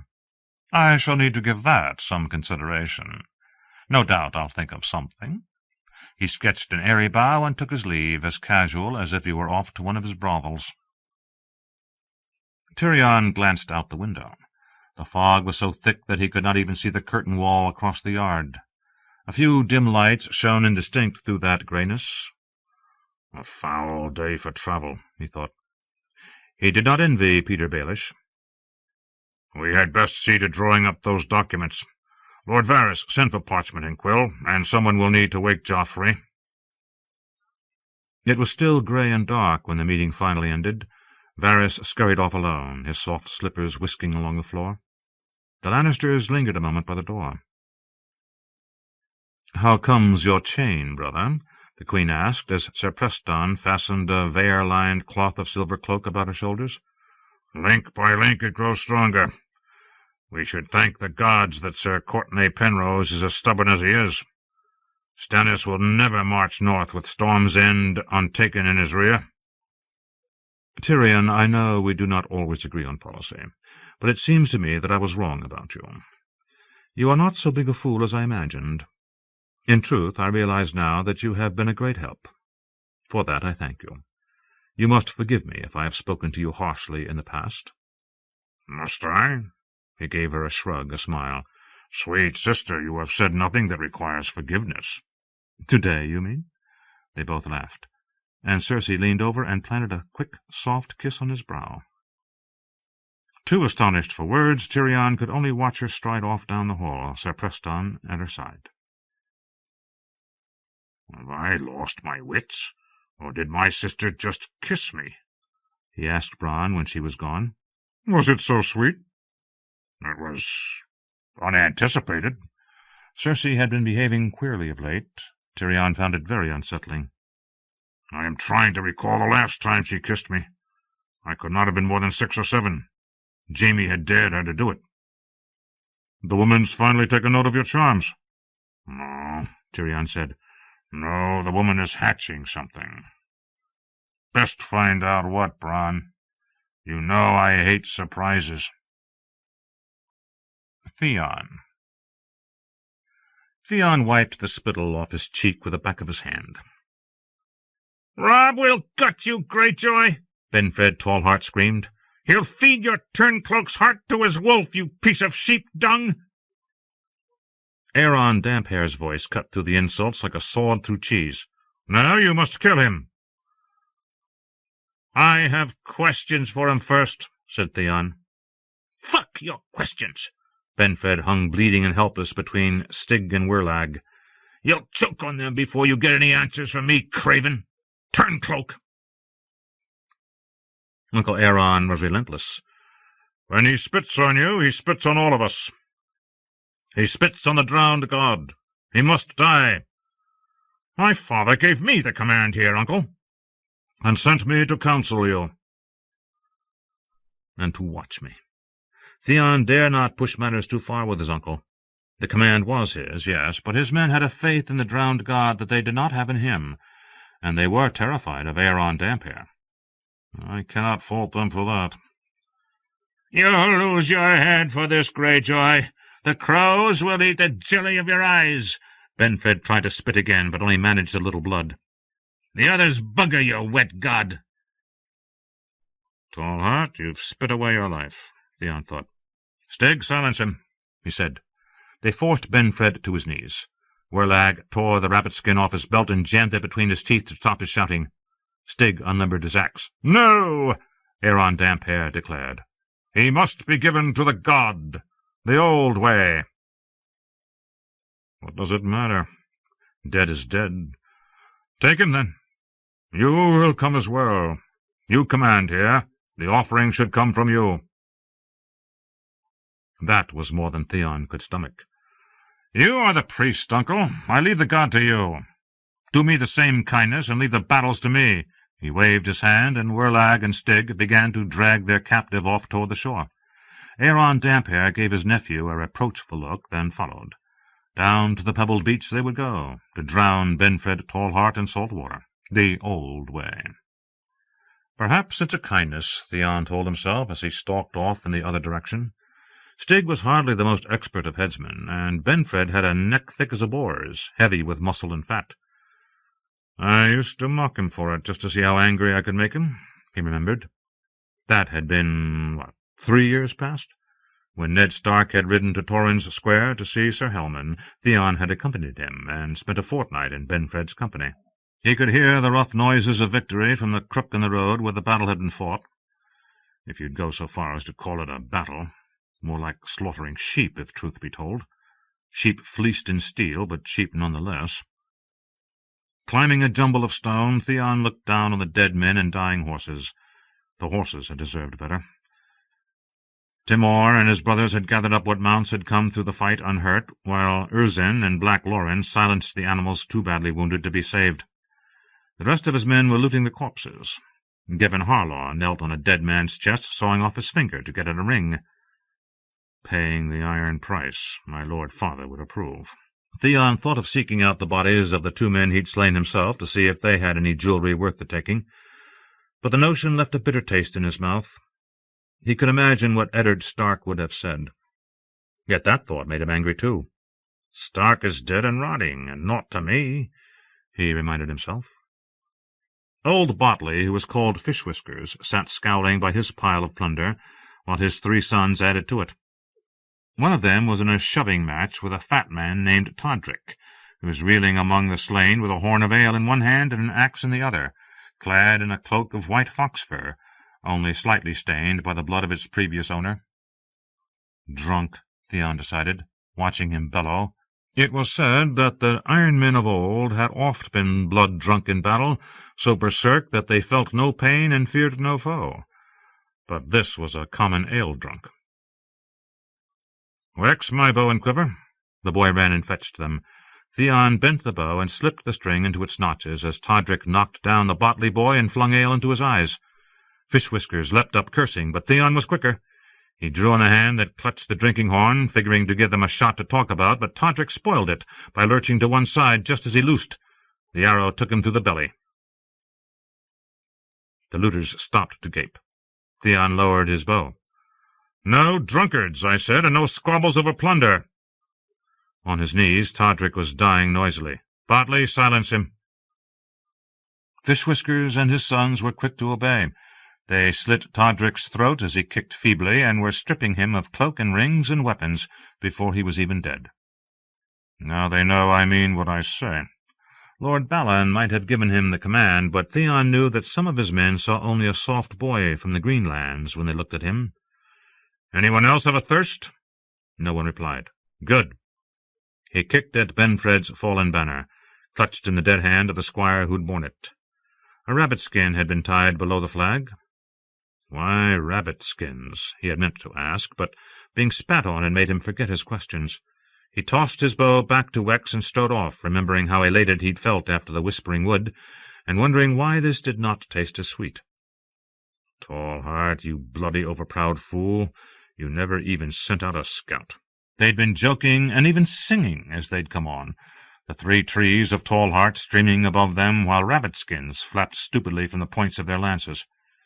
The archers concealed behind the gorse had spoiled the song with a rain of arrows, and Theon himself had led his men-at-arms out to finish the butcher's work with dagger, axe, and warhammer. He had ordered their leader spared for questioning. Only he had not expected it to be Benfred Tallheart. His limp body was being dragged from the surf when Theon returned to his sea-pitch.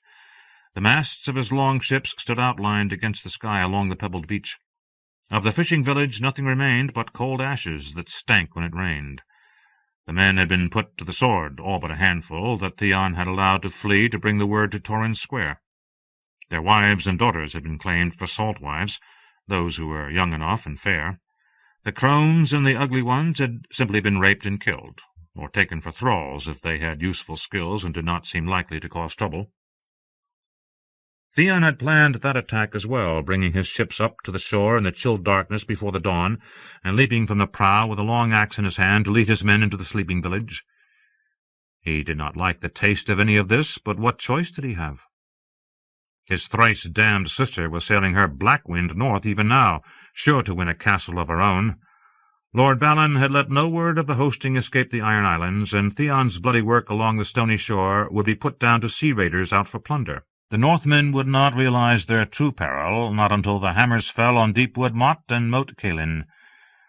And after all is done and won, they will make songs for that bitch Asha, and forget that I was even here. That is, if he allowed it. Dagmar Cleftjaw stood by the high, carved prow of his long ship, Foam-Drinker. Theon had assigned him the task of guarding the ships, otherwise men would have called it Dagmar's victory, not his. A more prickly man might have taken that for a slight, but the Cleftjaw had only laughed. "The day is won," Dagmar called down, "and yet you do not smile, boy. The living should smile, for the dead cannot." He smiled himself to show how it was done. It made for a hideous sight. Under a snowy white mane of hair, Dagmar Cleftjaw had the most gut-churning scar Theon had ever seen, the legacy of the long axe that had near killed him as a boy. The blow had splintered his jaw, shattered his front teeth, and left him forelips, where other men had but two. A shaggy beard covered his cheeks and neck, but the hair would not grow over the scar, so a shiny seam of puckered, twisted flesh divided his face like a crevasse through a snowfield. "We could hear them singing," the old warrior said. "It was a good song, and they sang it bravely." "They sang better than they fought. Harps would have done them as much good as their lances did." "How many men are lost?" "Of ours?" Theon shrugged. "Todrick. I killed him for getting drunk and fighting over loot." "Some men are born to be killed." A lesser man might have been afraid to show a smile as frightening as his, yet Dagmar grinned more often and more broadly than Lord Balan ever had. Ugly as it was, that smile brought back 100 memories. Theon had seen it often as a boy, when he jumped a horse over a mossy wall, or flung an axe and split a target square. He'd seen it when he blocked a blow from Dagmar's sword, when he put an arrow through a seagull on the wing, when he took the tiller in hand and guided a long ship safely through a snarl of foaming rocks. He gave me more smiles than my father and Eddard Stark together. Even Robb. He ought to have won a smile the day he'd saved Bran from that wildling, but instead he'd gotten a scolding, as if he were some cook who burned the stew. "You and I must talk, Uncle," Theon said. Dagmar was no true uncle, only a sworn man, with perhaps a pinch of Greyjoy blood 4 or 5 lives back, and that from the wrong side of the blanket. Yet Theon had always called him uncle nonetheless. "Come on to my deck, then." There were no milords from Dagmar, not when he stood on his own deck. On the Iron Islands every captain was a king aboard his own ship. He climbed the plank to the deck of the foam drinker in 4 long strides, and Dagmar led him back to the cramped aft cabin, where the old man poured a horn of sour ale and offered Theon the same. He declined. "We did not capture enough horses. A few, but, well, I'll make do with what I have, I suppose. Fewer men means more glory." "What need do we have of horses?" Like most iron men, Dagmar preferred to fight on foot or from the deck of a ship. "Horses will only shit on our decks and get in our way." "If we sailed, yes," Theon admitted. "I have another plan." He watched the other carefully to see how he would take that. Without the Cleftjaw he could not hope to succeed. Command or no, the men would never follow him if both Aeron and Dagmar opposed him, and he had no hope of winning over the sour-faced priest. "Your lord father commanded us to harry the coast, no more." Eyes pale as sea foam watched Theon from under those shaggy white eyebrows. Was it disapproval he saw there, or a spark of interest? The latter, he thought, hoped. "You are my father's man." "His best man, and always have been." Pride, Theon thought. He is proud. I must use that. His pride will be the key. "There is no man in the Iron Islands half so skilled with spear or sword." "You have been too long away, boy." "When you left, it was as you say. But I am grown old in Lord Greyjoy's service. The singers call Andric best now. Andric the Unsmiling, they name him. A giant of a man. He serves Lord Drum of Old Wick, and Black Lauren and Carl the Maid are near his dread. This Andric may be a great fighter, but men do not fear him as they fear you." "Aye, that's so," Dagmar said. The fingers curled around the drinking horn were heavy with rings, gold and silver and bronze, set with chunks of sapphire and garnet and dragonglass. He had paid the iron price for every one, Theon knew. "If I had a man like you in my service, I should not waste him on this child's business of harrying and burning. This is no work for Lord Balan's best man." Dagmar's grin twisted his lips apart and showed the brown splinters of his teeth. "Nor for his true-born son," he hooted. "I know you too well, Theon. I saw you take your first step, help you bend your first bow. 'Tis not me who feels wasted." "By rights, I should have my sister's command," he admitted, uncomfortably aware of how peevish that sounded. "You take this business too hard, boy. It is only that your lord father does not know you. With your brothers dead and you taken by the wolves, Your sister was his solace. He learned to rely on her, and she has never failed him. Nor have I. The Starks knew my worth. I was one of Brynden Blackfish's picked scouts, and I charged with the first wave in the Whispering Wood. I was that close to crossing swords with the Kingslayer himself. Theon held his hands 2 feet apart. Darren Hornwood came between us and died for it. "Why do you tell me this?" Dagmar asked. "It was me who put your first sword in your hand. I know you are no craven." "Does my father?" The hoary old warrior looked as if he had bitten into something he did not like the taste of. "It is only Theon. The boy wolf is your friend, and these Starks had you for 10 years. I am no Stark." Lord Eddard saw to that. "I am a Greyjoy, and I mean to be my father's heir. How can I do that unless I prove myself with some great deed?" "You are young. Other wars will come, and you shall do your great deeds.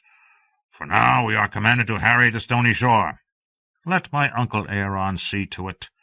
I'll give him 6 ships, all but Foam Drinker and Sea Bitch, and he can burn and drown to his god's surfeit."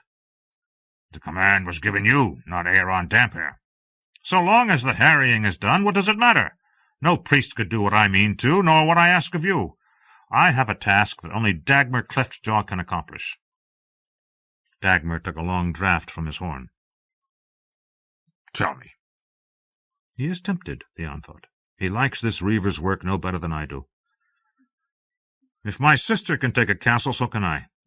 "Asha has 4 or 5 times the men we do." Theon allowed himself a sly smile. "But we have 4 times the wits, and 5 times the courage. Your father will thank me when I hand him his kingdom. I mean to do a deed that the harpers will sing of for 1,000 years. He knew that would give Dagmar pause. A singer had made a song about the axe that cracked his jaw in half, and the old man loved to hear it. Whenever he was in his cups, he would call for a reaving song, something loud and stormy that told of dead heroes and deeds of wild valor. His hair is white and his teeth are rotten, but he still has a taste for glory.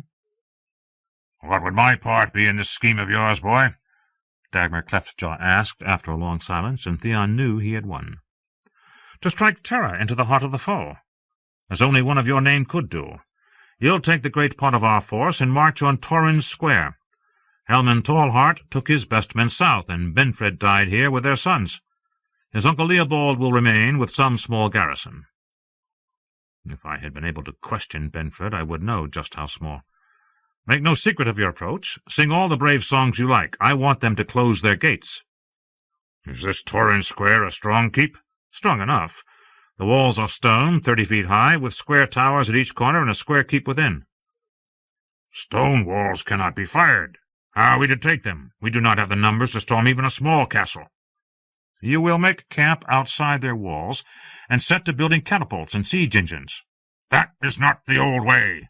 Have you forgotten? Iron men fight with swords and axes, not by flinging rocks. There is no glory in starving out a foeman." "Leopold will not know that. When he sees you raising siege towers, his old woman's blood will run cold, and he will bleat for help. Stay your archers, uncle, and let the raven fly. The castellan at Winterfell is a brave man, but age has stiffened his wits as well as his limbs.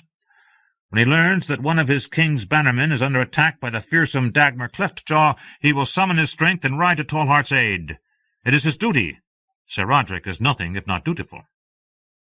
"Any force he summons will be larger than mine," Dagmar said, "and these old knights are more cunning than you think, or they would never have lived to see their first grey hair. You set us a battle we cannot hope to win, Theon. This Torrhen Square will never fall." Theon smiled. "It's not Torrhen Square I mean to take." Arya. Confusion and clangor ruled the castle. Men stood on the beds of wagons loading casks of wine, sacks of flour, and bundles of new-fletched arrows. Smiths straightened swords, knocked dents from breastplates, and shoed destriers and pack-mules alike. Mail shirts were tossed in barrels of sand and rolled across the lumpy surface of the flowstone yard to scour them clean. Wyse's women had 20 cloaks to mend, 100 more to wash. The high and humble crowded into the sept together to pray. Outside the walls, tents and pavilions were coming down. Squires tossed pails of water over cook fires, while soldiers took out their oil stones to give their blades one last good lick. The noise was a swelling tide. Horses blowing and whickering, lords shouting commands, men-at-arms trading curses, camp-followers squabbling. Lord Tywin Lannister was marching at last. Sir Adam Marbrand was the first of the captains to depart, a day before the rest. He made a gallant show of it, riding a spirited red courser whose mane was the same copper colour as the long hair that streamed past Sir Adam's shoulders. The horse was barded in bronze-coloured trappings dyed to match the rider's cloak and emblazoned with a burning tree. Some of the castle women sobbed to see him go. We said he was a great horseman and sword-fighter, Lord Tywin's most daring commander. "I hope he dies," Arya thought, as she watched him ride out the gate, his men streaming after him in a double column. I hope they all die. They were going to fight Robb, she knew. Listening to the talk as she went about her work, Arya had learned that Robb had won some great victory in the west. He'd burned Lannisport, some said, or else he meant to burn it. He'd captured Casterly Rock and put everyone to the sword, or he was besieging the Golden Tooth. But something had happened, that much was certain. Wyse had her running messages from dawn to dusk. Some of them even took her beyond the castle walls, out into the mud and madness of the camp. I could flee, she thought, as a wagon rumbled past her. I could hop on the back of a wagon and hide, or fall in with the camp followers. No one would stop me. She might have done it, if not for Wyse. He'd told them more than once what he'd do to anyone who tried to run off on him. "It won't be no beating, no. I won't lay a finger on you. I'll just save you for the Cohoric, yes, I will. I'll save you for the Crippler. Vargo Hoat, his name is, and when he gets back he'll cut off your feet." Maybe if Wyse were dead, Arya thought, but not when she was with him. He could look at you and smell what you were thinking. He always said so. Wyse never imagined she could read, though, so he never bothered to seal the messages he gave her. Arya peeked at them all, but they were never anything good, just stupid stuff, sending this cart to the granary and that one to the armory. One was a demand for payment on a gambling debt, but the knight she gave it to couldn't read. When she told him what it said, he tried to hit her, but Arya ducked under the blow, snatched a silver-banded drinking horn off his saddle, and darted away. The knight roared and came after her, but she slid between two wains, wove through a crowd of archers, and jumped a latrine trench. In his mail he couldn't keep up. When she gave the horn to Wyse, he told her that a smart little weasel like her deserved a reward. "I've got my eye on a plump, crisp capon to sup on tonight. We'll share it, me and you. You'll like that." Everywhere she went, Arya searched for Jaqen H'ghar, wanting to whisper another name to him before those she hated were all gone out of her reach, but amidst the chaos and confusion the Lorathi sellsword was not to be found. He still owed her 2 deaths, and she was worried she would never get them if he rode off to battle with the rest. Finally she worked up the courage to ask one of the gate-guards if he'd gone. "One of Lordship's men, is he?" the man said. "He won't be going, then. His lordship's name's Sir Amory, Castellan of Harrenhal. That whole lot's staying right here to hold the castle. The bloody mummers will be left as well to do the foraging. That goat Vargo Hoat is like to spit. Him and Lorch have always hated each other." The Mountain would be leaving with Lord Tywin, though. He would command the van in battle, which meant that Dunsen, Polliver, and Raff would all slip between her fingers unless she could find Jaqen and have him kill one of them before they left. "Weasel," Wyse said that afternoon, "get to the armory and tell Lucan that Sir Lionel notched his sword in practice and needs a new one. Here's his mark." He handed her a square of paper. "Be quick about it now. He's to ride with Sir Kevin Lannister." Arya took the paper and ran. The armory adjoined the castle smithy, a long, high-roofed tunnel of a building with 20 forges built into its walls and long stone water troughs for tempering the steel. Half of the forges were at work when she entered. The walls rang with the sound of hammers, and burly men in leather aprons stood sweating in the sullen heat as they bent over bellows and anvils. When she spied Gendry, his bare chest was slick with sweat, but the blue eyes under the heavy black hair had the stubborn look she remembered. Arya didn't know that she even wanted to talk to him. It was his fault they'd all been caught. "Which one is Lucan?" She thrust out the paper. "I'm to get a new sword for Sir Lionel." "Never mind about Sir Lionel." He drew her aside by the arm. "Last night Hot Pie asked me if I heard you yell Winterfell back at the Holdfast, when we were all fighting on the wall." "I never did." "Yes, you did. I heard you too." "Everyone was yelling stuff. Arya said defensively. Hot Pie yelled hot pie. He must have yelled it 100 times. It's what you yelled that matters. I told Hot Pie he should clean the wax out of his ears that all you yelled was, "Go to hell." If he asks you, you better say the same. I will, she said, even though she thought "go to hell" was a stupid thing to yell. She didn't dare tell Hot Pie who she really was. Maybe I should say Hot Pie's name to Jaqen. I'll get Lucan, Gendry said. Lucan grunted at the writing, though Arya did not think he could read it, and pulled down a heavy longsword. "This is too good for that oaf, and you tell him I said so," he said, as he gave her the blade. I will, she lied. If she did any such thing, Whis would beat her bloody. Lucan could deliver his own insults.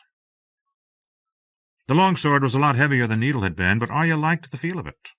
The weight of steel in her hands made her feel stronger. Maybe I'm not a water dancer yet, but I'm not a mouse either. A mouse couldn't use a sword, but I can. The gates were open, soldiers coming and going, drays rolling in empty and going out creaking and swaying under their loads. She thought about going to the stables and telling them that Sir Lionel wanted a new horse. She had the paper. The stable boys wouldn't be able to read it any better than Lucan had. I could take the horse and the sword and just ride out. If the guards tried to stop me, I'd show them the paper and say I was bringing everything to Sir Lionel. She had no notion what Sir Lionel looked like or where to find him, though. If they questioned her, they'd know, and then Whis. As she chewed her lip, trying not to think about how it would feel to have her feet cut off, a group of archers in leather jerkins and iron helms went past, their bows slung across their shoulders. Arya heard snatches of their talk. "Giants, I tell you! He's got giants, 20 foot tall, come down from beyond the wall, follow him like dogs. Not natural coming on them so fast in the night and all. He's more wolf than man, all them Starks are." "Shit on your wolves and giants! The boy'd piss his pants if he knew he was coming. He wasn't man enough to march on Harrenhal, was he? Ran t'other way, didn't he? He'd run now if he knew what was best for him." "So you say, but might be the boy knows something we don't. Maybe it's us ought to be run." Yes, Arya thought. Yes, it's you who ought to run, you and Lord Tywin and the Mountain and Sir Adam and Sir Amory and stupid Sir Lionel, whoever he is. All of you better run, or my brother will kill you. He's a Stark, he's more wolf than man, and so am I. "Weasel!" Whist's voice cracked like a whip. She never saw where he came from, but suddenly he was right in front of her. "Give me that. Took you long enough." He snatched the sword from her fingers and dealt her a stinging slap with the back of his hand.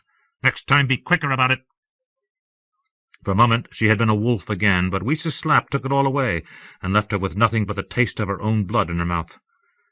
She'd bitten her tongue when he hit her. She hated him for that. "You want another?" Whis demanded. "You'll get it, too. I'll have none of your insolent looks. Get down to the brew-house and tell Tuffleberry that I have 24 barrels for him, but he better send his lads to fetch them, or I'll find someone who wants them worse." Arya started off, but not quick enough for Whis. "You run if you want to eat tonight," he shouted, his promises of a plump, crisp capon already forgotten. "And don't be getting lost again, or I swear I'll beat you bloody." You won't, Arya thought. You won't ever again. But she ran. The old gods of the north must have been guiding her steps. Halfway to the brew-house, as she passing under the stone bridge that arched between Widow's Tower and King's Spire, she heard harsh, growling laughter. Rorge came around a corner with 3 other men, the manticore badge of Sir Amory sewn over their hearts. When he saw her, he stopped and grinned, showing a mouthful of crooked brown teeth under the leather flap he wore sometimes to cover the hole in his face. "Yorin's little cunt," he called her. "Guess we know why that black bastard wanted you on the wall, don't we?" He laughed again, and the others laughed with him. "Where's your stick now?" Rorge demanded suddenly, the smile gone as quick as it had come. "Seems to me I promised to fuck you with it." He took a step toward her. Arya edged backward. "Not so brave now that I'm not in chains, are you?" "I saved you." She kept a good yard between them, ready to run quick as a snake if he made a grab for her. "Oh, you another fucking for that, seems like. Did Yorin pump your cunny, or did he like that tight little ass better?" "I'm looking for Jaqen," she said. "There's a message." Rorge halted, something in his eyes. Could it be that he was scared of Jaqen H'ghar? "The bathhouse! Get out of my way!" Arya whirled and ran, swift as a deer, her feet flying over the cobbles all the way to the bathhouse. She found Jaqen soaking in a tub, steam rising around him as a serving girl sluiced hot water over his head. His long hair, red on one side and white on the other, fell down across his shoulders, wet and heavy. She crept up quiet as a shadow, but he opened his eyes all the same.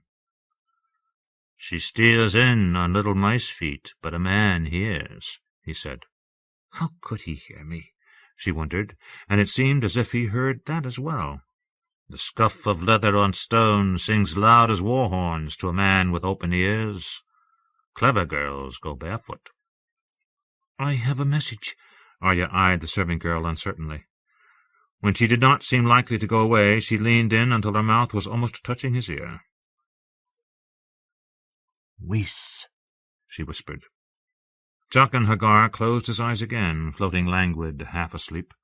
"Tell his lordship a man shall attend him at his leisure." His hand moved suddenly, splashing hot water at her, and Arya had to leap back to keep from getting drenched. When she told Toffleberry what Whis had said, the brewer cursed loudly.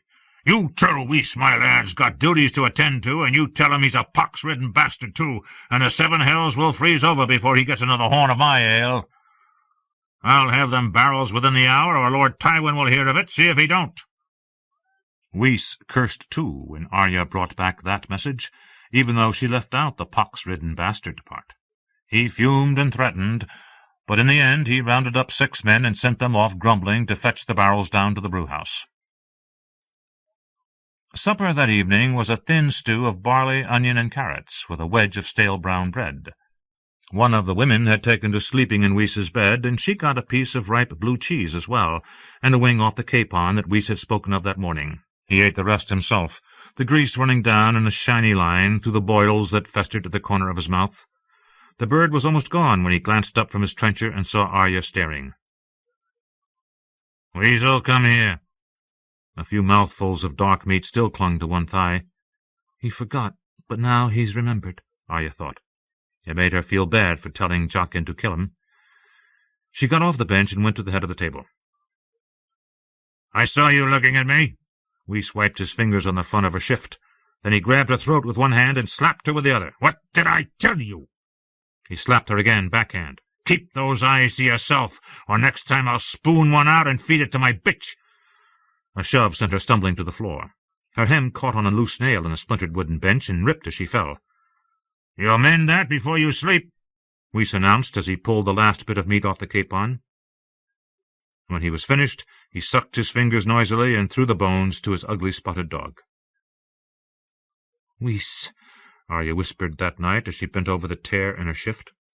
"Dunson, Polliver, Wrath the Sweetling," she said, calling a name every time she pushed the bone needle through the undyed wool.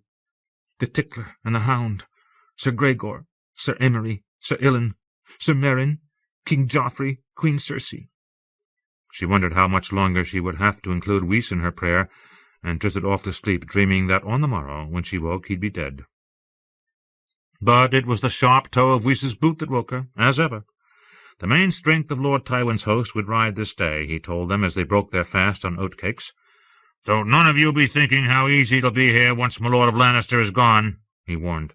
"The castle won't grow no smaller, I promise you that. Only now there'll be fewer hands to tend to it. You lot of slugabeds are going to learn what work is now. Yes, you are." "Not from you." Arya picked at her oaten cake. Whis frowned at her as if he smelled her secret. Quickly she dropped her gaze to her food and dared not raise her eyes again. Pale light filled the yard when Lord Tywin Lannister took his leave of Harrenhal. Arya watched from an arched window halfway up the wailing tower. His charger wore a blanket of enamelled crimson scales and gilded crinnet and chamfron, while Lord Tywin himself sported a thick ermine cloak. His brother Sir Kevin looked near as splendid. No less than 4 standard-bearers went before them, carrying huge crimson banners emblazoned with a golden lion. Behind the Lannisters came their great lords and captains. Their banners flared and flapped, a pageant of colour: red ox and golden mountain, purple unicorn and bantam rooster, brindled boar and badger, a silver ferret and a juggler in motley, stars and sunbursts, peacock and panther, chevron and dagger, black hood and blue beetle and green arrow. Last of all came Sir Gregor Clegane in his grey plate steel, astride a stallion as bad-tempered as his rider. Polliver rode beside him, with a black dog standard in his hand and Gendry's horned helm on his head. He was a tall man, but he looked no more than a half-grown boy when he rode in his master's shadow. A shiver crept up Arya's spine as she watched them pass under the great iron portcullis of Harrenhal. Suddenly she knew that she had made a terrible mistake. "I'm so stupid," she thought. "Wyse did not matter, no more than Chiswick had. These were the men who mattered, the ones she ought to have killed. Last night she could have whispered any of them dead, if only she hadn't been so mad at Wyse for hitting her and lying about the capon. Lord Tywin, why didn't I say Lord Tywin?" Perhaps it was not too late to change her mind. Wyse was not killed yet. If she could find Jaqen, tell him— Hurriedly Arya ran down the twisting steps, her chores forgotten. She heard the rattle of chains as the portcullis was slowly lowered, its spikes sinking deep into the ground, and then another sound, a shriek of pain and fear. A dozen people got there before her, though none was coming any too close. Arya squirmed between them. Wyse was sprawled across the cobbles, his throat a red ruin, eyes gaping sightlessly up at a bank of grey cloud. His ugly spotted dog stood on his chest, lapping at the blood pulsing from his neck, and every so often ripping a mouthful of flesh out of the dead man's face. Finally someone brought a crossbow and shot the spotted dog dead while she was worrying at one of Wyse's ears. "Damnedest thing," she heard a man say. "He had that bitch dog since she was a pup." "This place is cursed," the man with the crossbow said. "It's Harren's ghost, that's what it is," said Goodwife Amabel. "I'll not sleep here another night, I swear it." Arya lifted her gaze from the dead man and his dead dog. Jaqen Hagar was leaning up against the side of the wailing tower. When he saw her looking, he lifted a hand to his face and laid 2 fingers casually against his cheek. Catelyn. 2 days' ride from Riverrun, a scout spied them watering their horses beside a muddy stream. Catelyn had never been so glad to see the twin-tower badge of House Frey. When she asked him to lead them to her uncle, he said, "Blackfish has gone west with the king, my lady. Martin Rivers commands the outriders in his stead." "I see." She had met Rivers at the Twins, a base-born son of Lord Walder Frey, half-brother to Sir Perwyn. It did not surprise her to learn that Robb had struck at the heart of Lannister power. Clearly he had been contemplating just that when he sent her away to treat with Renly. "Where is Rivers now?" "His camp is 2 hours' ride, my lady." "Take us to him," she commanded. Brienne helped her back into her saddle, and they set out at once. "Have you come from Bitterbridge, my lady?" the scout asked. No, she had not dared. With Renly dead, Catelyn had been uncertain of the reception she might receive from his young widow and her protectors. Instead, she had ridden through the heart of the war, through fertile riverlands turned to blackened desert by the fury of the Lannisters, and each night her scouts brought back tales that made her ill. "Lord Renly is slain," she added. "We'd hoped that tale was some Lannister lie, or—" "Would that it were. My brother commands in Riverrun?" "Yes, my lady. His Grace left Sir Edmure to hold Riverrun and guard his rear." "Gods grant him the strength to do so," Catelyn thought, "and the wisdom as well. Is there word from Robb in the west?" "You have not heard?" The man seemed surprised. "His Grace won a great victory at Oxcross. Sir Stafford Lannister is dead, his host scattered." Sir Wendell Manderley gave a whoop of pleasure, but Catelyn only nodded. Tomorrow's trials concerned her more than yesterday's triumphs. Martin Rivers had made his camp in the shell of a shattered holdfast, beside a roofless stable and 100 fresh graves. He went to one knee when Catelyn dismounted. "Well met, my lady. Your brother charged us to keep an eye out for your party and escort you back to Riverrun in all haste, should we come upon you." Catelyn scarce liked the sound of that. "Is it my father?" "No, my lady. Lord Hoster is unchanged." Rivers was a ruddy man, with scant resemblance to his half-brothers. "It is only that we feared you might chance upon Lannister scouts. Lord Tywin has left Harrenhal and marches west with all his power." "Rise," she told Rivers, frowning. Stannis Baratheon would soon be on the march as well. Gods help them all. "How long until Lord Tywin is upon us?" 3 days, perhaps 4, it is hard to know. We have eyes out along all the roads, but it would be best not to linger." Nor did they. Rivers broke his camp quickly and saddled up beside her, and they set off again, near 50 strong now, flying beneath the dire wolf, the leaping trout, the twin towers. Her men wanted to hear more of Rob's victory at Oxcross, and Rivers obliged. "There's a singer come to Riverrun, calls himself Raymond the Rhymer. He's made a song of the fight. Doubtless you'll hear it sung tonight, my lady. Wolf in the Night, this Raymond calls it." He went on to tell how the remnants of Sir Stafford's host had fallen back on Lannisport. Without siege engines there was no way to storm Casterly Rock, so the young wolf was paying the Lannisters back in kind for the devastation they'd inflicted on the Riverlands.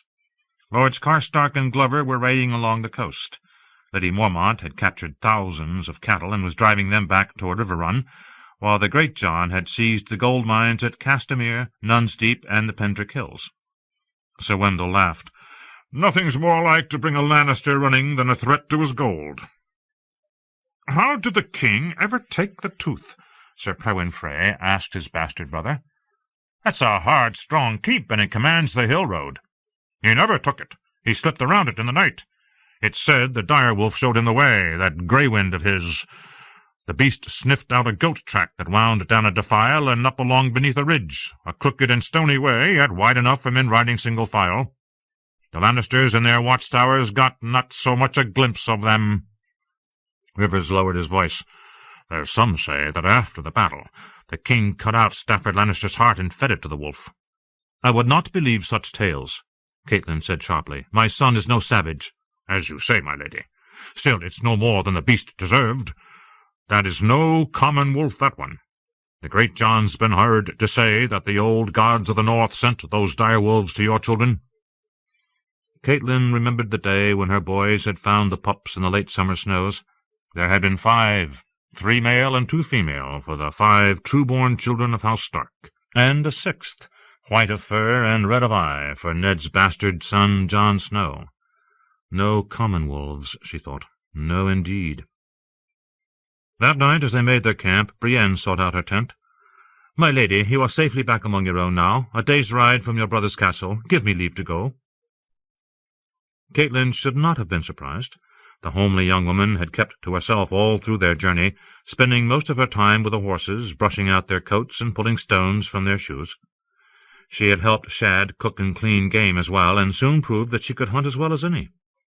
Any task Catelyn asked her to turn her hand to, Brienne had performed deftly and without complaint, and when she was spoken to she answered politely, but she never chattered, nor wept, nor laughed. She had ridden with them every day and slept among them every night, without ever truly becoming one of them. It was the same when she was with Renly, Catelyn thought. At the feast, in the melee, even in Renly's pavilion with her brothers of the Rainbow Guard. There are walls around this one, higher than Winterfell's. "If you left us, where would you go?" Catelyn asked her. "Back," Brienne said, "to Storm's End." Alone. It was not a question. The broad face was a pool of still water, giving no hint of what might live in the depths below. "Yes." "You mean to kill Stannis?" Brienne closed her thick, calloused fingers around the hilt of her sword, the sword that had been his. "I swore a vow. 3 times I swore. You heard me." "I did," Catelyn admitted. The girl had kept the rainbow cloak when she discarded the rest of her blood-stained clothing, she knew. Brienne's own things had been left behind during their flight, and she had been forced to clothe herself in odd bits of Sir Wendell's spare garb, since no one else in their party had garments large enough to fit her. Vows should be kept, I agree. But Stannis has a great host around him, and his own guards sworn to keep him safe. I am not afraid of his guards. I am as good as any of them. I should never have fled. Is that what troubles you? That some fool might call you craven?" She sighed. "Renly's death was no fault of yours. You served him valiantly, but when you seek to follow him into the earth, you serve no one." She stretched out a hand to give what comfort a touch could give. "I know how hard it is." Brienne shook off her hand. "No one knows." "You're wrong," Catelyn said sharply. "Every morning when I wake I remember that Ned is gone. I have no skill with swords, but that does not mean that I do not dream of riding to King's Landing and wrapping my hands around Cersei Lannister's white throat and squeezing until her face turns black." The beauty raised her eyes, the only part of her that was truly beautiful. "If you dream that, why would you seek to hold me back? Is it because of what Stannis said at the parley?" Was it? Catelyn glanced across the camp. 2 men were walking sentry, spears in hand. "I was taught that good men must fight evil in this world, and Renly's death was evil beyond all doubt. Yet I was also taught that the gods make kings, not the swords of men. If Stannis is our rightful king—" "He's not! Robert was never the rightful king either. Even Renly said as much. Jaime Lannister murdered the rightful king after Robert killed his lawful heir on the Trident. Where were the gods then? The gods don't care about men, no more than kings care about peasants." "A good king does care. Lord Renly, his grace, he would have been the best king, my lady. He was so good, he is gone, Brienne," she said, as gently as she could. "Stannis and Joffrey remain, and so does my son." "He wouldn't— You'd never make a peace with Stannis, would you? Bend the knee? You wouldn't—" "I will tell you true, Brienne, I do not know. My son may be a king, but I am no queen, only a mother who would keep her children safe, however she could." "I am not made to be a mother. I need to fight." "Then fight. But for the living, not the dead. Renly's enemies are Robb's enemies as well." Brienne stared at the ground and shuffled her feet. "I do not know your son, my lady." She looked up. "I could serve you." "If you would have me?" Catelyn was startled. "Why me?" The question seemed to trouble Brienne. "You helped me in the pavilion when they thought that I had— You were innocent. Even so, you did not have to do that. You could have let them kill me. I was nothing to you." Perhaps I did not want to be the only one who knew the dark truth of what had happened there, Catelyn thought. "Brienne, I have taken many well-born ladies into my service over the years, but never one like you. I am no battle commander." "No, but you have courage. Not battle courage, perhaps, but, I don't know, a kind of woman's courage, and I think when the time comes you will not try and hold me back. Promise me that you will not hold me back from Stannis." Catelyn could still hear Stannis saying that Robb's turn, too, would come in time. It was like a cold breath on the back of her neck. "When the time comes, I will not hold you back." The tall girl knelt awkwardly, unsheathed Renly's longsword, and laid it at her feet. "Then I am yours, my lady, your liege man, or whatever you would have me be. I will shield your back and keep your counsel and give my life for yours if need be. I swear it by the old gods and the new." "And I vow that you shall always have a place by my hearth, and meat and mead at my table, and pledge to ask no service of you that might bring you into dishonour. I swear it by the old gods and the new. Arise."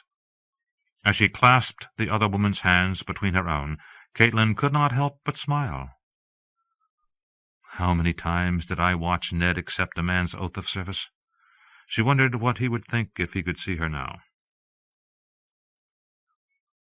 They forded the Red Fork late the next day, upstream of River Run, where the river made a wide loop and the waters grew muddy and shallow.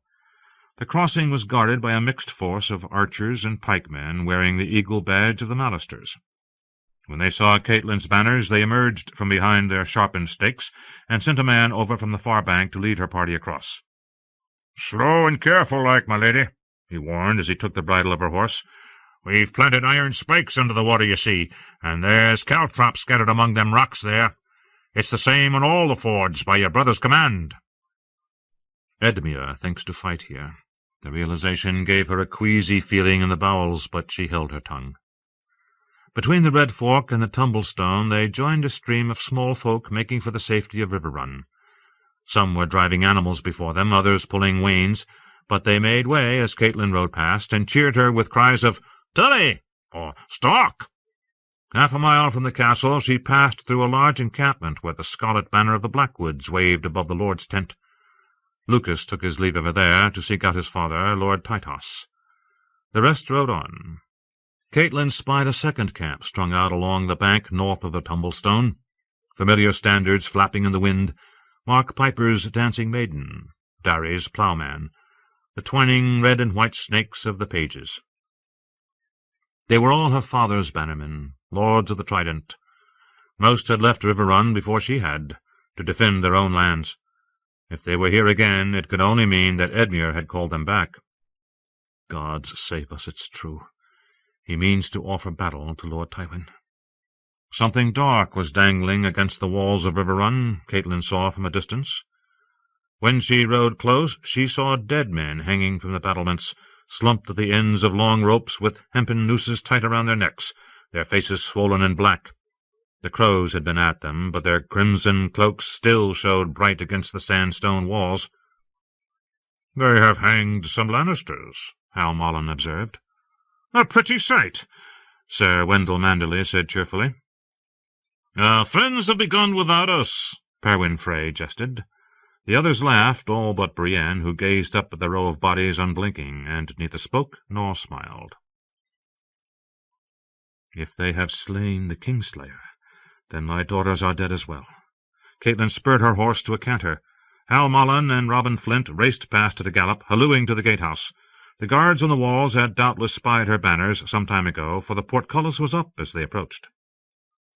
Edmure rode out from the castle to meet her, surrounded by 3 of her father's sworn men, great-bellied Sir Desmond Grell, the master-at-arms, Utherides Wayne, the steward, and Sir Robin Ryger, Riverrun's big, bold captain of guards.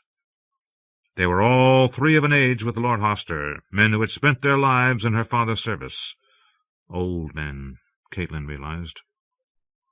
Edmure wore a blue and red cloak over a tunic embroidered with silver fish. From the look of him, he had not shaved since she rode south. His beard was a fiery bush. "Cat, it is good to have you safely back. When we heard of Renly's death, we feared for your life. And Lord Tywin is on the march as well." "So I am told. How fares our father?"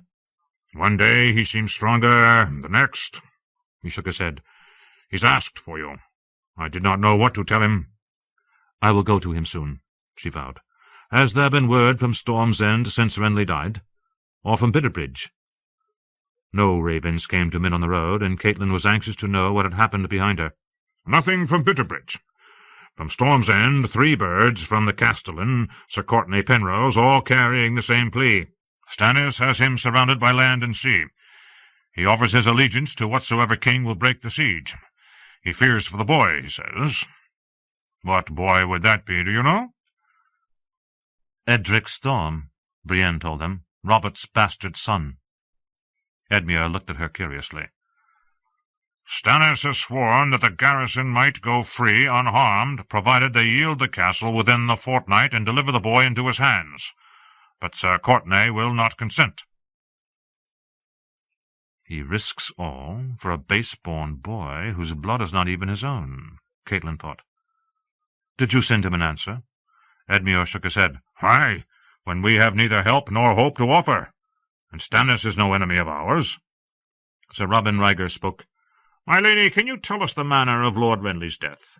The tales we've heard have been queer." "Cat," her brother said, "some say you killed Renly.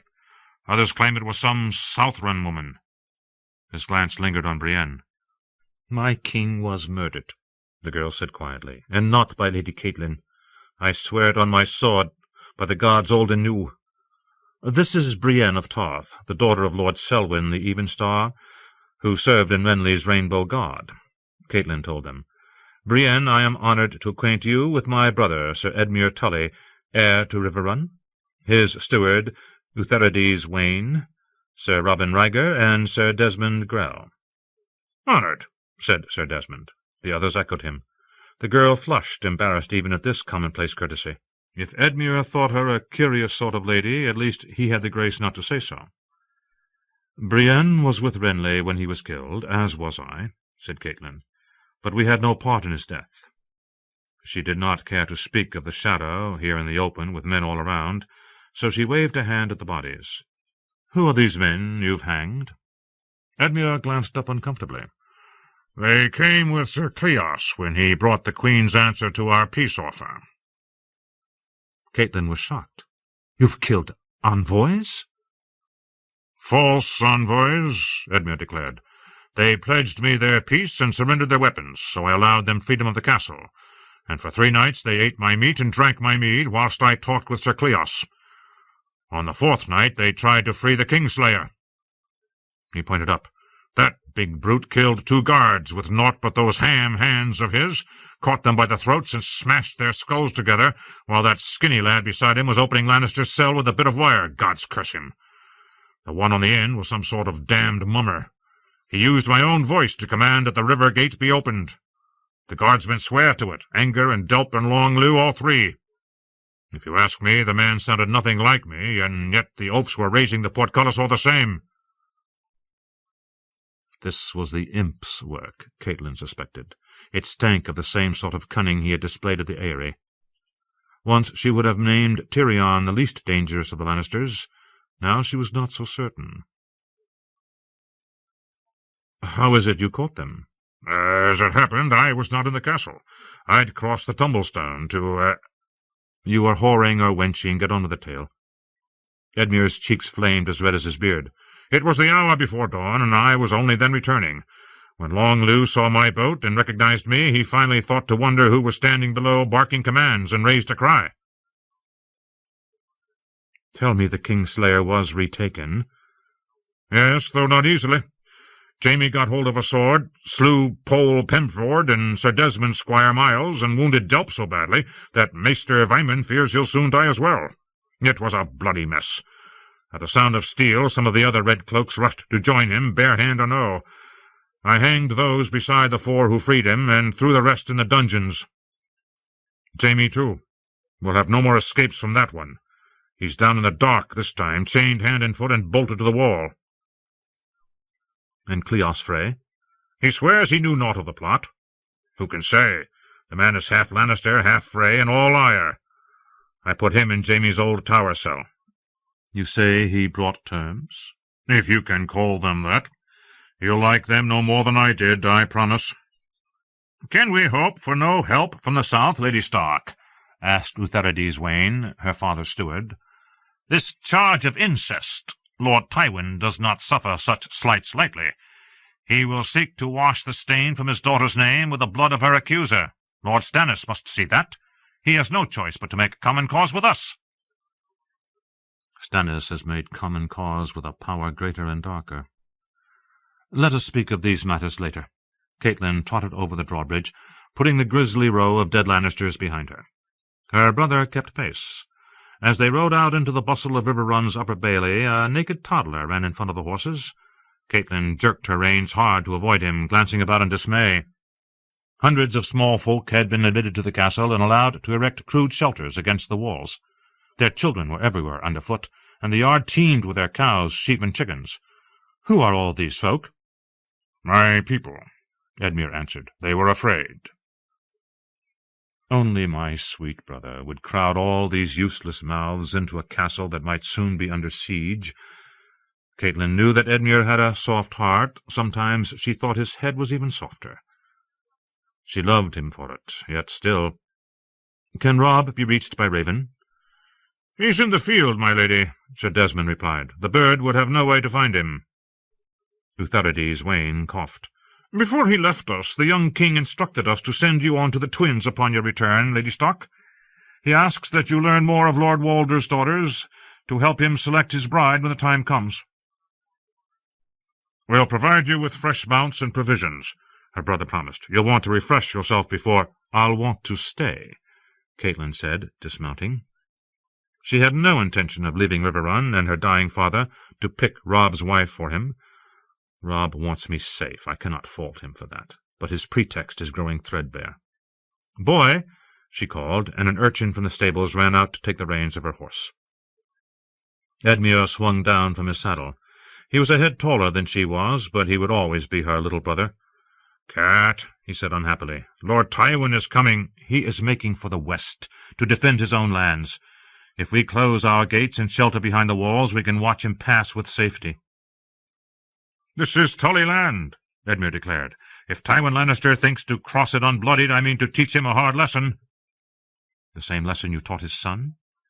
Her brother could be stubborn as river rock when his pride was touched, but neither of them was likely to forget how Sir Jaime had cut Edmure's host to bloody pieces the last time he had offered battle. "We have nothing to gain and everything to lose by meeting Lord Tywin in the field," Catelyn said tactfully. "The yard is not the place to discuss my battle plans." "As you will. Where shall we go?" Her brother's face darkened. For a moment she thought he was about to lose his temper with her, but finally he snapped, "The Godswood, if you will insist." She followed him along a gallery to the Godswood gate. Edmure's anger had always been a sulky, sullen thing. Catelyn was sorry she had wounded him, but the matter was too important for her to concern herself with his pride. When they were alone beneath the trees, Edmure turned to face her. "You do not have the strength to meet the Lannisters in the field," she said bluntly. "When all my strength is marshalled, I should have 8,000 foot and 3,000 horse," Edmure said. "Which means Lord Tywin will have near twice your numbers?" "Robb's won his battles against worse odds," Edmure replied, "and I have a plan. You've forgotten Roose Bolton. Lord Tywin defeated him on the Green Fork, but failed to pursue. When Lord Tywin went to Harrenhal, Bolton took the Ruby Ford and the crossroads. He has 10,000 men. I've sent word to Helman Tallheart to join him with the garrison Robb left at the Twins." "Edmure, Robb left those men to hold the Twins and make certain Lord Walder keeps faith with us." "He has," Edmure said stubbornly. "The Freys fought bravely in the Whispering Wood, and old Sir Stevron died at Oxcross, we hear. Sir Ryman and Black Walder and the rest are with Robb in the west. Martin has been of great service scouting, and Sir Perwyn helped to see you safe to Renly. Gods be good, how much more can we ask of them? Robb's betrothed to one of Lord Walder's daughters, and Roose Bolton wed another, I hear. And haven't you taken 2 of his grandsons to be fostered at Winterfell?" A ward can easily become a hostage, if need be. She had not known that Sir Stevron was dead, nor of Bolton's marriage. "If we're 2 hostages to the good, all the more reason Lord Walder dare not play us false. Bolton needs Frey's men, and Sir Helman's as well. I've commanded him to retake Harrenhal." "That's like to be a bloody business." "Yes, but once the castle falls, Lord Tywin will have no safe retreat. My own levies will defend the fords of Red Fork against his crossing. If he attacks across the river, he'll end as Rhaegar did when he tried to cross the Trident. If he holds back, he'll be caught between River Run and Harrenhal, and when Robb returns from the west, we can finish him for good and all." Her brother's voice was full of brusque confidence, but Catelyn found herself wishing that Robb had not taken her uncle Brynden west with him. The Blackfish was the veteran of 100 battles, Edmure was the veteran of 1, and that one lost. "The plan's a good one," he concluded. "Lord Tytos says so, and Lord Junos as well. When did Blackwood and Bracken agree about anything that was not certain, I ask you?" Be that as it may. She was suddenly weary. Perhaps she was wrong to oppose him. Perhaps it was a splendid plan, and her misgivings only a woman's fears. She wished Ned were here, or her Uncle Brynden, or— "Have you asked Father about this?" "Father is in no state to weigh strategies. 2 days ago he was making plans for your marriage to Brandon Stark. Go see him yourself if you do not believe me. This plan will work, Cat, you'll see." "I hope so, Edmure. I truly do." She kissed him on the cheek to let him know she meant it, and went to find her father. Lord Hoster Tully was much as she had left him, abed, haggard, flesh pale and clammy. The room smelled of sickness, a cloying odour made up in equal parts of stale sweat and medicine. When she pulled back the drapes, her father gave a low moan, and his eyes fluttered open. He stared at her as if he could not comprehend who she was or what she wanted. "Father," she kissed him, "I am returned." He seemed to know her then. "You've come," he whispered faintly, lips barely moving. "Yes," she said. "Robb sent me south, but I hurried back." "South? Where? Is the Eyrie South, sweetling? I don't recall. Oh, dear heart, I was afraid. Have you forgiven me, child?" Tears ran down his cheeks. "You've done nothing that needs forgiveness, Father." She stroked his limp white hair and felt his brow. The fever still burned him from within, despite all the maester's potions. "It was best," her father whispered. John's a good man, good, strong, kind. Take care of you. He will, and well born. Listen to me, you must. I'm your father. Your father. You'll wed when Cat does. Yes, you will.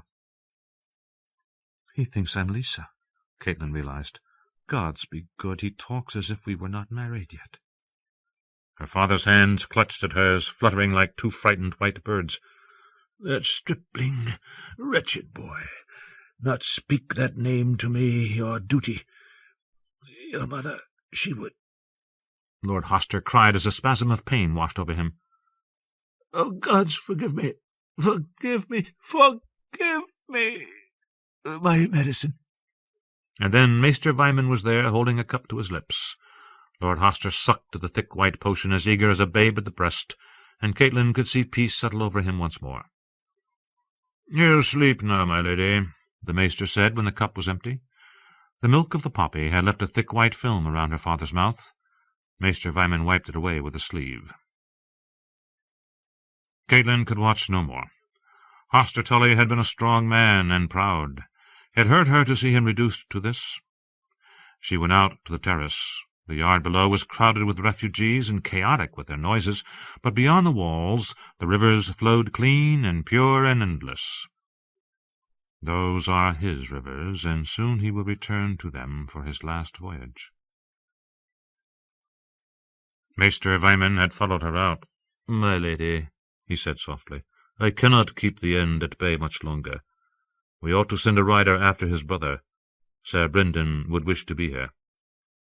Yes, Catelyn said, her voice thick with her grief. "And the Lady Lisa as well, perhaps?" "Lisa will not come." "If you wrote her yourself, perhaps—" "I will put some words to paper, if that please you." She wondered who Lisa's wretched stripling had been. Some young squire or hedge knight, like as not. Though by the vehemence with which Lord Hoster had opposed him, he might have been a tradesman's son, or base-born apprentice, even a singer. Lisa had always been too fond of singers. I must not blame her. John Arryn was 20 years older than our father, however noble. The tower her brother had set aside for her use was the very same that she and Lisa had shared as maids. It would feel good to sleep on a feather bed again, with a warm fire in the hearth. When she was rested, the world would seem less bleak. But outside her chambers she found Utherides Wayne waiting with 2 women clad in grey, their faces cowled save for their eyes. Catelyn knew at once why they were here. "Ned?" The sisters lowered their gaze. Utherides said, "Sir Cleos brought him from King's Landing, my lady." "Take me to him," she commanded. They had laid him out on a trestle table and covered him with a banner, the white banner of House Stark with its grey direwolf sigil. "I would look on him," Catelyn said. "Only the bones remain, my lady." "I would look on him," she repeated. One of the silent sisters turned down the banner. Bones, Catelyn thought. This is not Ned. This is not the man I loved, the father of my children. His hands were clasped together over his chest, skeletal fingers curled about the hilt of some long sword, but they were not Ned's hands, so strong and full of life. They had dressed the bones in Ned's surcoat, the fine white velvet with the direwolf badge over the heart, but nothing remained of the warm flesh that had pillowed her head so many nights, the arms that had held her. The head had been rejoined to the body with fine silver wire, but one skull looks much like another, and in those empty hollows she found no trace of her lord's dark grey eyes, eyes that could be soft as a fog or hard as stone. They gave his eyes to crows, she remembered. Catelyn turned away. "That is not his sword." "Ice was not returned to us, my lady," Utherides said. "Only Lord Eddard's bones." "I suppose I must thank the Queen for even that much."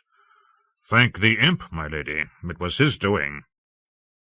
"One day I will thank them all." "I am grateful for your service, sisters," Catelyn said, "but I must lay another task upon you. Lord Eddard was a Stark, and his bones must be laid to rest beneath Winterfell.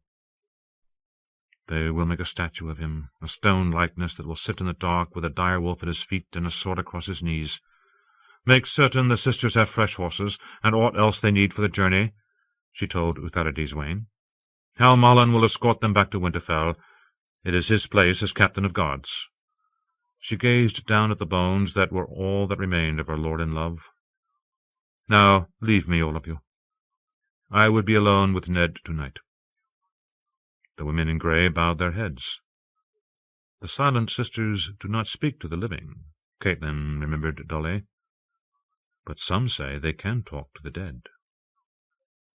And how she envied that. Daenerys. The drapes kept out the dust and heat of the streets, but they could not keep out disappointment. Dany climbed inside wearily, glad for the refuge from the sea of Carthene eyes. "Make way!" Jogo shouted at the crowd from horseback, snapping his whip. "Make way! Make way for the Mother of Dragons!"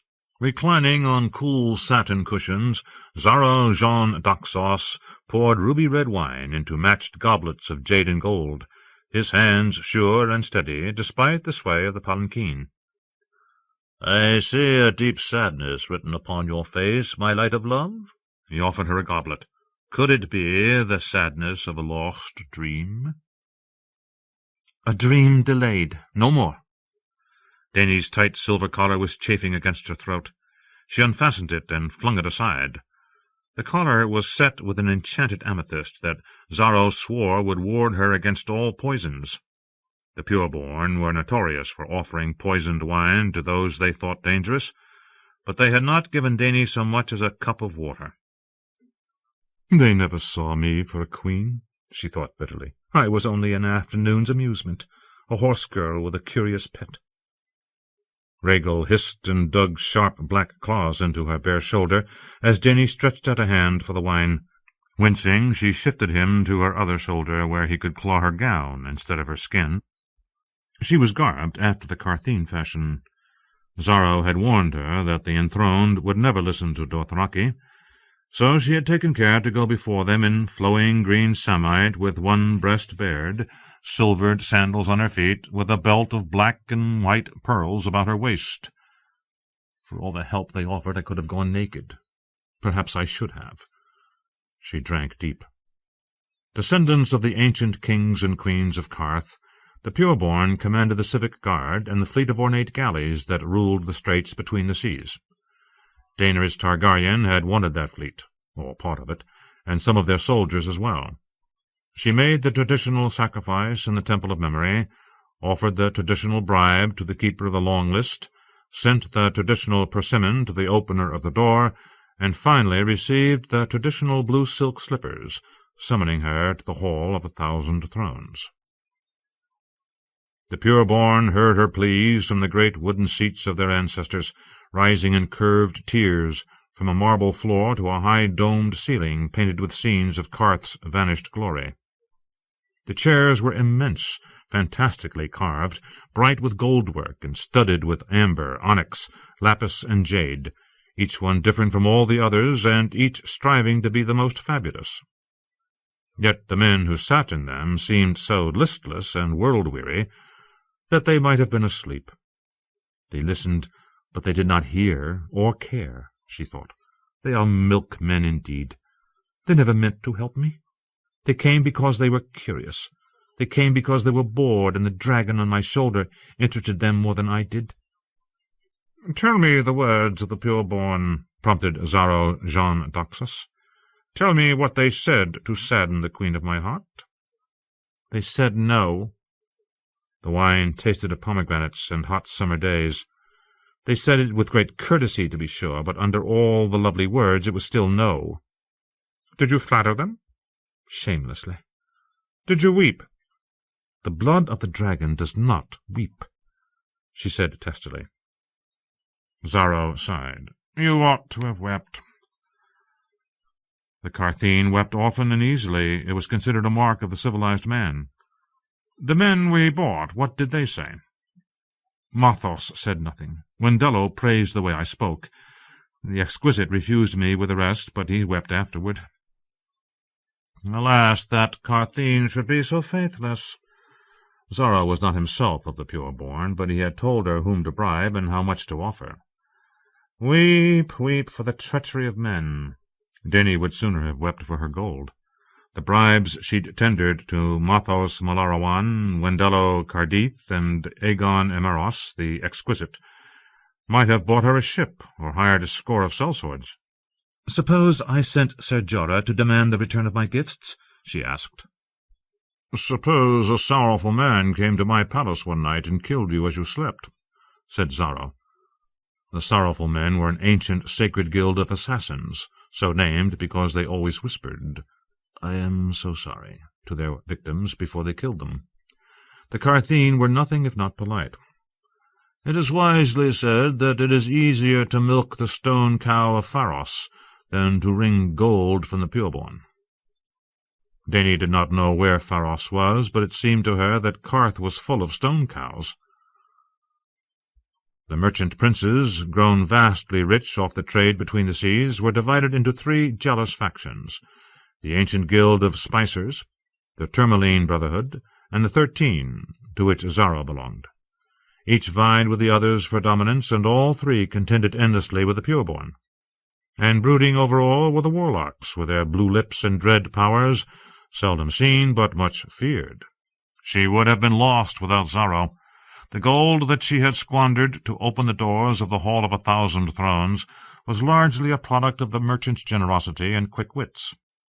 As the rumor of living dragons had spread to the east, ever more seekers had come to learn that the tale was true, and Zara Jean d'Axos saw to it that the great and the humble alike offered some token to the Mother of Dragons. The trickle he started soon swelled to a flood. Trader captains brought lace from Myr, chests of saffron from Et, amber and dragonglass out of Ashai. Merchants offered bags of coin, silversmiths rings and chains. Pipers piped for her, tumblers tumbled, and jugglers juggled, while dyers draped her in colours she had never known existed. A pair of Jogos Nye presented her with one of their striped zorses, black and white and fierce. A widow brought the dried corpse of her husband, covered with a crust of silvered leaves. Such remnants were believed to have great power, especially if the deceased had been a sorcerer, as this one had.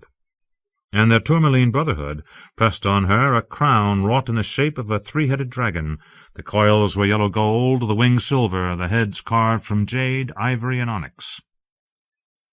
The crown was the only offering she'd kept. The rest she sold to gather the wealth she had wasted on the pureborn.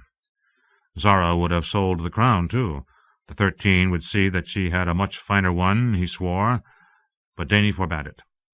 Viserys sold my mother's crown, and men called him a beggar. I shall keep this one, so men will call me a queen. And so she did, though the weight of it made her neck ache. Yet even crowned I am a beggar still, Dany thought. I have become the most splendid beggar in the world, but a beggar all the same. She hated it, as her brother must have. All those years of running from city to city one step ahead of the usurper's knives, pleading for help from archons and princes and magisters, buying our food with flattery. He must have known how they mocked him. Small wonder he turned so angry and bitter. In the end it had driven him mad. It will do the same to me if I let it. Part of her would have liked nothing more than to lead her people back to Vaes Taloro and make the dead city bloom. No, that is defeat. I have something Viserys never had. I have the dragons. The dragons are all the difference. She stroked Rhaegal. The green dragon closed his teeth around the meat of her hand and nipped hard. Outside, the great city murmured and thrummed and seethed, all its myriad voices blending into one low sound like the surge of the sea. "Make way, you milkmen! Make way for the Mother of Dragons!" Jogo cried, and the Carthene moved aside, though perhaps the oxen had more to do with that than his voice. Through the swaying draperies, Dany caught glimpses of him astride his grey stallion. From time to time he gave one of the oxen a flick with a silver-handled whip she had given him. Aggo guarded on her other side, while Rakaro rode behind the procession, watching the faces in the crowd for any sign of danger. Ser Jorah she had left behind today to guard her other dragons. The exile knight had been opposed to this folly from the start. He distrusts everyone, she reflected, and perhaps for good reason. As Dany lifted her goblet to drink, Rhaegal sniffed at the wine and drew his head back, hissing. "Your dragon has a good nose." Xaro wiped his lips. "The wine is ordinary. It is said that across the Jade Sea they make a golden vintage so fine that one sip makes all other wines taste like vinegar. Let us take my pleasure barge and go in search of it, you and I." "The Arbor makes the best wine in the world," Dany declared. Lord Redwine had fought for her father against the usurper, she remembered, one of the few to remain true to the last. Would he fight for me as well? There was no way to be certain after so many years. "Come with me to the Arbor, Xaro, and you'll have the finest vintages you ever tasted. But we'll need to go in a warship, not a pleasure barge." "I have no warships. War is bad for trade. Many times I have told you Xaro Jean d'Oxos is a man of peace." "Xaro Jean d'Oxos is a man of gold," she thought, "and gold will buy me all the ships and swords I need."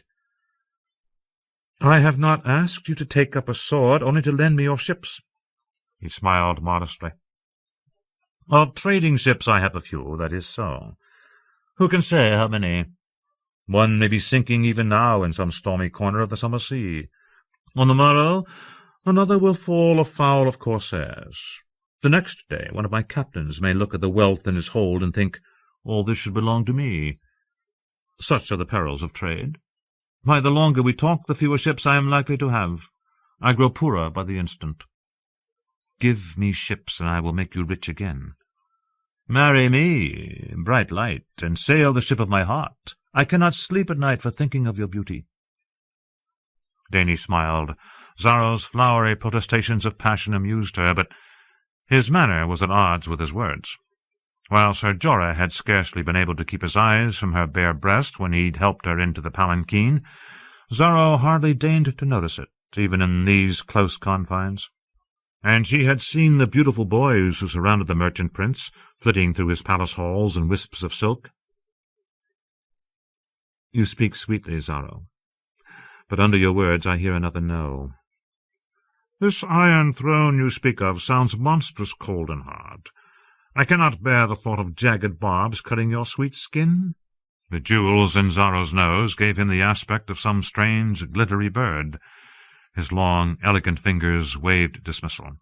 "Let this be your kingdom, most exquisite of queens, and let me be your king. I will give you a throne of gold if you like. When Qarth begins to pall, we can journey round Yee and search for the dreaming city of the poets, to sip the wine of wisdom from a dead man's skull." "I mean to sail to Westeros, and drink the wine of vengeance from the skull of the usurper." She scratched Rhaegal under one eye, and his jade-green wings unfolded for a moment, stirring the still air in the palanquin. A single perfect tear ran down the cheek of Xaro Jean d'Oxos. "Will nothing turn you from this madness?" "Nothing," she said, wishing she was as certain as she sounded. "If each of the 13 would lend me 10 ships, you would have 130 ships, and no crew to sail them. The justice of your cause means naught to the common men of Qarth. Why should my sailors care who sits upon the throne of some kingdom at the edge of the world? I will pay them to care. With what coin, sweet star of my heaven? With the gold the seekers bring." "That you may do," Xaro acknowledged, "but so much caring will cost dear. You will need to pay them far more than I do, and all of Qarth laughs at my ruinous generosity. If the 13 will not aid me, perhaps I should ask the Guild of Spicers or the Tourmaline Brotherhood?"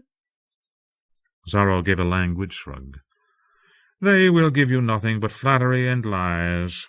The Spicers are dissemblers and braggarts, and the Brotherhood is full of pirates."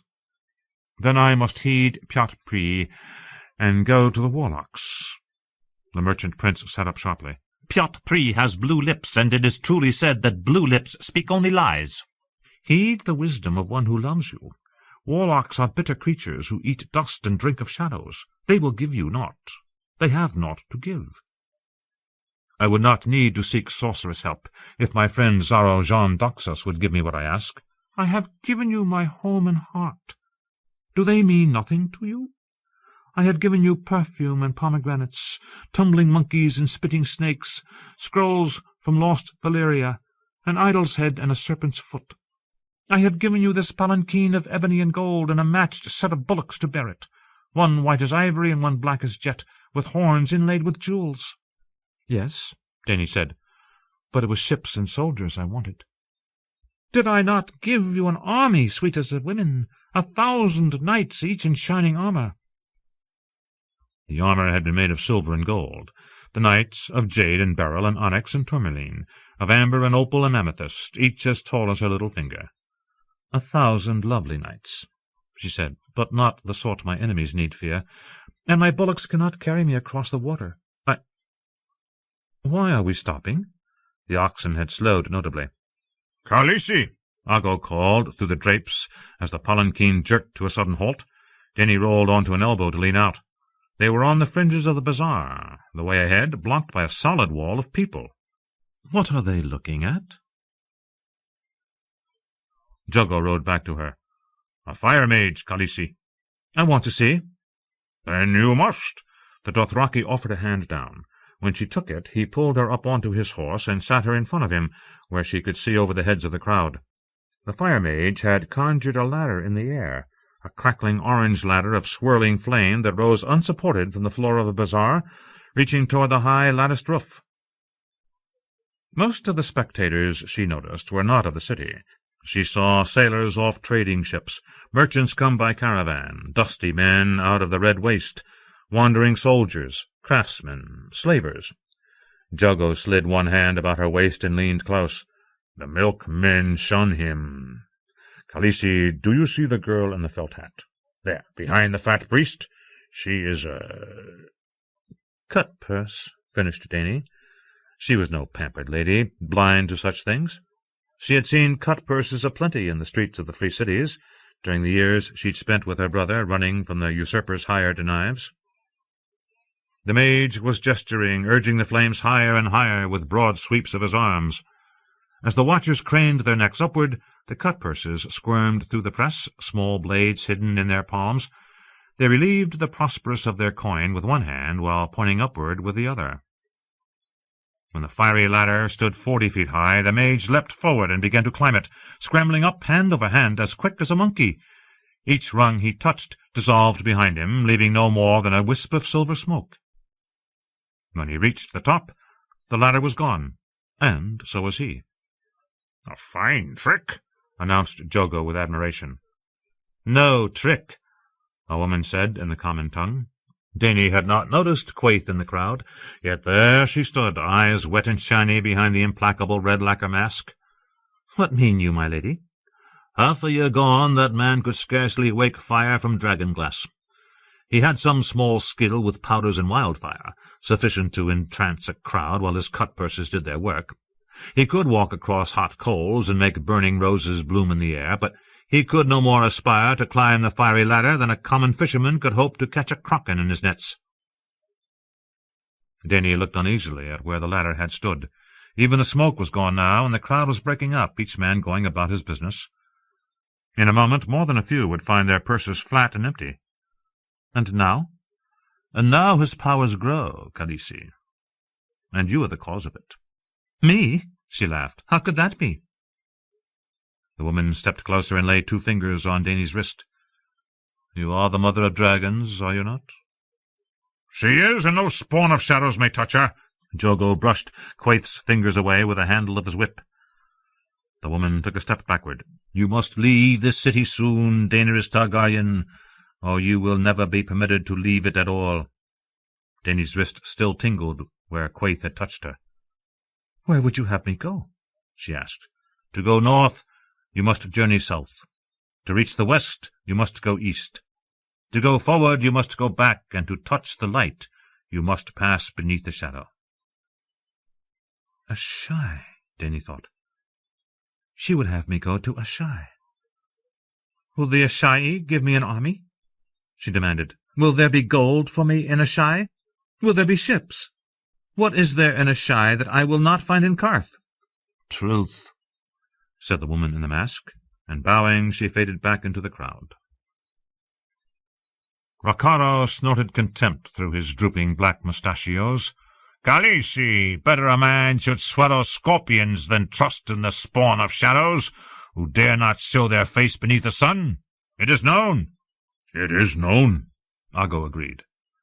Xaro Jean d'Oxos had watched the whole exchange from his cushions. When Dany climbed back into the palanquin beside him, he said, "Your savages are wiser than they know. Such truths as the Asshai hoard are not like to make you smile." Then he pressed another cup of wine on her, and spoke of love and lust and other trifles, all the way back to his manse. In the quiet of her chambers, Dany stripped off her finery and donned a loose robe of purple silk. Her dragons were hungry, so she chopped up a snake and charred the pieces over a brazier. "They are growing," she realized, as she watched them snap and squabble over the blackened flesh. They must weigh twice what they had in Vaes Taloro. Even so, it would be years before they were large enough to take to war. And they must be trained as well, or they will lay my kingdom waste. For all her Targaryen blood, Dany had not the least idea of how to train a dragon. Sir Jorah Mormont came to her as the sun was going down. "The pureborn refused you?" "As you said they would. Come, sit, give me your counsel." Dany drew him down to the cushions beside her, and Jiki brought them a bowl of purple olives and onions drowned in wine. "You will get no help in this city, Khaleesi." Sir Jorah took an onion between thumb and forefinger. "Each day I am more convinced of that than the day before. The pureborn see no farther than the walls of Carth, and Xaro—" "He asked me to marry him again." "Yes, and I know why." When the knight frowned, his heavy black brows joined together above his deep-set eyes. "He dreams of me, day and night," she laughed. "Forgive me, my queen, but it is your dragons he dreams of." "Xaro assures me that in Carth man and woman each retain their own property after they are wed. The dragons are mine." She smiled as Drogon came hopping and flapping across the marble floor to crawl up on the cushion beside her. "He tells it true as far as it goes. But there's one thing he failed to mention. The Cartheen have a curious wedding custom, my queen. On the day of their union, a wife may ask a token of love from her husband. Whatsoever she desires of his worldly goods he must grant, and he may ask the same of her. One thing only may be asked, but whatever is named may not be denied." "One thing," she repeated. "And it may not be denied?" "With one dragon, Xaro Jean d'Oxos would rule this city, but one ship will further our cause but little." Dany nibbled at an onion and reflected ruefully on the faithlessness of men. "We passed through the bazaar on our way back from the Hall of 1,000 Thrones," she told Sir Jorah. "Quaithe was there." She told him of the fire mage and the fiery ladder, and what the woman in the red mask had told her. "I would be glad to leave this city, if truth be told," the knight said when she was done, "but not for Asshai." "Where, then?" "East," he said. "I am half a world away from my kingdom even here. If I go any farther east, I may never find my way home to Westeros." "If you go west, you risk your life." "House Targaryen has friends in the free cities," she reminded him. "Truer friends than Xaro or the pureborn." "If you mean Illyrio Mopatis, I wonder. For sufficient gold, Illyrio would sell you as quickly as he would a slave." "My brother and I were guests in Illyrio's manse for half a year. If he meant to sell us, he could have done it then." "He did sell you," Sir Jorah said, "to Khal Drogo." Dany flushed. He had the truth of it, but she did not like the sharpness with which he put it. "Illyrio protected us from the usurper's knives, and he believed in my brother's cause." "Illyrio believes in no cause but Illyrio. Gluttons are greedy men, as a rule, and magisters are devious. Illyrio Mopatis is both. What do you truly know of him?" "I know that he gave me my dragon eggs." He snorted. "If he'd known they were like to hatch, he would have sat on them himself." That made her smile despite herself. "Oh, I have no doubt of that, sir. I know Illyrio better than you think. I was a child when I left his manse in Pentos to wed my son in stars, but I was neither deaf nor blind, and I am no child now." "Even if Illyrio is the friend you think him," the knight said stubbornly, "he is not powerful enough to enthrone you by himself, no more than he could your brother." "He is rich," she said. "Not so rich as Zaro, perhaps, but rich enough to hire ships for me, and men as well." "Sellswords have their uses," Ser Jorah admitted, "but you will not win your father's throne with sweepings from the free cities. Nothing knits a broken realm together so quick as an invading army on its soil." "I am their rightful queen," Denny protested. "You are a stranger who means to land on their shores with an army of outlanders who cannot even speak the common tongue. The lords of Westeros do not know you, and have every reason to fear and mistrust you. You must win them over before you sail, a few at least." "And how am I to do that, if I go east as you counsel?" He ate an olive and spit out the pit into his palm. "I do not know, your grace," he admitted, "but I do know that the longer you remain in one place, the easier it will be for your enemies to find you. The name Targaryen still frightens them, so much so that they sent a man to murder you when they heard you were with child. What will they do when they learn of your dragons?" Drogon was curled up beneath her arm, as hot as a stone that has soaked all day in the blazing sun. Rhaegal and Viserion were fighting over a scrap of meat, buffeting each other with their wings as smoke hissed from their nostrils. "My furious children," she thought. "They must not come to harm. The comet led me to Qarth for a reason. I had hoped to find my army here, but it seems that will not be. What else remains, I ask myself. I am afraid," she realized, "but I must be brave. Come the morrow, you must go to Pyotpri." Tyrion. The girl never wept. Young as she was, Myrcella Baratheon was a princess born, and a Lannister, despite her name. Tyrion reminded himself, as much Jaime's blood as Cersei's. To be sure, her smile was a shade tremulous when her brothers took their leave of her on the deck of the Sea-Swift, but the girl knew the proper words to say, and she said them with courage and dignity. When the time came to part, it was Prince Tommen who cried, and Myrcella who gave him comfort. Tyrion looked down upon the farewells from the high deck of King Robert's Hammer, a great war-galley of 400 oars. Rob's Hammer, as her oarsmen called her, would form the main strength of Myrcella's escort. Lion Star, Bold Wind, and Lady Lyanna would sail with her as well. It made Tyrion more than a little uneasy to detach so great a part of their already inadequate fleet, depleted as it was by the loss of all those ships that had sailed with Lord Stannis to Dragonstone and never returned. But Cersei would hear of nothing less. Perhaps she was wise. If the girl was captured before she reached Sunspear, the Dornish alliance would fall to pieces.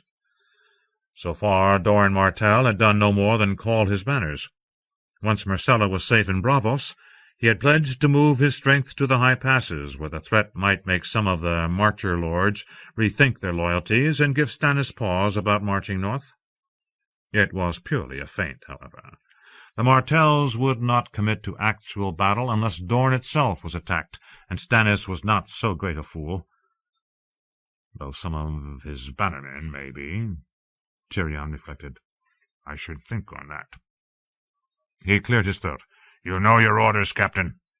I do, my lord. We are to follow the coast, staying always in sight of land until we reach Crack-Claw Point. From there we are to strike out across the narrow sea for Braavos. On no account are we to sail within sight of Dragonstone. And if our foes should chance upon you nonetheless?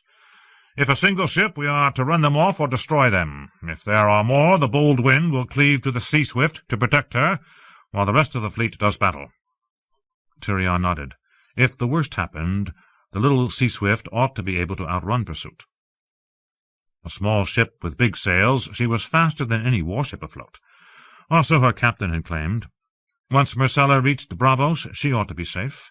He was sending Sir Arys Oakhart as her sworn shield, and had engaged the Braavosi to bring her the rest of the way to Sunspear. Even Lord Stannis would hesitate to wake the anger of the greatest and most powerful of the free cities. Travelling from King's Landing to Dorne by way of Davos was scarcely the most direct of routes, but it was the safest, or so he hoped. If Lord Stannis knew of this sailing, he could not choose a better time to send his fleet against us. Tyrion glanced back to where the rush emptied out into Blackwater Bay, and was relieved to see no signs of sails on the wide green horizon. At last report, the Baratheon fleet still lay off Storm's End, where Sir Courtenay Penrose continued to defy the besiegers in dead Renly's name. Meanwhile, Tyrion's winch towers stood 3/4 complete. Even now men were hoisting heavy blocks of stone into place, no doubt cursing him for making them work through the festivities. Let them curse. Another fortnight, Stannis, that's all I require. Another fortnight, and it will be done. Tyrion watched his niece kneel before the High Septon to receive his blessing on her voyage. Sunlight caught in his crystal crown and spilled rainbows across Myrcella's upturned face. The noise from the riverside made it impossible to hear the prayers. He hoped the gods had sharper ears. The High Septon was as fat as a house, and more pompous and long of wind than even Picel. Enough, old man, make an end to it, Tyrion thought irritably. The gods have better things to do than listen to you, and so do I. When at last the droning and mumbling was done, Tyrion took his farewell of the captain of Robb's hammer. Deliver my niece safely to Davos, and there will be a knighthood waiting for you on your return, he promised. As he made his way down the steep plank to the quay, Tyrion could feel unkind eyes upon him. The galley rocked gently, and the movement underfoot made his waddle worse than ever. I'll wager they'd love to snigger. No one dared, not openly, though he heard mutterings mingled with the creak of wood and rope and the rush of the river around the pilings. They do not love me, he thought. Well, small wonder. I'm well-fed and ugly, and they are starving. Bran escorted him through the crowd to join his sister and her sons. Cersei ignored him, preferring to lavish her smiles on their cousin. He watched her charming lancel with eyes as green as the rope of emeralds around her slim white throat, and smiled a small, sly smile to himself. I know your secret, Cersei, he thought.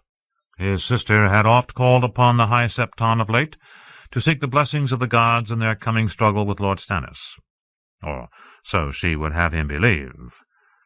In truth, after a brief call at the great sept of Baelor, Cersei would don a plain brown traveller's cloak and steal off to meet a certain hedge knight, with the unlikely name of Sir Osmond Kettleblack, and his equally unsavoury brothers Osney and Osfrid. Lancel had told him all about them. Cersei meant to use the Kettleblacks to buy her own force of sellswords. Well, let her enjoy her plots. She was much sweeter when she thought she was outwitting him. The Kettleblacks would charm her, take her coin, and promise her anything she asked. And why not, when Bran was matching every copper penny, coin for coin? Amiable rogues, all three, the brothers were in truth much more skilled at deceit than they'd ever been at bloodletting. Cersei had managed to buy herself 3 hollow drums. They would make all the fierce booming sounds she required, but there was nothing inside. It amused Tyrion no end. Horns blew fanfares as Lion Star and Lady Lyanna pushed out from shore, moving downriver to clear the way for Sea-Swift. A few cheers went up from the crush along the banks, as thin and ragged as the clouds scuttling overhead. Myrcella smiled and waved from the deck. Behind her stood Arras Oakheart, his white cloak streaming. The captain ordered lines cast off, and oars pushed the Sea-Swift out into the lusty current of the Blackwater rush, where her sails blossomed in the wind, common white sails, as Tyrion had insisted, not sheets of Lannister crimson. Prince Tommen sobbed. "You mew like a suckling babe," his brother hissed at him. "Princes aren't supposed to cry." "Prince Aemon, the Dragon Knight, cried the day Princess Daenerys wed his brother Aegon," Sansa Stark said, "and the twins Sir Arek and Sir Eric died with tears on their cheeks after each had given the other a mortal wound." "Be quiet, or I'll have Sir Meryn give you a mortal wound," Joffrey told his betrothed. Tyrion glanced at his sister, but Cersei was engrossed in something Sir Balon Swan was telling her. Can she truly be so blind as to what he is? He wondered. Out on the river, Bold Wind unshipped her oars and glided downstream in the wake of Sea Swift. Last came King Robert's hammer, the might of the royal fleet, or at least that portion that had not fled to Dragonstone last year with Stannis. Tyrion had chosen the ships with care, avoiding any whose captains might be of doubtful loyalty, according to Varys. But as Varys himself was of doubtful loyalty, a certain amount of apprehension remained. "I rely too much on Varys," he reflected. "I need my own informers. Not that I trust them either. Trust would get you killed." He wondered again about Littlefinger. There had been no word from Peter Baelish since he had ridden off for Bitterbridge. That might mean nothing, or everything. Even Varys could not say. The eunuch had suggested that perhaps Littlefinger had met some misfortune on the roads. He might even be slain. Tyrion had snorted in derision. "If Littlefinger is dead, then I'm a giant." More likely the Tyrells were balking at the proposed marriage. Tyrion could scarcely blame them. "If I were Mace Tyrell, I would sooner have Joffrey's head on a pike than his cock in my daughter." The little fleet was well out into the bay when Cersei indicated that it was time to go. Bran brought Tyrion's horse and helped him mount. That was Patrick Payne's task, but they had left Pod back at the Red Keep. The gaunt sellsword made for a much more reassuring presence than the boy would have. The narrow streets were lined by men of the city watch, holding back the crowd with the shafts of their spears.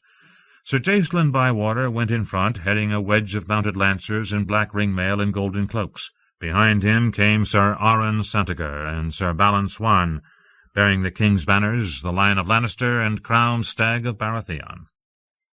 King Joffrey followed on a tall grey palfrey, a golden crown set upon his golden curls. Sansa Stark rode a chestnut mare at his side, looking neither right nor left, her thick auburn hair flowing to her shoulders beneath a net of moonstones. Two of the king's guard flanked the couple, the Hound on the king's right hand and Sir Mandan Moore to the left of the Stark girl.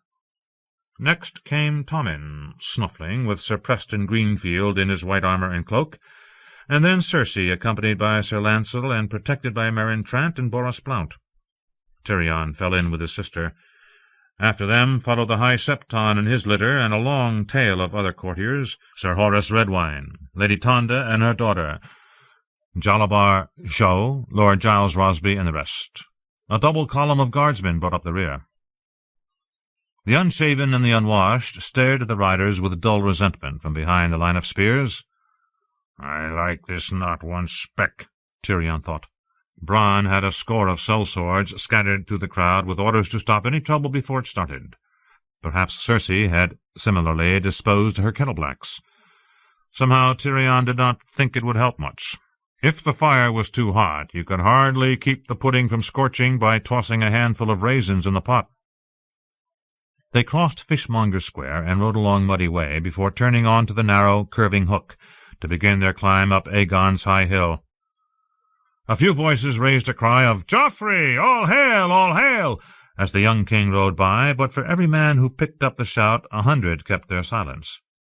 The Lannisters moved through a sea of ragged men and hungry women, breasting a tide of sullen eyes.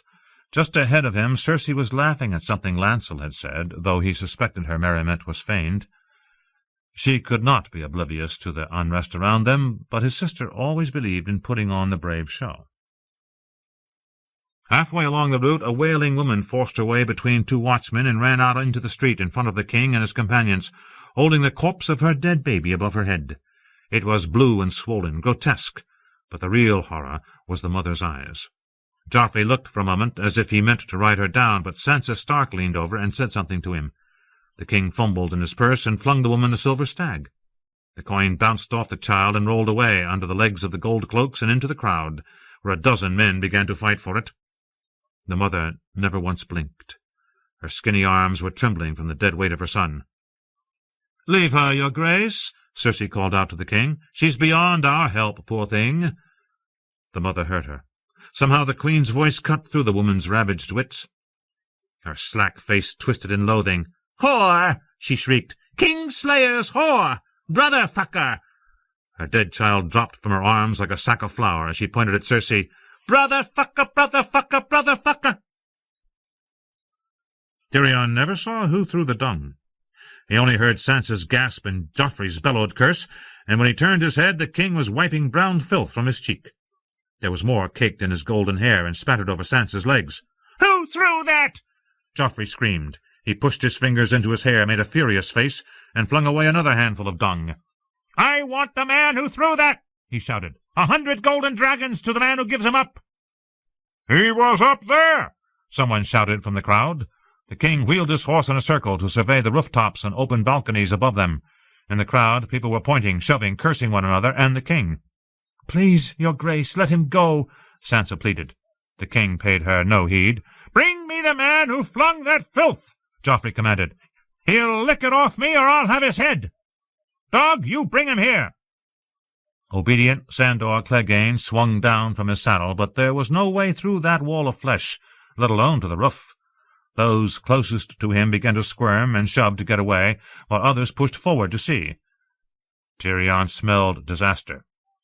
"Clegane, leave off. The man is long fled." "I want him!" Joffrey pointed at the roof. "He was up there! Dog, cut through them and bring—" A tumult of sound drowned his last words, a rolling thunder of rage and fear and hatred that engulfed them from all sides. "Bastard!" someone screamed at Joffrey. "Bastard monster!" Other voices flung calls of whore and brotherfucker at the queen, while Tyrion was pelted with shouts of freak and half-man. Mixed in with the abuse, he heard a few cries of justice and Robb, King Robb, the young wolf, of Stannis, and even Renly. From both sides of the street the crowd surged against the spear shafts, while the gold cloaks struggled to hold the line. Stones and dung and fouler things whistled overhead. "Feed us!" a woman shrieked. "Bread!" boomed a man behind her. "We want bread, bastard!" In a heartbeat 1,000 voices took up the chant. King Joffrey and King Robb and King Stannis were forgotten, and King Bread ruled alone. "Bread!" they clamored. "Bread! Bread!" Tyrion spurred to his sister's side, yelling, "Back to the castle, now!" Cersei gave a curt nod, and Sir Lancel unsheathed his sword. Ahead of the column, Jacelyn Bywater was roaring commands. His riders lowered their lances and drove forward in a wedge. The king was wheeling his palfrey around in anxious circles, while hands reached past the line of gold cloaks, grasping for him. One managed to get hold of his leg, but only for an instant. Sir Mandan's sword slashed down, parting hand from wrist. "Ride!" Tyrion shouted at his nephew, giving the horse a sharp smack on the rump. The animal reared, trumpeting, and plunged ahead, the press shattering before him. Tyrion drove into the gap hard on the king's hooves. Bran kept pace, sword in hand. A jagged rock flew past his head as he rode, and a rotten cabbage exploded against Sir Mandan's shield. To their left, 3 gold cloaks went down under the surge, and then the crowd was rushing forward, trampling the fallen men. The hound had vanished behind, though his riderless horse galloped beside them. Tyrion saw Aron Santagar pulled from the saddle, the gold and black Baratheon stag torn from his grasp. Sir Balon Swan dropped the Lannister lion to draw his longsword. He slashed right and left as the fallen banner was ripped apart, the 1,000 ragged pieces swirling away like crimson leaves in a storm wind. In an instant they were gone. Someone staggered in front of Joffrey's horse and shrieked as the king rode him down. Whether it had been man, woman, or child, Tyrion could not have said. Joffrey was galloping at his side, way-faced, with Sir Mandan Moore a white shadow on his left. And suddenly the madness was behind, and they were clattering across the cobbled square that fronted on the castle barbican. A line of spearmen held the gates. Sir Jacelyn was wheeling his lances around for another charge. The spears parted to let the king's party pass under the portcullis. Pale red walls loomed up about them, reassuringly high in a swarm with crossbowmen. Tyrion did not recall dismounting.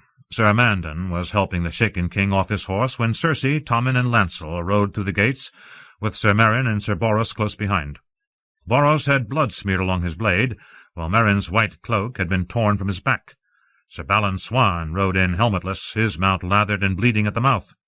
Horace Redwine brought in Lady Tonda, half crazed with fear for her daughter Lalys, who had been knocked from the saddle and left behind. Lord Giles, more grey of face than ever, stammered out a tale of seeing the High Septon spilled from his litter, screeching prayers as the crowd swept over him. Jalabar Show said he thought he'd seen Sir Preston Greenfield of the Kingsguard riding back toward the High Septon's overturned litter, but he was not certain. Tyrion was dimly aware of a maester asking if he was injured. He pushed his way across the yard to where his nephew stood, his dung-encrusted crown askew. "Traitors!" Joffrey was babbling excitedly. "I'll have all their heads! I'll—" The dwarf slapped his flushed face so hard the crown flew from Joffrey's head. Then he shoved him with both hands and knocked him sprawling. "You blind, bloody fool!" "They were traitors!" Joffrey squealed from the ground. "They called me names and attacked me!" "You set your dog on them! What did you imagine they would do, bend the knee meekly while the hound lopped off some limbs? You spoiled, witless little boy! You've killed Clegane and gods know how many more, and yet you come through unscratched. Damn you!" And he kicked him. It felt so good he might have done more, but Sir Mandan Moore pulled him off as Joffrey howled, and then Bran was there to take him in hand. Cersei knelt over her son, while Sir Balin Swan restrained Sir Lancel. Tyrion wrenched free of Bran's grip. "How many are still out there?" he shouted to no one and everyone. "My daughter!" cried Lady Tonda. "Please, someone must go back for Lallis."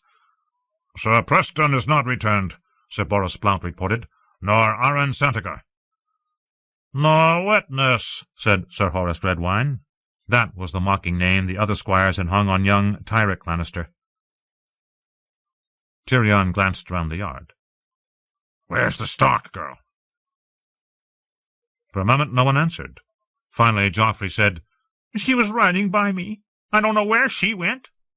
Tyrion pressed blunt fingers into his throbbing temples. If Sansa Stark had come to harm, Jaime was as good as dead. "Sir Mandan, you were her shield." Sir Mandan Moore remained untroubled. "When they mobbed the hound, I thought first of the king." "And rightly so," Cersei put in. "Boros, Meryn, go back and find the girl." "And my daughter," Lady Tonda sobbed. "Please, sirs." Sir Boros did not look pleased at the prospect of leaving the safety of the castle. "Your Grace," he told the Queen, "the sight of our white cloaks might enrage the mob." Tyrion had stomached all he cared to. "The others take your fucking cloaks. Take them off if you're afraid to wear them, you bloody oaf. But find me Sansa Stark, or I swear I'll have Shagga split that ugly head of yours in two to see if there's anything inside but black pudding." Sir Boros went purple with rage. "You would call me ugly, you?" He started to raise the bloody sword still clutched in his mailed fist. Bran shoved Tyrion unceremoniously behind him. "Stop it!" Cersei snapped. "Boros, you'll do as you're bid, or we'll find someone else to wear that cloak. Your oath—" "There she is!" Joffrey shouted, pointing. Sandor Clegane cantered briskly through the gates astride Sansa's chestnut courser. The girl was seated behind, both arms tight around the hound's chest. Tyrion called to her, "Are you hurt, Lady Sansa?" Blood was trickling down Sansa's brow from a deep gash on her scalp. They were throwing things, rocks and filth, eggs. I tried to tell them I had no bread to give them. A man tried to pull me from the saddle. The hound killed him, I think. His arm—" Her eyes widened, and she put a hand over her mouth. "He cut off his arm." Clegane lifted her to the ground. His white cloak was torn and stained, and blood seeped through a jagged tear in his left sleeve. "The little bird's bleeding. Someone take her back to her cage and see to that cut." Maester Frenken scurried forward to obey. "They did for Santagar," the hound continued. "4 men held him down and took turns bashing at his head with a cobblestone. I gutted one, not that it did Sir Aron much good." Lady Tonda approached him. "My daughter—" "Never saw her." The hound glanced around the yard, scowling. "Where's my horse? If anything's happened to that horse, someone's going to pay." "He was running with us for a time," Tyrion said, "but I don't know what became of him after that." "Fire!" a voice screamed down from atop the barbican. "My lords, there's smoke in the city! Flea-bottom's afire!" Tyrion was unutterably weary, but there was no time for despair. "Bran, take as many men as you need and see that the water wagons are not molested. Gods be good, the wildfire, if any blaze should reach that. We can lose all of Flea-bottom if we must, but on no account must the fire reach the guild hall of the alchemists. Is that understood? Clegane, you'll go with him." For half a heartbeat, Tyrion thought he glimpsed fear in the hound's dark eyes. "Fire," he realized. "The others take me. Of course he hates fire. He's tasted it too well." The look was gone in an instant, replaced by Clegane's familiar scowl. "I'll go," he said, "though not by your command. I need to find that horse." Tyrion turned to the 3 remaining knights of the King's Guard. "Each of you will ride escort to a herald. Command the people to return to their homes. Any man found on the streets after the last peal of the evenfall bell will be killed." "Our place is beside the king," Sir Meryn said, complacent. Cersei reared up like a viper. "Your place is where my brother says it is," she spit. "The hand speaks with the king's own voice, and disobedience is treason." Boros and Meryn exchanged a look. "Should we wear our cloaks, your grace?" Sir Boros asked. "Go naked for all I care. It might remind the mob that you're men. They're like to have forgotten after seeing the way you behaved out there in the street." Tyrion let his sister rage. His head was throbbing. He thought he could smell smoke, though perhaps it was just the scent of his nerves fraying. 2 of the stone crows guarded the door of the Tower of the Hand. "Find me Timett, son of Timett." "Stone crows do not run squeaking after burned men," one of the wildlings informed him haughtily. For a moment Tyrion had forgotten who he was dealing with. "Then find me Shagga." Shagga sleeps. It was an effort not to scream. "Wake him?" "It is no easy thing to wake Shagga, son of Dolph," the man complained. "His wrath is fearsome." He went off grumbling. The clansmen wandered in, yawning and scratching. "Half the city is rioting, the other half is burning, and Shagga lies snoring," Tyrion said. "Shagga mislikes your muddy water here, so he must drink your weak ale and sour wine, and after his head hurts." "I have Shay in a manse near the Iron Gate. I want you to go to her and keep her safe, whatever may come." The huge man smiled, his teeth a yellow crevasse in the hairy wilderness of his beard. "Shagga will fetch her here. Just see that no harm comes to her. Tell her I will come to her as soon as I may. This very night, perhaps, or on the morrow for a certainty." Yet by evenfall the city was still in turmoil, though Bran reported that the fires were quenched and most of the roving mobs dispersed. Much as Tyrion yearned for the comfort of Shay's arms, he realized he would go nowhere that night. Sir Jacelyn Bywater delivered the butcher's bill as he was supping on a cold capon and brown bread in the gloom of a solar. Dusk had faded to darkness by then, but when his servants came to light his candles and start a fire in the hearth, Tyrion had roared at them and sent them running. His mood was as black as the chamber, and Bywater said nothing to lighten it. The list of the slain was topped by the High Septon, ripped apart as he squealed to his gods for mercy. "Starving men take a hard view of priests too fat to walk," Tyrion reflected. Sir Preston's corpse had been overlooked at first. The gold cloaks had been searching for a knight in white armour, and he had been stabbed and hacked so cruelly that he was red-brown from head to heel. Sir Aran Santager had been found in the gutter, his head a red pulp inside a crushed helm. Lady Tonda's daughter had surrendered her maidenhood to 100 shouting men behind a tanner's shop. The gold cloaks found her wandering naked on Sowbelly Row. Tyrek was still missing, as was the High Septon's crystal crown. 9 gold cloaks had been slain, 20 wounded. No one had troubled to count how many of the mob had died. "I want Tyrek found, alive or dead," Tyrion said curtly when Bywater was done. "He's no more than a boy, son to my late uncle Tyget. His father was always kind to me." "We'll find him. The Septon's crown as well." "The others can bugger each other with the Septon's crown for all I care." "When you named me to command the watch, you told me you wanted plain truth always." "Somehow I have a feeling I am not going to like whatever you're about to say," Tyrion said gloomily. "We held the city today, my lord, but I make no promises for the morrow.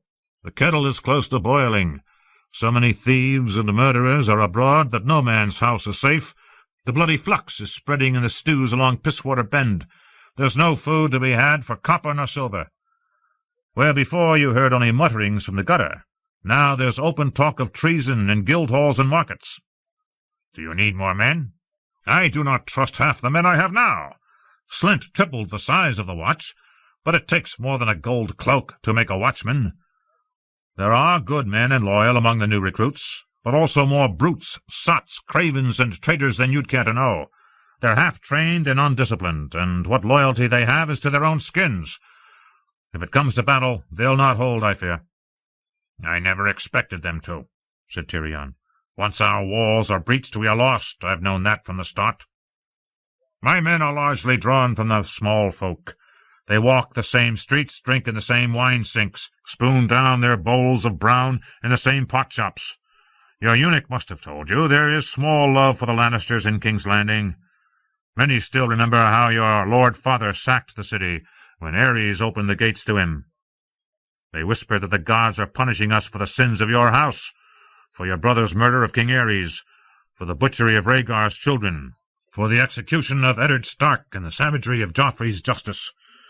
Some talk openly of how much better things were when Robert was king, and hint that times would be better again, with Stannis on the throne. In pot shops and wine sinks and brothels you hear these things, and in the barracks and guard halls as well, I fear. They hate my family, is that what you are telling me?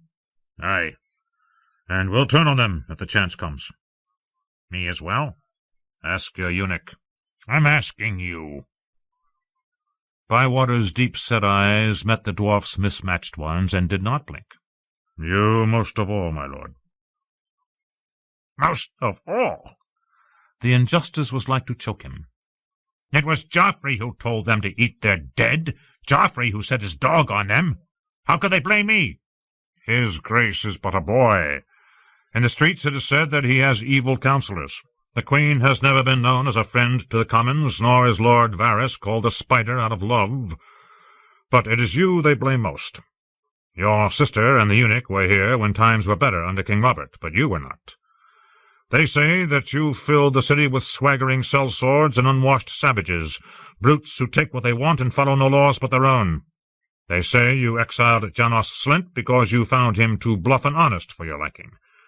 They say you threw wise and gentle Purcell into the dungeons when he dared raise his voice against you. Some even claim that you mean to seize the Iron Throne for your own." "Yes, and I am a monster besides, hideous and misshapen. Never forget that." His hand coiled into a fist. "I've heard enough. We both have work to attend to. Leave me." "Perhaps my lord father was right to despise me all these years, if this is the best I can achieve," Tyrion thought when he was alone. He stared down at the remains of the supper, his belly roiling at the sight of the cold, greasy capon. Disgusted, he pushed it away, shouted for Pod, and sent the boy running to summon Varys and Bran. "My most trusted advisers are a eunuch and a sellsword, and my lady's a whore. What does that say of me?" Bran complained of the gloom when he arrived, and insisted on a fire in the hearth. It was blazing by the time Varys made his appearance. "Where have you been?" Tyrion demanded. "About the king's business, my sweet lord." "Ah, yes, the king," Tyrion muttered. "My nephew is not fit to sit a privy, let alone the Iron Throne." Varys shrugged. "An apprentice must be taught his trade." "Half the prentices on Reeking Lane could rule better than this king of yours." Bran seated himself across the table and pulled a wing off the capon. Tyrion had made a practice of ignoring the sellsword's frequent insolences, but tonight he found it galling. "I don't recall giving you leave to finish my supper." "You didn't look to be eating it," Bran said, through a mouthful of meat. "City's starving. It's a crime to waste food. You have any wine?" "Next he'll want me to pour it for him," Tyrion thought darkly. "You go too far," he warned. "And you never go far enough." Bran tossed the wing bone to the rushes. "Ever think how easy life would be if the other one had been born first?" He thrust his fingers inside the capon and tore off a handful of breast. "The weepy one, Tommen. Seems like he'd do whatever he was told, as a good king should."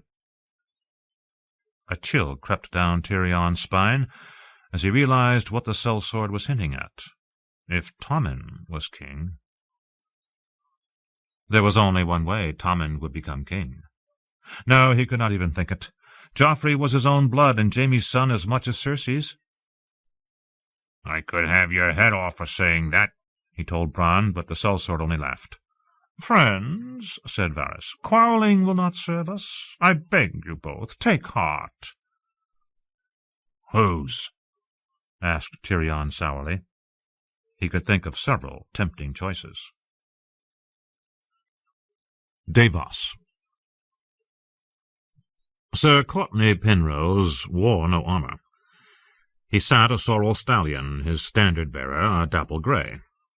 Above them flapped Baratheon's crowned stag and the crossed quills of Penrose, white on a russet field. Sir Courtenay's spade-shaped beard was russet as well, though he'd gone wholly bald on top. If the size and splendour of the king's party impressed him, it did not show on that weathered face.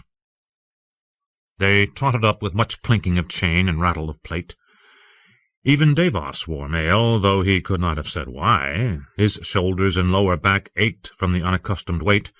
It made him feel cumbered and foolish, and he wondered once more why he was here. "It is not for me to question the king's commands, and yet—" Every man of the party was of better birth and higher station than Davos Seaworth, and the great lords glittered in the morning sun.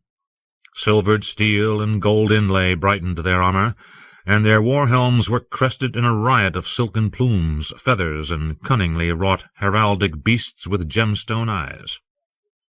Stannis himself looked out of place in this rich and royal company. Like Davos, the king was plainly garbed in wool and boiled leather, though the circlet of red gold about his temples lent him a certain grandeur. Sunlight flashed off its flame-shaped points whenever he moved his head. This was the closest Davos had come to his grace in the 8 days since Black Betha had joined the rest of the fleet off Storm's End. He sought an audience within an hour of his arrival, only to be told that the king was occupied. The king was often occupied. Davos learned from his son Devon, one of the royal squires. Now that Stannis Baratheon had come into his power, the lordlings buzzed around him like flies round a corpse. "He looks half a corpse, too, years older than when I left Dragonstone." Devon said the king scarcely slept of late. "Since Lord Renly died, he has been troubled by terrible nightmares," the boy had confided to his father. "Maester's potions do not touch them. Only the Lady Melisandre can soothe him to sleep." "Is that why she shares his pavilion now?" Davos wondered. "To pray with him? Or does she have another way to soothe him to sleep?" It was an unworthy question, and one he dared not ask, even of his own son. Devon was a good boy, but he wore the flaming heart proudly on his doublet, and his father had seen him at the night fires as dusk fell, beseeching the Lord of Light to bring the dawn. "He is the king's squire," he told himself. "It is only to be expected that he would take the king's god." Davos had almost forgotten how high and thick the walls of Storm's End loomed up close. King Stannis halted beneath them, a few feet from Sir Courtenay and his standard-bearer. "Sir," he said with stiff courtesy. He made no move to dismount. "My lord?" That was less courteous, but not unexpected. "It is customary to grant a king the style Your Grace," announced Lord Florent. A red-gold fox poked its shining snout out from his breastplate through a circle of lapis-lazuli flowers. Very tall, very courtly, and very rich, the Lord of Brightwater Keep had been the first of Renly's bannermen to declare for Stannis, and the first to renounce his old gods and take up the Lord of Light. Stannis had left his queen on Dragonstone along with her uncle Axel, but the queen's men were more numerous and powerful than ever, and Alistair Florent was the foremost. Sir Courtenay Penrose ignored him, preferring to address Stannis. "This is a notable company. The great lords Estamont, Errol, and Varner, Sir John of the Green Apple Fossaways, and Sir Brian of the Red, Lord Carran and Sir Guyard of King Renly's Rainbow Guard, and the puissant Lord Alistair Florent of Brightwater, to be sure. Is that your onion knight I spy to the rear? Well met, Sir Davos. I fear I do not know the lady. I am named Melisandre, sir. She alone came unarmored, but for her flowing red robes. At her throat the great ruby drank the daylight. I serve your king and the Lord of Light. I wish you well of them, my lady, Sir Courtenay answered, but I bow to other gods, and a different king. There is but one true king and one true god, announced Lord Florent. Are we here to dispute theology, my lord? Had I known, I would have brought a septon. You know full well why we are here, said Stannis. You have had a fortnight to consider my offer. You sent your ravens. No help has come. Nor will it. Storm's End stands alone, and I am out of patience. One last time, sir, I command you to open your gates and deliver me that which is mine by rights. And the terms? Asked Sir Courtenay. Remain as before, said Stannis. I will pardon you for your treason, as I have pardoned these lords you see behind me. The men of your garrison will be free to enter my service, or to return unmolested to their homes. You may keep your weapons and as much property as a man can carry. I will require your horses and pack animals, however. And what of Edric Storm? My brother's bastard must be surrendered to me. Then my answer is still no, my lord. The king clenched his jaw. He said nothing. Melisandre spoke instead. May the Lord of Light protect you in your darkness, Sir Courtenay. May the others bugger your Lord of Light, Penrose spat back, and wipe his arse with that rag you bear. Lord Alistair Florent cleared his throat. Sir Courtenay, mind your tongue. His grace means the boy no harm. The child is his own blood, and mine as well. My niece Delena was the mother, as all men know. If you will not trust to the king, trust to me. You know me for a man of honor. I know you for a man of ambition, Sir Courtenay broke in. A man who changes kings and gods the way I change my boots, as do these other turncloaks I see before me. An angry clamour went up from the king's men. He is not far wrong, Davos thought. Only a short time before, the Fossaways, Gaiard Morgan, and the lords Carran, Varner, Errol, and Estermont had all belonged to Renly. They had sat in his pavilion, helped him make his battle plans, plotted how Stannis might be brought low. And Lord Florent had been with them. He might be Queen Selyse's own uncle, but that had not kept the Lord of Brightwater from bending his knee to Renly when Renly's star was rising. Bryce Carran walked his horse forward a few paces, his long rainbow-striped cloak twisting in the wind off the bay. "No man here is a turncloak, sir. My fealty belongs to Storm's End, and King Stannis is its rightful lord, and our true king. He is the last of House Baratheon, Robert's heir and Renly's." "If that is so, why is the Knight of Flowers not among you? And where is Mathis Rowan, Randall Tarley, Lady Oakheart? Why are they not here in your company, they who loved Renly best? Where is Brienne of Tarth, I ask you?" "That one?" Sir Gaiard Morrigan laughed harshly. "She ran, as well she might. Hers was the hand that slew the king." "A lie," Sir Courtenay said. "I knew Brienne when she was no more than a girl playing at her father's feet in Evenfall Hall, and I knew her still better when the Evenstar sent her here to Storm's End." "She loved Renly Baratheon from the first moment she laid eyes on him. A blind man could see it." "To be sure," declared Lord Florent airily, "and she would scarcely be the first maid maddened to murder by a man who spurned her. Though, for my own part, I believe it was Lady Stark who slew the king. She had journeyed all the way from Riverrun to plead for an alliance, and Renly had refused her. No doubt she saw him as a danger to her son, and so removed him." "It was Brienne," insisted Lord Carran. "Sir Emin Qui swore as much before he died. You have my oath on that, Sir Courtenay." Contempt thickened Sir Courtenay's voice. "And what is that worth? You wear your cloak of many colours, I say. The one Renly gave you when you swore your oath to protect him. If he is dead, how is it you are not?" He turned his scorn on Gaiard Morrigan. "I might ask the same of you, sir. Gaiard the Green, yes, of the Rainbow Guard, sworn to give his own life for his king's? If I had such a cloak, I would be ashamed to wear it." Morrigan bristled. "Be glad this is a parley, Penrose, or I would have your tongue for those words, and cast it in the same fire where you left your manhood." "Enough!" Stannis said.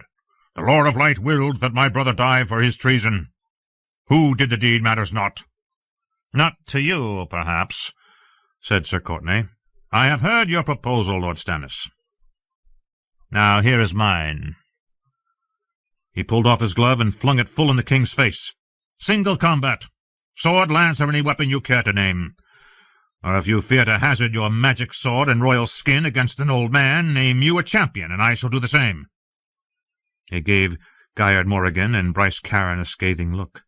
"Either of these pups would do nicely, I should think." Sir Gaiard Morrigan grew dark with fury. "I will take up the gage, if it please the king." "As would I." Bryce Caron looked to Stannis. The king ground his teeth. "No." Sir Courtenay did not seem surprised. "Is it the justice of your cause you doubt, my lord, or the strength of your arm? Are you afraid I'll piss on your burning sword and put it out?" "Do you take me for an utter fool, sir?" asked Stannis. "I have 20,000 men. You are besieged by land and sea. Why would I choose single combat when my eventual victory is certain?" The king pointed a finger at him. "I give you fair warning.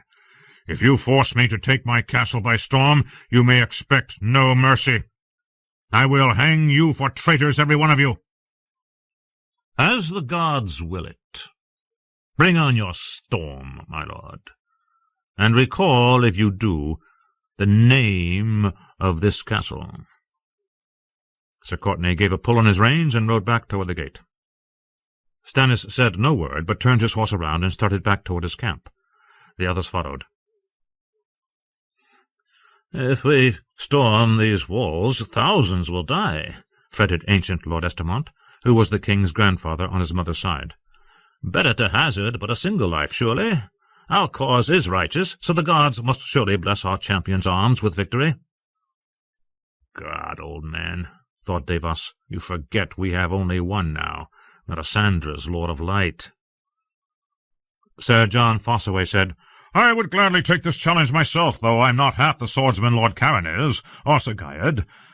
Renly left no notable knights at Storm's End. Garrison duty is for old men and green boys." Lord Caron agreed. "An easy victory, to be sure, and what glory to win Storm's End with a single stroke." Stannis raked them all with a look. "You chatter like magpies, and with less sense. I will have quiet." The king's eyes fell on Davos. "Sir, ride with me." He spurred his horse away from his followers. Only Melisandre kept pace, bearing the great standard of the fiery heart with the crowned stag within, as if it had been swallowed whole. Davos saw the looks that passed between the lordlings as he rode past them to join the king.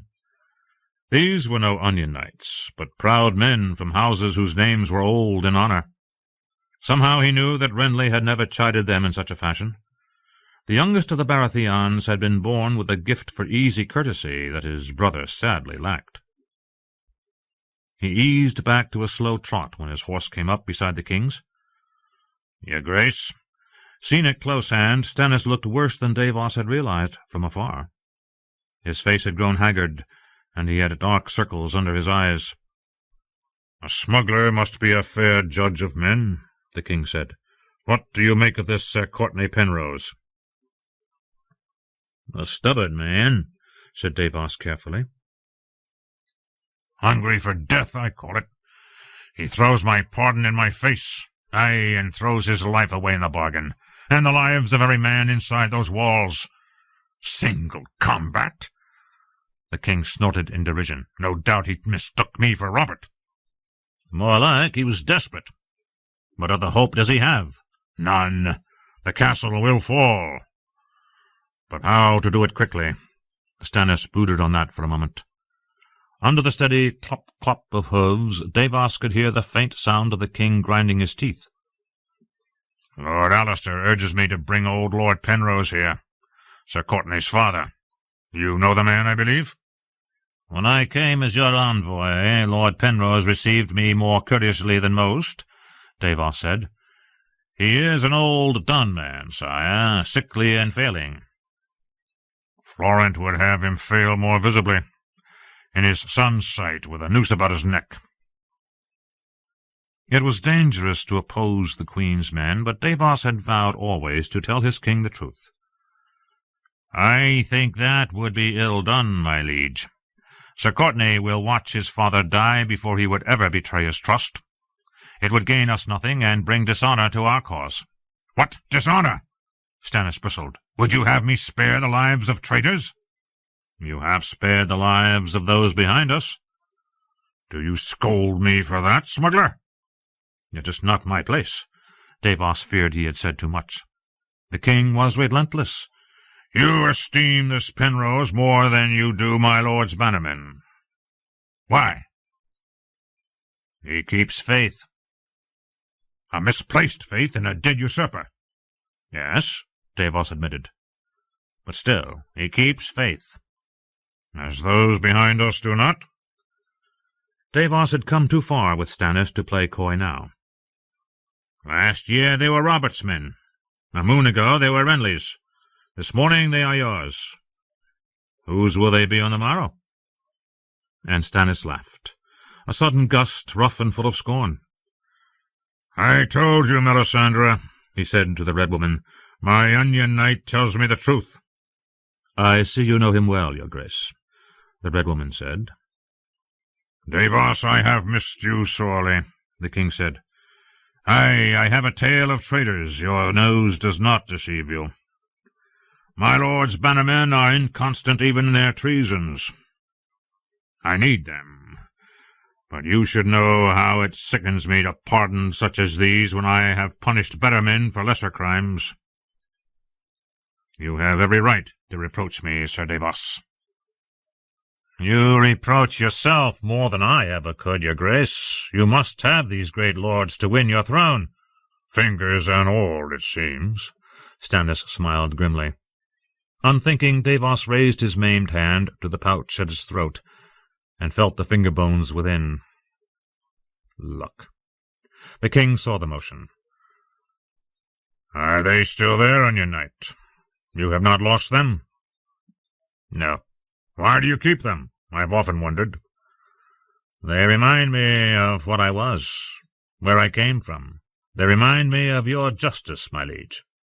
It was justice, Stannis said. A good act does not wash out the bad, nor a bad act the good. Each should have its own reward. You are a hero and a smuggler. He glanced behind at Lord Florent and the others, rainbow knights and turncloaks, who were following at a distance. These pardoned lords would do well to reflect on that. Good men and true will fight for Joffrey, wrongly believing him the true king. A Northman might even say the same of Robb Stark. But these lords who flocked to my brother's banners knew him for a usurper. They turned their backs on their rightful king for no better reason than dreams of power and glory. And I have mocked them for what they are. Pardoned them, yes, forgiven, but not forgotten. He fell silent for a moment, brooding on his plans for justice, and then abruptly he said, What do the small folk say of Renly's death? They grieve. Your brother was well loved. Fools love a fool, grumbled Stannis. But I grieve for him as well. For the boy he was, not the man he grew to be. He was silent for a time, and then he said, How did the commons take the news of Cersei's incest? While we were among them, they shouted for King Stannis. I cannot speak for what they said once we had sailed. So you do not think they believed?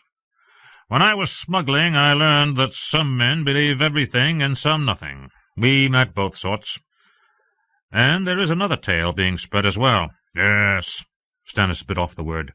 Selyse has given me horns and tied a fool's bells to the end of each. My daughter, fathered by a half-wit jester. A tale as vile as it is absurd. Renly threw it in my teeth when we met to parley. You would need to be as mad as Patchface to believe such a thing. That may be so, my liege, but whether they believe the story or no, they delight to tell it. In many places it had come before them, poisoning the well for their own true tale. Robert could piss in a cup and men would call it wine, but I offer them pure cold water, and they squint in suspicion and mutter to each other about how queer it tastes.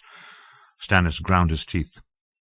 If someone said I had magicked myself into a boar to kill Robert, likely they would believe that as well. You cannot stop them talking, my liege, Davos said, but when you take your vengeance on your brother's true killers, the realm will know such tales for lies. Stannis only seemed to half hear him. I have no doubt that Cersei had a hand in Robert's death. I will have justice for him. Aye, and for Ned Stark and Jon Arryn as well. And for Renly? The words were out before Davos could stop to consider them. For a long time the king did not speak. Then, very softly, he said, I dream of it sometimes. Of Renly's dying. A green tent, candles, a woman screaming, and blood. Stannis looked down at his hands. I was still abed when he died. Your Devon will tell you. He tried to wake me. Dawn was nigh, and my lords were waiting, fretting. I should have been a horse, armoured. I knew Renly would attack at break of day. Devon says I thrashed and cried out, but what does it matter? It was a dream. I was in my tent when Renly died, and when I woke my hands were clean. Sir Davos Seaworth could feel his phantom fingertips start to itch. Something is wrong here, the one-time smuggler thought. Yet he nodded and said, I see. Renly offered me a peach at our parley, mocked me, defied me, threatened me, and offered me a peach. I thought he was drawing a blade and went for mine own. Was that his purpose? To make me show fear? Or was it one of his pointless jests? When he spoke of how sweet the peach was, did his words have some hidden meaning? The king gave a shake of his head, like a dog shaking a rabbit to snap its neck. Only Renly could vex me so with a piece of fruit. He brought his doom on himself with his treason. But I did love him, Davos. I know that now. I swear I will go to my grave thinking of my brother's peach. By then they were in amongst the camp, riding past the ordered rows of tents, the blowing banners, and the stacks of shields and spears. The stink of horse dung was heavy in the air, mingled with the wood smoke and the smell of cooking meat. Stannis reined up long enough to bark a brusque dismissal to Lord Florent and the others, commanding them to attend him in his pavilion 1 hour hence for a council of war. They bowed their heads and dispersed, while Davos and Melisandre rode to the king's pavilion. The tent had to be large, since it was there his lord's bannermen came to council. Yet there was nothing grand about it. It was a soldier's tent of heavy canvas, dyed the dark yellow that sometimes passed for gold. Only the royal banner that streamed atop the centre pole marked it as a king's. That, and the guards without, Queen's men leaning on tall spears with the badge of the fiery heart sewn over their own. Grooms came up to help them dismount. One of the guards relieved Melisandre of her cumbersome standard, driving the staff deep into the soft ground. Devon stood to one side of the door, waiting to lift the flap for the king. An older squire waited beside him. Stannis took off his crown and handed it to Devon. Cold water, cups for 2. Davos, attend me. My lady, I shall send for you when I require you. As the king commands, Melisandre bowed. After the brightness of the morning, the interior of the pavilion seemed cool and dim. Stannis seated himself on a plain wooden camp-stool and waved Davos to another. One day I may make you a lord, smuggler. If only to irk Celtigar and Florent. You will not thank me, though. It will mean you must suffer through these councils and feign interest in the braying of mules. Why do you have them if they serve no purpose? The mules love the sound of their own braying, why else? And I need them to haul my cart. Oh, to be sure, once in a great while some useful notion is put forth. But not today, I think. Here's your son with our water. Devon set the tray on the table and filled 2 clay cups. The king sprinkled a pinch of salt in his cup before he drank. Davos took his water straight, wishing it were wine. You are speaking of your council? Let me tell you how it will go. Lord Valerian will urge me to storm the castle walls at first light, grapnels and scaling ladders against arrows and boiling oil. The young mules will think this a splendid notion. Estamont will favor settling down to starve them out, as Tyrell and Redwine once tried with me. That might take a year, but old mules are patient. And Lord Caron and the others who like to kick will want to take up Sir Courtenay's gauntlet and hazard all upon a single combat, each one imagining he will be my champion and win undying fame. The king finished his water. What would you have me do, smuggler? Davos considered a moment before he answered. Strike for King's Landing at once. The king snorted. And leave Storm's End untaken? Sir Courtenay does not have the power to harm you. The Lannisters do. A siege would take too long, single combat is too chancy, and an assault would cost thousands of lives with no certainty of success. And there is no need. Once you dethrone Joffrey, this castle must come to you with all the rest. It is said about the camp that Lord Tywin Lannister rushes west to rescue Lannisport from the vengeance of the Northmen. You have a passing clever father, Devon, the king told the boy standing by his elbow. He makes me wish I had more smugglers in my service and fewer lords. Though you are wrong in one respect, Davos. There is a need. If I leave Storm's End untaken in my rear, it will be said I was defeated here, and that I cannot permit. Men do not love me as they loved my brothers.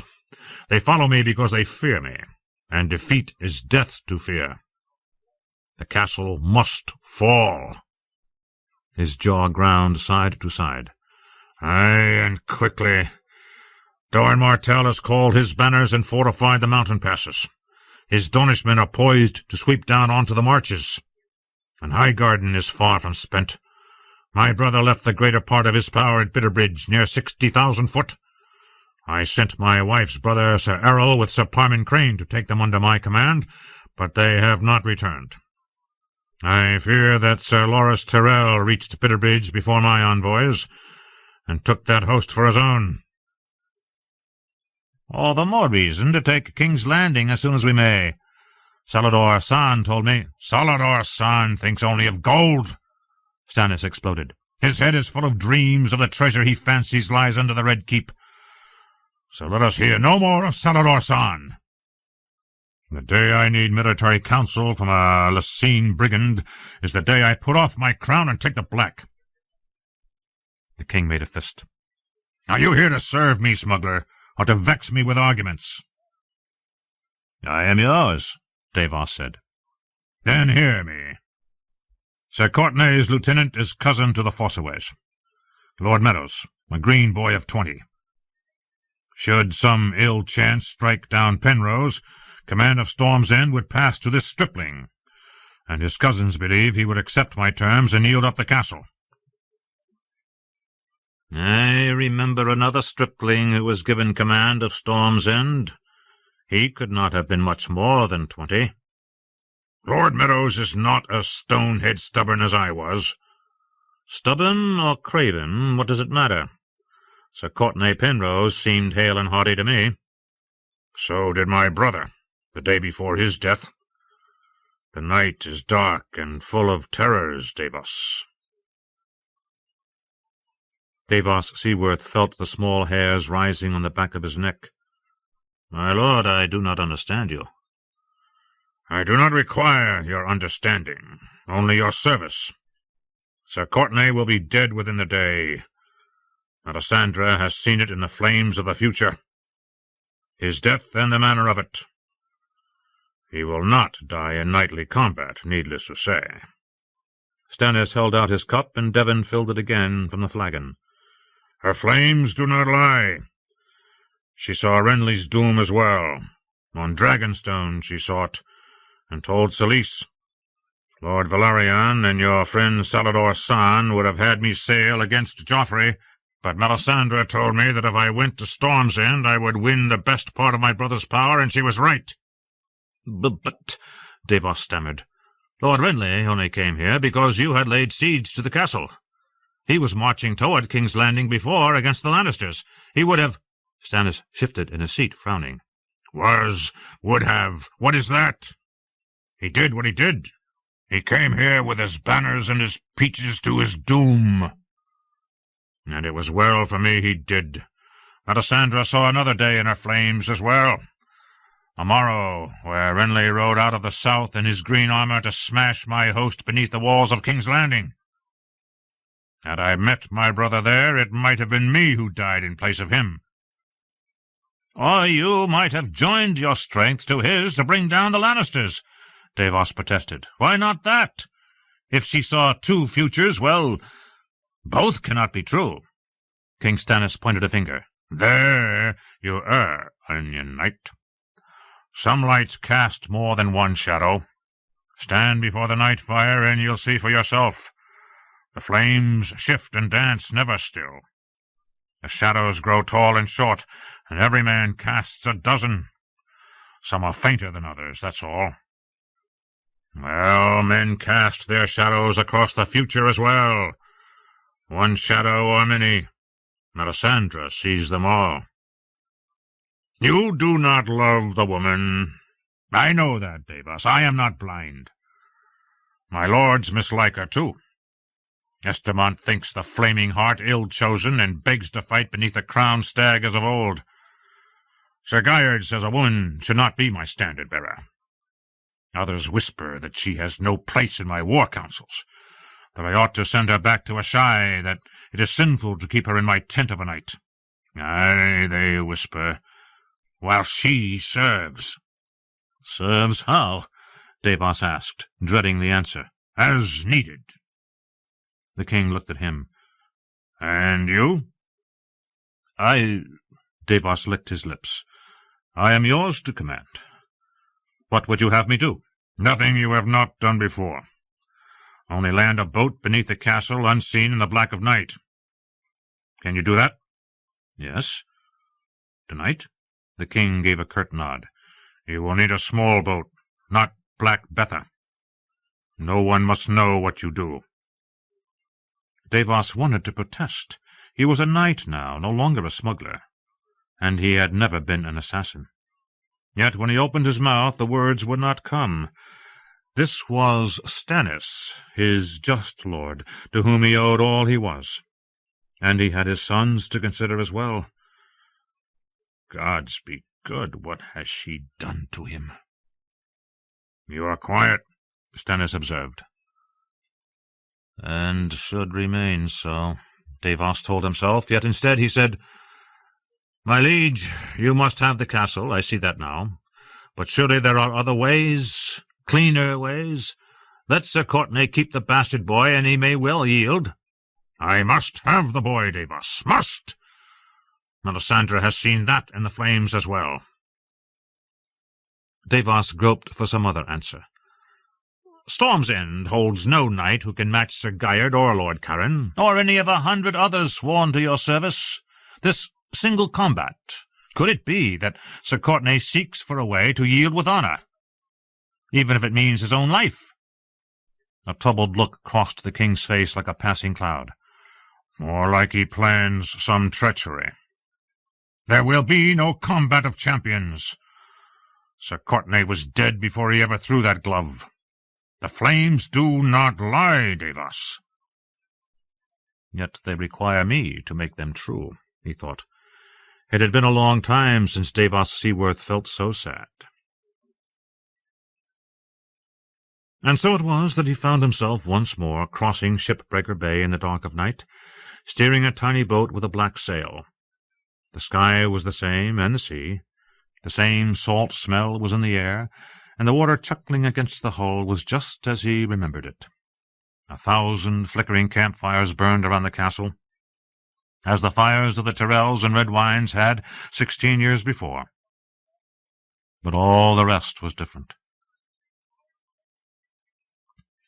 The last time it was life I brought to Storm's End, shaped to look like onions. This time it is death, in the shape of Melisandre of Asshai. 16 years ago the sails had cracked and snapped with every shift of wind, until he'd pulled them down and gone on with muffled oars. Even so, his heart had been in his gullet. The men on the red wine galleys had grown lax after so long, however, and they had slipped through the cordon smooth as black satin. This time the only ships in sight belonged to Stannis, and the only danger would come from watchers on the castle walls. Even so, Davos was taut as a bowstring. Melisandre huddled upon a thwart, lost in the folds of a dark red cloak that covered her from head to heels, her face a paleness beneath the cowl. Davos loved the water. He slept best when he had a deck rocking beneath him, and the sighing of the wind in his rigging was a sweeter sound to him than any a singer could make with his harp strings. Even the sea brought him no comfort tonight, though. "I can smell the fear on you, Sir Knight," the Red Woman said softly. "Someone once told me the night is dark and full of terrors, and tonight I am no knight. Tonight I am Davos the smuggler again. Would that you were an onion." She laughed. "Is it me you fear, or what we do?" "What you do. I'll have no part of it." "Your hand raised the sail. Your hand holds the tiller." Silent, Davos tended to his course. The shore was a snarl of rocks, so he was taking them well out across the bay. He would wait for the tide to turn before coming about. Storm's End dwindled behind them, but the Red Woman seemed unconcerned. "Are you a good man, Davos Seaworth?" "Would a good man be doing this?" "I am a man," he said. "I am kind to my wife, but I have known other women. I have tried to be a father to my sons, to help them make a place in this world. I have broken laws, but I never felt evil until tonight. I would say my parts are mixed, my lady, good and bad." "A grey man," she said, "neither white nor black, but partaking of both. Is that what you are, Sir Davos?" "What if I am? It seems to me that most men are grey." "If half of an onion is black with rot, it is a rotten onion. A man is good or he is evil." The fires behind them had melted into one vague glow against the black sky, and the land was almost out of sight. It was time to come about. "Watch your head, my lady." He pushed on the tiller, and the small boat threw up a curl of black water as she turned. Melisandre leaned under the swinging yard, one hand on the gunwale, calm as ever. Wood creaked, canvas cracked, and water splashed, so loudly a man might swear the castle was sure to hear. Davos knew better.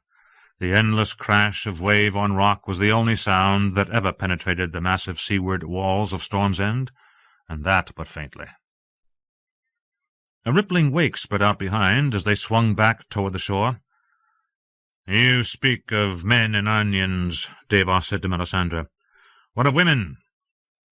Is it not the same for them? Are you good or evil, my lady?" That made her chuckle. "Oh, good. I am a knight of sorts myself, sweet sir, a champion of light and life." "Yet you mean to kill a man tonight," he said, "as you killed Maester Cresson." "Your maester poisoned himself. He meant to poison me, but I was protected by a greater power, and he was not." "And Renly Baratheon? Who was it who killed him?" Her head turned. Beneath the shadow of the cowl her eyes burned like pale red candle flames. "Not I." "Liar!" Davos was certain now. Melisandre laughed again. "You are lost in darkness and confusion, Sir Davos." "And a good thing." Davos gestured at the distant lights flickering along the walls of Storm's End. "Feel how cold the wind is? The guards will huddle close to those torches. A little warmth, a little light, they're a comfort on a night like this. Yet that will blind them, so they will not see us pass, I hope. The god of darkness protects us now, my lady, even you." The flames of her eyes seemed to burn a little brighter at that. "Speak not that name, sir, lest you draw his black eye upon us. He protects no man, I promise you. He is the enemy of all that lives. It is the torches that hide us. You have said so yourself. Fire, the bright gift of the Lord of Light. Have it your way. His way, rather." The wind was shifting. Davos could feel it, see it in the way the black canvas rippled. He reached for the halyards. "Help me bring in the sail. I'll row us the rest of the way." Together they tied off the sail as the boat rocked beneath them. As Davos unshipped the oars and slid them into the choppy black water, he said, "Who rowed you to Renly?" "There was no need," she said. "He was unprotected. But here, this Storm's End is an old place. There are spells woven into the stones, dark walls that no shadow can pass, ancient, forgotten, yet still in place." "Shadow?" Davos felt his flesh prickling. "A shadow is a thing of darkness." "You are more ignorant than a child, Sir Knight. There are no shadows in the dark. Shadows are the servants of light, the children of fire. The brightest flame casts the darkest shadows." Frowning, Davos hushed her then. They were coming close to shore once more, and voices carried across the water. He rowed, the faint sound of his oars lost in the rhythm of the waves. The seaward side of Storm's End perched upon a pale white cliff, the chalky stones sloping up steeply to half again the height of the massive curtain wall. A mouth yawned in the cliff, and it was that Davos steered for, as he had 16 years before. The tunnel opened on a cavern under the castle, where the storm lords of old had built their landing. The passage was navigable only during high tide, and was never less than treacherous, but his smuggler's skills had not deserted him. Davos threaded their way deftly between the jagged rocks until the cave mouth loomed up before them. He let the waves carry them inside. They crashed around him, slamming the boat this way and that, and soaking them to the skin. A half-seen finger of rock came rushing up out of the gloom, snarling foam, and Davos barely kept them off it with an oar. Then they were past, engulfed in darkness, and the waters smoothed. The little boat slowed and swirled. The sound of their breathing echoed until it seemed to surround them. Davos had not expected the blackness. The last time, torches had burned all along the tunnel, and the eyes of starving men had peered down through the murder holes in the ceiling. The portcullis was somewhere ahead, he knew. Davos used the oars to slow them, and they drifted against it almost gently. "This is as far as we go, unless you have a man inside to lift the gate for us." His whispers scurried across the lapping water like a line of mice on soft pink feet. "Have we passed within the walls?" "Yes, beneath. But we can go no farther. The portcullis goes all the way to the bottom, and the bars are too closely spaced for even a child to squeeze through." There was no answer but a soft rustling, and then a light bloomed amidst the darkness. Davos raised a hand to shield his eyes, and his breath caught in his throat. Melisandre had thrown back her cowl and shrugged out of the smothering robe. Beneath, she was naked, and huge with child. Swollen breasts hung heavy against her chest, and her belly bulged as if near to bursting. "Gods preserve us," he whispered, and heard her answering laugh, deep and throaty. Her eyes were hot coals, and the sweat that dappled her skin seemed to glow with a light of its own. Melisandre shone. Panting, she squatted and spread her legs. Blood ran down her thighs, black as ink. Her cry might have been agony or ecstasy or both. And Davos saw the crown of the child's head push its way out of her. Two arms wriggled free, grasping, black fingers coiling around Melisandre's straining thighs, pushing until the whole of the shadow slid out into the world and rose taller than Davos, tall as the tunnel, towering above the boat. He had only an instant to look at it before it was gone, twisting between the bars of the portcullis and racing across the surface of the water, but that instant was long enough. He knew that shadow. as he knew the man who'd cast it.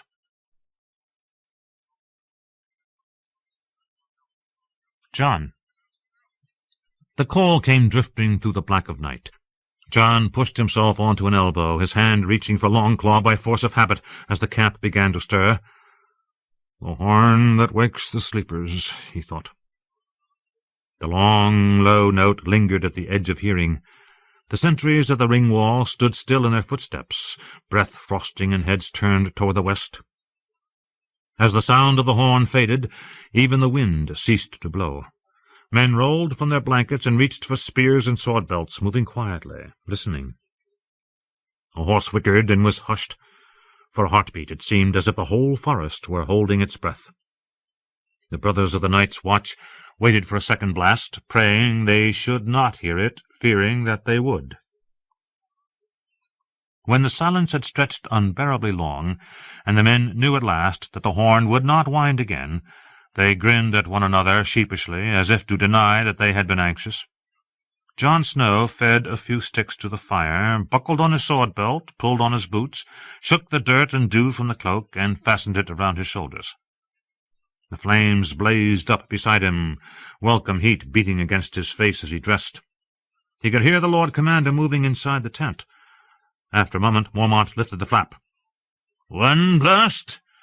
On his shoulder his raven sat fluffed and silent, looking miserable. "One, my lord," John agreed. "Brothers returning." Mormont moved to the fire. "The half-hand, and past time." He had grown more restive every day they waited, much longer, and he would have been fit to whelp cubs.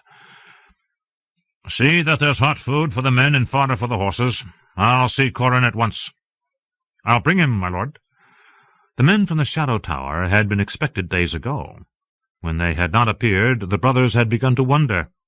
John had heard gloomy mutterings around the cook-fire, and not just from Dolorous Ed.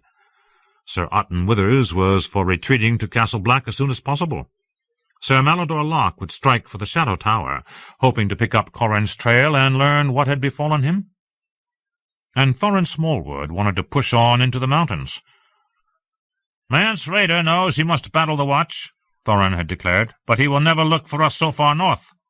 If we ride up the Milkwater, we can take him unawares and cut his host to ribbons before he knows we are on him." "The numbers would be greatly against us," Sir Otten had objected. "Craster said he was gathering a great host, many thousands. Without Corran, we are only 200. "Send 200 wolves against 10,000 sheep, sir, and see what happens," said Smallwood confidently. "There are goats among these sheep, Thorin," warned Jarman Buckwell. "Aye, and maybe a few lions. Rattleshirt, Harmer the Dog's Head, Alfin Crowkiller." "I know them as well as you do, Buckwell," Thorin Smallwood snapped back, "and I mean to have their heads, every one. These are wildlings, no soldiers. A few hundred heroes, drunk, most like, amidst a great horde of women, children, and thralls. We will sweep over them and send them howling back to their hovels." They had argued for many hours, and reached no agreement. The old bear was too stubborn to retreat, but neither would he rush headlong up the Milkwater, seeking battle. In the end, nothing had been decided but to wait a few more days for the men from the Shadow Tower, and talk again if they did not appear. And now they had, which meant that the decision could be delayed no longer. John was glad of that much, at least. If they must battle Mance Rayder, let it be soon. He found Dolorous Ed at the fire, complaining about how difficult it was for him to sleep when people insisted on blowing horns in the woods. John gave him something new to complain about. Together they woke Hake, who received the Lord Commander's orders with a stream of curses, but got up all the same, and soon had a dozen brothers cutting roots for a soup. Sam came puffing up as John crossed the camp. Under the black hood his face was pale and round as the moon. "I heard the horn. Has your uncle come back?" "It's only the men from the Shadow Tower." It was growing harder to cling to the hope of Benjen Stark's safe return. The cloak he had found beneath the fist could well have belonged to his uncle or one of his men. Even the old bear admitted as much, though why they would have buried it there, wrapped around the cache of dragonglass, no one could say. "Sam, I have to go." At the ring wall he found the guards sliding spikes from the half-frozen earth to make an opening. It was not long until the first of the brothers from the Shadow Tower began wending their way up the slope. All in leather and fur they were, with here and there a bit of steel or bronze. Heavy beards covered hard, lean faces, and made them look as shaggy as their garrons. John was surprised to see some of them were riding two to a horse. When he looked more closely, it was plain that many of them were wounded. "There has been trouble on the way." John knew Corran Halfhand the instant he saw him, though they had never met. The big ranger was half a legend in the Watch, a man of slow words and swift action, tall and straight as a spear, long-limbed and solemn. Unlike his men, he was clean-shaven. His hair fell from beneath his helm in a heavy braid touched with hoarfrost, and the blacks he wore were so faded they might have been greys. Only thumb and forefinger remained on the hand that held the reins. The other fingers had been sheared off, catching a wildling's axe that would otherwise have split his skull. It was told that he had thrust his maimed fist into the face of the axeman, so the blood spurted into his eyes and slew him while he was blind. Since that day the wildlings beyond the wall had known no foe more implacable. John hailed him. "Lord Commander Mormont would see you at once. I'll show you to his tent." Corran swung down from his saddle. "My men are hungry, and our horses require tending. They'll all be seen to." The ranger gave his horse into the care of one of his men and followed. "You are Jon Snow. You have your father's look." "Did you know him, my lord?" "I am no lordling, only a brother of the Night's Watch. I knew Lord Eddard, yes, and his father before him." John had to hurry his steps to keep up with Corran's long strides. "Lord Rickard died before I was born." "He was a friend to the Watch." Corran glanced behind. "It is said that a direwolf runs with you." "Ghost should be back by dawn. He hunts at night." They found Dolorous Ed frying a rasher of bacon and boiling a dozen eggs in a kettle over the old bear's cook-fire. Mormont sat in his wooden leather camp-chair. "I had begun to fear for you. Did you meet with trouble?" "We met with Alfin Crowkiller. Mance had sent him to scout along the wall, and we chanced on him returning." Corran removed his helm. "Alfin will trouble the realm no longer, but some of his company escaped us. We hunted down as many as we could, but it may be that a few will win back to the mountains." "And the cost?" 4 brothers dead, a dozen wounded, a third as many as the foe. And we took captives. One died quickly from his wounds, but the other lived long enough to be questioned." "Best talk of this inside. John will fetch you a horn of ale, or would you prefer hot spiced wine?" "Boiled water will suffice. An egg and a bite of bacon." "As you wish." Mormont lifted the flap of the tent, and Corran Halfhand stooped and stepped through. Ed stood over the kettle, swishing the eggs about with a spoon. "I envy those eggs," he said. "I could do with a bit of boiling about now. If the kettle were larger, I might jump in, though I would sooner it were wine than water. There are worse ways to die than warm and drunk. I knew a brother drowned himself in wine once. It was a poor vintage, though, and his corpse did not improve it." "You drank the wine?" "It's an awful thing to find a brother dead. You'd have need of a drink as well, Lord Snow." Ed stirred the kettle and added a pinch more nutmeg. Restless, John squatted by the fire and poked at it with a stick. He could hear the old bear's voice inside the tent, punctuated by the raven's squawks and Corran Halfhand's quieter tones, but he could not make out the words. Alfin Crowkiller dead, that's good. He was one of the bloodiest of the wildling raiders, taking his name from the black brothers he'd slain. So why does Corran sound so grave after such a victory? John had hoped that the arrival of men from the Shadow Tower would lift the spirits in the camp. Only last night he was coming back through the dark from a piss when he heard 5 or 6 men talking in low voices around the embers of a fire. When he heard Chet muttering that it was past time they turned back, John stopped to listen. "It's an old man's folly, this ranging," he heard. "We'll find nothing but our graves in them mountains." "There's giants in the Frostfangs, and wargs and worse things," said Locke the sisterman. "I'll not be going there, I promise you." "The old bears don't like to give you a choice." "Might be we won't give him one," said Chet. Just then one of the dogs had raised his head and growled, and he had to move away quickly before he was seen. "I was not meant to hear that," he thought. He considered taking the tale to Mormont, but he could not bring himself to inform on his brothers, even brothers such as Chet and the sister-man. "It was just empty talk," he told himself. "They are cold and afraid, we all are." It was hard waiting here, perched on the stony summit above the forest, wondering what the morrow might bring. The unseen enemy is always the most fearsome. John slid his new dagger from its sheath and studied the flames as they played against the shiny black glass. He had fashioned the wooden hilt himself and wound hempen twine around it to make a grip. Ugly, but it served. Dolorous Ed opined that glass knives were about as useful as nipples on a knight's breastplate. But John was not so certain. The dragon-glass blade was sharper than steel, albeit far more brittle. It must have been buried for a reason. He had made a dagger for Gren as well, and another for the Lord Commander. The war-horn he had given to Sam. On closer examination, the horn had proved cracked, and even after he had cleaned all the dirt out, John had been unable to get any sound from it. The rim was chipped as well, but Sam liked old things, even worthless old things. "Make a drinking horn out of it," John told him, "and every time you take a drink, you'll remember how you ranged beyond the wall, all the way to the fist of the first men." He gave Sam a spearhead and a dozen arrowheads as well, and passed the rest out among his other friends for luck. The old bear had seemed pleased by the dagger, but he preferred a steel knife at his belt, John had noticed. Mormont could offer no answers as to who might have buried the cloak or what it might mean. Perhaps Corin will know. The half-hand had ventured deeper into the wild than any other living man. "You want to serve, or shall I?" John sheathed the dagger. "I'll do it." He wanted to hear what they were saying.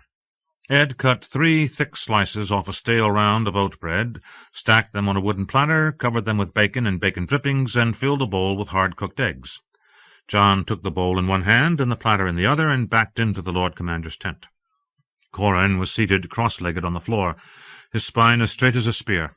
Candlelight flickered against the hard, flat planes of his cheeks as he spoke. "Rattleshirt, the Weeping Man, and every other chief, great and small," he was saying. "They have wargs as well, and mammoths, and more strength than we would have dreamed. Or so he claimed. I will not swear as to the truth of it. Eben believes the man was telling us tales to make his life last a little longer."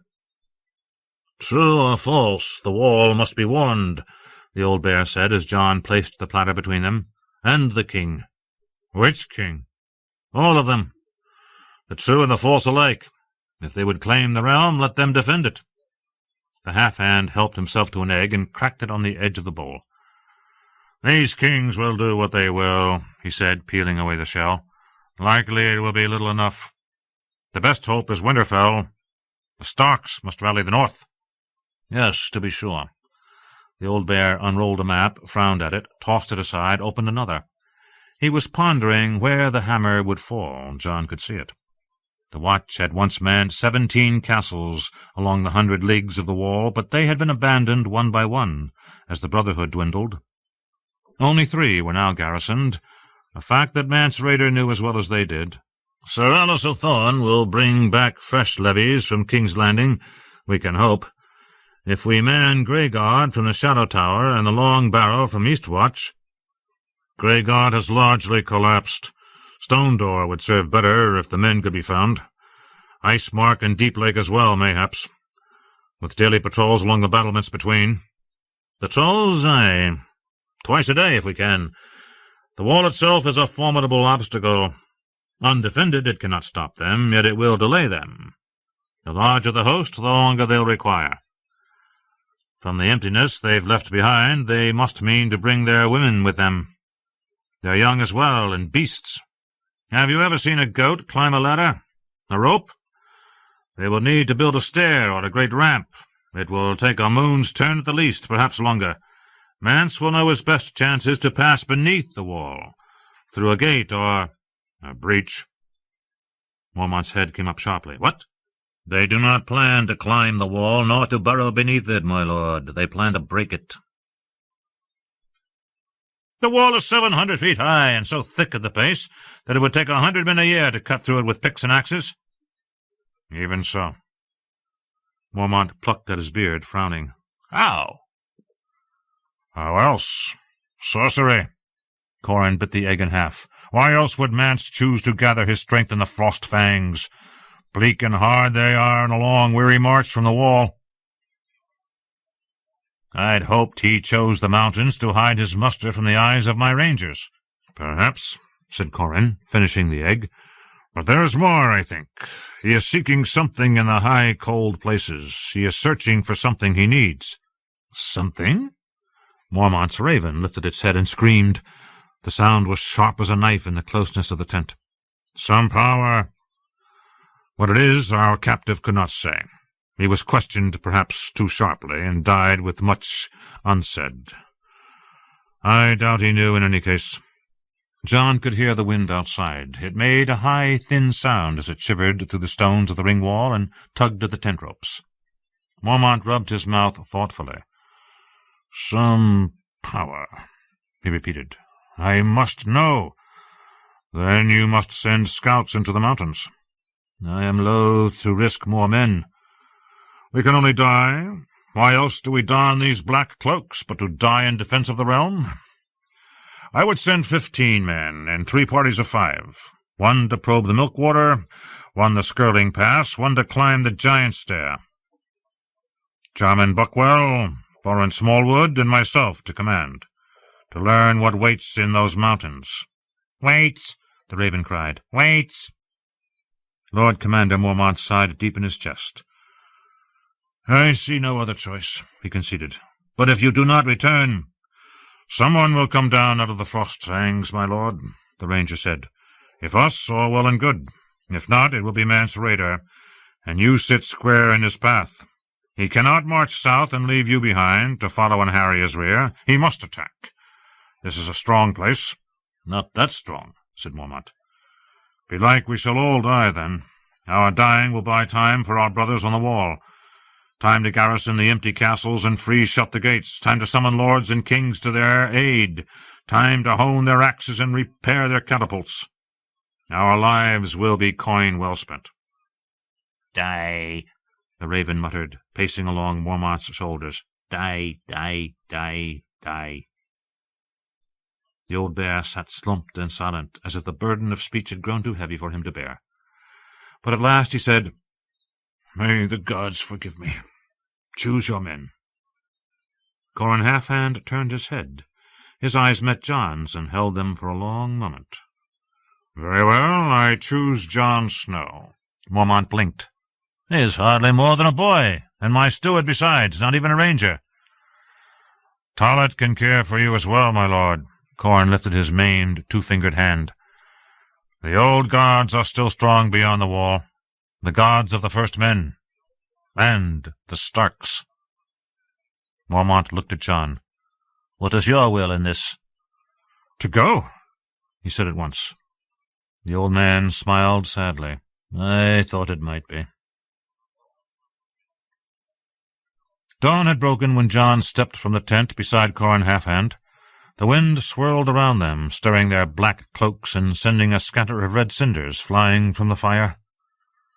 We ride at noon, the ranger told him. Best find that wolf of yours. Tyrion. The Queen intends to send Prince Tommen away. They knelt alone in the hushed dimness of the sept, surrounded by shadows and flickering candles, but even so Lancel kept his voice low. Lord Giles will take him to Rosby and conceal him there in the guise of a page. They plan to darken his hair and tell everyone that he is the son of a hedge knight. Is it the mob she fears, or me?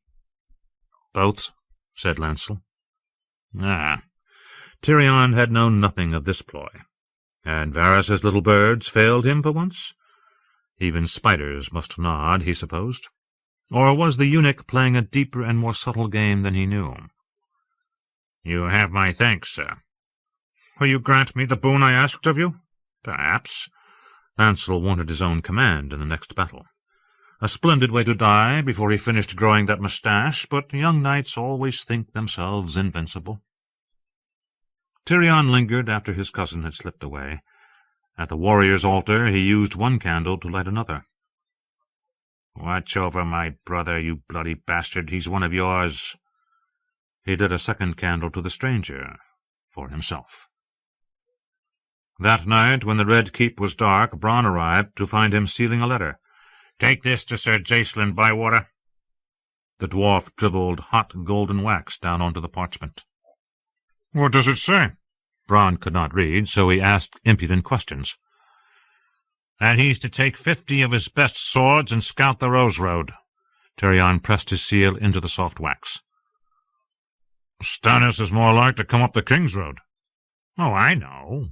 Tell Bywater to disregard what's in the letter and take his men north. He's to lay a trap along the Rosby Road. Lord Giles will depart for his castle in a day or two with 12 men-at-arms, some servants, and my nephew. Prince Tommen may be dressed as a page."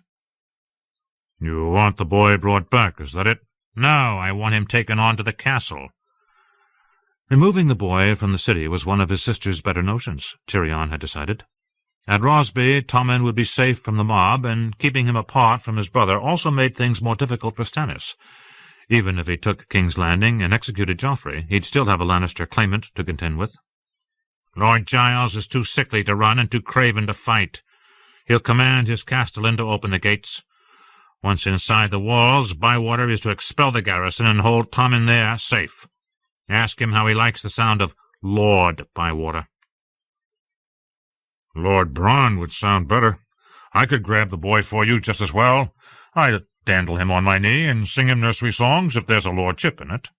"I need you here," said Tyrion, "and I don't trust you with my nephew."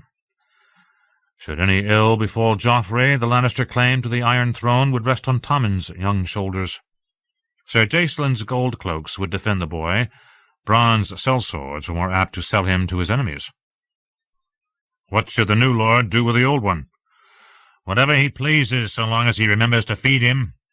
I don't want him dying." Tyrion pushed away from the table.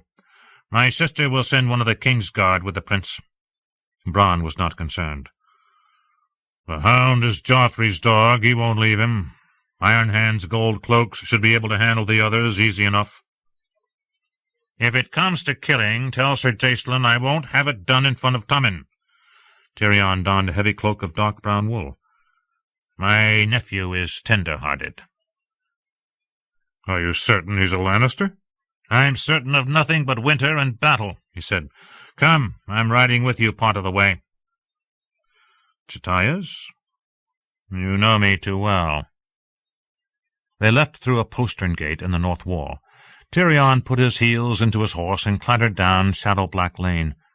A few furtive shapes darted into alleys at the sound of hoof-beats on the cobbles, but no one dared accost them. The council had extended his curfew. It was death to be taken on the streets after the even-fall bells had sung. The measure had restored a degree of peace to King's Landing and quartered the number of corpses found in the alleys of a morning, yet Varys said the people cursed him for it. They should be thankful they have the breath to curse.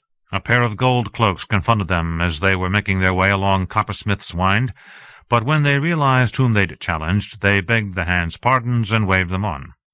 Bran turned south for the Mudgate, and they parted company. Tyrion rode on toward Chatias, but suddenly his patience deserted him. He twisted in the saddle, scanning the street behind. There were no signs of followers. Every window was dark or tightly shuttered. He heard nothing but the wind swirling down the alleys. "If Cersei has someone stalking me tonight, he must be disguised as a rat." "Bugger it all," he muttered. He was sick of caution. Wheeling his horse around, he dug in his spurs. "If anyone's after me, we'll see how well they ride."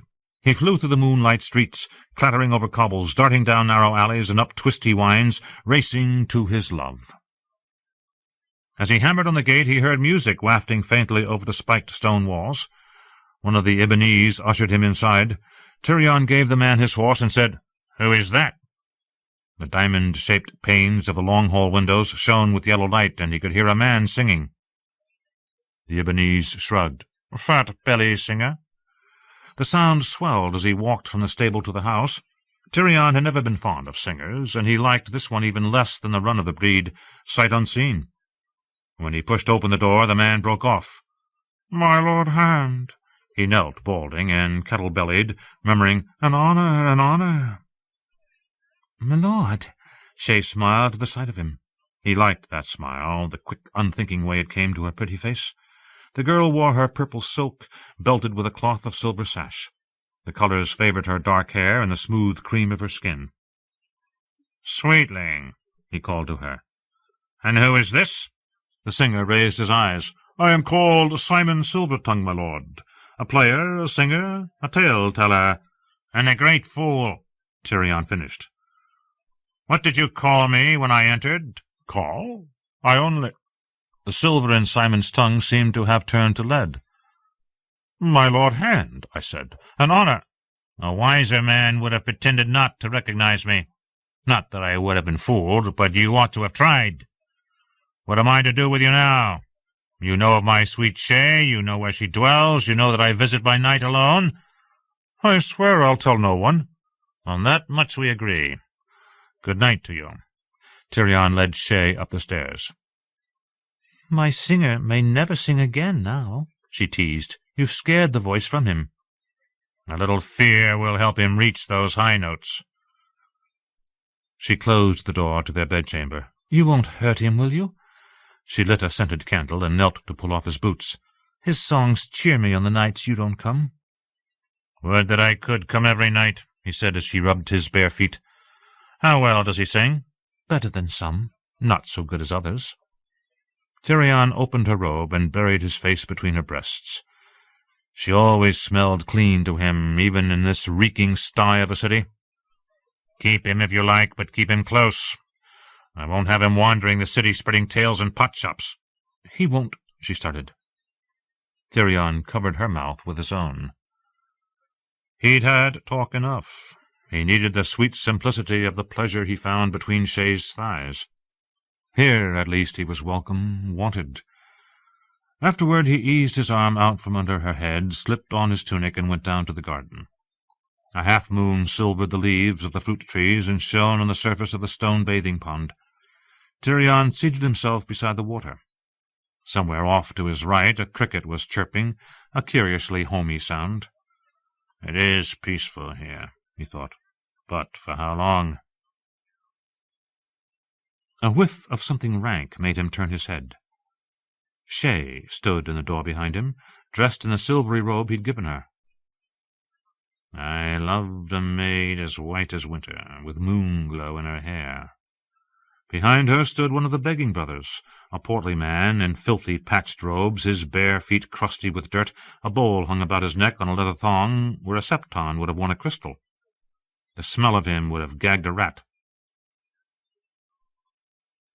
"Lord Varys has come to see you," Shay announced. The begging brother blinked at her, astonished. Tyrion laughed. "To be sure. How is it you knew him when I did not?" She shrugged. "It's still him, only dressed different." "A different look, a different smell, a different way of walking," said Tyrion. "Most men would be deceived." "And most women, maybe. But not whores. A whore learns to see the man, not his garb, or she turns up dead in an alley." Varys looked pained, and not because of the false scabs on his feet. Tyrion chuckled. "Shay, would you bring us some wine?" He might need a drink. Whatever brought the eunuch here in the dead of night was not like to be good. "I almost fear to tell you why I've come, my lord," Varys said when Shay had left them. "I bring dire tidings." "You ought to dress in black feathers, Varys. You're as bad an omen as any raven." Awkwardly, Tyrion pushed to his feet, half afraid to ask the next question. "Is it Jaime?" "If they have harmed him, nothing will save them." "No, my lord, a different matter. Sir Courtenay Penrose is dead. Storm's End has opened its gates to Stannis Baratheon." Dismay drove all other thoughts from Tyrion's mind. When Shay returned with the wine, he took one sip and flung the cup away to explode against the side of the house. She raised a hand to shield herself from the shards as the wine ran down the stones in long fingers, black in the moonlight. "Damn him!" Tyrion said. Varys smiled, showing a mouth full of rotted teeth.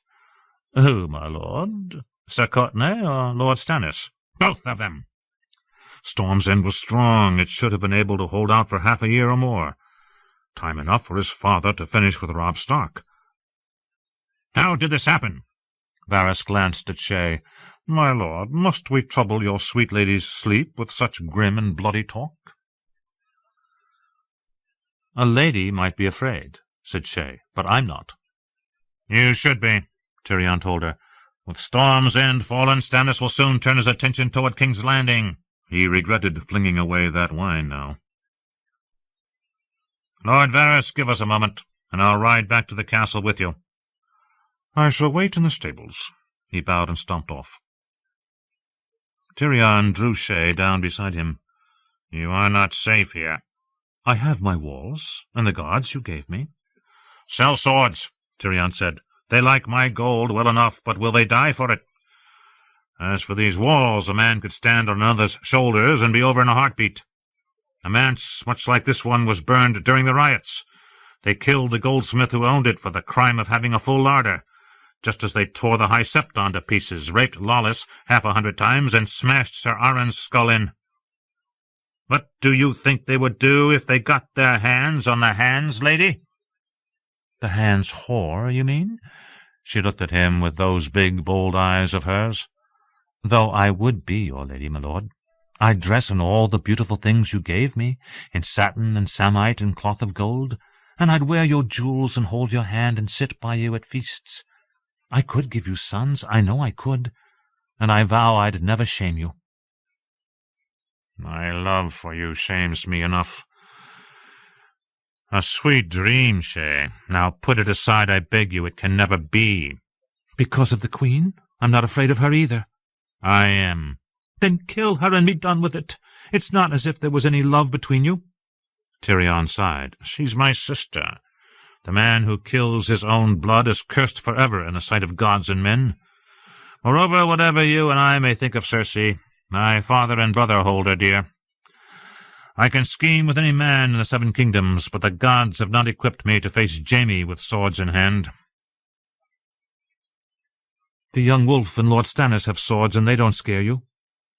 "How little you know, sweetling. Against them I have all the power of House Lannister. Against Jaime or my father I have no more than a twisted back and a pair of stunted legs."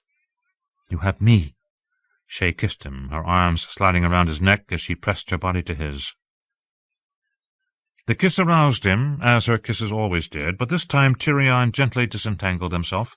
"Not now. Sweetling, I have, well, call it the seed of a plan. I think I might be able to bring you into the castle kitchens." Shay's face went still. "The kitchens?" "Yes. If I act through Varys, no one will be the wiser." She giggled. "My lord, I'd poison you. Every man who's tasted my cooking has told me what a good whore I am." "The Red Keep has sufficient cooks. Butchers and bakers, too. You'd need to pose as a scullion." "A pot girl," she said, "in scratchy brown ruff-spun. Is that how my lord wants to see me?" "My lord wants to see you alive," Tyrion said. "You can scarcely scour pots in silken velvet." "Has my lord grown tired of me?" She reached a hand under his tunic and found his cock. In 2 quick strokes she had it hard. "He still wants me," she laughed. "Would you like to fuck your kitchen wench, my lord? You can dust me with flour and suck gravy off my titties if you—" "Stop it!" The way she was acting reminded him of Dancy, who had tried so hard to win her wager. He yanked her hand away to keep her from further mischief. "This is not the time for bed sport, Shay. Your life may be at stake." Her grin was gone. "If I have displeased, my lord, I never meant it. Only, couldn't you just give me more guards?" Tyrion breathed a deep sigh. "Remember how young she is," he told himself. He took her hand. "Your gems can be replaced, and new gowns can be sewn twice as lovely as the old. To me, you're the most precious thing within these walls. The Red Keep is not safe either, but it's a deal safer than here. I want you there." "In the kitchens." Her voice was flat, scouring pots. "For a short while." "My father made me his kitchen wench," she said, her mouth twisting. "That was why I ran off." "You told me you ran off because your father made you his whore," he reminded her. "That, too. I didn't like scouring his pots no more than I liked his cock in me." She tossed her head. "Why can't you keep me in your tower? Half the lords at court keep bed-warmers." "I was expressly forbidden to take you to court." "By your stupid father," Shay pouted. "You're old enough to keep all the whores you want. Does he take you for a beardless boy? What could he do, spank you?" He slapped her, not hard, but hard enough.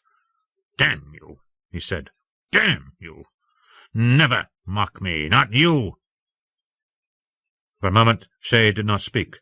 The only sound was the cricket, chirping, chirping. "Beg pardon, my lord," she said at last, in a heavy, wooden voice. "I never meant to be impudent." "And I never meant to strike you. Gods be good! Am I turning into Cersei?" "That was ill done," he said, "on both our parts. Shay, you do not understand."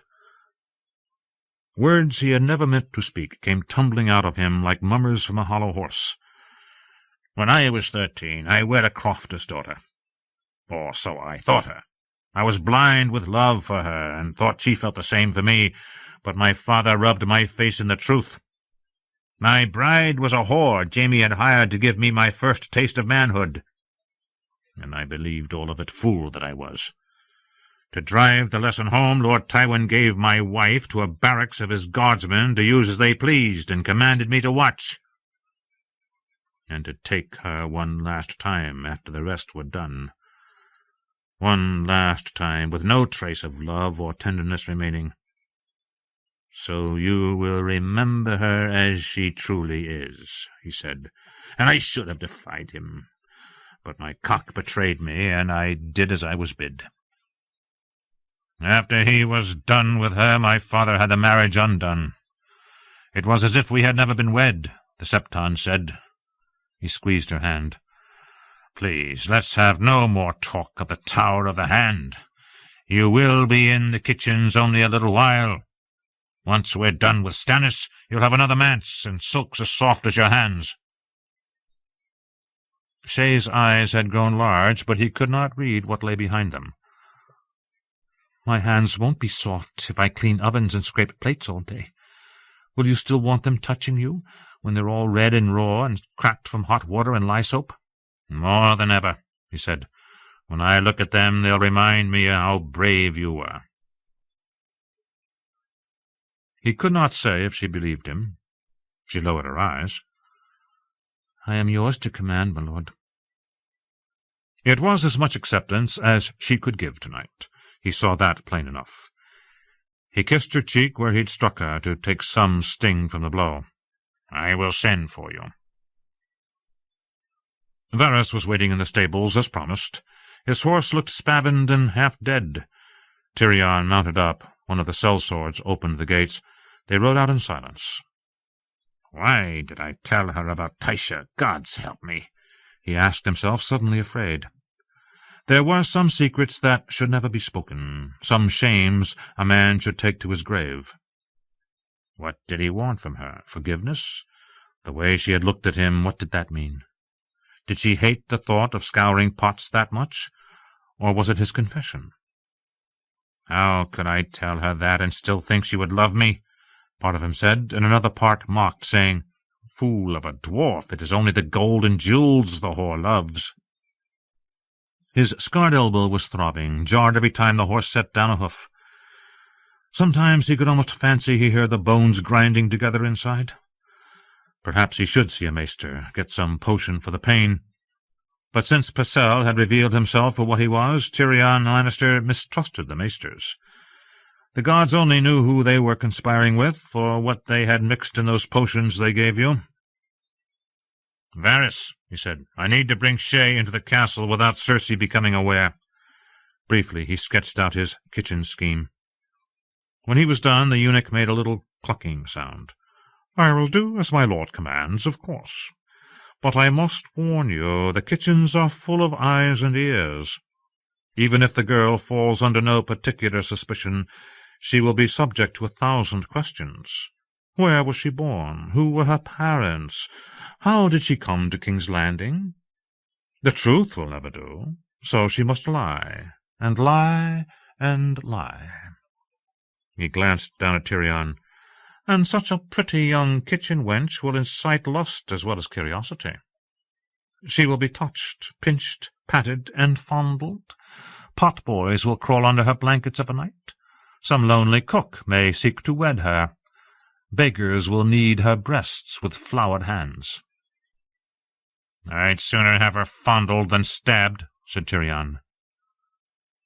Varys rode on a few paces and said, "It might be that there is another way.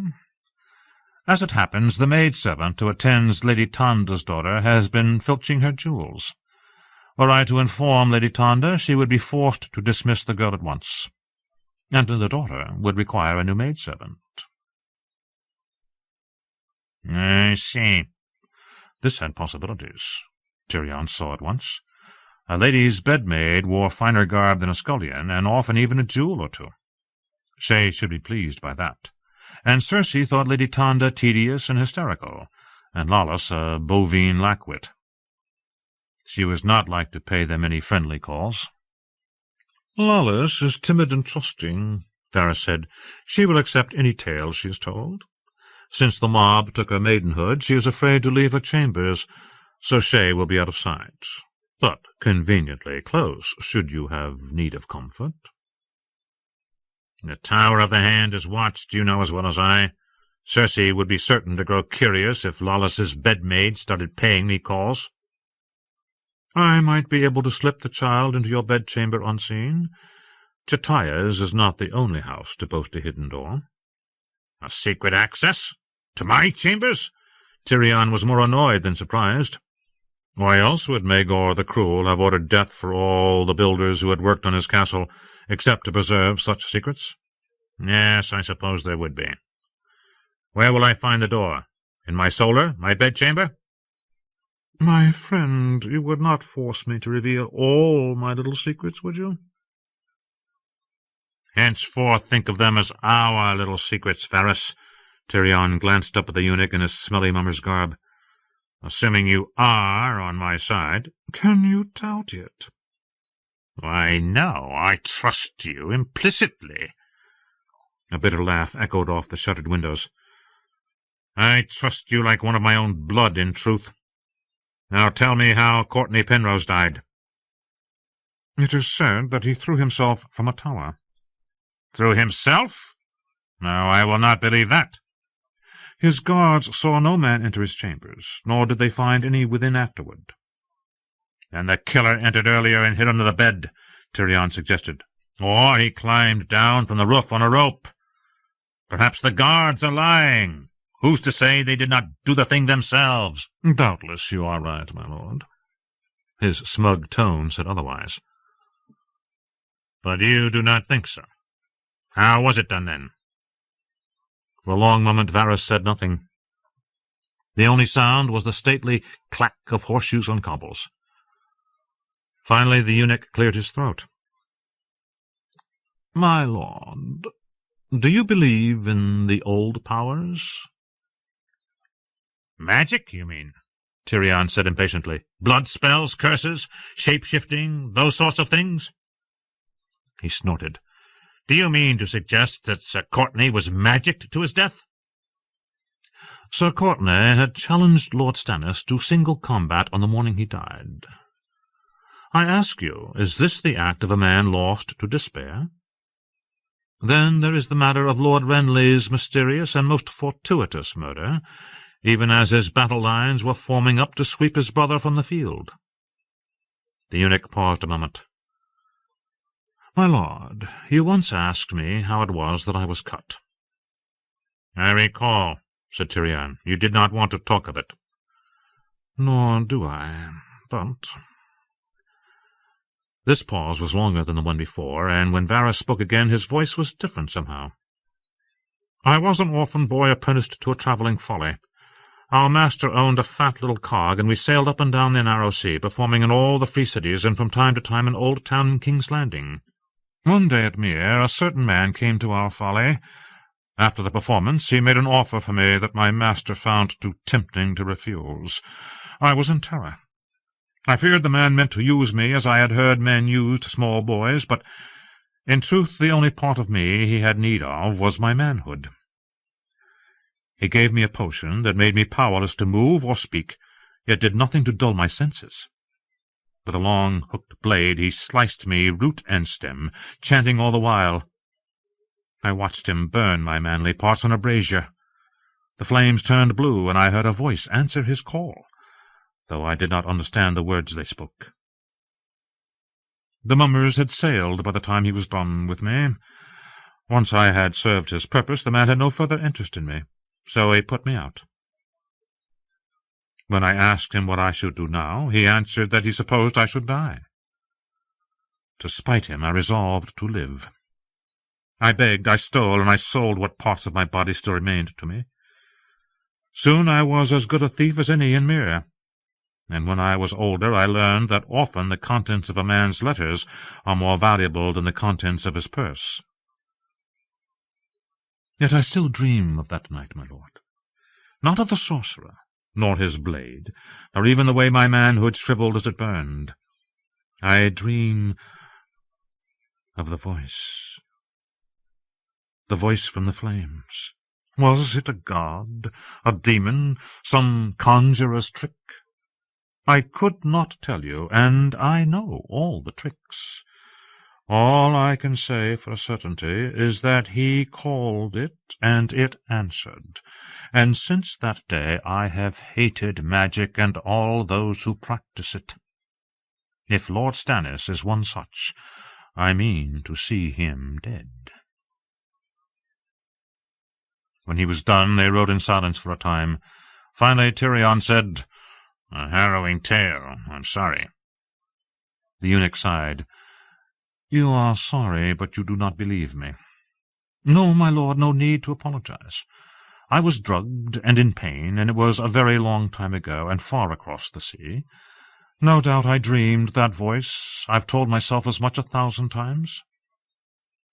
"I believe in steel swords, gold coins, and men's wits," said Tyrion, "and I believe there once were dragons. I've seen their skulls, after all." "Let us hope that is the worst thing you ever see, my lord." "On that we agree." Tyrion smiled. "And for Sir Courtenay's death, well, we know Stannis hired sell sails from the free cities. Perhaps he bought himself a skilled assassin as well." "A very skilled assassin?" "There are such. I used to dream that one day I'd be rich enough to send a faceless man after my sweet sister." "Regardless of how Sir Courtenay died," said Varys, "he is dead, the castle fallen. Stannis is free to march." "Any chance we might convince the Dornishmen to descend on the marches?" asked Tyrion. "None." "A pity. Well, the threat may serve to keep the Marcher lords close to their castles, at least. What news of my father?" "If Lord Tywin has won across the Red Fork, no word has reached me yet. If he does not hasten, he may be trapped between his foes. The Oakheart Leaf and the Rowan Tree have been seen north of the Mander." "No word from Littlefinger?" "Perhaps he never reached Bitterbridge, or perhaps he's died there. Lord Tarley has seized Renly's stores and put a great many to the sword. Florence, chiefly. Lord Caswell has shut himself up in his castle." Tyrion threw back his head and laughed. Varys reined up, nonplussed. "My lord?" "Don't you see the jest, Lord Varys?" Tyrion waved a hand at the shuttered windows, at all the sleeping city.